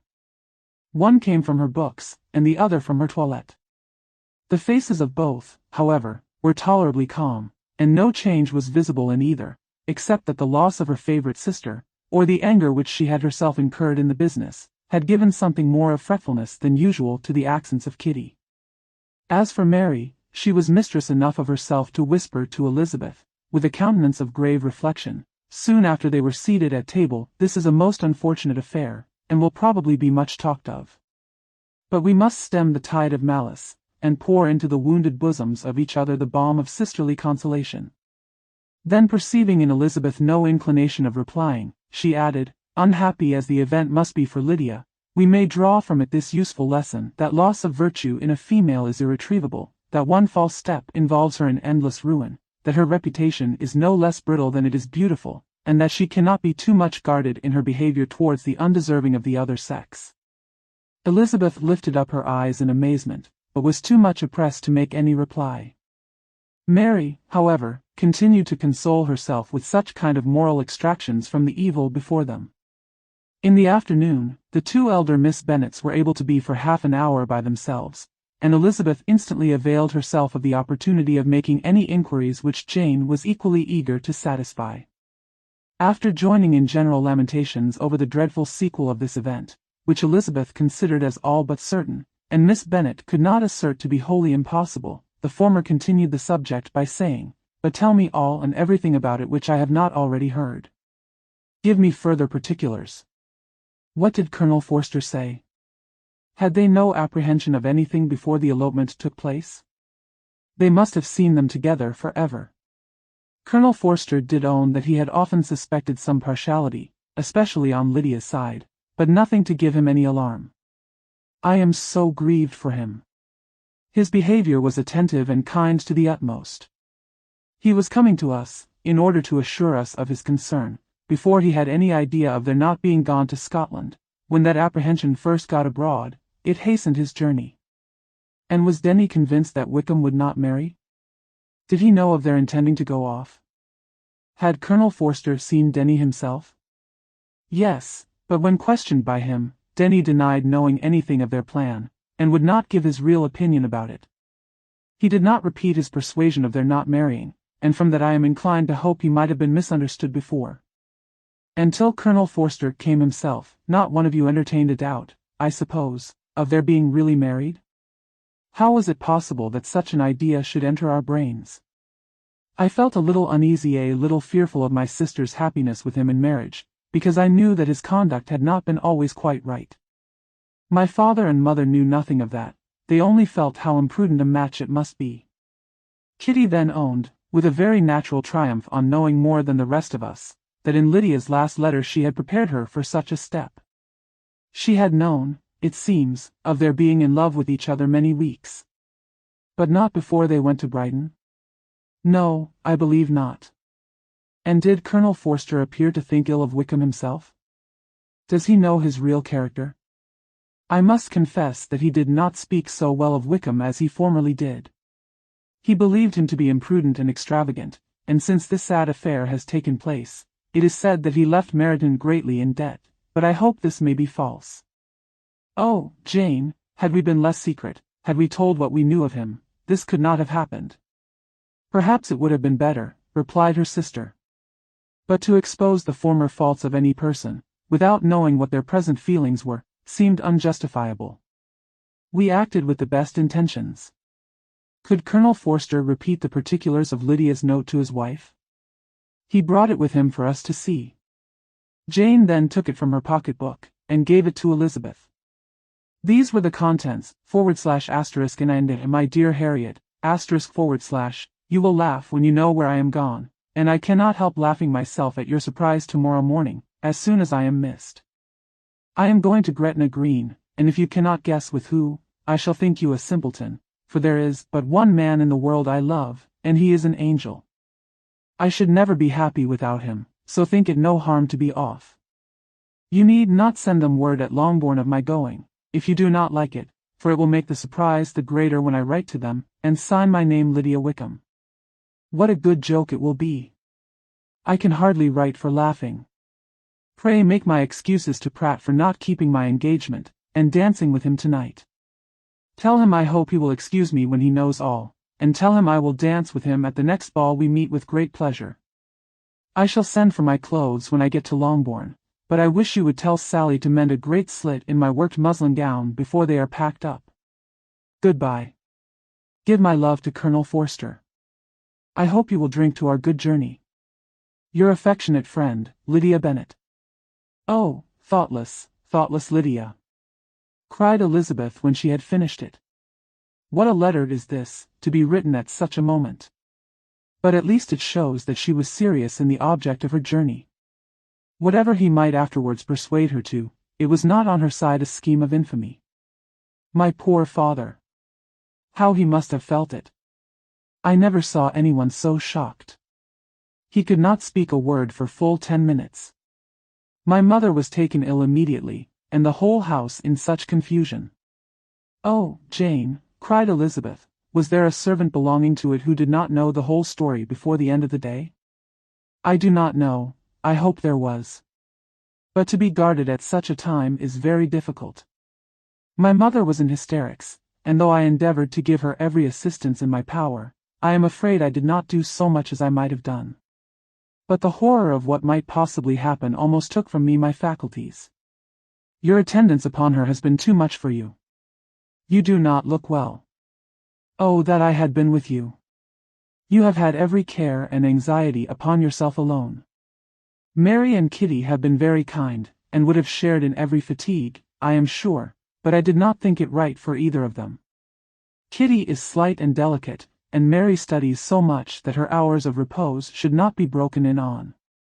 My Aunt Phillips came to Longbourn on Tuesday, after my father went away, and was so good as to stay till Thursday with me.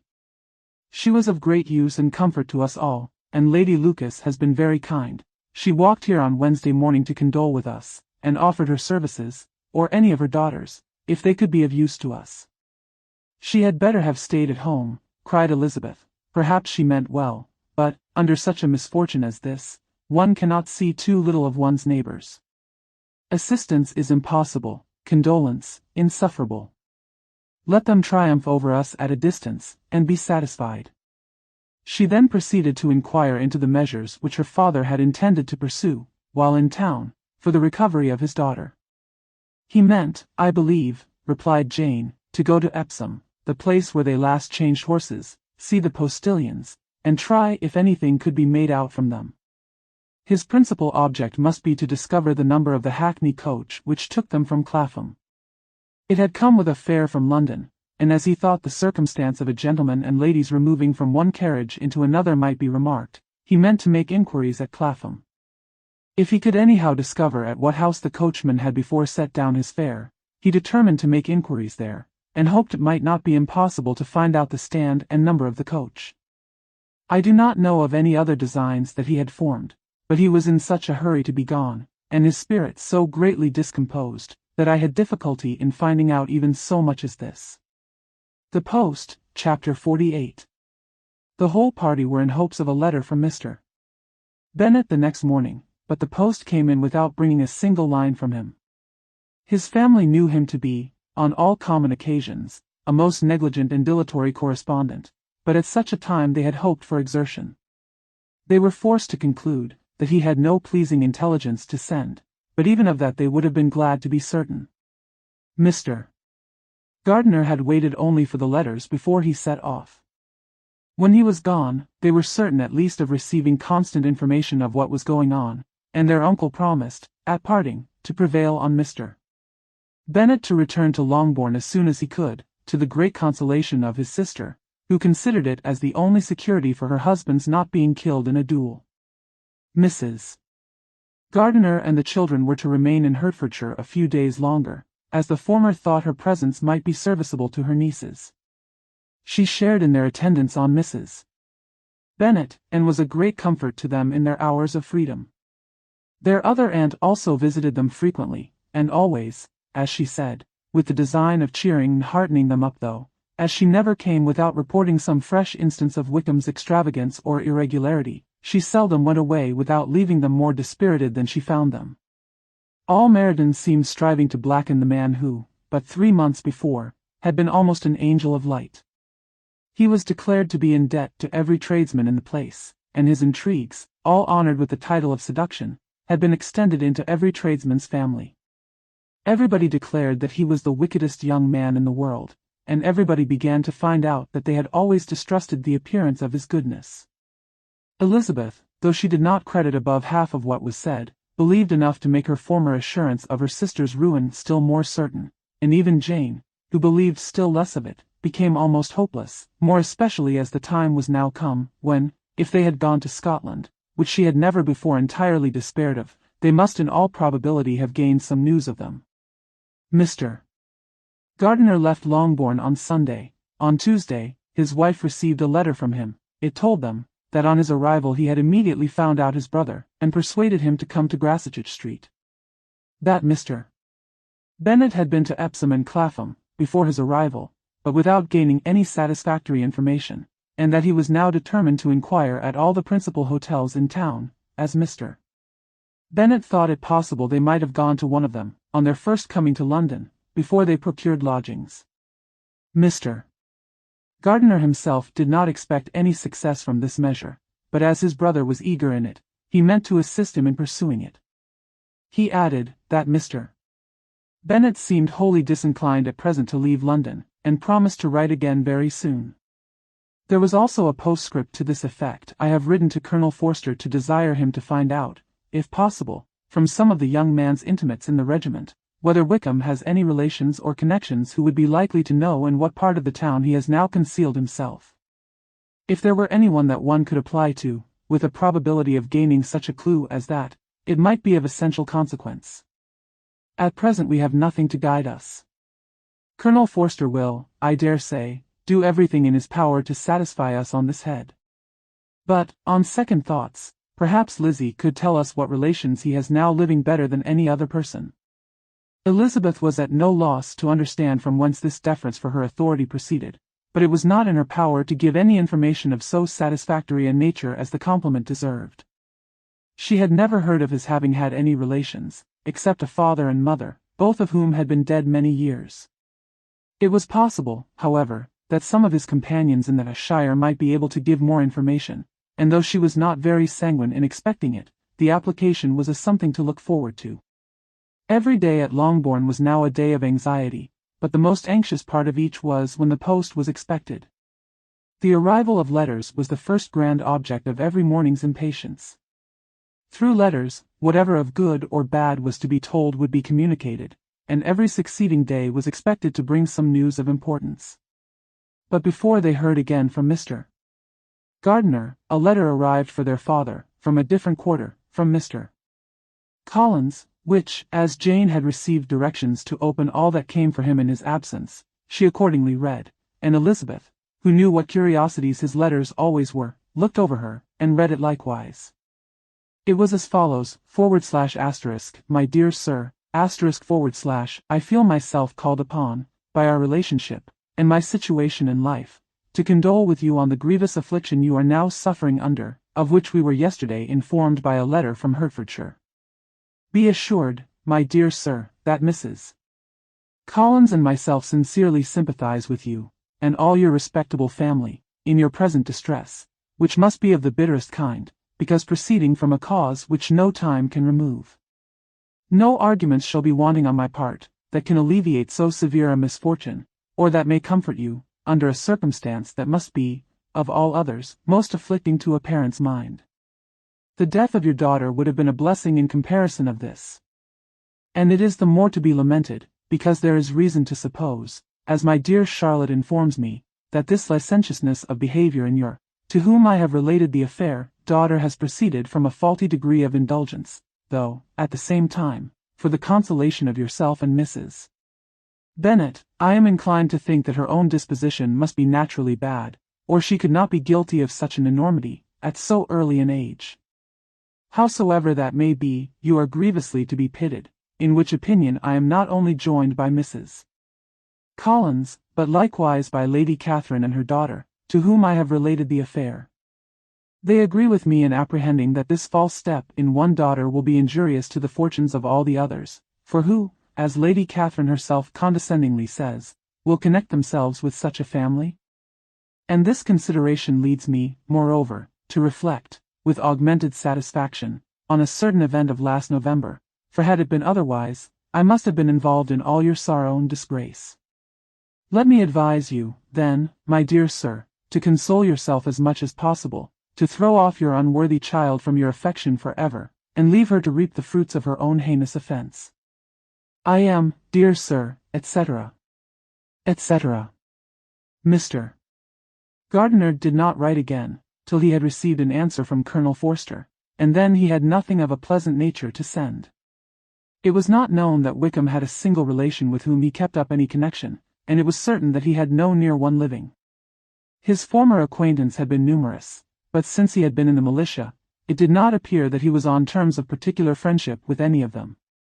There was no one, therefore, who could be pointed out as likely to give any news of him. And in the wretched state of his own finances, there was a very powerful motive for secrecy, in addition to his fear of discovery by Lydia's relations, for it had just transpired that he had left gaming debts behind him to a very considerable amount. Colonel Forster believed that more than £1,000 would be necessary to clear his expenses at Brighton.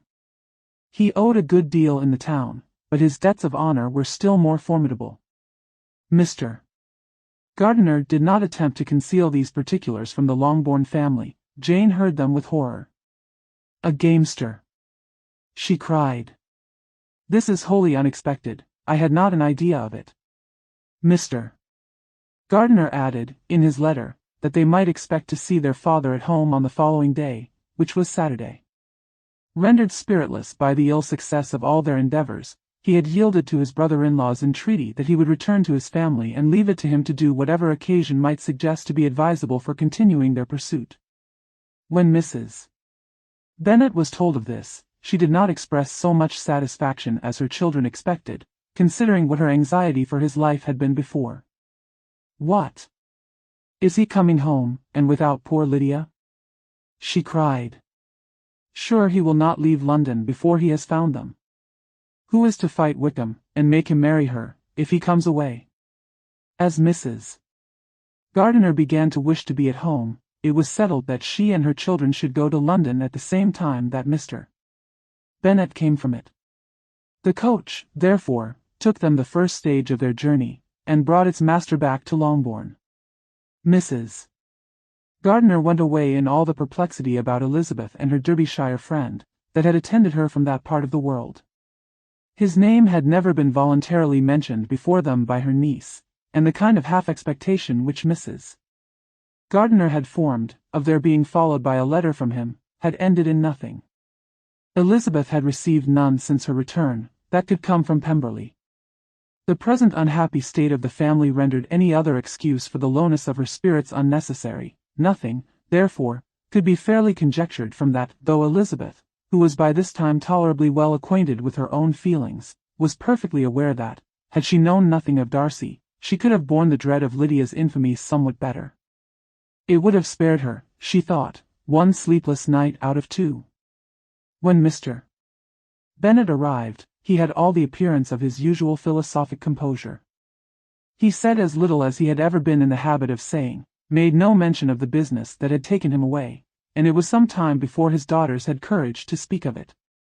It was not till the afternoon, when he joined them at tea, that Elizabeth ventured to introduce the subject, and then, on her briefly expressing her sorrow for what he must have endured, he replied, "Say nothing of that. Who should suffer but myself? It has been my own doing, and I ought to feel it." "You must not be too severe upon yourself," replied Elizabeth. "You may well warn me against such an evil. Human nature is so prone to fall into it. No, Lizzie, let me once in my life feel how much I have been to blame. I am not afraid of being overpowered by the impression. It will pass away soon enough. Do you suppose them to be in London?" "Yes, where else can they be so well concealed?" "And Lydia used to want to go to London," added Kitty. "She is happy, then," said her father, drily, "and her residence there will probably be of some duration."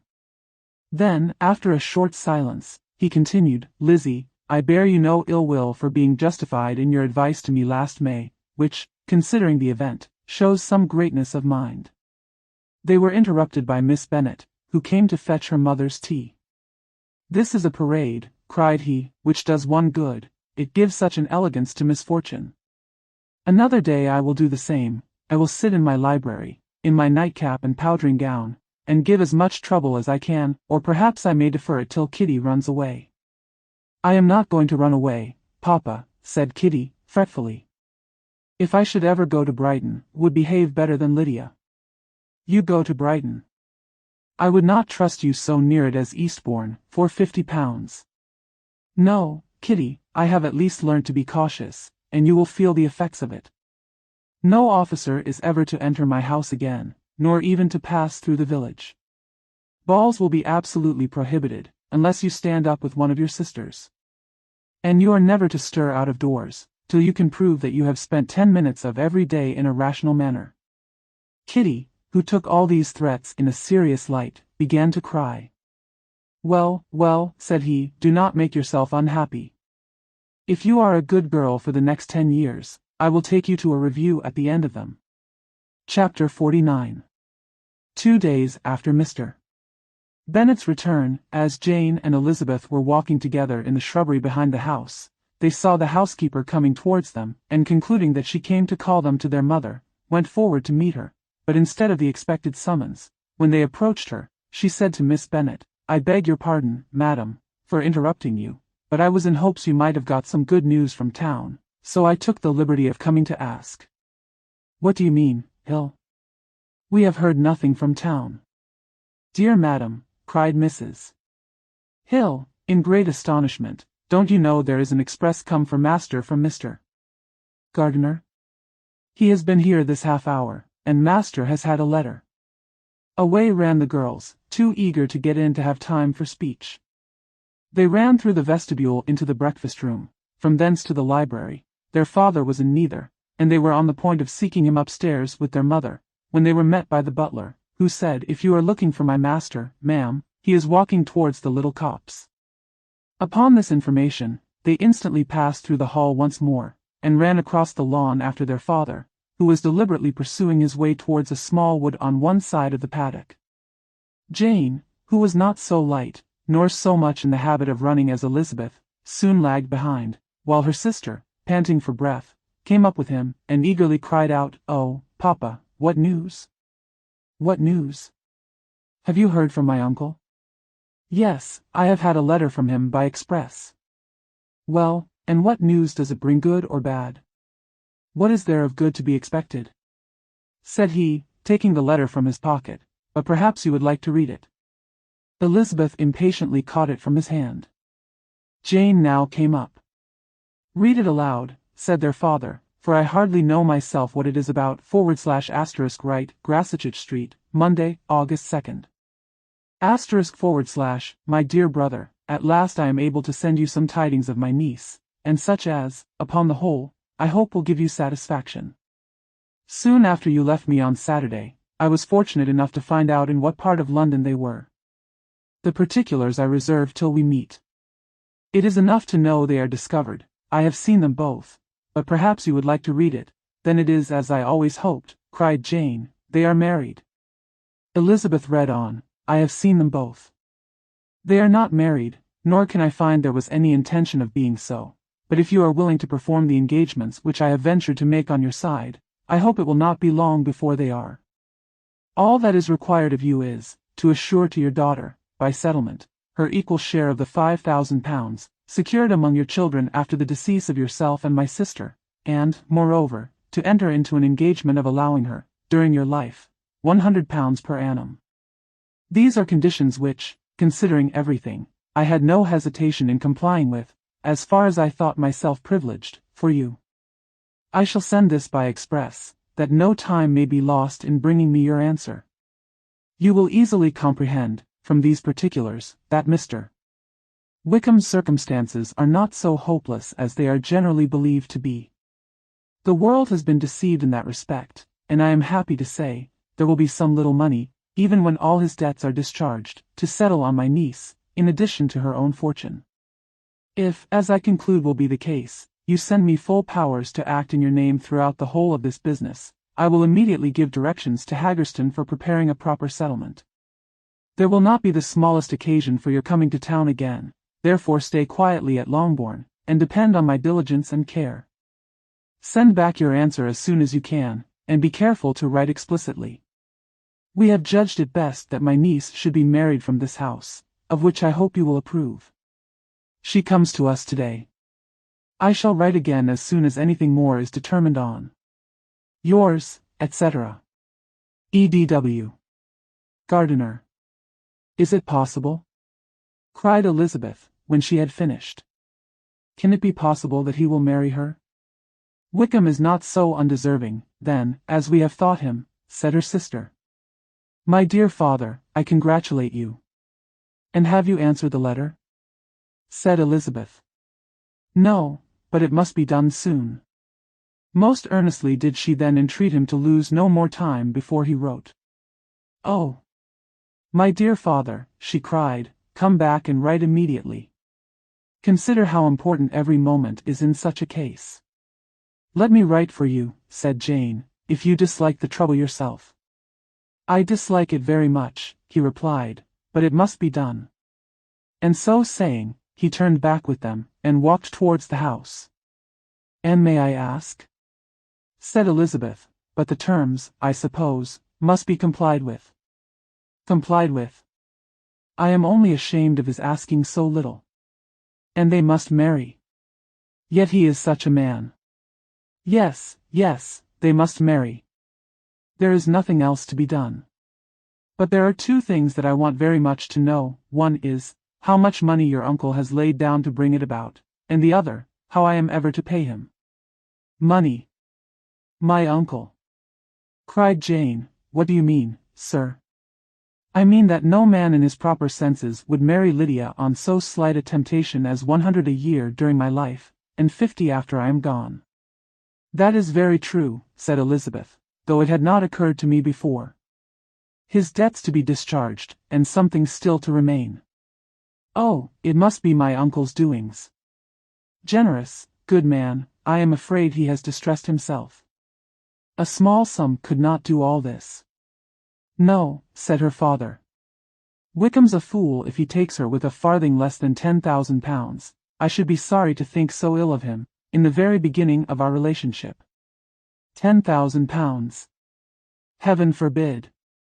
How is half such a sum to be repaid? Mr. Bennet made no answer, and each of them, deep in thought, continued silent till they reached the house. Their father then went to the library to write, and the girls walked into the breakfast room. "And they are really to be married," cried Elizabeth, as soon as they were by themselves. "How strange this is! And for this we are to be thankful. That they should marry, small as is their chance of happiness, and wretched as is his character, we are forced to rejoice." "Oh, Lydia!" "I comfort myself with thinking," replied Jane, "that he certainly would not marry Lydia, if he had not a real regard for her. Though our kind uncle has done something towards clearing him, I cannot believe that £10,000, or anything like it, has been advanced. He has children of his own, and may have more. How could he spare half £10,000? "If we are ever able to learn what Wickham's debts have been," said Elizabeth, "and how much is settled on his side on our sister, we shall exactly know what Mr. Gardiner has done for them, because Wickham has not sixpence of his own. The kindness of my uncle and aunt can never be requited. Their taking her home, and affording her their personal protection and countenance, is such a sacrifice to her advantage as years of gratitude cannot enough acknowledge. By this time she is actually with them. If such goodness does not make her miserable now, she will never deserve to be happy. What a meeting for her, when she first sees my aunt." "We must endeavor to forget all that has passed on either side," said Jane. "I hope and trust they will yet be happy. His consenting to marry her is a proof, I will believe, that he has come to a right way of thinking. Their mutual affection will steady them, and I flatter myself they will settle so quietly, and live in so rational a manner, as may in time make their past imprudence forgotten." "Their conduct has been such," replied Elizabeth, "as neither you, nor I, nor anybody, can ever forget. It is useless to talk of it." It now occurred to the girls that their mother was in all likelihood perfectly ignorant of what had happened. They went to the library, therefore, and asked their father whether he would not wish them to make it known to her. He was writing, and, without raising his head, coolly replied, "Just as you please. May we take my uncle's letter to read to her?" "Take whatever you like, and get away." Elizabeth took the letter from his writing table, and they went upstairs together. Mary and Kitty were both with Mrs. Bennet. One communication would, therefore, do for all. After a slight preparation for good news, the letter was read aloud. Mrs. Bennet could hardly contain herself. As soon as Jane had read Mr. Gardiner's hope of Lydia's being soon married, her joy burst forth, and every following sentence added to its exuberance. She was now in an irritation as violent from delight as she had ever been fidgety from alarm and vexation. To know that her daughter would be married was enough. She was disturbed by no fear for her felicity, nor humbled by any remembrance of her misconduct. "My dear, dear Lydia," she cried, "this is delightful indeed. She will be married. I shall see her again. She will be married at 16. My good, kind brother. I knew how it would be. I knew he would manage everything. How I long to see her. And to see dear Wickham too. But the clothes, the wedding clothes. I will write to my sister Gardiner about them directly. Lizzie, my dear, run down to your father, and ask him how much he will give her. Stay, I will go myself. Ring the bell, Kitty, for Hill. I will put on my things in a moment. My dear, dear Lydia. How merry we shall be together when we meet." Her eldest daughter endeavored to give some relief to the violence of these transports, by leading her thoughts to the obligations which Mr. Gardiner's behavior laid them all under. "For we must attribute this happy conclusion," she added, "in a great measure to his kindness. We are persuaded that he has pledged himself to assist Mr. Wickham with money." "Well," cried her mother, "it is all very right. Who should do it but her own uncle?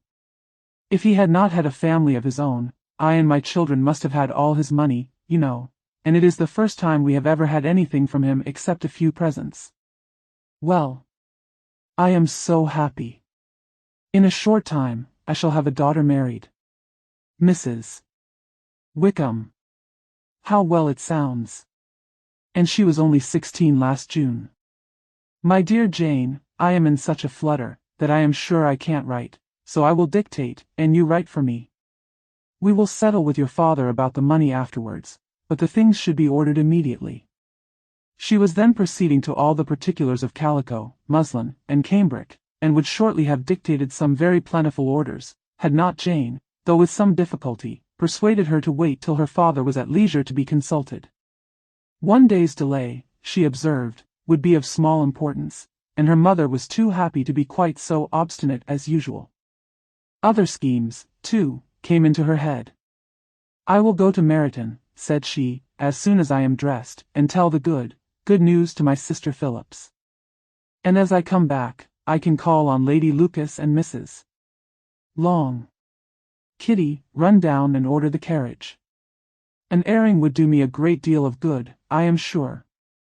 Girls, can I do anything for you in Meryton? Oh, here comes Hill. My dear Hill, have you heard the good news? Miss Lydia is going to be married, and you shall all have a bowl of punch to make merry at her wedding. Mrs. Hill began instantly to express her joy. Elizabeth received her congratulations amongst the rest, and then, sick of this folly, took refuge in her own room, that she might think with freedom. Poor Lydia's situation must, at best, be bad enough, but that it was no worse, she had need to be thankful.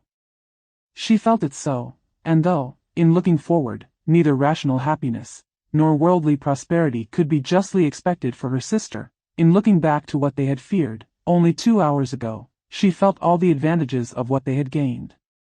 The Spiteful Old Ladies, Chapter 50, Mr. Bennet had very often wished, before this period of his life, that, instead of spending his whole income, he had laid by an annual sum, for the better provision of his children and of his wife, if she survived him. He now wished it more than ever. Had he done his duty in that respect, Lydia need not have been indebted to her uncle for whatever of honor or credit could now be purchased for her. The satisfaction of prevailing on one of the most worthless young men in Great Britain to be her husband might then have rested in its proper place.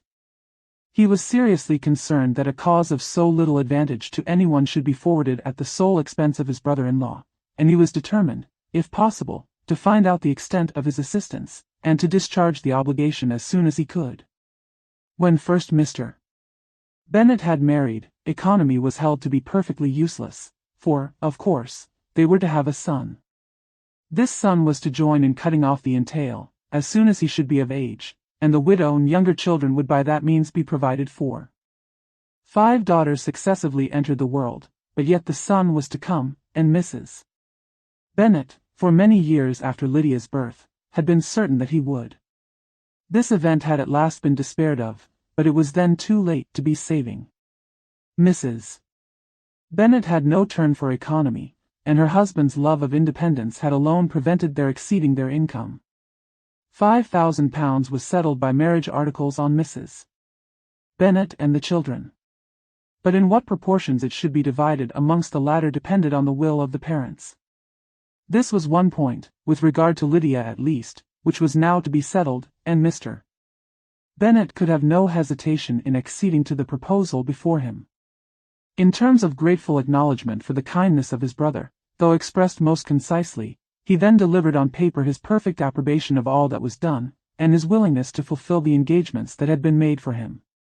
He had never before supposed that, could Wickham be prevailed on to marry his daughter, it would be done with so little inconvenience to himself as by the present arrangement. He would scarcely be £10 a year the loser, by the 100 that was to be paid them, for, what with her board and pocket allowance, and the continual presents in money which passed to her through her mother's hands, Lydia's expenses had been very little within that sum. That it would be done with such trifling exertion on his side, too, was another very welcome surprise, for his chief wish at present was to have as little trouble in the business as possible. When the first transports of rage which had produced his activity in seeking her were over, he naturally returned to all his former indolence. His letter was soon dispatched, for though dilatory in undertaking business, he was quick in its execution. He begged to know further particulars of what he was indebted to his brother, but was too angry with Lydia to send any message to her. The good news quickly spread through the house, and with proportionate speed through the neighborhood. It was borne in the latter with decent philosophy. To be sure, it would have been more for the advantage of conversation, had Miss Lydia Bennet come upon the town, or, as the happiest alternative, been secluded from the world in some distant farmhouse. But there was much to be talked of, in marrying her, and the good-natured wishes for her well-doing, which had proceeded before from all the spiteful old ladies in Meryton, lost but little of their spirit in this change of circumstances, because with such a husband her misery was considered certain. It was a fortnight since Mrs. Bennet had been downstairs, but on this happy day she again took her seat at the head of her table, and in spirits oppressively high. No sentiment of shame gave a damp to her triumph. The marriage of a daughter, which had been the first object of her wishes since Jane was 16, was now on the point of accomplishment, and her thoughts and her words ran wholly on those attendants of elegant nuptials, fine muslins, new carriages, and servants. She was busily searching through the neighborhood for a proper situation for her daughter, and, without knowing or considering what their income might be, rejected many as deficient in size and importance. Hay Park might do, said she, if the Gouldings would quit it, or the great house at Stoke, if the drawing-room were larger, but Ashworth is too far off. I could not bear to have her 10 miles from me, and as for Purvis Lodge, the attics are dreadful. Her husband allowed her to talk on without interruption while the servants remained. But when they had withdrawn, he said to her, Mrs. Bennet, before you take any, or all of these houses, for your son and daughter, let us come to a right understanding. Into one house in this neighborhood they shall never have admittance. I will not encourage the imprudence of either, by receiving them at Longbourn. A long dispute followed this declaration, but Mr. Bennet was firm. It soon led to another, and Mrs. Bennet found, with amazement and horror, that her husband would not advance a guinea to buy clothes for his daughter. He protested that she should receive from him no mark of affection whatever on the occasion. Mrs. Bennet could hardly comprehend it. That his anger could be carried to such a point of inconceivable resentment as to refuse his daughter a privilege, without which her marriage would scarcely seem valid, exceeded all that she could believe possible. She was more alive to the disgrace, which her want of new clothes must reflect on her daughter's nuptials, than to any sense of shame at her eloping and living with Wickham a fortnight before they took place. Elizabeth was now most heartily sorry that she had, from the distress of the moment, been led to make Mr. Darcy acquainted with their fears for her sister, for since her marriage would so shortly give the proper termination to the elopement, they might hope to conceal its unfavorable beginning from all those who were not immediately on the spot. She had no fear of its spreading farther, through his means. There were few people on whose secrecy she would have more confidently depended, but at the same time there was no one whose knowledge of a sister's frailty would have mortified her so much. Not, however, from any fear of disadvantage from it individually to herself, for at any rate there seemed a gulf impassable between them. Had Lydia's marriage been concluded on the most honourable terms, it was not to be supposed that Mr. Darcy would connect himself with a family, where to every other objection would now be added an alliance and relationship of the nearest kind with the man whom he so justly scorned. From such a connection she could not wonder that he should shrink. The wish of procuring her regard, which she had assured herself of his feeling in Derbyshire, could not in rational expectation survive such a blow as this. She was humbled, she was grieved, she repented, though she hardly knew of what. She became jealous of his esteem, when she could no longer hope to be benefited by it. She wanted to hear of him, when there seemed the least chance of gaining intelligence. She was convinced that she could have been happy with him, when it was no longer likely they should meet. What a triumph for him, as she often thought, could he know that the proposals which she had proudly spurned only 4 months ago would now have been gladly and gratefully received. He was as generous, she doubted not, as the most generous of his sex. But while he was mortal, there must be a triumph. She began now to comprehend that he was exactly the man who, in disposition and talents, would most suit her. His understanding and temper, though unlike her own, would have answered all her wishes. It was an union that must have been to the advantage of both.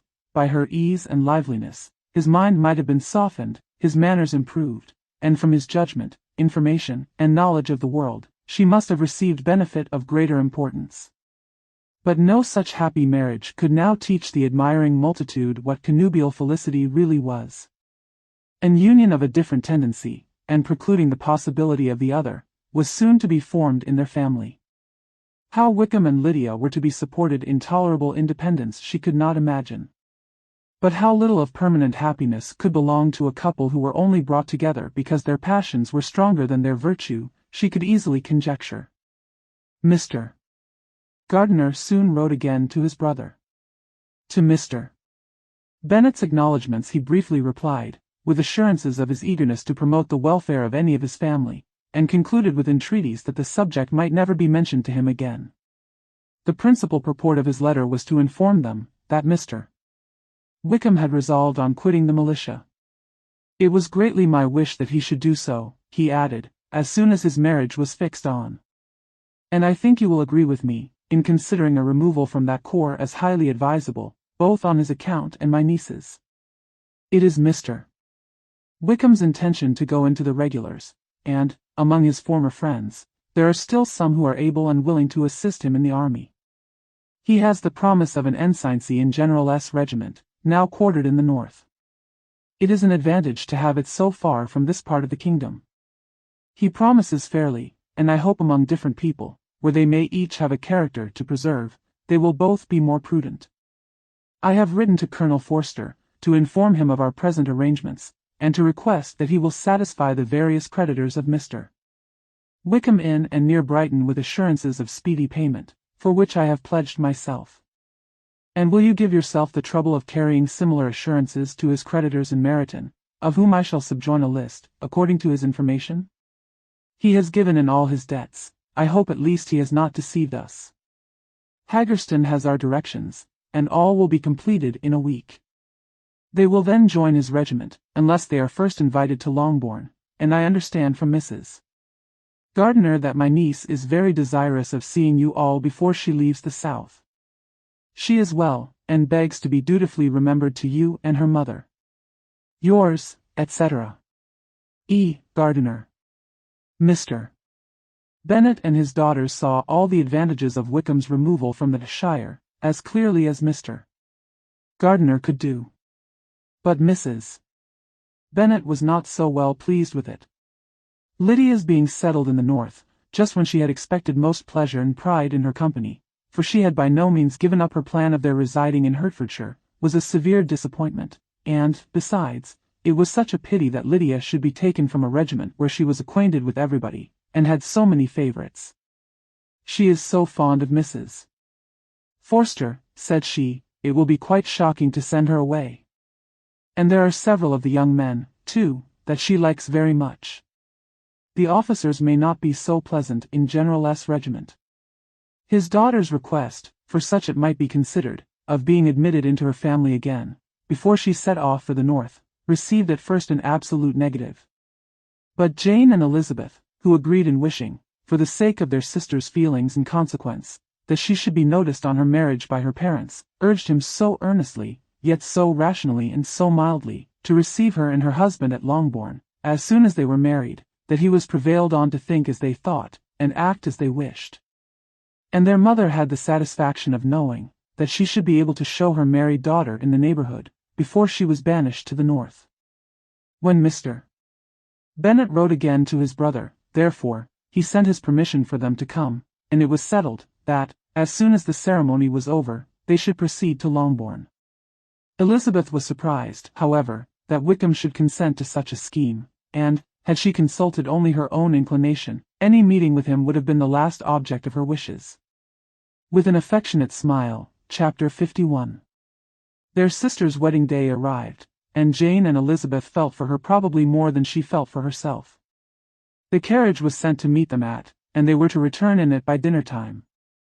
Their arrival was dreaded by the elder Miss Bennets and Jane more especially, who gave Lydia the feelings which would have attended herself, had she been the culprit, and was wretched in the thought of what her sister must endure. They came. The family were assembled in the breakfast-room to receive them. Smiles decked the face of Mrs.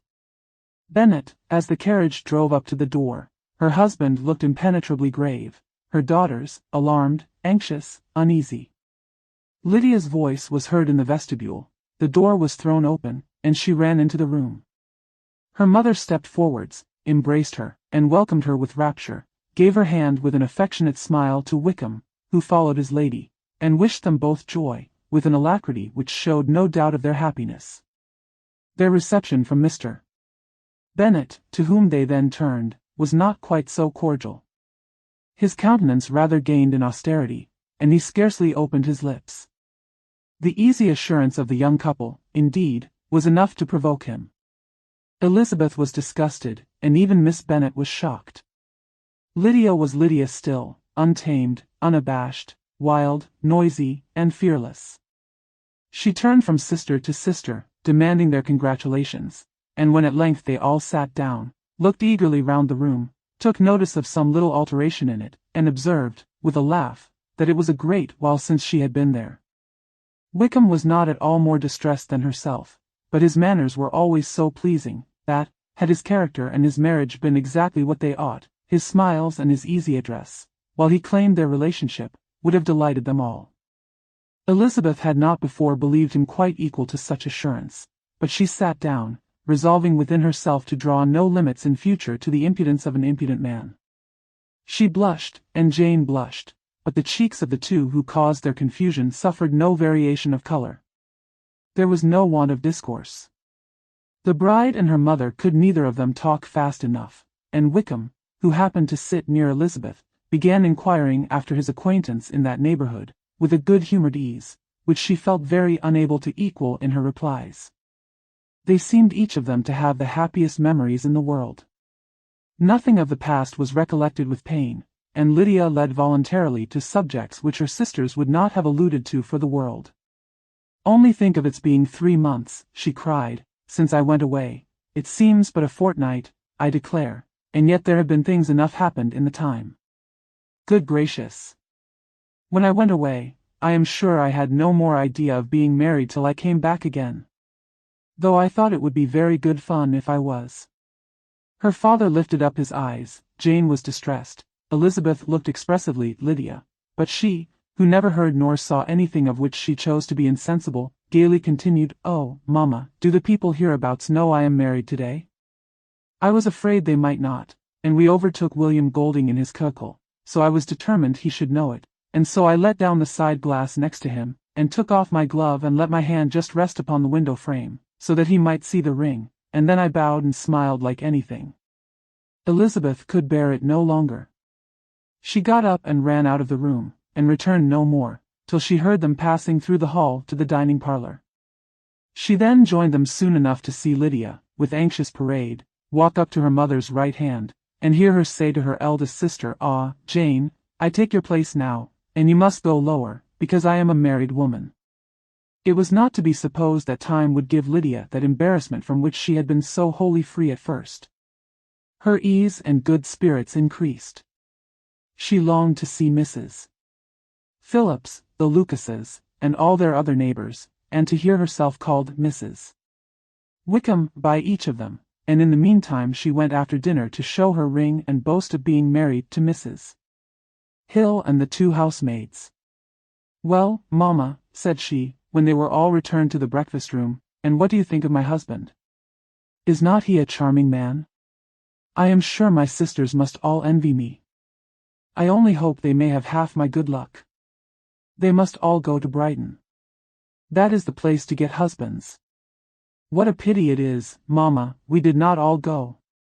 "Very true, and if I had my will we should. But, my dear Lydia, I don't at all like your going such a way off." "Must it be so?" "Oh, Lord! Yes, there is nothing in that. I shall like it of all things. You and Papa, and my sisters, must come down and see us. We shall be at Newcastle all the winter, and I dare say there will be some balls, and I will take care to get good partners for them all. I should like it beyond anything," said her mother. "And then when you go away, you may leave 1 or 2 of my sisters behind you, and I dare say I shall get husbands for them before the winter is over." "I thank you for my share of the favor," said Elizabeth, "but I do not particularly like your way of getting husbands." Their visitors were not to remain above 10 days with them. Mr. Wickham had received his commission before he left London, and he was to join his regiment at the end of a fortnight. No one but Mrs. Bennet regretted that their stay would be so short, and she made the most of the time by visiting about with her daughter, and having very frequent parties at home. These parties were acceptable to all.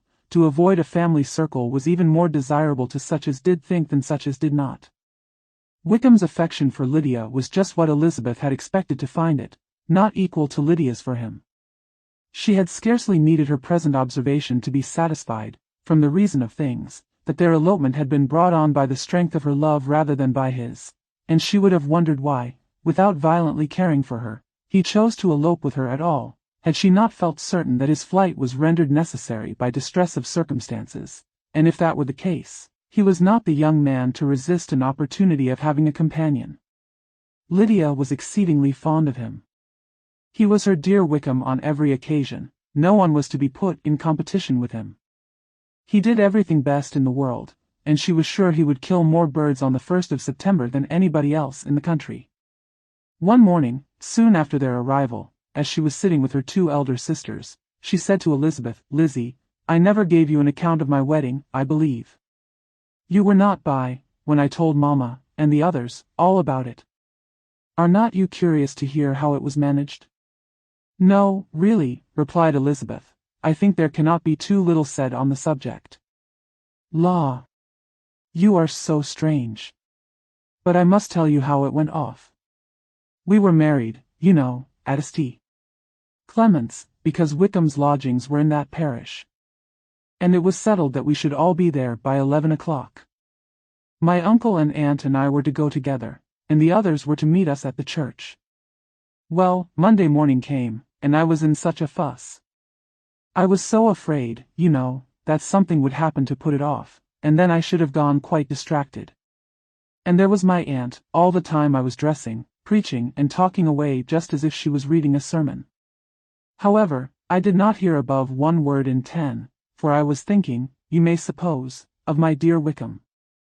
I longed to know whether he would be married in his blue coat.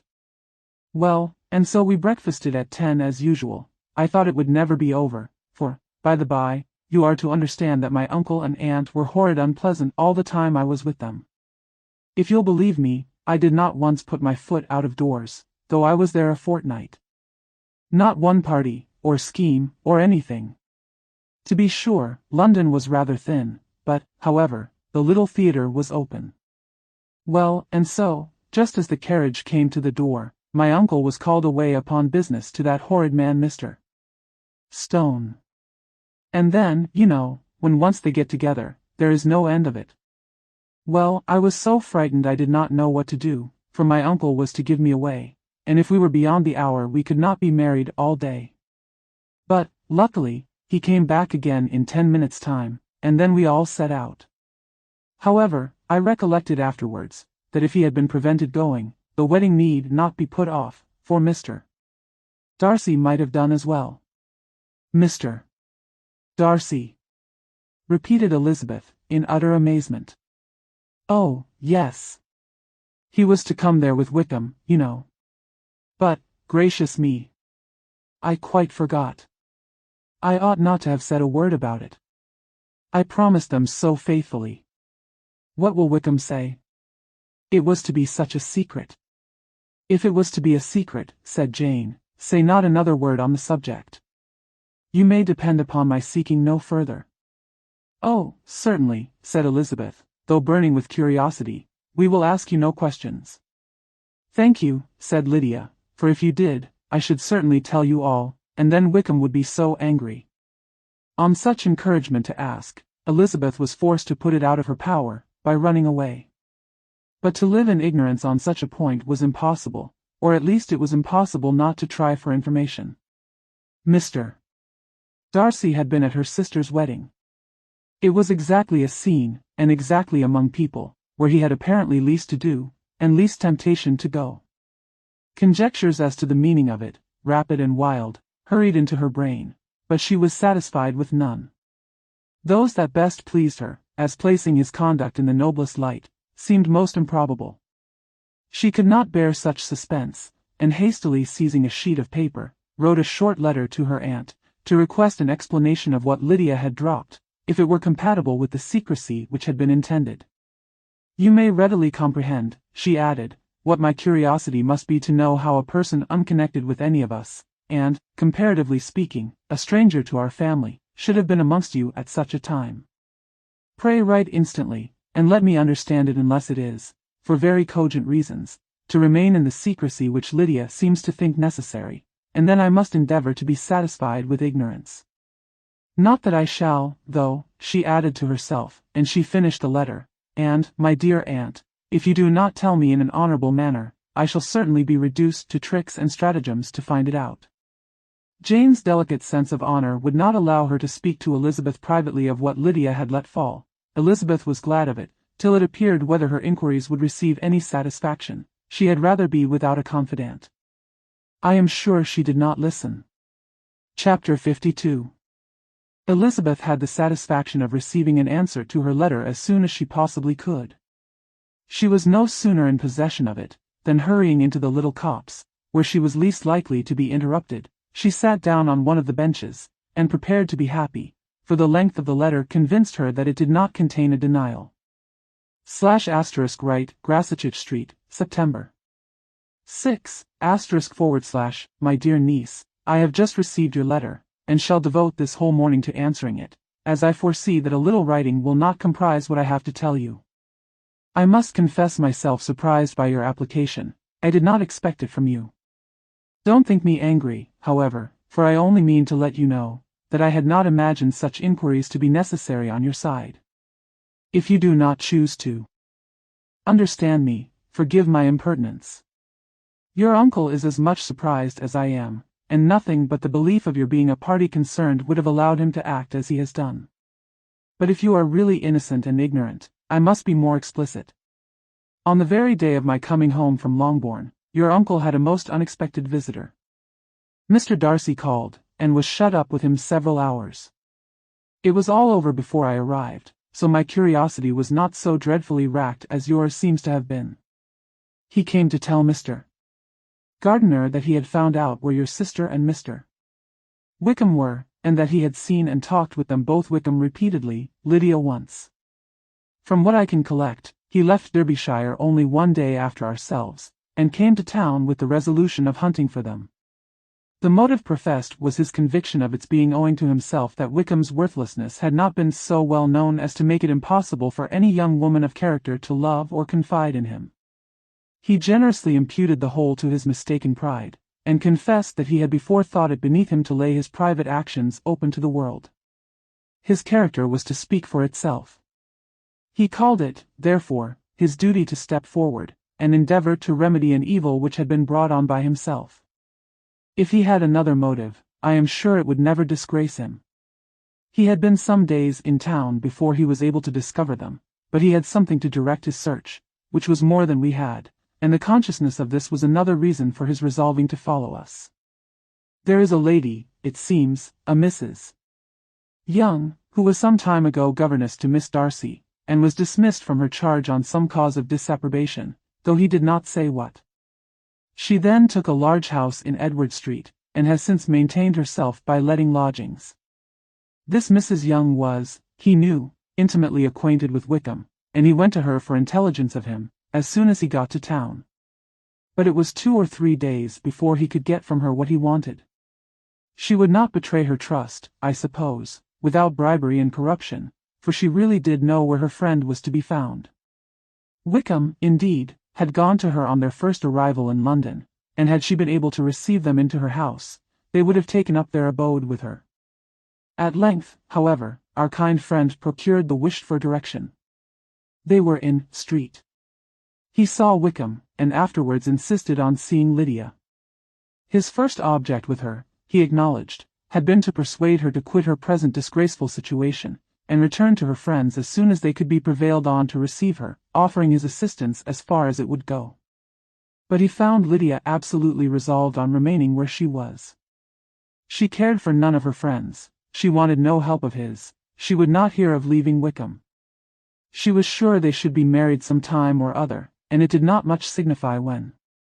Since such were her feelings, it only remained, he thought, to secure and expedite a marriage, which, in his very first conversation with Wickham, he easily learnt had never been his design. He confessed himself obliged to leave the regiment on account of some debts of honor which were very pressing, and scrupled not to lay all the ill consequences of Lydia's flight on her own folly alone.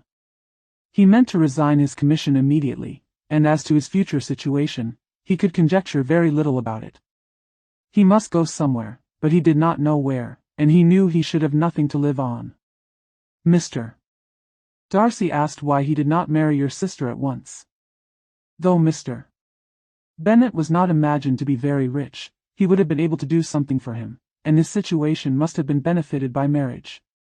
But he found, in reply to this question, that Wickham still cherished the hope of more effectually making his fortune by marriage, in some other country. Under such circumstances, however, he was not likely to be proof against the temptation of immediate relief. They met several times, for there was much to be discussed. Wickham, of course, wanted more than he could get, but at length was reduced to be reasonable.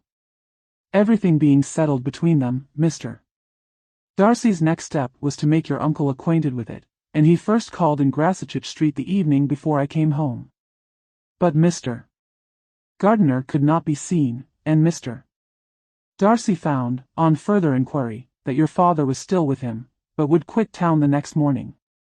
He did not judge your father to be a person whom he could so properly consult as your uncle, and therefore readily postponed seeing him till after the departure of the former. He did not leave his name, until the next day it was only known that a gentleman had called on business. On Saturday he came again. Your father was gone, your uncle at home, and, as I said before, they had a great deal of talk together. They met again on Sunday, and then I saw him too. It was not all settled before Monday. As soon as it was, the express was sent off to Longbourn. But our visitor was very obstinate. I fancy, Lizzie, that obstinacy is the real defect of his character, after all. He has been accused of many faults at different times, but this is the true one. Nothing was to be done that he did not do himself, though I am sure, and I do not speak it to be thanked, therefore say nothing about it, your uncle would most readily have settled the whole. They battled it together for a long time, which was more than either the gentleman or lady concerned in it deserved. But at last your uncle was forced to yield, and instead of being allowed to be of use to his niece, was forced to put up with only having the probable credit of it, which went sorely against the grain, and I really believe your letter this morning gave him great pleasure, because it required an explanation that would rob him of his borrowed feathers, and give the praise where it was due. But, Lizzie, this must go no further than yourself, or Jane at most. You know pretty well, I suppose, what has been done for the young people. His debts are to be paid, amounting, I believe, to considerably more than £1,000, another 1,000 in addition to her own settled upon her, and his commission purchased. The reason why all this was to be done by him alone, was such as I have given above. It was owing to him, to his reserve and want of proper consideration, that Wickham's character had been so misunderstood, and consequently that he had been received and noticed as he was. Perhaps there was some truth in this, though I doubt whether his reserve, or anybody's reserve, can be answerable for the event. But in spite of all this fine talking, my dear Lizzie, you may rest perfectly assured that your uncle would never have yielded, if we had not given him credit for another interest in the affair. When all this was resolved on, he returned again to his friends, who were still staying at Pemberley, but it was agreed that he should be in London once more when the wedding took place, and all money matters were then to receive the last finish. I believe I have now told you everything. It is a relation which you tell me is to give you great surprise. I hope at least it will not afford you any displeasure. Lydia came to us, and Wickham had constant admission to the house. He was exactly what he had been when I knew him in Hertfordshire, but I would not tell you how little I was satisfied with her behaviour while she stayed with us, if I had not perceived, by Jane's letter last Wednesday, that her conduct on coming home was exactly of a piece with it, and therefore what I now tell you can give you no fresh pain. I talked to her repeatedly in the most serious manner, representing to her the wickedness of what she had done, and all the unhappiness she had brought on her family. If she heard me, it was by good luck, for I am sure she did not listen. I was sometimes quite provoked, but then I recollected my dear Elizabeth and Jane, and for their sakes had patience with her. Mr. Darcy was punctual in his return, and, as Lydia informed you, attended the wedding. He dined with us the next day, and was to leave town again on Wednesday or Thursday. Will you be very angry with me, my dear Lizzie, if I take this opportunity of saying, what I was never bold enough to say before, how much I like him? His behavior to us has, in every respect, been as pleasing as when we were in Derbyshire. His understanding and opinions all please me. He wants nothing but a little more liveliness, and that, if he marry prudently, his wife may teach him. I thought him very sly. He hardly ever mentioned your name. But slyness seems the fashion. Pray forgive me, if I have been very presuming, or at least do not punish me so far as to exclude me from P. I shall never be quite happy till I have been all round the park. A low phaeton with a nice little pair of ponies would be the very thing. But I must write no more. The children have been wanting me this half hour. Yours, very sincerely, M. Gardiner. The contents of this letter threw Elizabeth into a flutter of spirits, in which it was difficult to determine whether pleasure or pain bore the greatest share. The vague and unsettled suspicions which uncertainty had produced, of what Mr. Darcy might have been doing to forward her sister's match which she had feared to encourage, as an exertion of goodness too great to be probable, and at the same time dreaded to be just, from the pain of obligation were proved beyond their greatest extent to be true.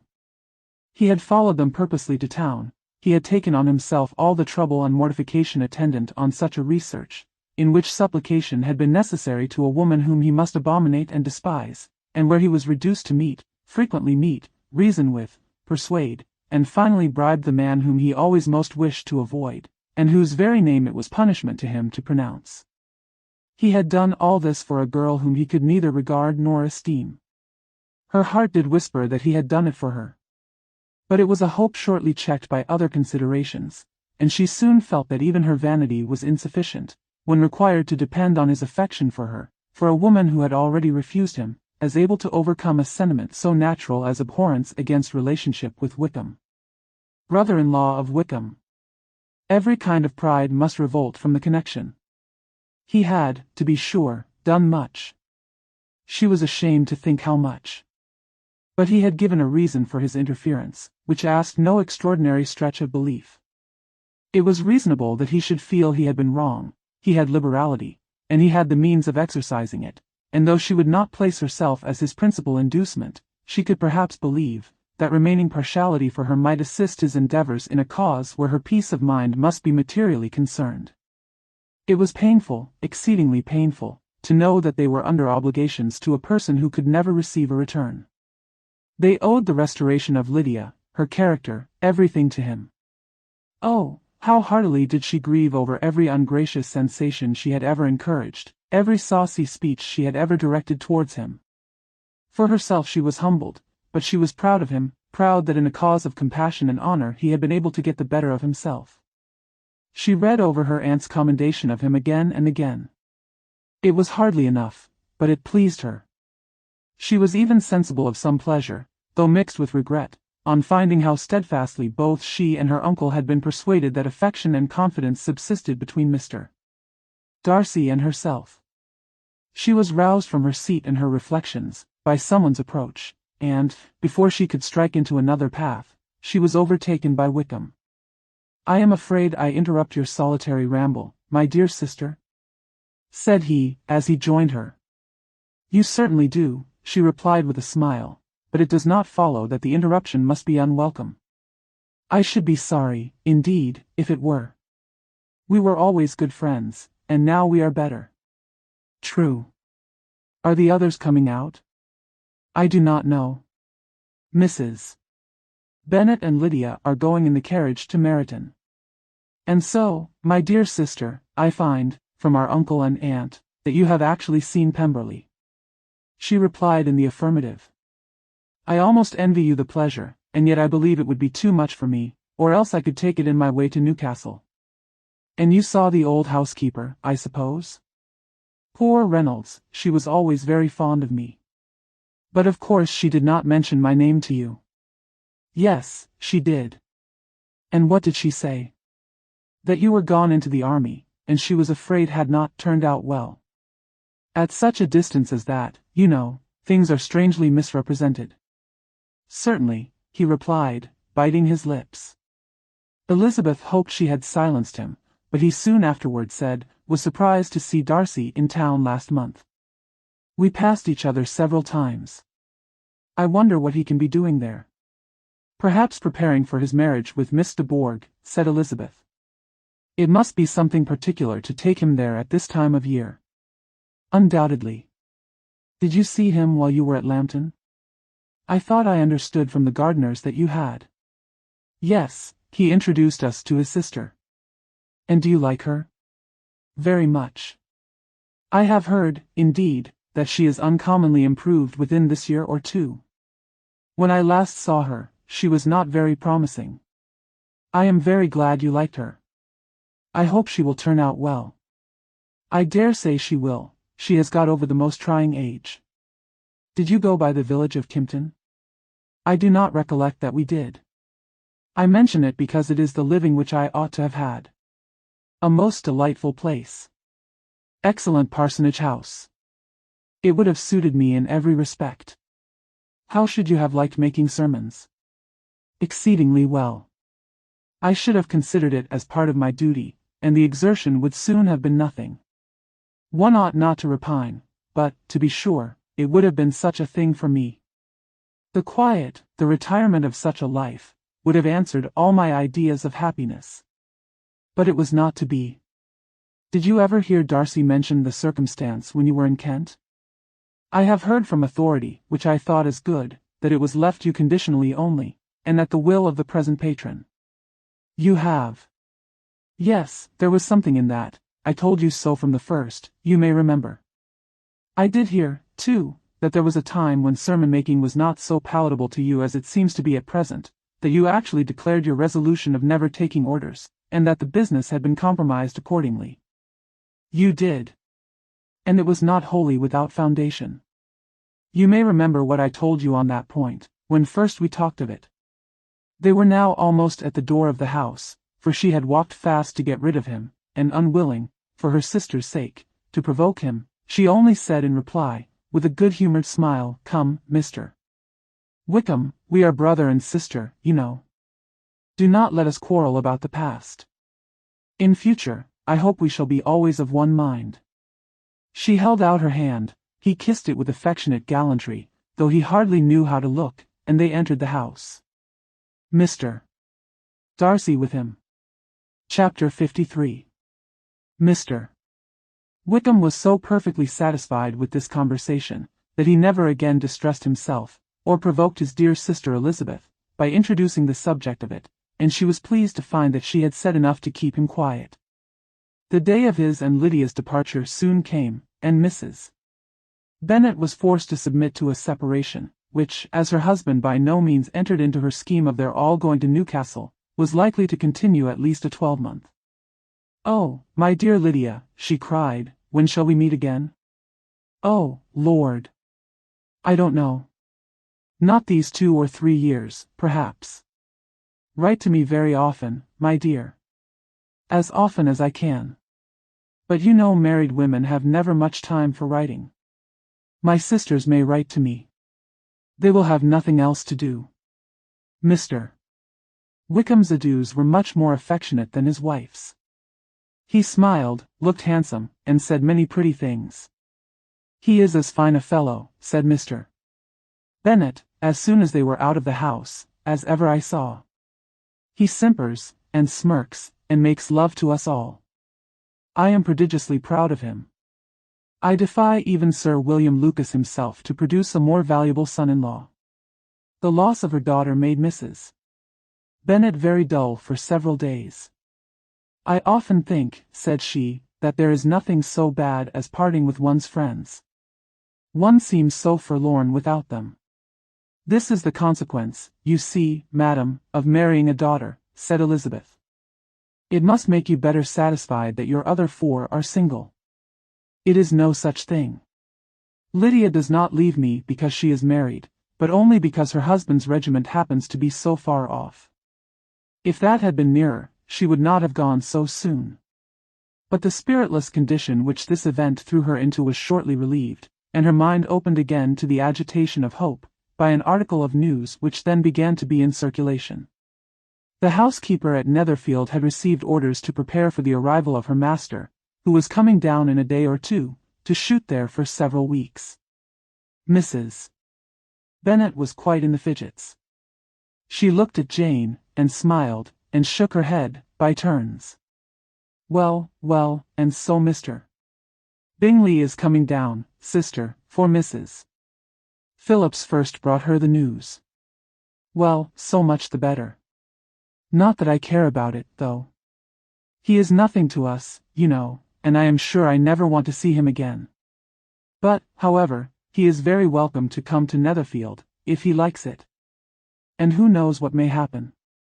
But that is nothing to us. You know, sister, we agreed long ago never to mention a word about it. And so, it is quite certain he is coming? You may depend on it, replied the other, for Mrs. Nichols was in Meriden last night. I saw her passing by, and went out myself on purpose to know the truth of it, and she told me that it was certainly true.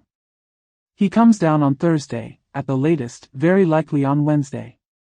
She was going to the butcher's, she told me, on purpose to order in some meat on Wednesday, and she has got 3 couple of ducks just fit to be killed. Miss Bennet had not been able to hear of his coming without changing color. It was many months since she had mentioned his name to Elizabeth, but now, as soon as they were alone together, she said, I saw you look at me today, Lizzie, when my aunt told us of the present report, and I know I appeared distressed, but don't imagine it was from any silly cause. I was only confused for the moment, because I felt that I should be looked at. I do assure you that the news does not affect me either with pleasure or pain. I am glad of one thing, that he comes alone, because we shall see the less of him. Not that I am afraid of myself, but I dread other people's remarks.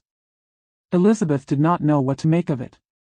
Had she not seen him in Derbyshire, she might have supposed him capable of coming there with no other view than what was acknowledged, but she still thought him partial to Jane, and she wavered as to the greater probability of his coming there with his friend's permission, or being bold enough to come without it. Yet it is hard, she sometimes thought, that this poor man cannot come to a house, which he has legally hired, without raising all this speculation. I will leave him to himself. In spite of what her sister declared, and really believed to be her feelings, in the expectation of his arrival, Elizabeth could easily perceive that her spirits were affected by it. They were more disturbed, more unequal, than she had often seen them. The subject which had been so warmly canvassed between their parents, about a 12-month ago, was now brought forward again. As soon as ever Mr. Bingley comes, my dear, said Mrs. Bennet, you will wait on him, of course. No. You forced me into visiting him last year, and promised, if I went to see him, he should marry one of my daughters. But it ended in nothing, and I will not be sent on a fool's errand again. His wife represented to him how absolutely necessary such an attention would be from all the neighbouring gentlemen, on his returning to Netherfield. 'Tis an etiquette I despise, said he. If he wants our society, let him seek it. He knows where we live. I will not spend my hours in running after my neighbours every time they go away and come back again. Well, all I know is, that it will be abominably rude if you do not wait on him. But, however, that shan't prevent my asking him to dine here, I am determined.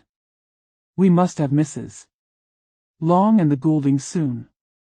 That will make 13 with ourselves, so there will be just room at table for him. Consoled by this resolution, she was the better able to bear her husband's incivility, though it was very mortifying to know that her neighbours might all see Mr. Bingley, in consequence of it, before they did. As the day of his arrival drew near, I begin to be sorry that he comes at all, said Jane to her sister. It would be nothing, I could see him with perfect indifference, but I can hardly bear to hear it thus perpetually talked of. My mother means well, but she does not know, no one can know, how much I suffer from what she says. Happy shall I be when his stay at Netherfield is over. I wish I could say anything to comfort you, replied Elizabeth, but it is wholly out of my power. You must feel it, and the usual satisfaction of preaching patience to a sufferer is denied me, because you have always so much. Mr. Bingley arrived. Mrs. Bennet, through the assistance of servants, contrived to have the earliest tidings of it, that the period of anxiety and fretfulness on her side be as long as it could. She counted the days that must intervene before their invitation could be sent, hopeless of seeing him before. But on the third morning after his arrival in Hertfordshire, she saw him from her dressing-room window enter the paddock and ride towards the house. Her daughters were eagerly called to partake of her joy. Jane resolutely kept her place at the table, but Elizabeth, to satisfy her mother, went to the window. She saw Mr. Darcy with him, and sat down again by her sister. "There is a gentleman with him, mamma," said Kitty. "Who can it be?" "Some acquaintance or other, my dear, I suppose. I am sure I do not know." "La," replied Kitty, "it looks just like that man that used to be with him before. Mr. What's his name, that tall, proud man? Good gracious. Mr. Darcy. And so it does, I vow. Well, any friend of Mr. Bingley's will always be welcome here, to be sure, but else I must say that I hate the very sight of him." Jane looked at Elizabeth with surprise and concern. She knew but little of their meeting in Derbyshire, and therefore felt for the awkwardness which must attend her sister in seeing him almost for the first time after receiving his explanatory letter. Both sisters were uncomfortable enough. Each felt for the other, and of course for themselves, and their mother talked on of her dislike of Mr. Darcy, and her resolution to be civil to him only as Mr. Bingley's friend, without being heard by either of them. But Elizabeth had sources of uneasiness which could not yet be suspected by Jane, to whom she had never yet had courage to show Mrs. Gardiner's letter, or to relate her own change of sentiment towards him. To Jane, he could be only a man whose proposal she had refused, and whose merits she had undervalued, but to her own more extensive information, he was the person to whom the whole family were indebted for the first of benefits, and whom she regarded herself with an interest, if not quite so tender, at least as reasonable and just, as what Jane felt for Bingley. Her astonishment at his coming to Netherfield, to Longbourn, and voluntarily seeking her again, was almost equal to what she had known on first witnessing his altered behaviour in Derbyshire. The colour which had been driven from her face returned for half a minute with an additional glow, and a smile of delight added lustre to her eyes, as she thought for that space of time that his affection and wishes must still be unshaken, but she would not be secure. "Let me first see how he behaves," said she. "It will then be early enough for expectation." She sat intently at work, striving to be composed, and without daring to lift up her eyes, till anxious curiosity carried them to the face of her sister as the servant was approaching the door.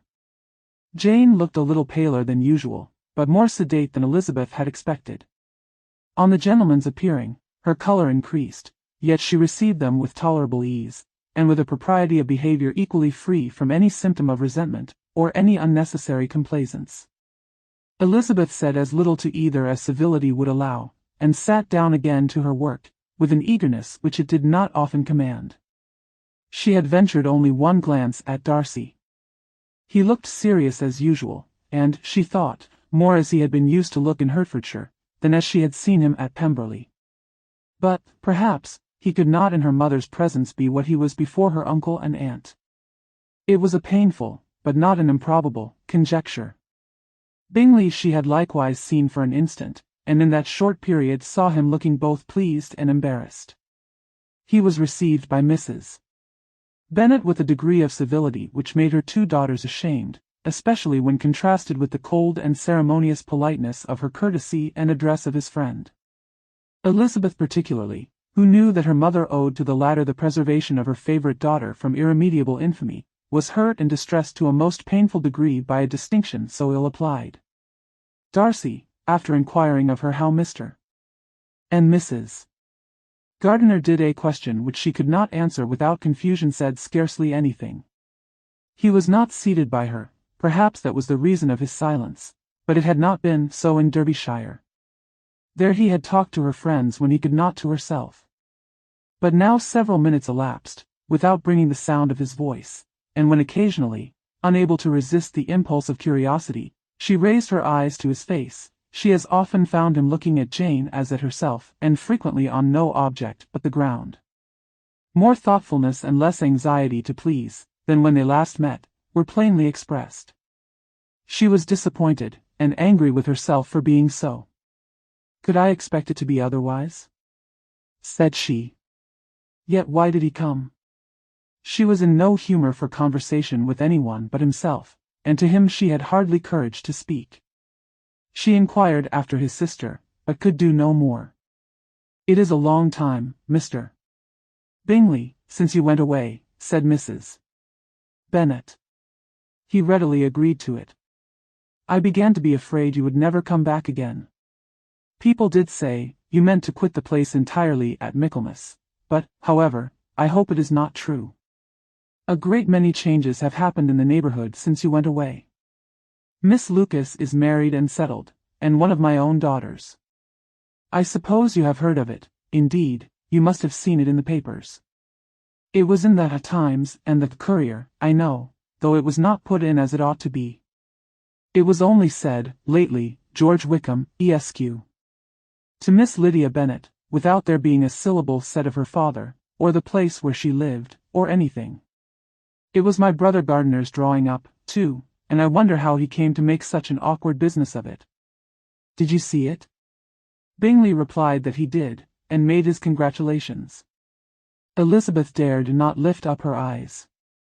How Mr. Darcy looked, therefore, she could not tell. "It is a delightful thing, to be sure, to have a daughter well married," continued her mother, "but at the same time, Mr. Bingley, it is very hard to have her taken away from me. They are gone down to Newcastle, a place quite northward it seems, and there they are to stay, I do not know how long. His regiment is there, for I suppose you have heard of his leaving the shire, and of his being gone into the regulars. Thank heaven. He has some friends, though, perhaps, not so many as he deserves." Elizabeth, who knew this to be levelled at Mr.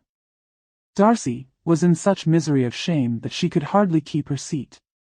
It drew from her, however, the exertion of speaking, which nothing else had so effectually done before, and she asked Bingley whether he meant to make any stay in the country at present. A few weeks, he believed. "When you have killed all your own birds, Mr. Bingley," said her mother, "I beg you will come here and shoot as many as you please on Mr. Bennet's manor. I am sure he will be vastly happy to oblige you, and will save all the best of the coveys for you." Elizabeth's misery increased at such unnecessary, such officious attention.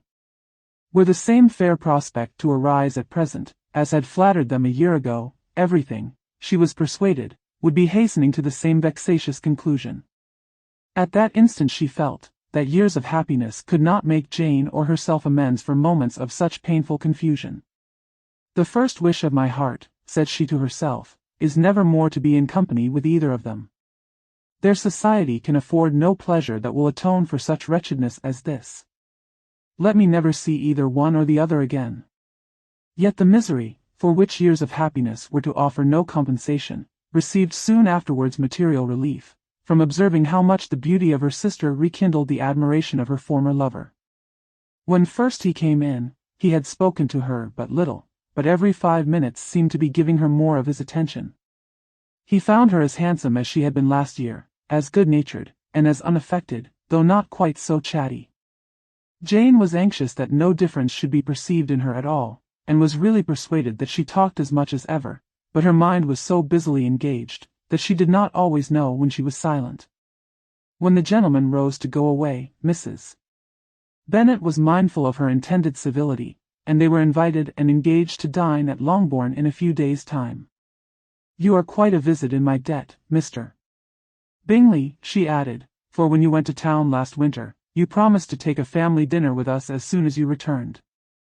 I have not forgot, you see, and I assure you I was very much disappointed that you did not come back and keep your engagement." Bingley looked a little silly at this reflection, and said something of his concern at having been prevented by business. They then went away. Mrs.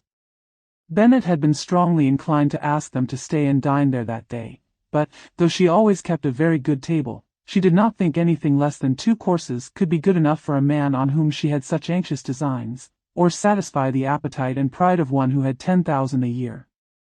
Jane happened to look round. Chapter 54. As soon as they were gone, Elizabeth walked out to recover her spirits, or, in other words, to dwell without interruption on those subjects which must deaden them more. Mr. Darcy's behavior astonished and vexed her. Why, if he came only to be silent, grave, and indifferent, said she, did he come at all? She could settle it in no way that gave her pleasure. He could be still amiable, still pleasing to my uncle and aunt, when he was in town, and why not to me? If he fears me, why come hither? If he no longer cares for me, why silent? Teasing man. I will think no more about him. Her resolution was for a short time involuntarily kept by the approach of her sister, who joined her with a cheerful look which showed her better satisfied with their visitors than Elizabeth. Now, said she, that this first meeting is over, I feel perfectly easy. I know my own strength, and I shall never be embarrassed again by his coming. I am glad he dines here on Tuesday. It will then be publicly seen, that on both sides we meet only as common and indifferent acquaintance. Yes, very indifferent, indeed, said Elizabeth, laughingly. Oh, Jane. Take care. My dear Lizzie, you cannot think me so weak as to be in danger now. I think you are in very great danger of making him as much in love with you as ever. They did not see the gentleman again till Tuesday, and Mrs. Bennet, in the meanwhile, was giving way to all the happy schemes which the good humour and common politeness of Bingley, in half an hour's visit, had revived. On Tuesday there was a large party assembled at Longbourn, and the two who were most anxiously expected, to the credit of their punctuality as sportsmen, were in very good time. When they repaired to the dining-room, Elizabeth eagerly watched to see whether Bingley would take the place which, in all their former parties, had belonged to him, by her sister. Her prudent mother, occupied by the same ideas, forbore to invite him to sit by herself. On entering the room, he seemed to hesitate, but Jane happened to look round, and happened to smile. It was decided. He placed himself by her. Elizabeth, with a triumphant sensation, looked towards his friend. He bore it with noble indifference, and she would have imagined that Bingley had received his sanction to be happy, had she not seen his eyes likewise turned towards Mr. Darcy, with an expression of half-laughing alarm. His behaviour to her sister was such during dinner-time as showed an admiration of her, which, though more guarded than formerly, persuaded Elizabeth that, if left wholly to himself, Jane's happiness, and his own, would be speedily secured. Though she dared not depend upon the consequence, she yet received pleasure from observing his behaviour. It gave her all the animation that her spirits could boast, for she was in no cheerful humour. Mr. Darcy was almost as far from her as the table could divide them. He was on one side of her mother. She knew how little such a situation would give pleasure to either, or make either appear to advantage. She was not near enough to hear any of their discourse, but she could see how seldom they spoke to each other, and how formal and cold was their manner whenever they did. Her mother's ungraciousness made the sense of what they owed him more painful to Elizabeth's mind, and she would, at times, have given anything to be privileged to tell him that his kindness was neither unknown nor unfelt by the whole of the family. She was in hopes that the evening would afford some opportunity of bringing them together, that the whole of the visit would not pass away without enabling them to enter into something more of conversation than the mere ceremonious salutation attending his entrance. Anxious and uneasy, the period which passed in the drawing-room before the gentlemen came, was wearisome and dull to a degree that almost made her uncivil. She looked forward to their entrance as the point on which all her chance of pleasure for the evening must depend. If he does not come to me, then, said she, I shall give him up forever. The gentleman came, and she thought he looked as if he would have answered her hopes, but, alas! The ladies had crowded round the table, where Miss Bennet was making tea, and Elizabeth pouring out the coffee, in so close a confederacy, that there was not a single vacancy near her which would admit of a chair. And on the gentleman's approaching, one of the girls moved closer to her than ever, and said, in a whisper, the men shan't come and part us, I am determined. We want none of them, do we? Darcy had walked away to another part of the room. She followed him with her eyes, envied everyone to whom he spoke, had scarcely patience enough to help anybody to coffee, and then was enraged against herself for being so silly. A man who has once been refused. How could I ever be foolish enough to expect a renewal of his love? Is there one among the sex who would not protest against such a weakness as a second proposal to the same woman? There is no indignity so abhorrent to their feelings. She was a little revived, however, by his bringing back his coffee cup himself, and she seized the opportunity of saying, "Is your sister at Pemberley still?" "Yes, she will remain there till Christmas." "And quite alone? Have all her friends left her?" "Mrs. Annesley is with her. The others have been gone on to Scarborough these 3 weeks." She could think of nothing more to say, but if he wished to converse with her, he might have better success. He stood by her, however, for some minutes, in silence, and, at last, on the young lady's whispering to Elizabeth again, he walked away. When the tea things were removed, and the card tables placed, the ladies all rose, and Elizabeth was then hoping to be soon joined by him, when all her views were overthrown, by seeing him fall a victim to her mother's rapacity for whist players, and in a few moments after seated with the rest of the party. She now lost every expectation of pleasure. They were confined for the evening at different tables, and she had nothing to hope, but that his eyes were so often turned towards her side of the room, as to make him play as unsuccessfully as herself. Mrs. Bennet had designed to keep the 2 Netherfield gentlemen to supper, but their carriage was, unluckily, ordered before any of the others, and she had no opportunity of detaining them. "Well, girls," said she, as soon as they were left to themselves, "what say you to the day? I think everything has passed off uncommonly well, I assure you. The dinner was as well dressed as any I ever saw. The venison was roasted to a turn, and everybody said they never saw so fat a haunch. The soup was 50 times better than what we had at the Lucases last week, and even Mr. Darcy acknowledged that the partridges were remarkably well done, and I suppose he has 2 or 3 French cooks at least. And, my dear Jane, I never saw you look in greater beauty." Mrs. Long said so too, for I asked her whether you did not. And what do you think she said besides? "Ah, Mrs. Bennet, we shall have her at Netherfield at last." She did, indeed. I do think Mrs. Long is as good a creature as ever lived, and her nieces are very pretty behaved girls, and not at all handsome. I like them prodigiously. M.R.S. Long and her nieces. Mrs. Bennet, in short, was in very great spirits. She had seen enough of Bingley's behaviour to Jane to be convinced that she would get him at last, and her expectations of advantage to her family, when in a happy humour, were so far beyond reason, that she was quite disappointed at not seeing him there again the next day, to make his proposals. "It has been a very agreeable day," said Miss Bennet to Elizabeth. "The party seems so well selected, so suitable one with the other. I hope we may often meet again." Elizabeth smiled. "Lizzie, you must not do so. You must not suspect me. It mortifies me. I assure you that I have now learnt to enjoy his conversation as an agreeable and sensible young man without having a wish beyond it. I am perfectly satisfied, from what his manners now are, that he never had any design of engaging my affection. It is only that he is blessed with greater sweetness of address, and a stronger desire of generally pleasing, than any other man." "You are very cruel," said her sister. "You will not let me smile, and are provoking me to it every moment. How hard it is in some cases to be believed, and how impossible in others. But why should you wish to persuade me that I feel more than I acknowledge? That is a question which I hardly know how to answer. We all love to instruct, though we can teach only what is not worth knowing.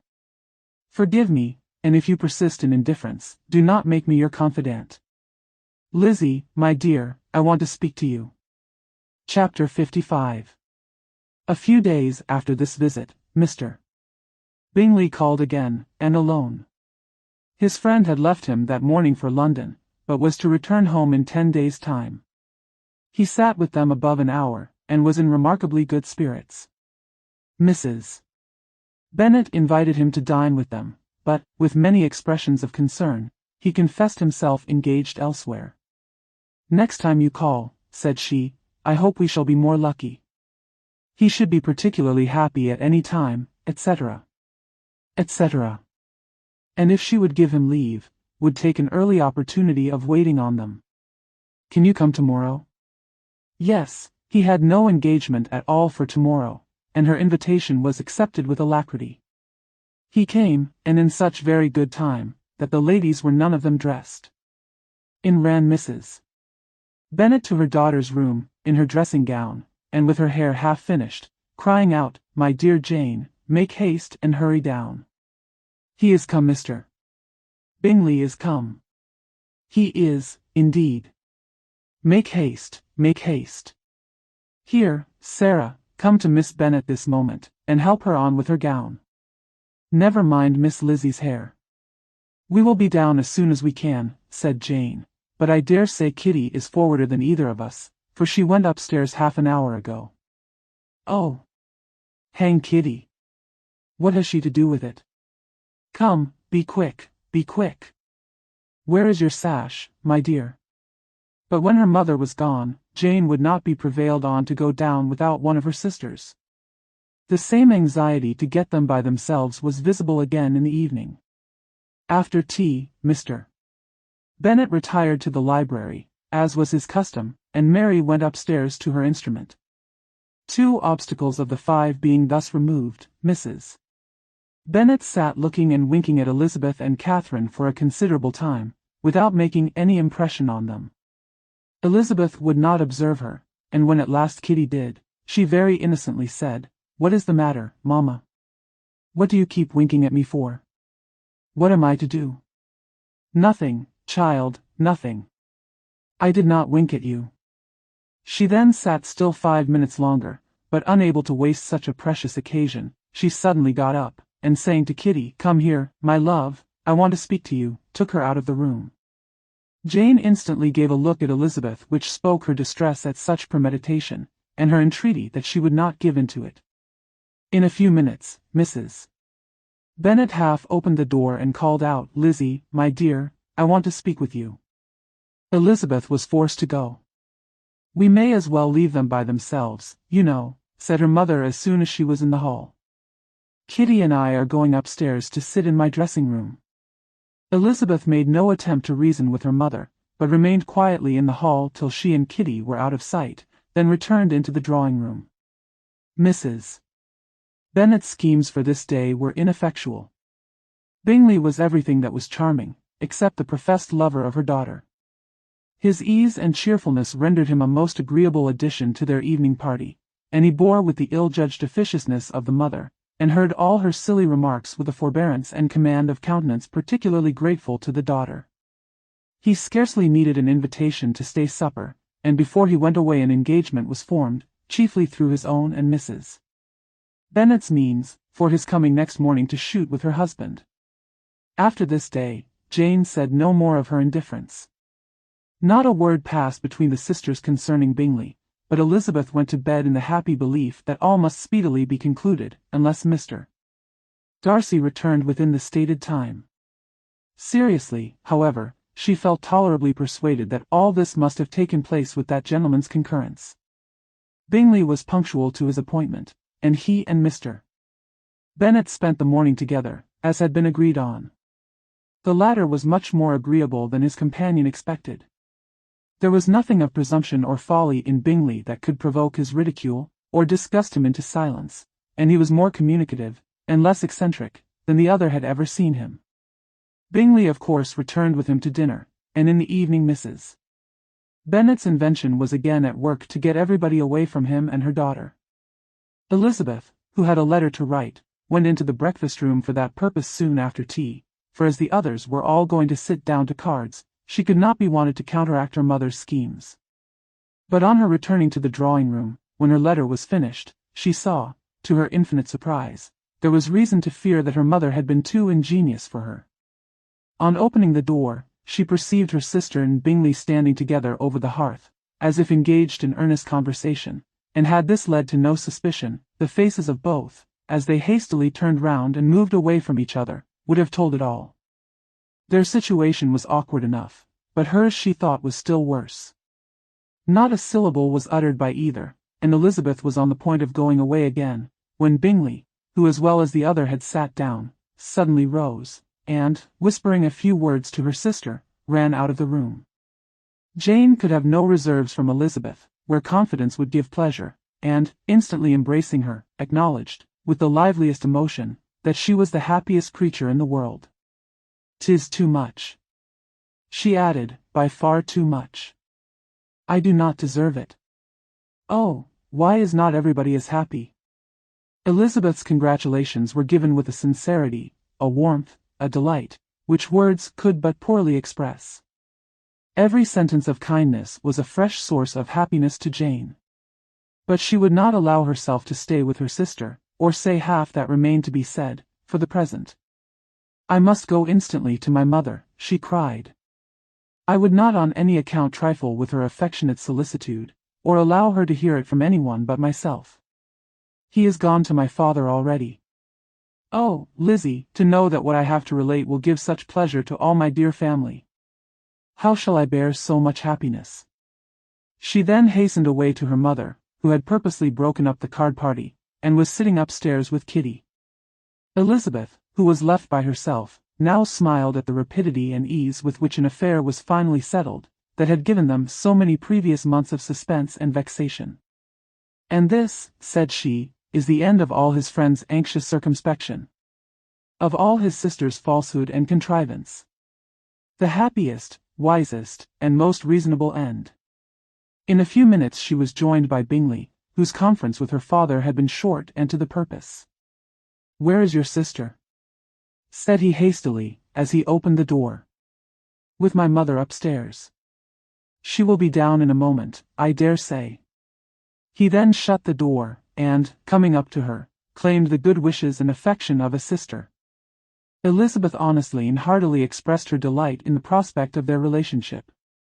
They shook hands with great cordiality, and then, till her sister came down, she had to listen to all he had to say of his own happiness, and of Jane's perfections, and in spite of his being a lover, Elizabeth really believed all his expectations of felicity to be rationally founded, because they had for basis the excellent understanding, super-excellent disposition of Jane, and a general similarity of feeling and taste between her and himself.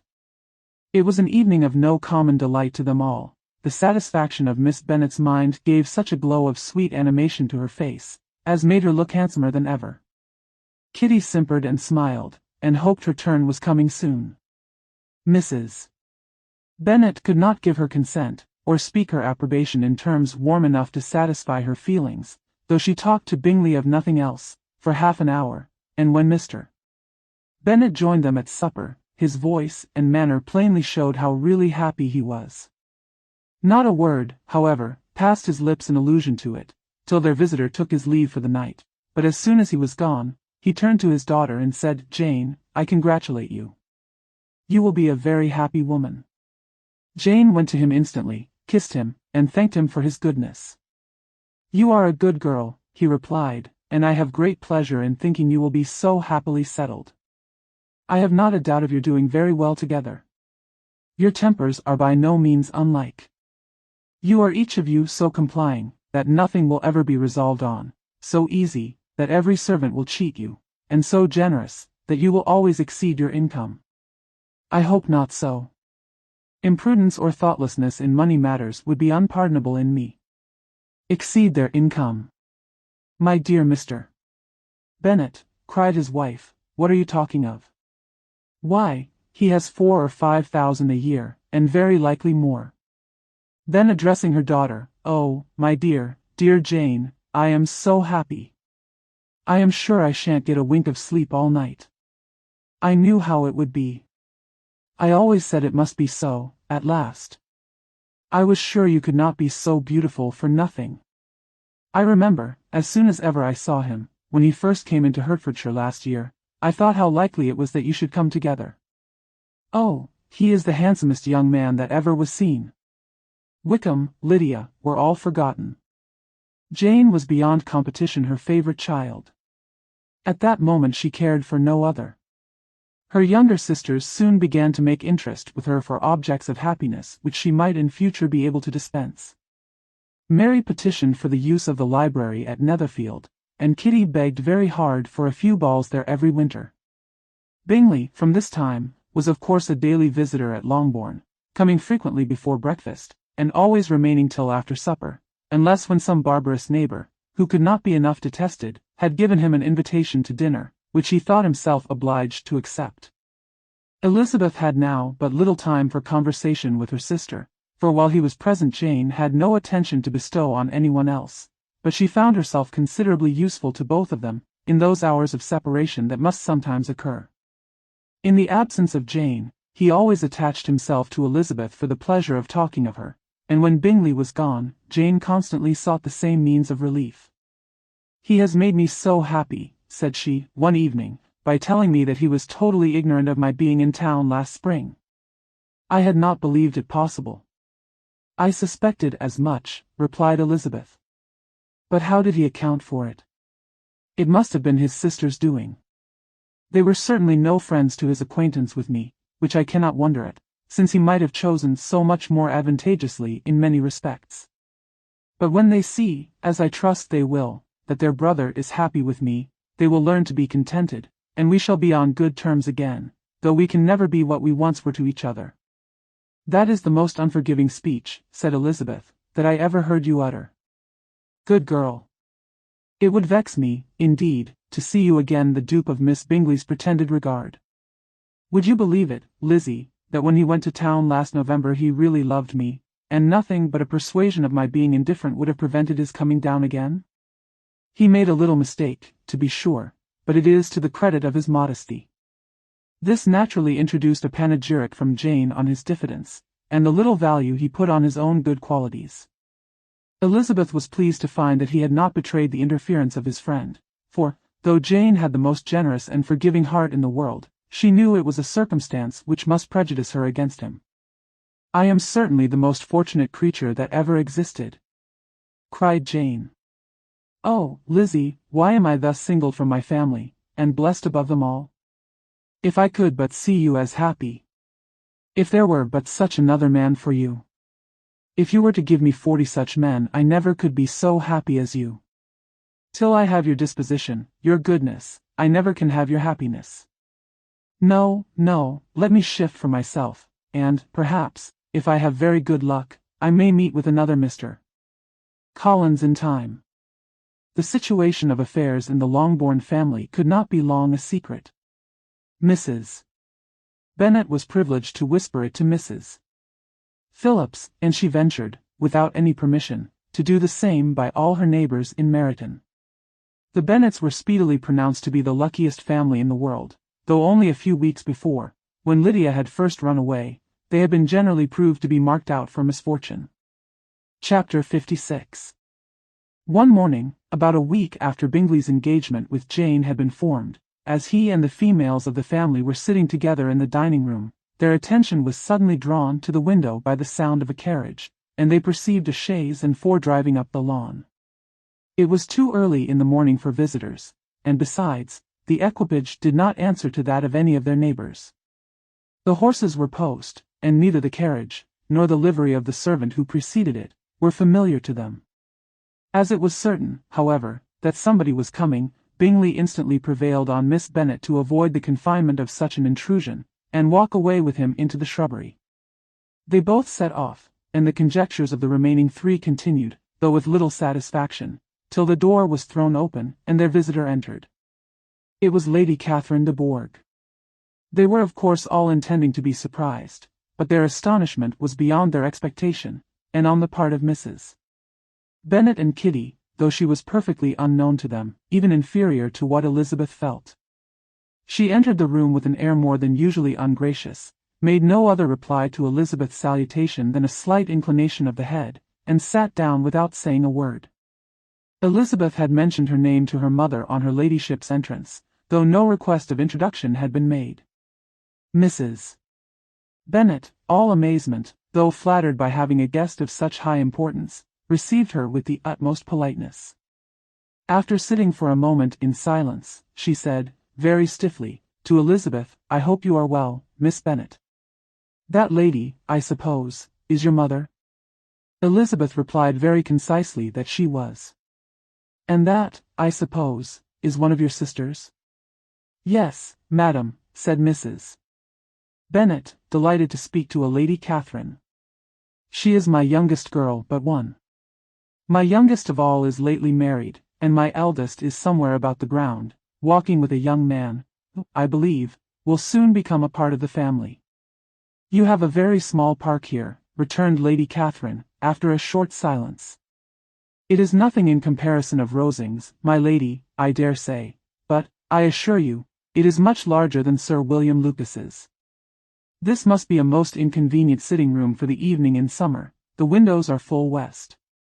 Mrs. Bennet assured her that they never sat there after dinner, and then added, "May I take the liberty of asking your ladyship whether you left Mr. and Mrs. Collins well?" "Yes, very well. I saw them the night before last." Elizabeth now expected that she would produce a letter for her from Charlotte, as it seemed the only probable motive for her calling. But no letter appeared, and she was completely puzzled. Mrs. Bennet, with great civility, begged her ladyship to take some refreshment, but Lady Catherine very resolutely, and not very politely, declined eating anything, and then, rising up, said to Elizabeth, "Miss Bennet, there seemed to be a prettyish kind of a little wilderness on one side of your lawn. I should be glad to take a turn in it, if you will favor me with your company." "Go, my dear," cried her mother, "and show her ladyship about the different walks. I think she will be pleased with the hermitage." Elizabeth obeyed, and, running into her own room for her parasol, attended her noble guest downstairs. As they passed through the hall, Lady Catherine opened the doors into the dining parlour and drawing room, and pronouncing them, after a short survey, to be decent-looking rooms, walked on. Her carriage remained at the door, and Elizabeth saw that her waiting woman was in it. They proceeded in silence along the gravel walk that led to the copse. Elizabeth was determined to make no effort for conversation with a woman who was now more than usually insolent and disagreeable. After a short survey, "How could I ever think her like her nephew?" said she, as she looked in her face. As soon as they entered the copse, Lady Catherine began in the following manner: "You can be at no loss, Miss Bennet, to understand the reason of my journey hither. Your own heart, your own conscience, must tell you why I come." Elizabeth looked with unaffected astonishment. "Indeed, you are mistaken, madam. I have not been at all able to account for the honor of seeing you here." "Miss Bennet," replied her ladyship, in an angry tone, "you ought to know that I am not to be trifled with. But however insincere you may choose to be, you shall not find me so. My character has ever been celebrated for its sincerity and frankness, and in a cause of such moment as this, I shall certainly not depart from it. A report of a most alarming nature reached me 2 days ago. I was told that not only your sister was on the point of being most advantageously married, but that Miss Elizabeth Bennet would, in all likelihood, be soon afterwards united to my own nephew, Mr. Darcy. Though I know it must be a scandalous falsehood, though I would not injure him so much as to suppose the truth of it possible, I instantly resolved on setting off for this place, that I might make my sentiments known to you." "If you believed it impossible to be true," said Elizabeth, colouring with astonishment and disdain, "I wonder you took the trouble of coming so far. What could your ladyship propose by it?" "At once to insist upon having such a report universally contradicted." "Your coming to Longbourn, to see me and my family," said Elizabeth coolly, "will be rather a confirmation of it if, indeed, such a report is in existence." "If? Do you then pretend to be ignorant of it? Has it not been industriously circulated by yourselves? Do you not know that such a report is spread abroad?" "I never heard that it was." "And can you likewise declare that there is no foundation for it?" "I do not pretend to possess equal frankness with your ladyship. You may ask questions which I shall not choose to answer. This is not to be borne. Miss Bennet, I insist on being satisfied. Has my nephew, made you an offer of marriage?" "Your ladyship has declared it to be impossible."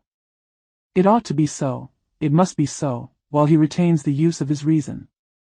But your arts and allurements may, in a moment of infatuation, have made him forget what he owes to himself and to all his family. You may have drawn him in. If I have, I shall be the last person to confess it. Miss Bennet, do you know who I am? I have not been accustomed to such language as this. I am almost the nearest relation he has in the world, and am entitled to know all his dearest concerns. But you are not entitled to know mine, nor will such behavior as this ever induce me to be explicit. Let me be rightly understood. This match, to which you have the presumption to aspire, can never take place. No, never. Mr. Darcy is engaged to my daughter. Now, what have you to say? Only this, that if he is so, you can have no reason to suppose he will make an offer to me. Lady Catherine hesitated for a moment, and then replied, the engagement between them is of a peculiar kind. From their infancy, they have been intended for each other. It was the favorite wish of his mother, as well as of hers. While in their cradles we planned the union, and now, at the moment when the wishes of both sisters would be accomplished, is their marriage to be prevented by a young woman of inferior birth, of no importance in the world, and wholly unallied to the family? Do you pay no regard to the wishes of his friends to his tacit engagement with Miss de Bourgh? Are you lost to every feeling of propriety and delicacy? Have you not heard me say, that from his earliest hours he was destined for his cousin? Yes, and I had heard it before. But what is that to me? If there is no other objection to my marrying your nephew, I shall certainly not be kept from it by knowing that his mother and aunt wished him to marry Miss de Bourgh. You both did as much as you could in planning the marriage. Its completion depended on others. If Mr. Darcy is neither by honor nor inclination confined to his cousin, why is not he to make another choice? And if I am that choice, why may not I accept him? Because honor, decorum, prudence, nay, interest forbid it. Yes, Miss Bennet, interest, for do not expect to be noticed by his family or friends, if you wilfully act against the inclinations of all. You will be censured, slighted, and despised, by everyone connected with him. Your alliance will be a disgrace, your name will never even be mentioned by any of us. These are heavy misfortunes, replied Elizabeth. But the wife of Mr. Darcy must have such extraordinary sources of happiness necessarily attached to her situation, that she could, upon the whole, have no cause to repine. Obstinate, headstrong girl. I am ashamed of you. Is this your gratitude for my attentions to you last spring? Is nothing due to me on that score? Let us sit down. You are to understand, Miss Bennet, that I came here with the determined resolution of carrying my purpose, nor will I be dissuaded from it. I have not been used to submit to any person's whims. I have not been in the habit of brooking disappointment. That will make your ladyship's situation at present more pitiable, but it will have no effect on me. I will not be interrupted. Hear me in silence. My daughter and my nephew are formed for each other.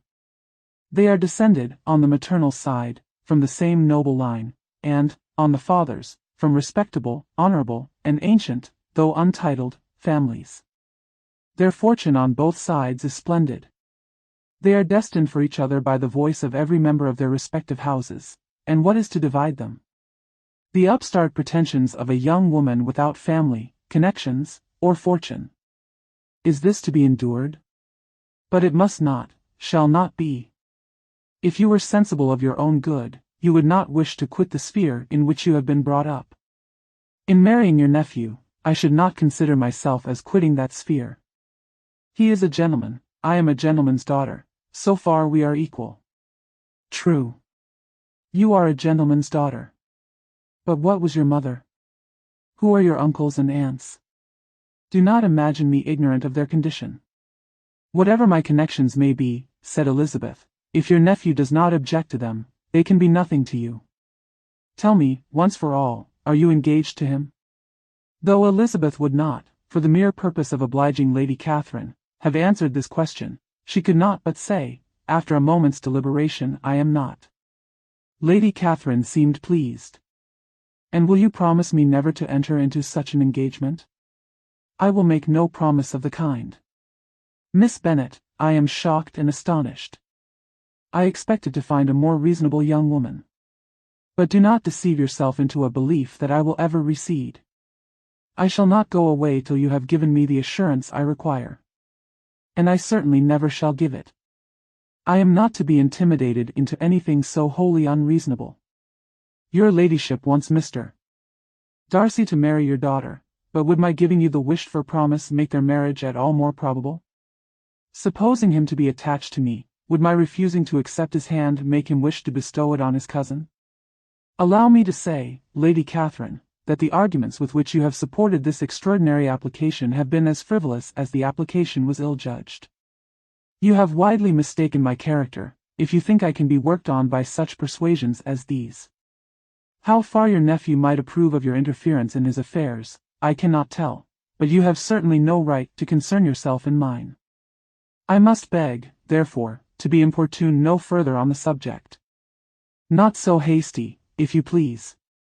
I have by no means done. To all the objections I have already urged I have still another to add. I am no stranger to the particulars of your youngest sister's infamous elopement. I know it all, that the young man's marrying her was a patched-up business, at the expense of your father and uncle. And is such a girl to be my nephew's sister?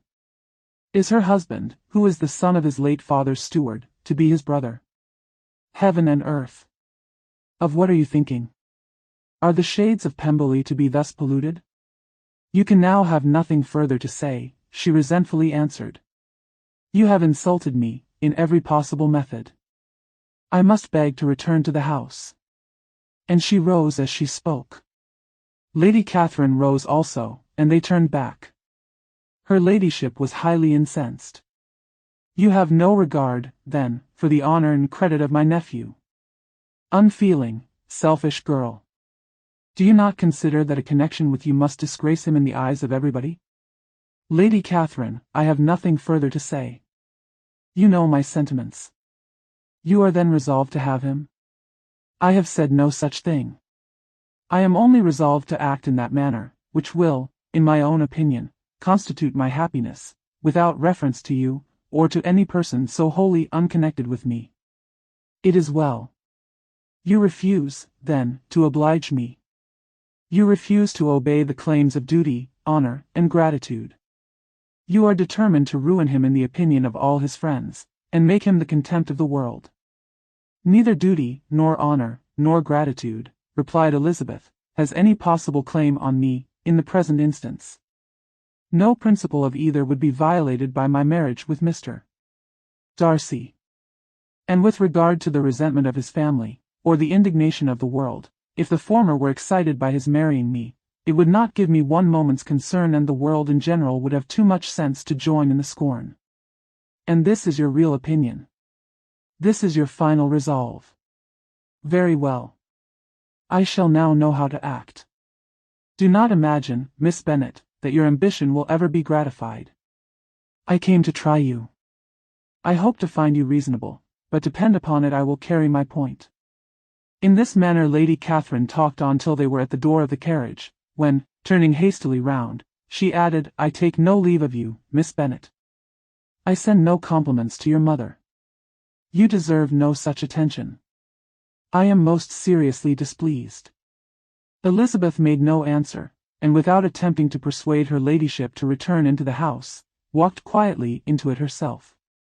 She heard the carriage drive away as she proceeded upstairs. Her mother impatiently met her at the door of her dressing-room, to ask why Lady Catherine would not come in again and rest herself. She did not choose it, said her daughter, she would go. She is a very fine-looking woman. And her calling here was prodigiously civil. For she only came, I suppose, to tell us the Collinses were well. She is on her road somewhere, I dare say, and so, passing through Meryton, thought she might as well call on you. I suppose she had nothing particular to say to you, Lizzie? Elizabeth was forced to give in to a little falsehood here, for to acknowledge the substance of their conversation was impossible. But now it comes out, chapter 57. The discomposure of spirits which this extraordinary visit threw Elizabeth into could not be easily overcome, nor could she for many hours learn to think of it less than incessantly. Lady Catherine, it appeared, had actually taken the trouble of this journey from Rosings for the sole purpose of breaking off her supposed engagement with Mr. Darcy. It was a rational scheme, to be sure. But from what the report of their engagement could originate, Elizabeth was at a loss to imagine, till she recollected that his being the intimate friend of Bingley, and her being the sister of Jane, was enough, at a time when the expectation of one wedding made everybody eager for another, to supply the idea. She had not herself forgotten to feel that the marriage of her sister must bring them more frequently together. And her neighbors at Lucas Lodge, therefore, for through their communication with the Collinses, the report, she concluded, had reached Lady Catherine, had only set that down as almost certain and immediate, which she had looked forward to as possible at some future time. In revolving Lady Catherine's expressions, however, she could not help feeling some uneasiness as to the possible consequence of her persisting in this interference. From what she had said of her resolution to prevent the marriage, it occurred to Elizabeth that she must meditate an application to her nephew, and how he might take a similar representation of the evils attached to a connection with her she dared not pronounce. She knew not the exact degree of his affection for his aunt, or his dependence on her judgment, but it was natural to suppose that he thought much higher of her ladyship than she could do, and it was certain, that in enumerating the miseries of a marriage with one whose immediate connections were so unequal to his own, his aunt would address him on his weakest side. With his notions of dignity, he would probably feel that the arguments, which to Elizabeth had appeared weak and ridiculous, contained much good sense and solid reasoning. If he had been wavering before, as to what he should do, which had often seemed likely, the advice and entreaty of so near a relation might settle every doubt, and determine him at once to be as happy as dignity unblemished could make him. In that case he would return no more. Lady Catherine might see him in her way through town, and his engagement to Bingley of coming again to Netherfield must give way. If, therefore, an excuse for not keeping his promise should come to his friend within a few days, she added, I shall know how to understand it. I shall then give over every expectation, every wish of his constancy. If he is satisfied with only regretting me, when he might have obtained my affections and hand, I shall soon cease to regret him at all. The surprise of the rest of the family, on hearing who their visitor had been, was very great, but they obligingly satisfied it with the same kind of supposition which had appeased Mrs. Bennet's curiosity, and Elizabeth was spared from much teasing on the subject. The next morning, as she was going downstairs, she was met by her father, who came out of his library with a letter in his hand. Lizzie, said he, I was going to look for you, come into my room. She followed him thither, and her curiosity to know what he had to tell her was heightened by the supposition of its being in some manner connected with the letter he held.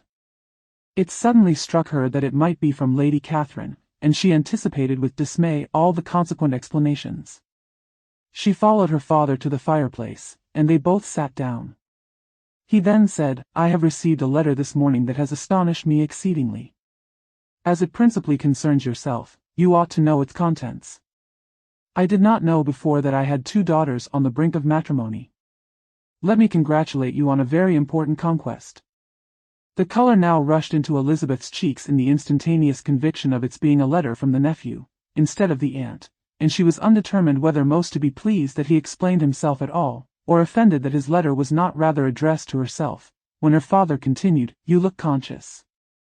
Young ladies have great penetration in such matters as these, but I think I may defy even your sagacity to discover the name of your admirer. This letter is from Mr. Collins. From Mr. Collins. And what can he have to say? Something very much to the purpose, of course. He begins with congratulations on the approaching nuptials of my eldest daughter, of which, it seems, he has been told by some of the good-natured, gossiping Lucases. I shall not sport with your impatience by reading what he says on that point. What relates to yourself is as follows, having thus offered you the sincere congratulations of Mrs. Collins and myself on this happy event, let me now add a short hint on the subject of another, of which we have been advertised by the same authority. Your daughter Elizabeth, it is presumed, will not long bear the name of Bennet, after her eldest sister has resigned it, and the chosen partner of her fate may be reasonably looked up to as one of the most illustrious personages in this land. Can you possibly guess, Lizzie, who is meant by this? This young gentleman is blessed, in a peculiar way, with everything the heart of mortal can most desire, splendid property, noble kindred, and extensive patronage. Yet, in spite of all these temptations, let me warn my cousin Elizabeth, and yourself, of what evils you may incur by a precipitate closure with this gentleman's proposals, which, of course, you will be inclined to take immediate advantage of. Have you any idea, Lizzie, who this gentleman is? But now it comes out. My motive for cautioning you is as follows. We have reason to imagine that his aunt, Lady Catherine de Bourgh, does not look on the match with a friendly eye. Mr. Darcy, you see, is the man. Now, Lizzie, I think I have surprised you. Could he, or the Lucases, have pitched on any man, within the circle of our acquaintance, whose name would have given the lie more effectually to what they related? Mr. Darcy, who never looks at any woman but to see a blemish, and who probably never looked at you in his life. It is admirable. Elizabeth tried to join in her father's pleasantry, but could only force one most reluctant smile. Never had his wit been directed in a manner so little agreeable to her. Are you not diverted? Oh, yes. Pray read on. After mentioning the likelihood of this marriage to her ladyship last night, she immediately, with her usual condescension, expressed what she felt on the occasion, when it became apparent that, on the score of some family objections on the part of my cousin, she would never give her consent to what she termed so disgraceful a match. I thought it my duty to give the speediest intelligence of this to my cousin, that she and her noble admirer may be aware of what they are about, and not run hastily into a marriage which has not been properly sanctioned. Mr. Collins, moreover, adds, I am truly rejoiced that my cousin Lydia's sad business has been so well hushed up, and am only concerned that their living together before the marriage took place should be so generally known. I must not, however, neglect the duties of my station, or refrain from declaring my amazement at hearing that you received the young couple into your house as soon as they were married. It was an encouragement of vice, and had I been the rector of Longbourn, should very strenuously have opposed it. You ought certainly to forgive them as a Christian, but never to admit them in your sight, or allow their names to be mentioned in your hearing. That is his notion of Christian forgiveness. The rest of his letter is only about his dear Charlotte's situation, and his expectation of a young olive branch. But, Lizzie, you look as if you did not enjoy it. You are not going to be missish, I hope, and pretend to be affronted at an idle report. For what do we live, but to make sport for our neighbors, and laugh at them in our turn? Oh, cried Elizabeth, I am exceedingly diverted. But it is so strange. Yes, that is what makes it amusing. Had they fixed on any other man it would have been nothing, but his perfect indifference and your pointed dislike make it so delightfully absurd. Much as I abominate writing, I would not give up Mr. Collins's correspondence for any consideration. Nay, when I read a letter of his, I cannot help giving him the preference even over Wickham, much as I value the impudence and hypocrisy of my son-in-law. And pray, Lizzie, what said Lady Catherine about this report? Did she call to refuse her consent? To this question his daughter replied only with a laugh, and as it had been asked without the least suspicion, she was not distressed by his repeating it. Elizabeth had never been more at a loss to make her feelings appear what they were not. It was necessary to laugh when she would rather have cried. Her father had most cruelly mortified her by what he said of Mr. Darcy's indifference, and she could do nothing but wonder at such a want of penetration, or fear that, perhaps, instead of his seeing too little, she might have fancied too much. The efforts of his aunt, chapter 58. Instead of receiving any such letter of excuse from his friend, as Elizabeth half expected Mr. Bingley to do, he was able to bring Darcy with him to Longbourn before many days had passed after Lady Catherine's visit. The gentleman arrived early, and, before Mrs. Bennet had time to tell him of their having seen his aunt, of which her daughter sat in momentary dread, Bingley, who wanted to be alone with Jane, proposed their all walking out. It was agreed to. Mrs. Bennet was not in the habit of walking, Mary could never spare time, but the remaining 5 set off together. Bingley and Jane, however, soon allowed the others to outstrip them. They lagged behind, while Elizabeth, Kitty, and Darcy were to entertain each other. Very little was said by either. Kitty was too much afraid of him to talk. Elizabeth was secretly forming a desperate resolution, and, perhaps, he might be doing the same.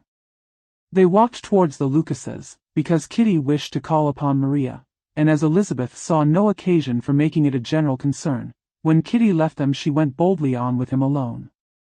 Now was the moment for her resolution to be executed, and while her courage was high, she immediately said, Mr. Darcy, I am a very selfish creature, and for the sake of giving relief to my own feelings care not how much I may be wounding yours. I can no longer help thanking you for your unexampled kindness to my poor sister. Ever since I have known it I have been most anxious to acknowledge to you how gratefully I feel it. Were it known to the rest of my family I should not have merely my own gratitude to express. I am sorry, exceedingly sorry, replied Darcy, in a tone of surprise and emotion, that you have ever been informed of what may, in a mistaken light, have given you uneasiness. I did not think Mrs. Gardiner was so little to be trusted. You must not blame my aunt. Lydia's thoughtlessness first betrayed to me that you had been concerned in the matter, and, of course, I could not rest till I knew the particulars.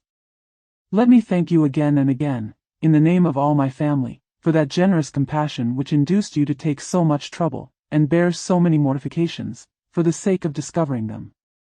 If you will thank me, he replied, let it be for yourself alone.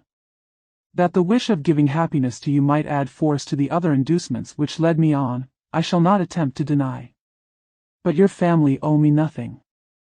Much as I respect them, I believe I thought only of you. Elizabeth was too much embarrassed to say a word. After a short pause, her companion added, you are too generous to trifle with me. If your feelings are still what they were last April, tell me so at once. My affections and wishes are unchanged, but one word from you will silence me on this subject forever. Elizabeth, feeling all the more than common awkwardness and anxiety of his situation, now forced herself to speak, and immediately, though not very fluently, gave him to understand that her sentiments had undergone so material a change since the period to which he alluded, as to make her receive with gratitude and pleasure his present assurances. The happiness which this reply produced was such as he had probably never felt before, and he expressed himself on the occasion as sensibly and as warmly as a man violently in love can be supposed to do. Had Elizabeth been able to encounter his eyes, she might have seen how well the expression of heartfelt delight diffused over his face became him, but though she could not look she could listen, and he told her of feelings which, in proving of what importance she was to him, made his affection every moment more valuable. They walked on without knowing in what direction. There was too much to be thought, and felt, and said, for attention to any other objects. She soon learnt that they were indebted for their present good understanding to the efforts of his aunt, who did call on him in her return through London, and they relate her journey to Longbourn, its motive, and the substance of her conversation with Elizabeth, dwelling emphatically on every expression of the latter, which, in her ladyship's apprehension, peculiarly denoted her perverseness and assurance, in the belief that such a relation must assist her endeavours to obtain that promise from her nephew which she had refused to give. But, unluckily for her ladyship, its effect had been exactly contrariwise. It taught me to hope, said he, as I had scarcely ever allowed myself to hope before. I knew enough of your disposition to be certain, that had you been absolutely, irrevocably decided against me, you would have acknowledged it to Lady Catherine frankly and openly. Elizabeth coloured and laughed as she replied, yes, you know enough of my frankness to believe me capable of that. After abusing you so abominably to your face, I could have no scruple in abusing you to all your relations. What did you say of me that I did not deserve? For though your accusations were ill-founded, formed on mistaken premises, my behaviour to you at the time had merited the severest reproof. It was unpardonable. I cannot think of it without abhorrence. We will not quarrel for the greater share of blame annexed to that evening, said Elizabeth. The conduct of neither, if strictly examined, will be irreproachable, but since then we have both, I hope, improved in civility. I cannot be so easily reconciled to myself. The recollection of what I then said, of my conduct, my manners, my expressions during the whole of it, is now, and has been many months, inexpressibly painful to me. Your reproof, so well applied, I shall never forget, had you behaved in a more gentlemanlike manner. Those were your words. You know not, you can scarcely conceive, how they have tortured me, though it was some time, I confess, before I was reasonable enough to allow their justice. I was certainly very far from expecting them to make so strong an impression. I had not the smallest idea of their being ever felt in such a way. I can easily believe it. You thought me then devoid of every proper feeling, I am sure you did. The turn of your countenance I shall never forget, as you said that I could not have addressed you in any possible way that would induce you to accept me. Oh, do not repeat what I then said. These recollections will not do at all. I assure you that I have long been most heartily ashamed of it. Darcy mentioned his letter. Did it, said he, did it soon make you think better of me? Did you, on reading it, give any credit to its contents? She explained what its effects on her had been, and how gradually all her former prejudices had been removed. I knew, said he, that what I wrote must give you pain, but it was necessary. I hope you have destroyed the letter. There was one part, especially the opening of it, which I should dread your having the power of reading again. I can remember some expressions which might justly make you hate me. The letter shall certainly be burnt, if you believe it essential to the preservation of my regard, but, though we have both reason to think my opinions not entirely unalterable, they are not, I hope, quite so easily changed as that implies. When I wrote that letter, replied Darcy, I believed myself perfectly calm and cool, but I am since convinced that it was written in a dreadful bitterness of spirit. The letter, perhaps, began in bitterness, but it did not end so. The adieu is charity itself. But think no more of the letter. The feelings of the person who wrote and the person who received it are now so widely different from what they were then, that every unpleasant circumstance attending it ought to be forgotten. You must learn some of my philosophy. Think only of the past as its remembrance gives you pleasure. I cannot give you credit for any philosophy of the kind. Your retrospections must be so totally void of reproach, that the contentment arising from them is not of philosophy, but, what is much better, of ignorance. But with me, it is not so. Painful recollections will intrude, which ought not to be repelled. I have been a selfish being all my life, in practice, though not in principle. As a child I was taught what was right, but I was not taught to correct my temper. I was given good principles, but left to follow them in pride and conceit. Unfortunately an only son, for many years an only child, I was spoiled by my parents, who, though good themselves, my father particularly, all that was benevolent and amiable, allowed, encouraged, almost taught me to be selfish and overbearing, to care for none beyond my own family circle, to think meanly of all the rest of the world, to wish at least to think meanly of their sense and worth compared with my own. Such I was, from 8 to 28, and such I might still have been but for you, dearest, loveliest Elizabeth. What do I not owe you? You taught me a lesson, hard indeed at first, but most advantageous. By you, I was properly humbled. I came to you without a doubt of my reception.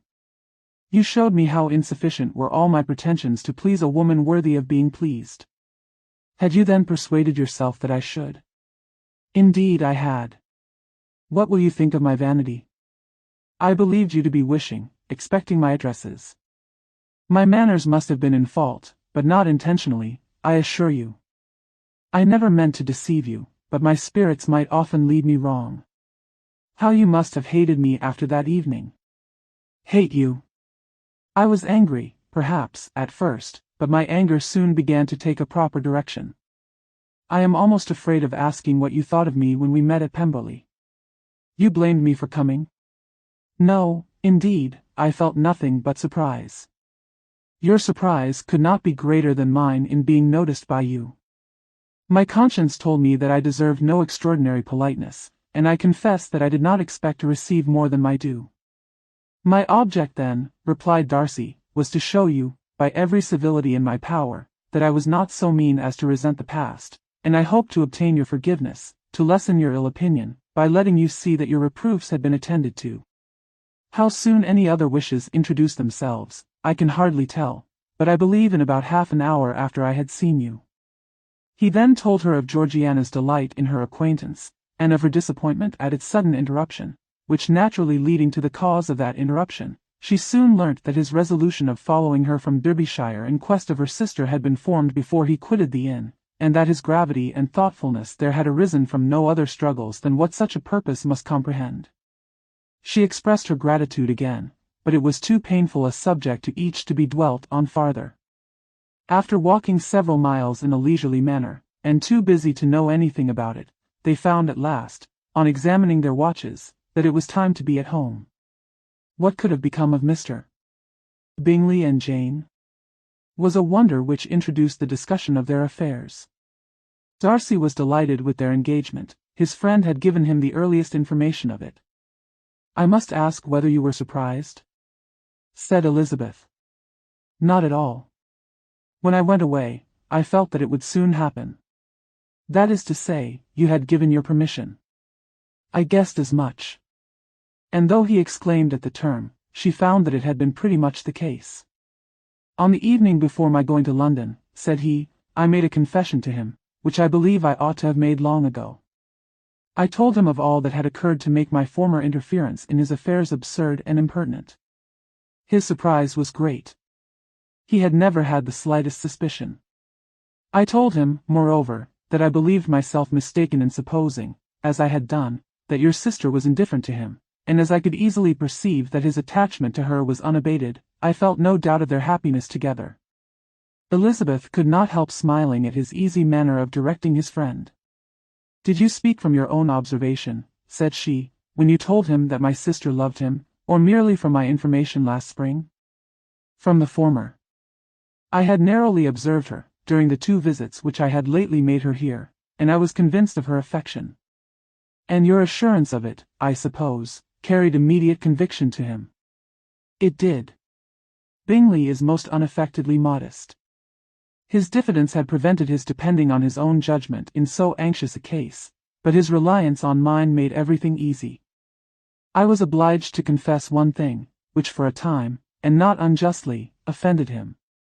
I could not allow myself to conceal that your sister had been in town 3 months last winter, that I had known it, and purposely kept it from him. He was angry. But his anger, I am persuaded, lasted no longer than he remained in any doubt of your sister's sentiments. He has heartily forgiven me now." Elizabeth longed to observe that Mr. Bingley had been a most delightful friend, so easily guided that his worth was invaluable, but she checked herself. She remembered that he had yet to learn to be laughed at, and it was rather too early to begin. In anticipating the happiness of Bingley, which of course was to be inferior only to his own, he continued the conversation till they reached the house. In the hall they parted. Unable to utter a syllable. Chapter 59. "My dear Lizzie, where can you have been walking to?" was a question which Elizabeth received from Jane as soon as she entered the room, and from all the others when they sat down to table. She had only to say in reply, that they had wandered about till she was beyond her own knowledge. She colored as she spoke, but neither that, nor anything else, awakened a suspicion of the truth. The evening passed quietly, unmarked by anything extraordinary. The acknowledged lovers talked and laughed, the unacknowledged were silent. Darcy was not of a disposition in which happiness overflows in mirth, and Elizabeth, agitated and confused, rather knew that she was happy than felt herself to be so, for, besides the immediate embarrassment, there were other evils before her. She anticipated what would be felt in the family when her situation became known. She was aware that no one liked him but Jane, and even feared that with the others it was a dislike which not all his fortune and consequence might do away. At night she opened her heart to Jane. Though suspicion was very far from Miss Bennet's general habits, she was absolutely incredulous here.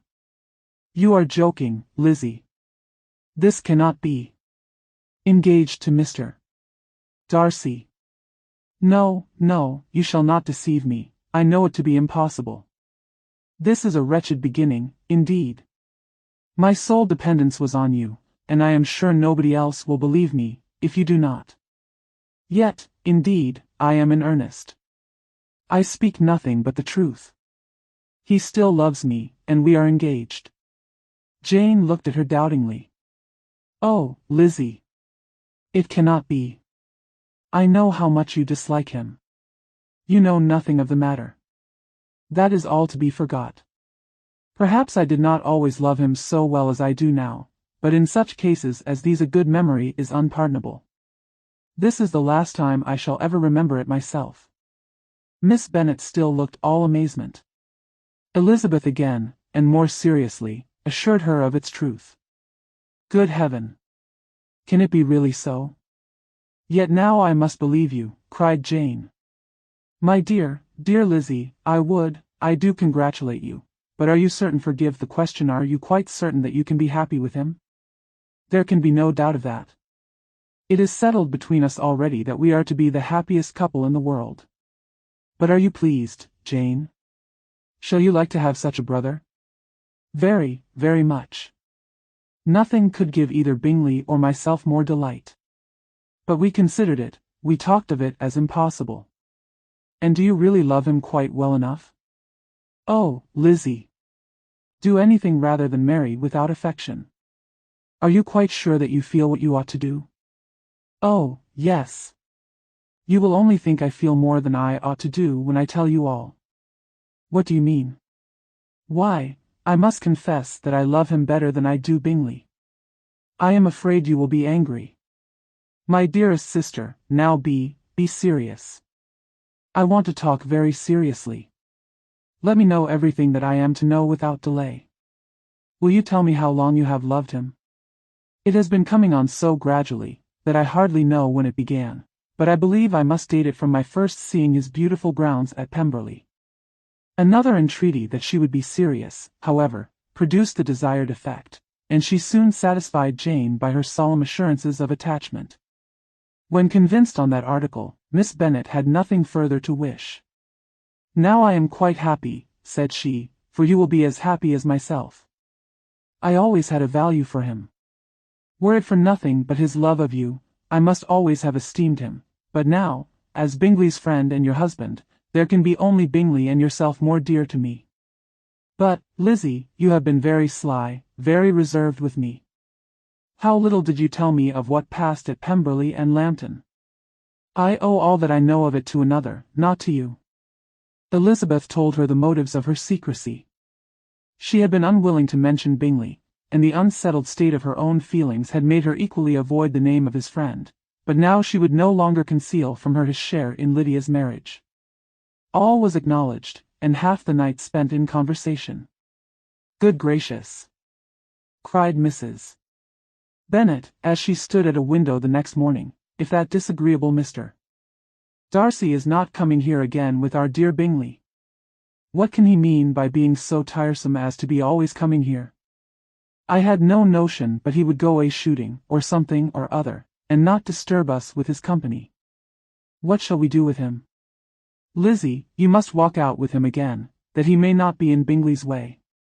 Elizabeth could hardly help laughing at so convenient a proposal, yet was really vexed that her mother should be always giving him such an epithet. As soon as they entered, Bingley looked at her so expressively, and shook hands with such warmth, as left no doubt of his good information, and he soon afterwards said aloud, Mrs. Bennet, have you no more lanes hereabouts in which Lizzie may lose her way again today? I advise Mr. Darcy, and Lizzie, and Kitty, said Mrs. Bennet, to walk to Oakham Mount this morning.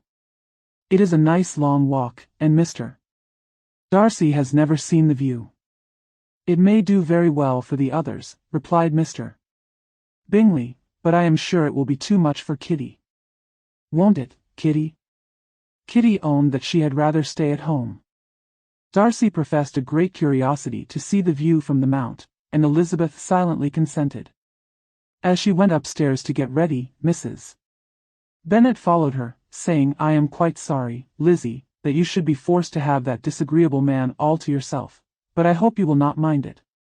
It is all for Jane's sake, you know, and there is no occasion for talking to him except just now and then, so do not put yourself to inconvenience. During their walk, it was resolved that Mr. Bennet's consent should be asked in the course of the evening. Elizabeth reserved to herself the application for her mother's. She could not determine how her mother would take it, sometimes doubting whether all his wealth and grandeur would be enough to overcome her abhorrence of the man, but whether she were violently set against the match, or violently delighted with it, it was certain that her manner would be equally ill adapted to do credit to her sense, and she could no more bear that Mr. Darcy should hear the first raptures of her joy, than the first vehemence of her disapprobation. In the evening, soon after Mr. Bennet withdrew to the library, she saw Mr. Darcy rise also and follow him, and her agitation on seeing it was extreme. She did not fear her father's opposition, but he was going to be made unhappy, and that it should be through her means, that she, his favourite child, should be distressing him by her choice, should be filling him with fears and regrets in disposing of her, was a wretched reflection, and she sat in misery till Mr. Darcy appeared again, when, looking at him, she was a little relieved by his smile. In a few minutes he approached the table where she was sitting with Kitty, and, while pretending to admire her work, said in a whisper, "Go to your father. He wants you in the library." She was gone directly. Her father was walking about the room, looking grave and anxious. "Lizzie," said he, "what are you doing? Are you out of your senses to be accepting this man? Have not you always hated him?" How earnestly did she then wish that her former opinions had been more reasonable, her expressions more moderate. It would have spared her from explanations and professions which it was exceedingly awkward to give, but they were now necessary, and she assured him, with some confusion, of her attachment to Mr. Darcy. "Or, in other words, you are determined to have him. He is rich, to be sure, and you may have more fine clothes and fine carriages than Jane. But will they make you happy?" "Have you any other objection," said Elizabeth, "than your belief of my indifference?" "None at all.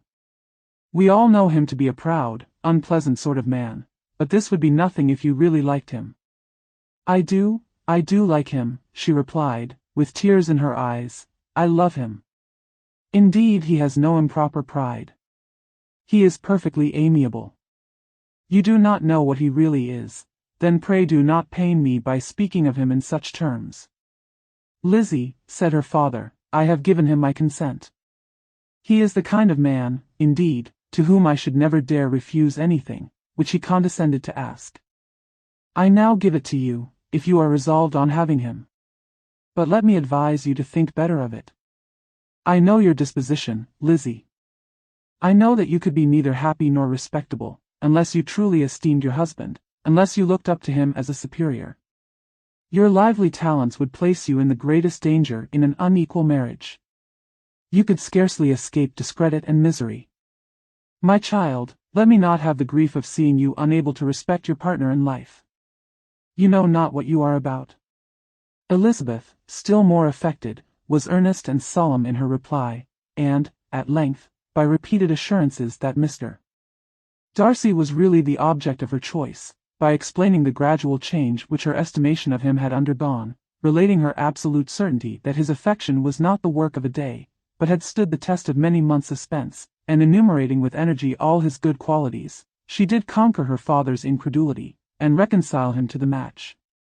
"Well, my dear," said he, when she ceased speaking, "I have no more to say. If this be the case, he deserves you. I could not have parted with you, my Lizzie, to anyone less worthy." To complete the favorable impression, she then told him what Mr. Darcy had voluntarily done for Lydia. He heard her with astonishment. This is an evening of wonders, indeed. And so, Darcy did everything, made up the match, gave the money, paid the fellow's debts, and got him his commission. So much the better. It will save me a world of trouble and economy. Had it been your uncle's doing, I must and would have paid him, but these violent young lovers carry everything their own way. I shall offer to pay him tomorrow, he will rant and storm about his love for you, and there will be an end of the matter. He then recollected her embarrassment a few days before on his reading Mr. Collins's letter, and after laughing at her some time, allowed her at last to go, saying, as she quitted the room, "If any young men come for Mary or Kitty, send them in, for I am quite at leisure." Elizabeth's mind was now relieved from a very heavy weight, and, after half an hour's quiet reflection in her own room, she was able to join the others with tolerable composure. Everything was too recent for gaiety, but the evening passed tranquilly away. There was no longer anything material to be dreaded, and the comfort of ease and familiarity would come in time. When her mother went up to her dressing-room at night, she followed her, and made the important communication. Its effect was most extraordinary, for, on first hearing it, Mrs. Bennet sat quite still, and unable to utter a syllable. Nor was it under many, many minutes, that she could comprehend what she heard, though not in general backward to credit what was for the advantage of her family, or that came in the shape of a lover to any of them. She began at length to recover, to fidget about in her chair, get up, sit down again, wonder, and bless herself. Good gracious! Lord bless me. Only think. Dear me. Mr. Darcy. Who would have thought it? And is it really true? Oh, my sweetest Lizzie. How rich and how great you will be. What pin money, what jewels, what carriages you will have. Jane's is nothing to it, nothing at all. I am so pleased, so happy. Such a charming man. So handsome. So tall. Oh, my dear Lizzie. Pray apologize for my having disliked him so much before. I hope he will overlook it. Dear, dear Lizzie. A house in town. Everything that is charming. 3 daughters married. 10,000 a year. Oh, Lord. What will become of me? I shall go distracted. This was enough to prove that her approbation need not be doubted, and Elizabeth, rejoicing that such an effusion was heard only by herself, soon went away. But before she had been 3 minutes in her own room, her mother followed her. My dearest child, she cried, I can think of nothing else. 10,000 a year, and very likely more. 'Tis as good as a lord. And a special license you must and shall be married by a special license. But, my dearest love, tell me what dish Mr. Darcy is particularly fond of, that I may have it tomorrow. This was a sad omen of what her mother's behavior to the gentleman himself might be, and Elizabeth found that, though in the certain possession of his warmest affection, and secure of her relations' consent, there was still something to be wished for. But the morrow passed off much better than she expected, for Mrs. Bennet luckily stood in such awe of her intended son-in-law, that she ventured not to speak to him, unless it was in her power to offer him any attention, or mark her deference for his opinion. Elizabeth had the satisfaction of seeing her father taking pains to get acquainted with him, and Mr. Bennet soon assured her that he was rising every hour in his esteem. I admire all my 3 sons-in-law highly, said he. Wickham, perhaps, is my favorite, but I think I shall like your husband quite as well as Jane's. The obsequious civility. Chapter 60. Elizabeth's spirits soon rising to playfulness again, she wanted Mr. Darcy to account for his having ever fallen in love with her. How could you begin? Said she. I can comprehend your going on charmingly, when you had once made a beginning, but what could set you off in the first place? I cannot fix on the hour, or the spot, or the look, or the words, which laid the foundation.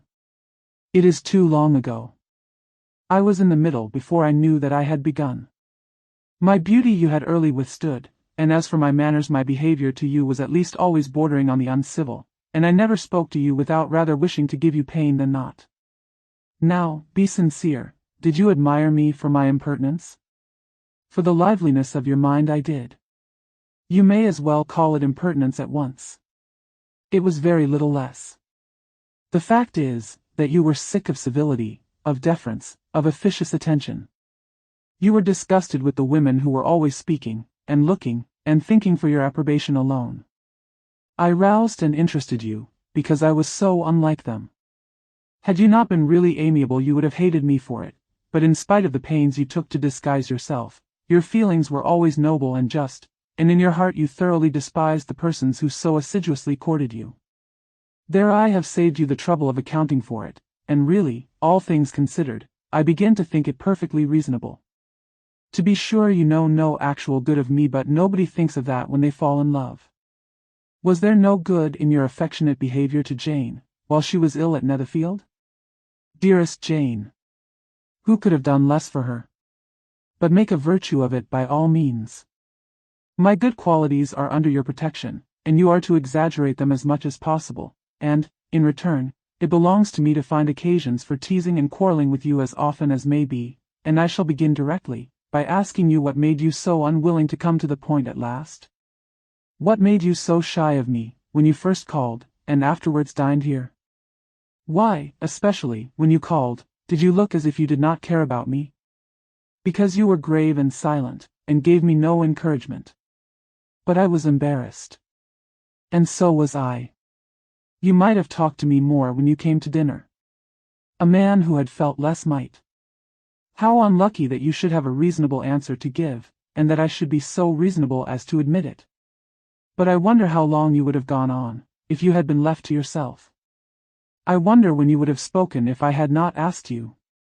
My resolution of thanking you for your kindness to Lydia had certainly great effect. Too much, I am afraid, for what becomes of the moral, if our comfort springs from a breach of promise, for I ought not to have mentioned the subject? This will never do. You need not distress yourself. The moral will be perfectly fair. Lady Catherine's unjustifiable endeavors to separate us were the means of removing all my doubts. I am not indebted for my present happiness to your eager desire of expressing your gratitude. I was not in a humor to wait for an opening of yours. My aunt's intelligence had given me hope, and I was determined at once to know everything. Lady Catherine has been of infinite use, which ought to make her happy, for she loves to be of use. But tell me, what did you come down to Netherfield for? Was it merely to ride to Longbourn and be embarrassed? Or had you intended any more serious consequences? My real purpose was to see you, and to judge, if I could, whether I might ever hope to make you love me. My avowed one, or what I avowed to myself, was to see whether your sister was still partial to Bingley, and if she were, to make the confession to him which I have since made.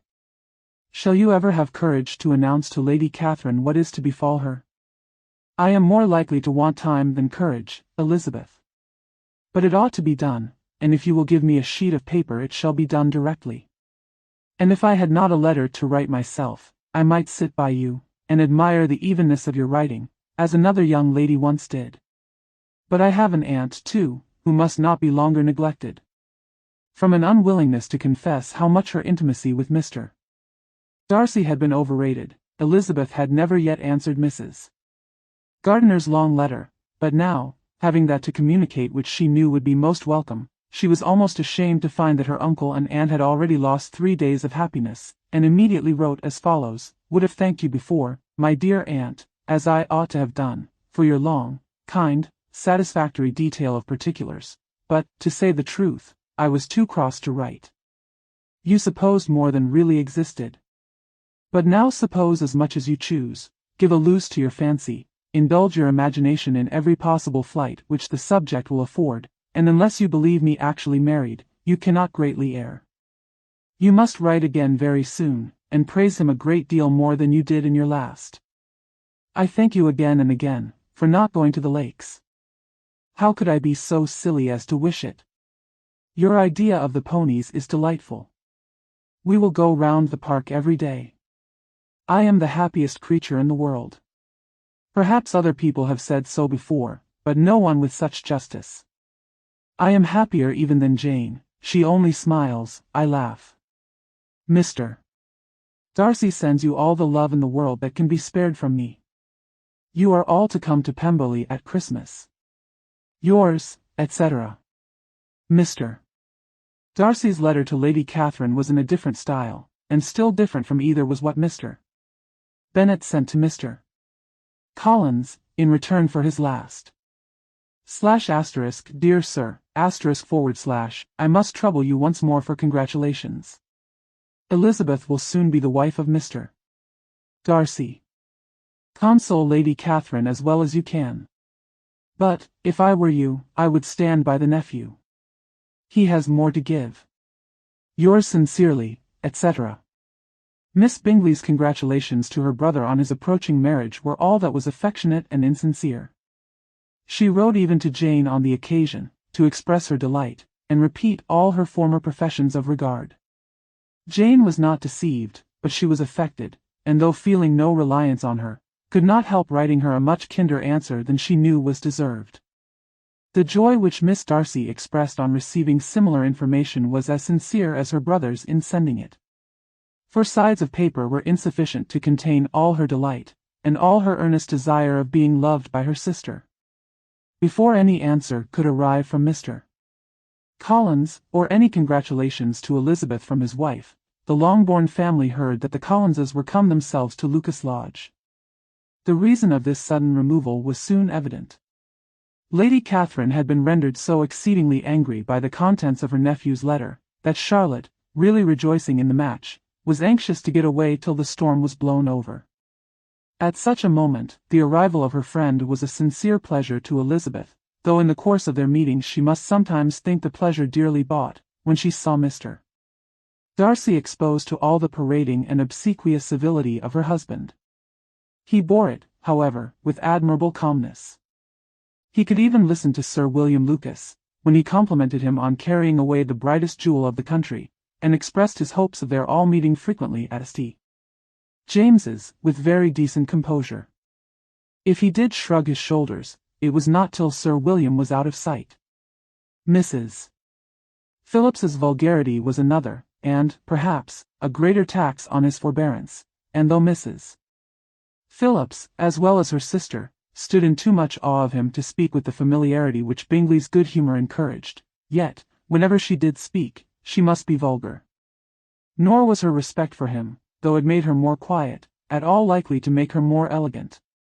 Elizabeth did all she could to shield him from the frequent notice of either, and was ever anxious to keep him to herself, and to those of her family with whom he might converse without mortification, and though the uncomfortable feelings arising from all this took from the season of courtship much of its pleasure, it added to the hope of the future, and she looked forward with delight to the time when they should be removed from society so little pleasing to either, to all the comfort and elegance of their family party at Pemberley.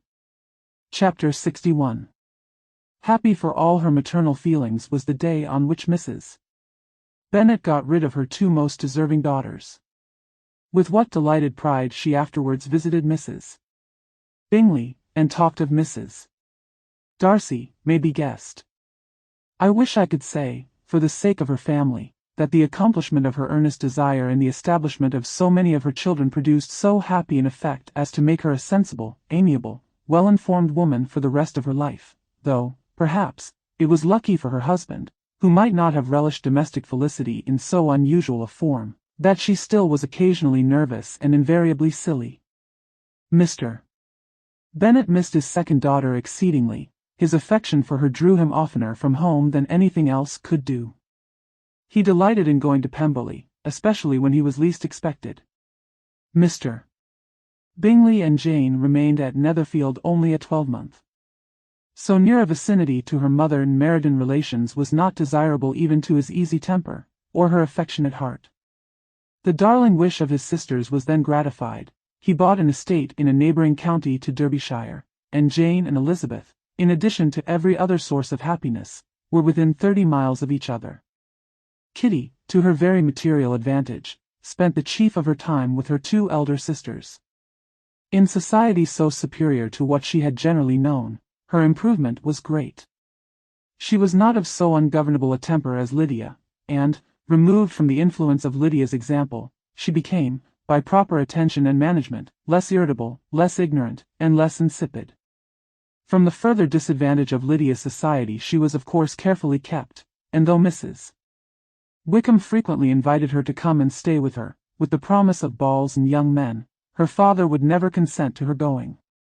Mary was the only daughter who remained at home, and she was necessarily drawn from the pursuit of accomplishments by Mrs.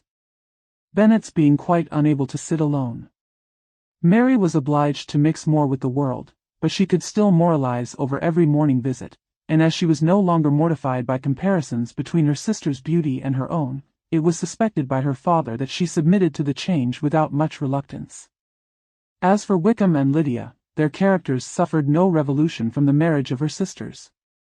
He bore with philosophy the conviction that Elizabeth must now become acquainted with whatever of his ingratitude and falsehood had before been unknown to her, and, in spite of everything, was not wholly without hope that Darcy might yet be prevailed on to make his fortune. The congratulatory letter which Elizabeth received from Lydia on her marriage explained to her that, by his wife at least, if not by himself, such a hope was cherished. The letter was to this effect, /*, my dear Lizzie, */ I wish you joy. If you love Mr. Darcy half so well as I do my dear Wickham, you must be very happy. It is a great comfort to have you so rich, and when you have nothing else to do, I hope you will think of us. I am sure Wickham would like a place at court very much, and I do not think we shall have quite money enough to live upon without some help. Any place would do of about 300 or 400 a year, but, however, do not speak to Mr. Darcy about it, if you had rather not. yours, etc. As it happened that Elizabeth had much rather not, she endeavored in her answer to put an end to every entreaty and expectation of the kind. Such relief, however, as it was in her power to afford, by the practice of what might be called economy in her own private expenses, she frequently sent them. It had always been evident to her that such an income as theirs, under the direction of two persons so extravagant in their wants, and heedless of the future, must be very insufficient to their support, and whenever they changed their quarters, either Jane or herself were sure of being applied to for some little assistance towards discharging their bills. Their manner of living, even when the restoration of peace dismissed them to a home, was unsettled in the extreme. They were always moving from place to place in quest of a cheap situation, and always spending more than they ought. His affection for her soon sunk into indifference, hers lasted a little longer, and, in spite of her youth and her manners, she retained all the claims to reputation which her marriage had given her. Though Darcy could never receive him at Pemberley, yet, for Elizabeth's sake, he assisted him further in his profession. Lydia was occasionally a visitor there, when her husband was gone to enjoy himself in London or Bath, and with the Bingleys they both of them frequently stayed so long, that even Bingley's good humour was overcome, and he proceeded so far as to talk of giving them a hint to be gone. Miss Bingley was very deeply mortified by Darcy's marriage, but as she thought it advisable to retain the right of visiting at Pemberley, she dropped all her resentment, was fonder than ever of Georgiana, almost as attentive to Darcy as heretofore, and paid off every arrear of civility to Elizabeth. Pemberley was now Georgiana's home, and the attachment of the sisters was exactly what Darcy had hoped to see. They were able to love each other, even as well as they intended. Georgiana had the highest opinion in the world of Elizabeth, though at first she often listened with an astonishment bordering on alarm at her lively, sportive manner of talking to her brother. He, who had always inspired in herself a respect which almost overcame her affection, she now saw the object of open pleasantry. Her mind received knowledge which had never before fallen in her way. By Elizabeth's instructions she began to comprehend that a woman may take liberties with her husband, which a brother will not always allow in a sister more than 10 years younger than himself. Lady Catherine was extremely indignant on the marriage of her nephew, and as she gave way to all the genuine frankness of her character, in her reply to the letter which announced its arrangement, she sent him language so very abusive, especially of Elizabeth, that for some time all intercourse was at an end. But at length, by Elizabeth's persuasion, he was prevailed on to overlook the offence, and seek a reconciliation, and, after a little further resistance on the part of his aunt, her resentment gave way, either to her affection for him, or her curiosity to see how his wife conducted herself, and she condescended to wait on them at Pemberley, in spite of that pollution which its woods had received, not merely from the presence of such a mistress, but the visits of her uncle and aunt from the city. With the gardeners they were always on the most intimate terms. Darcy, as well as Elizabeth, really loved them, and they were both ever sensible of the warmest gratitude towards the persons who, by bringing her into Derbyshire, had been the means of uniting them.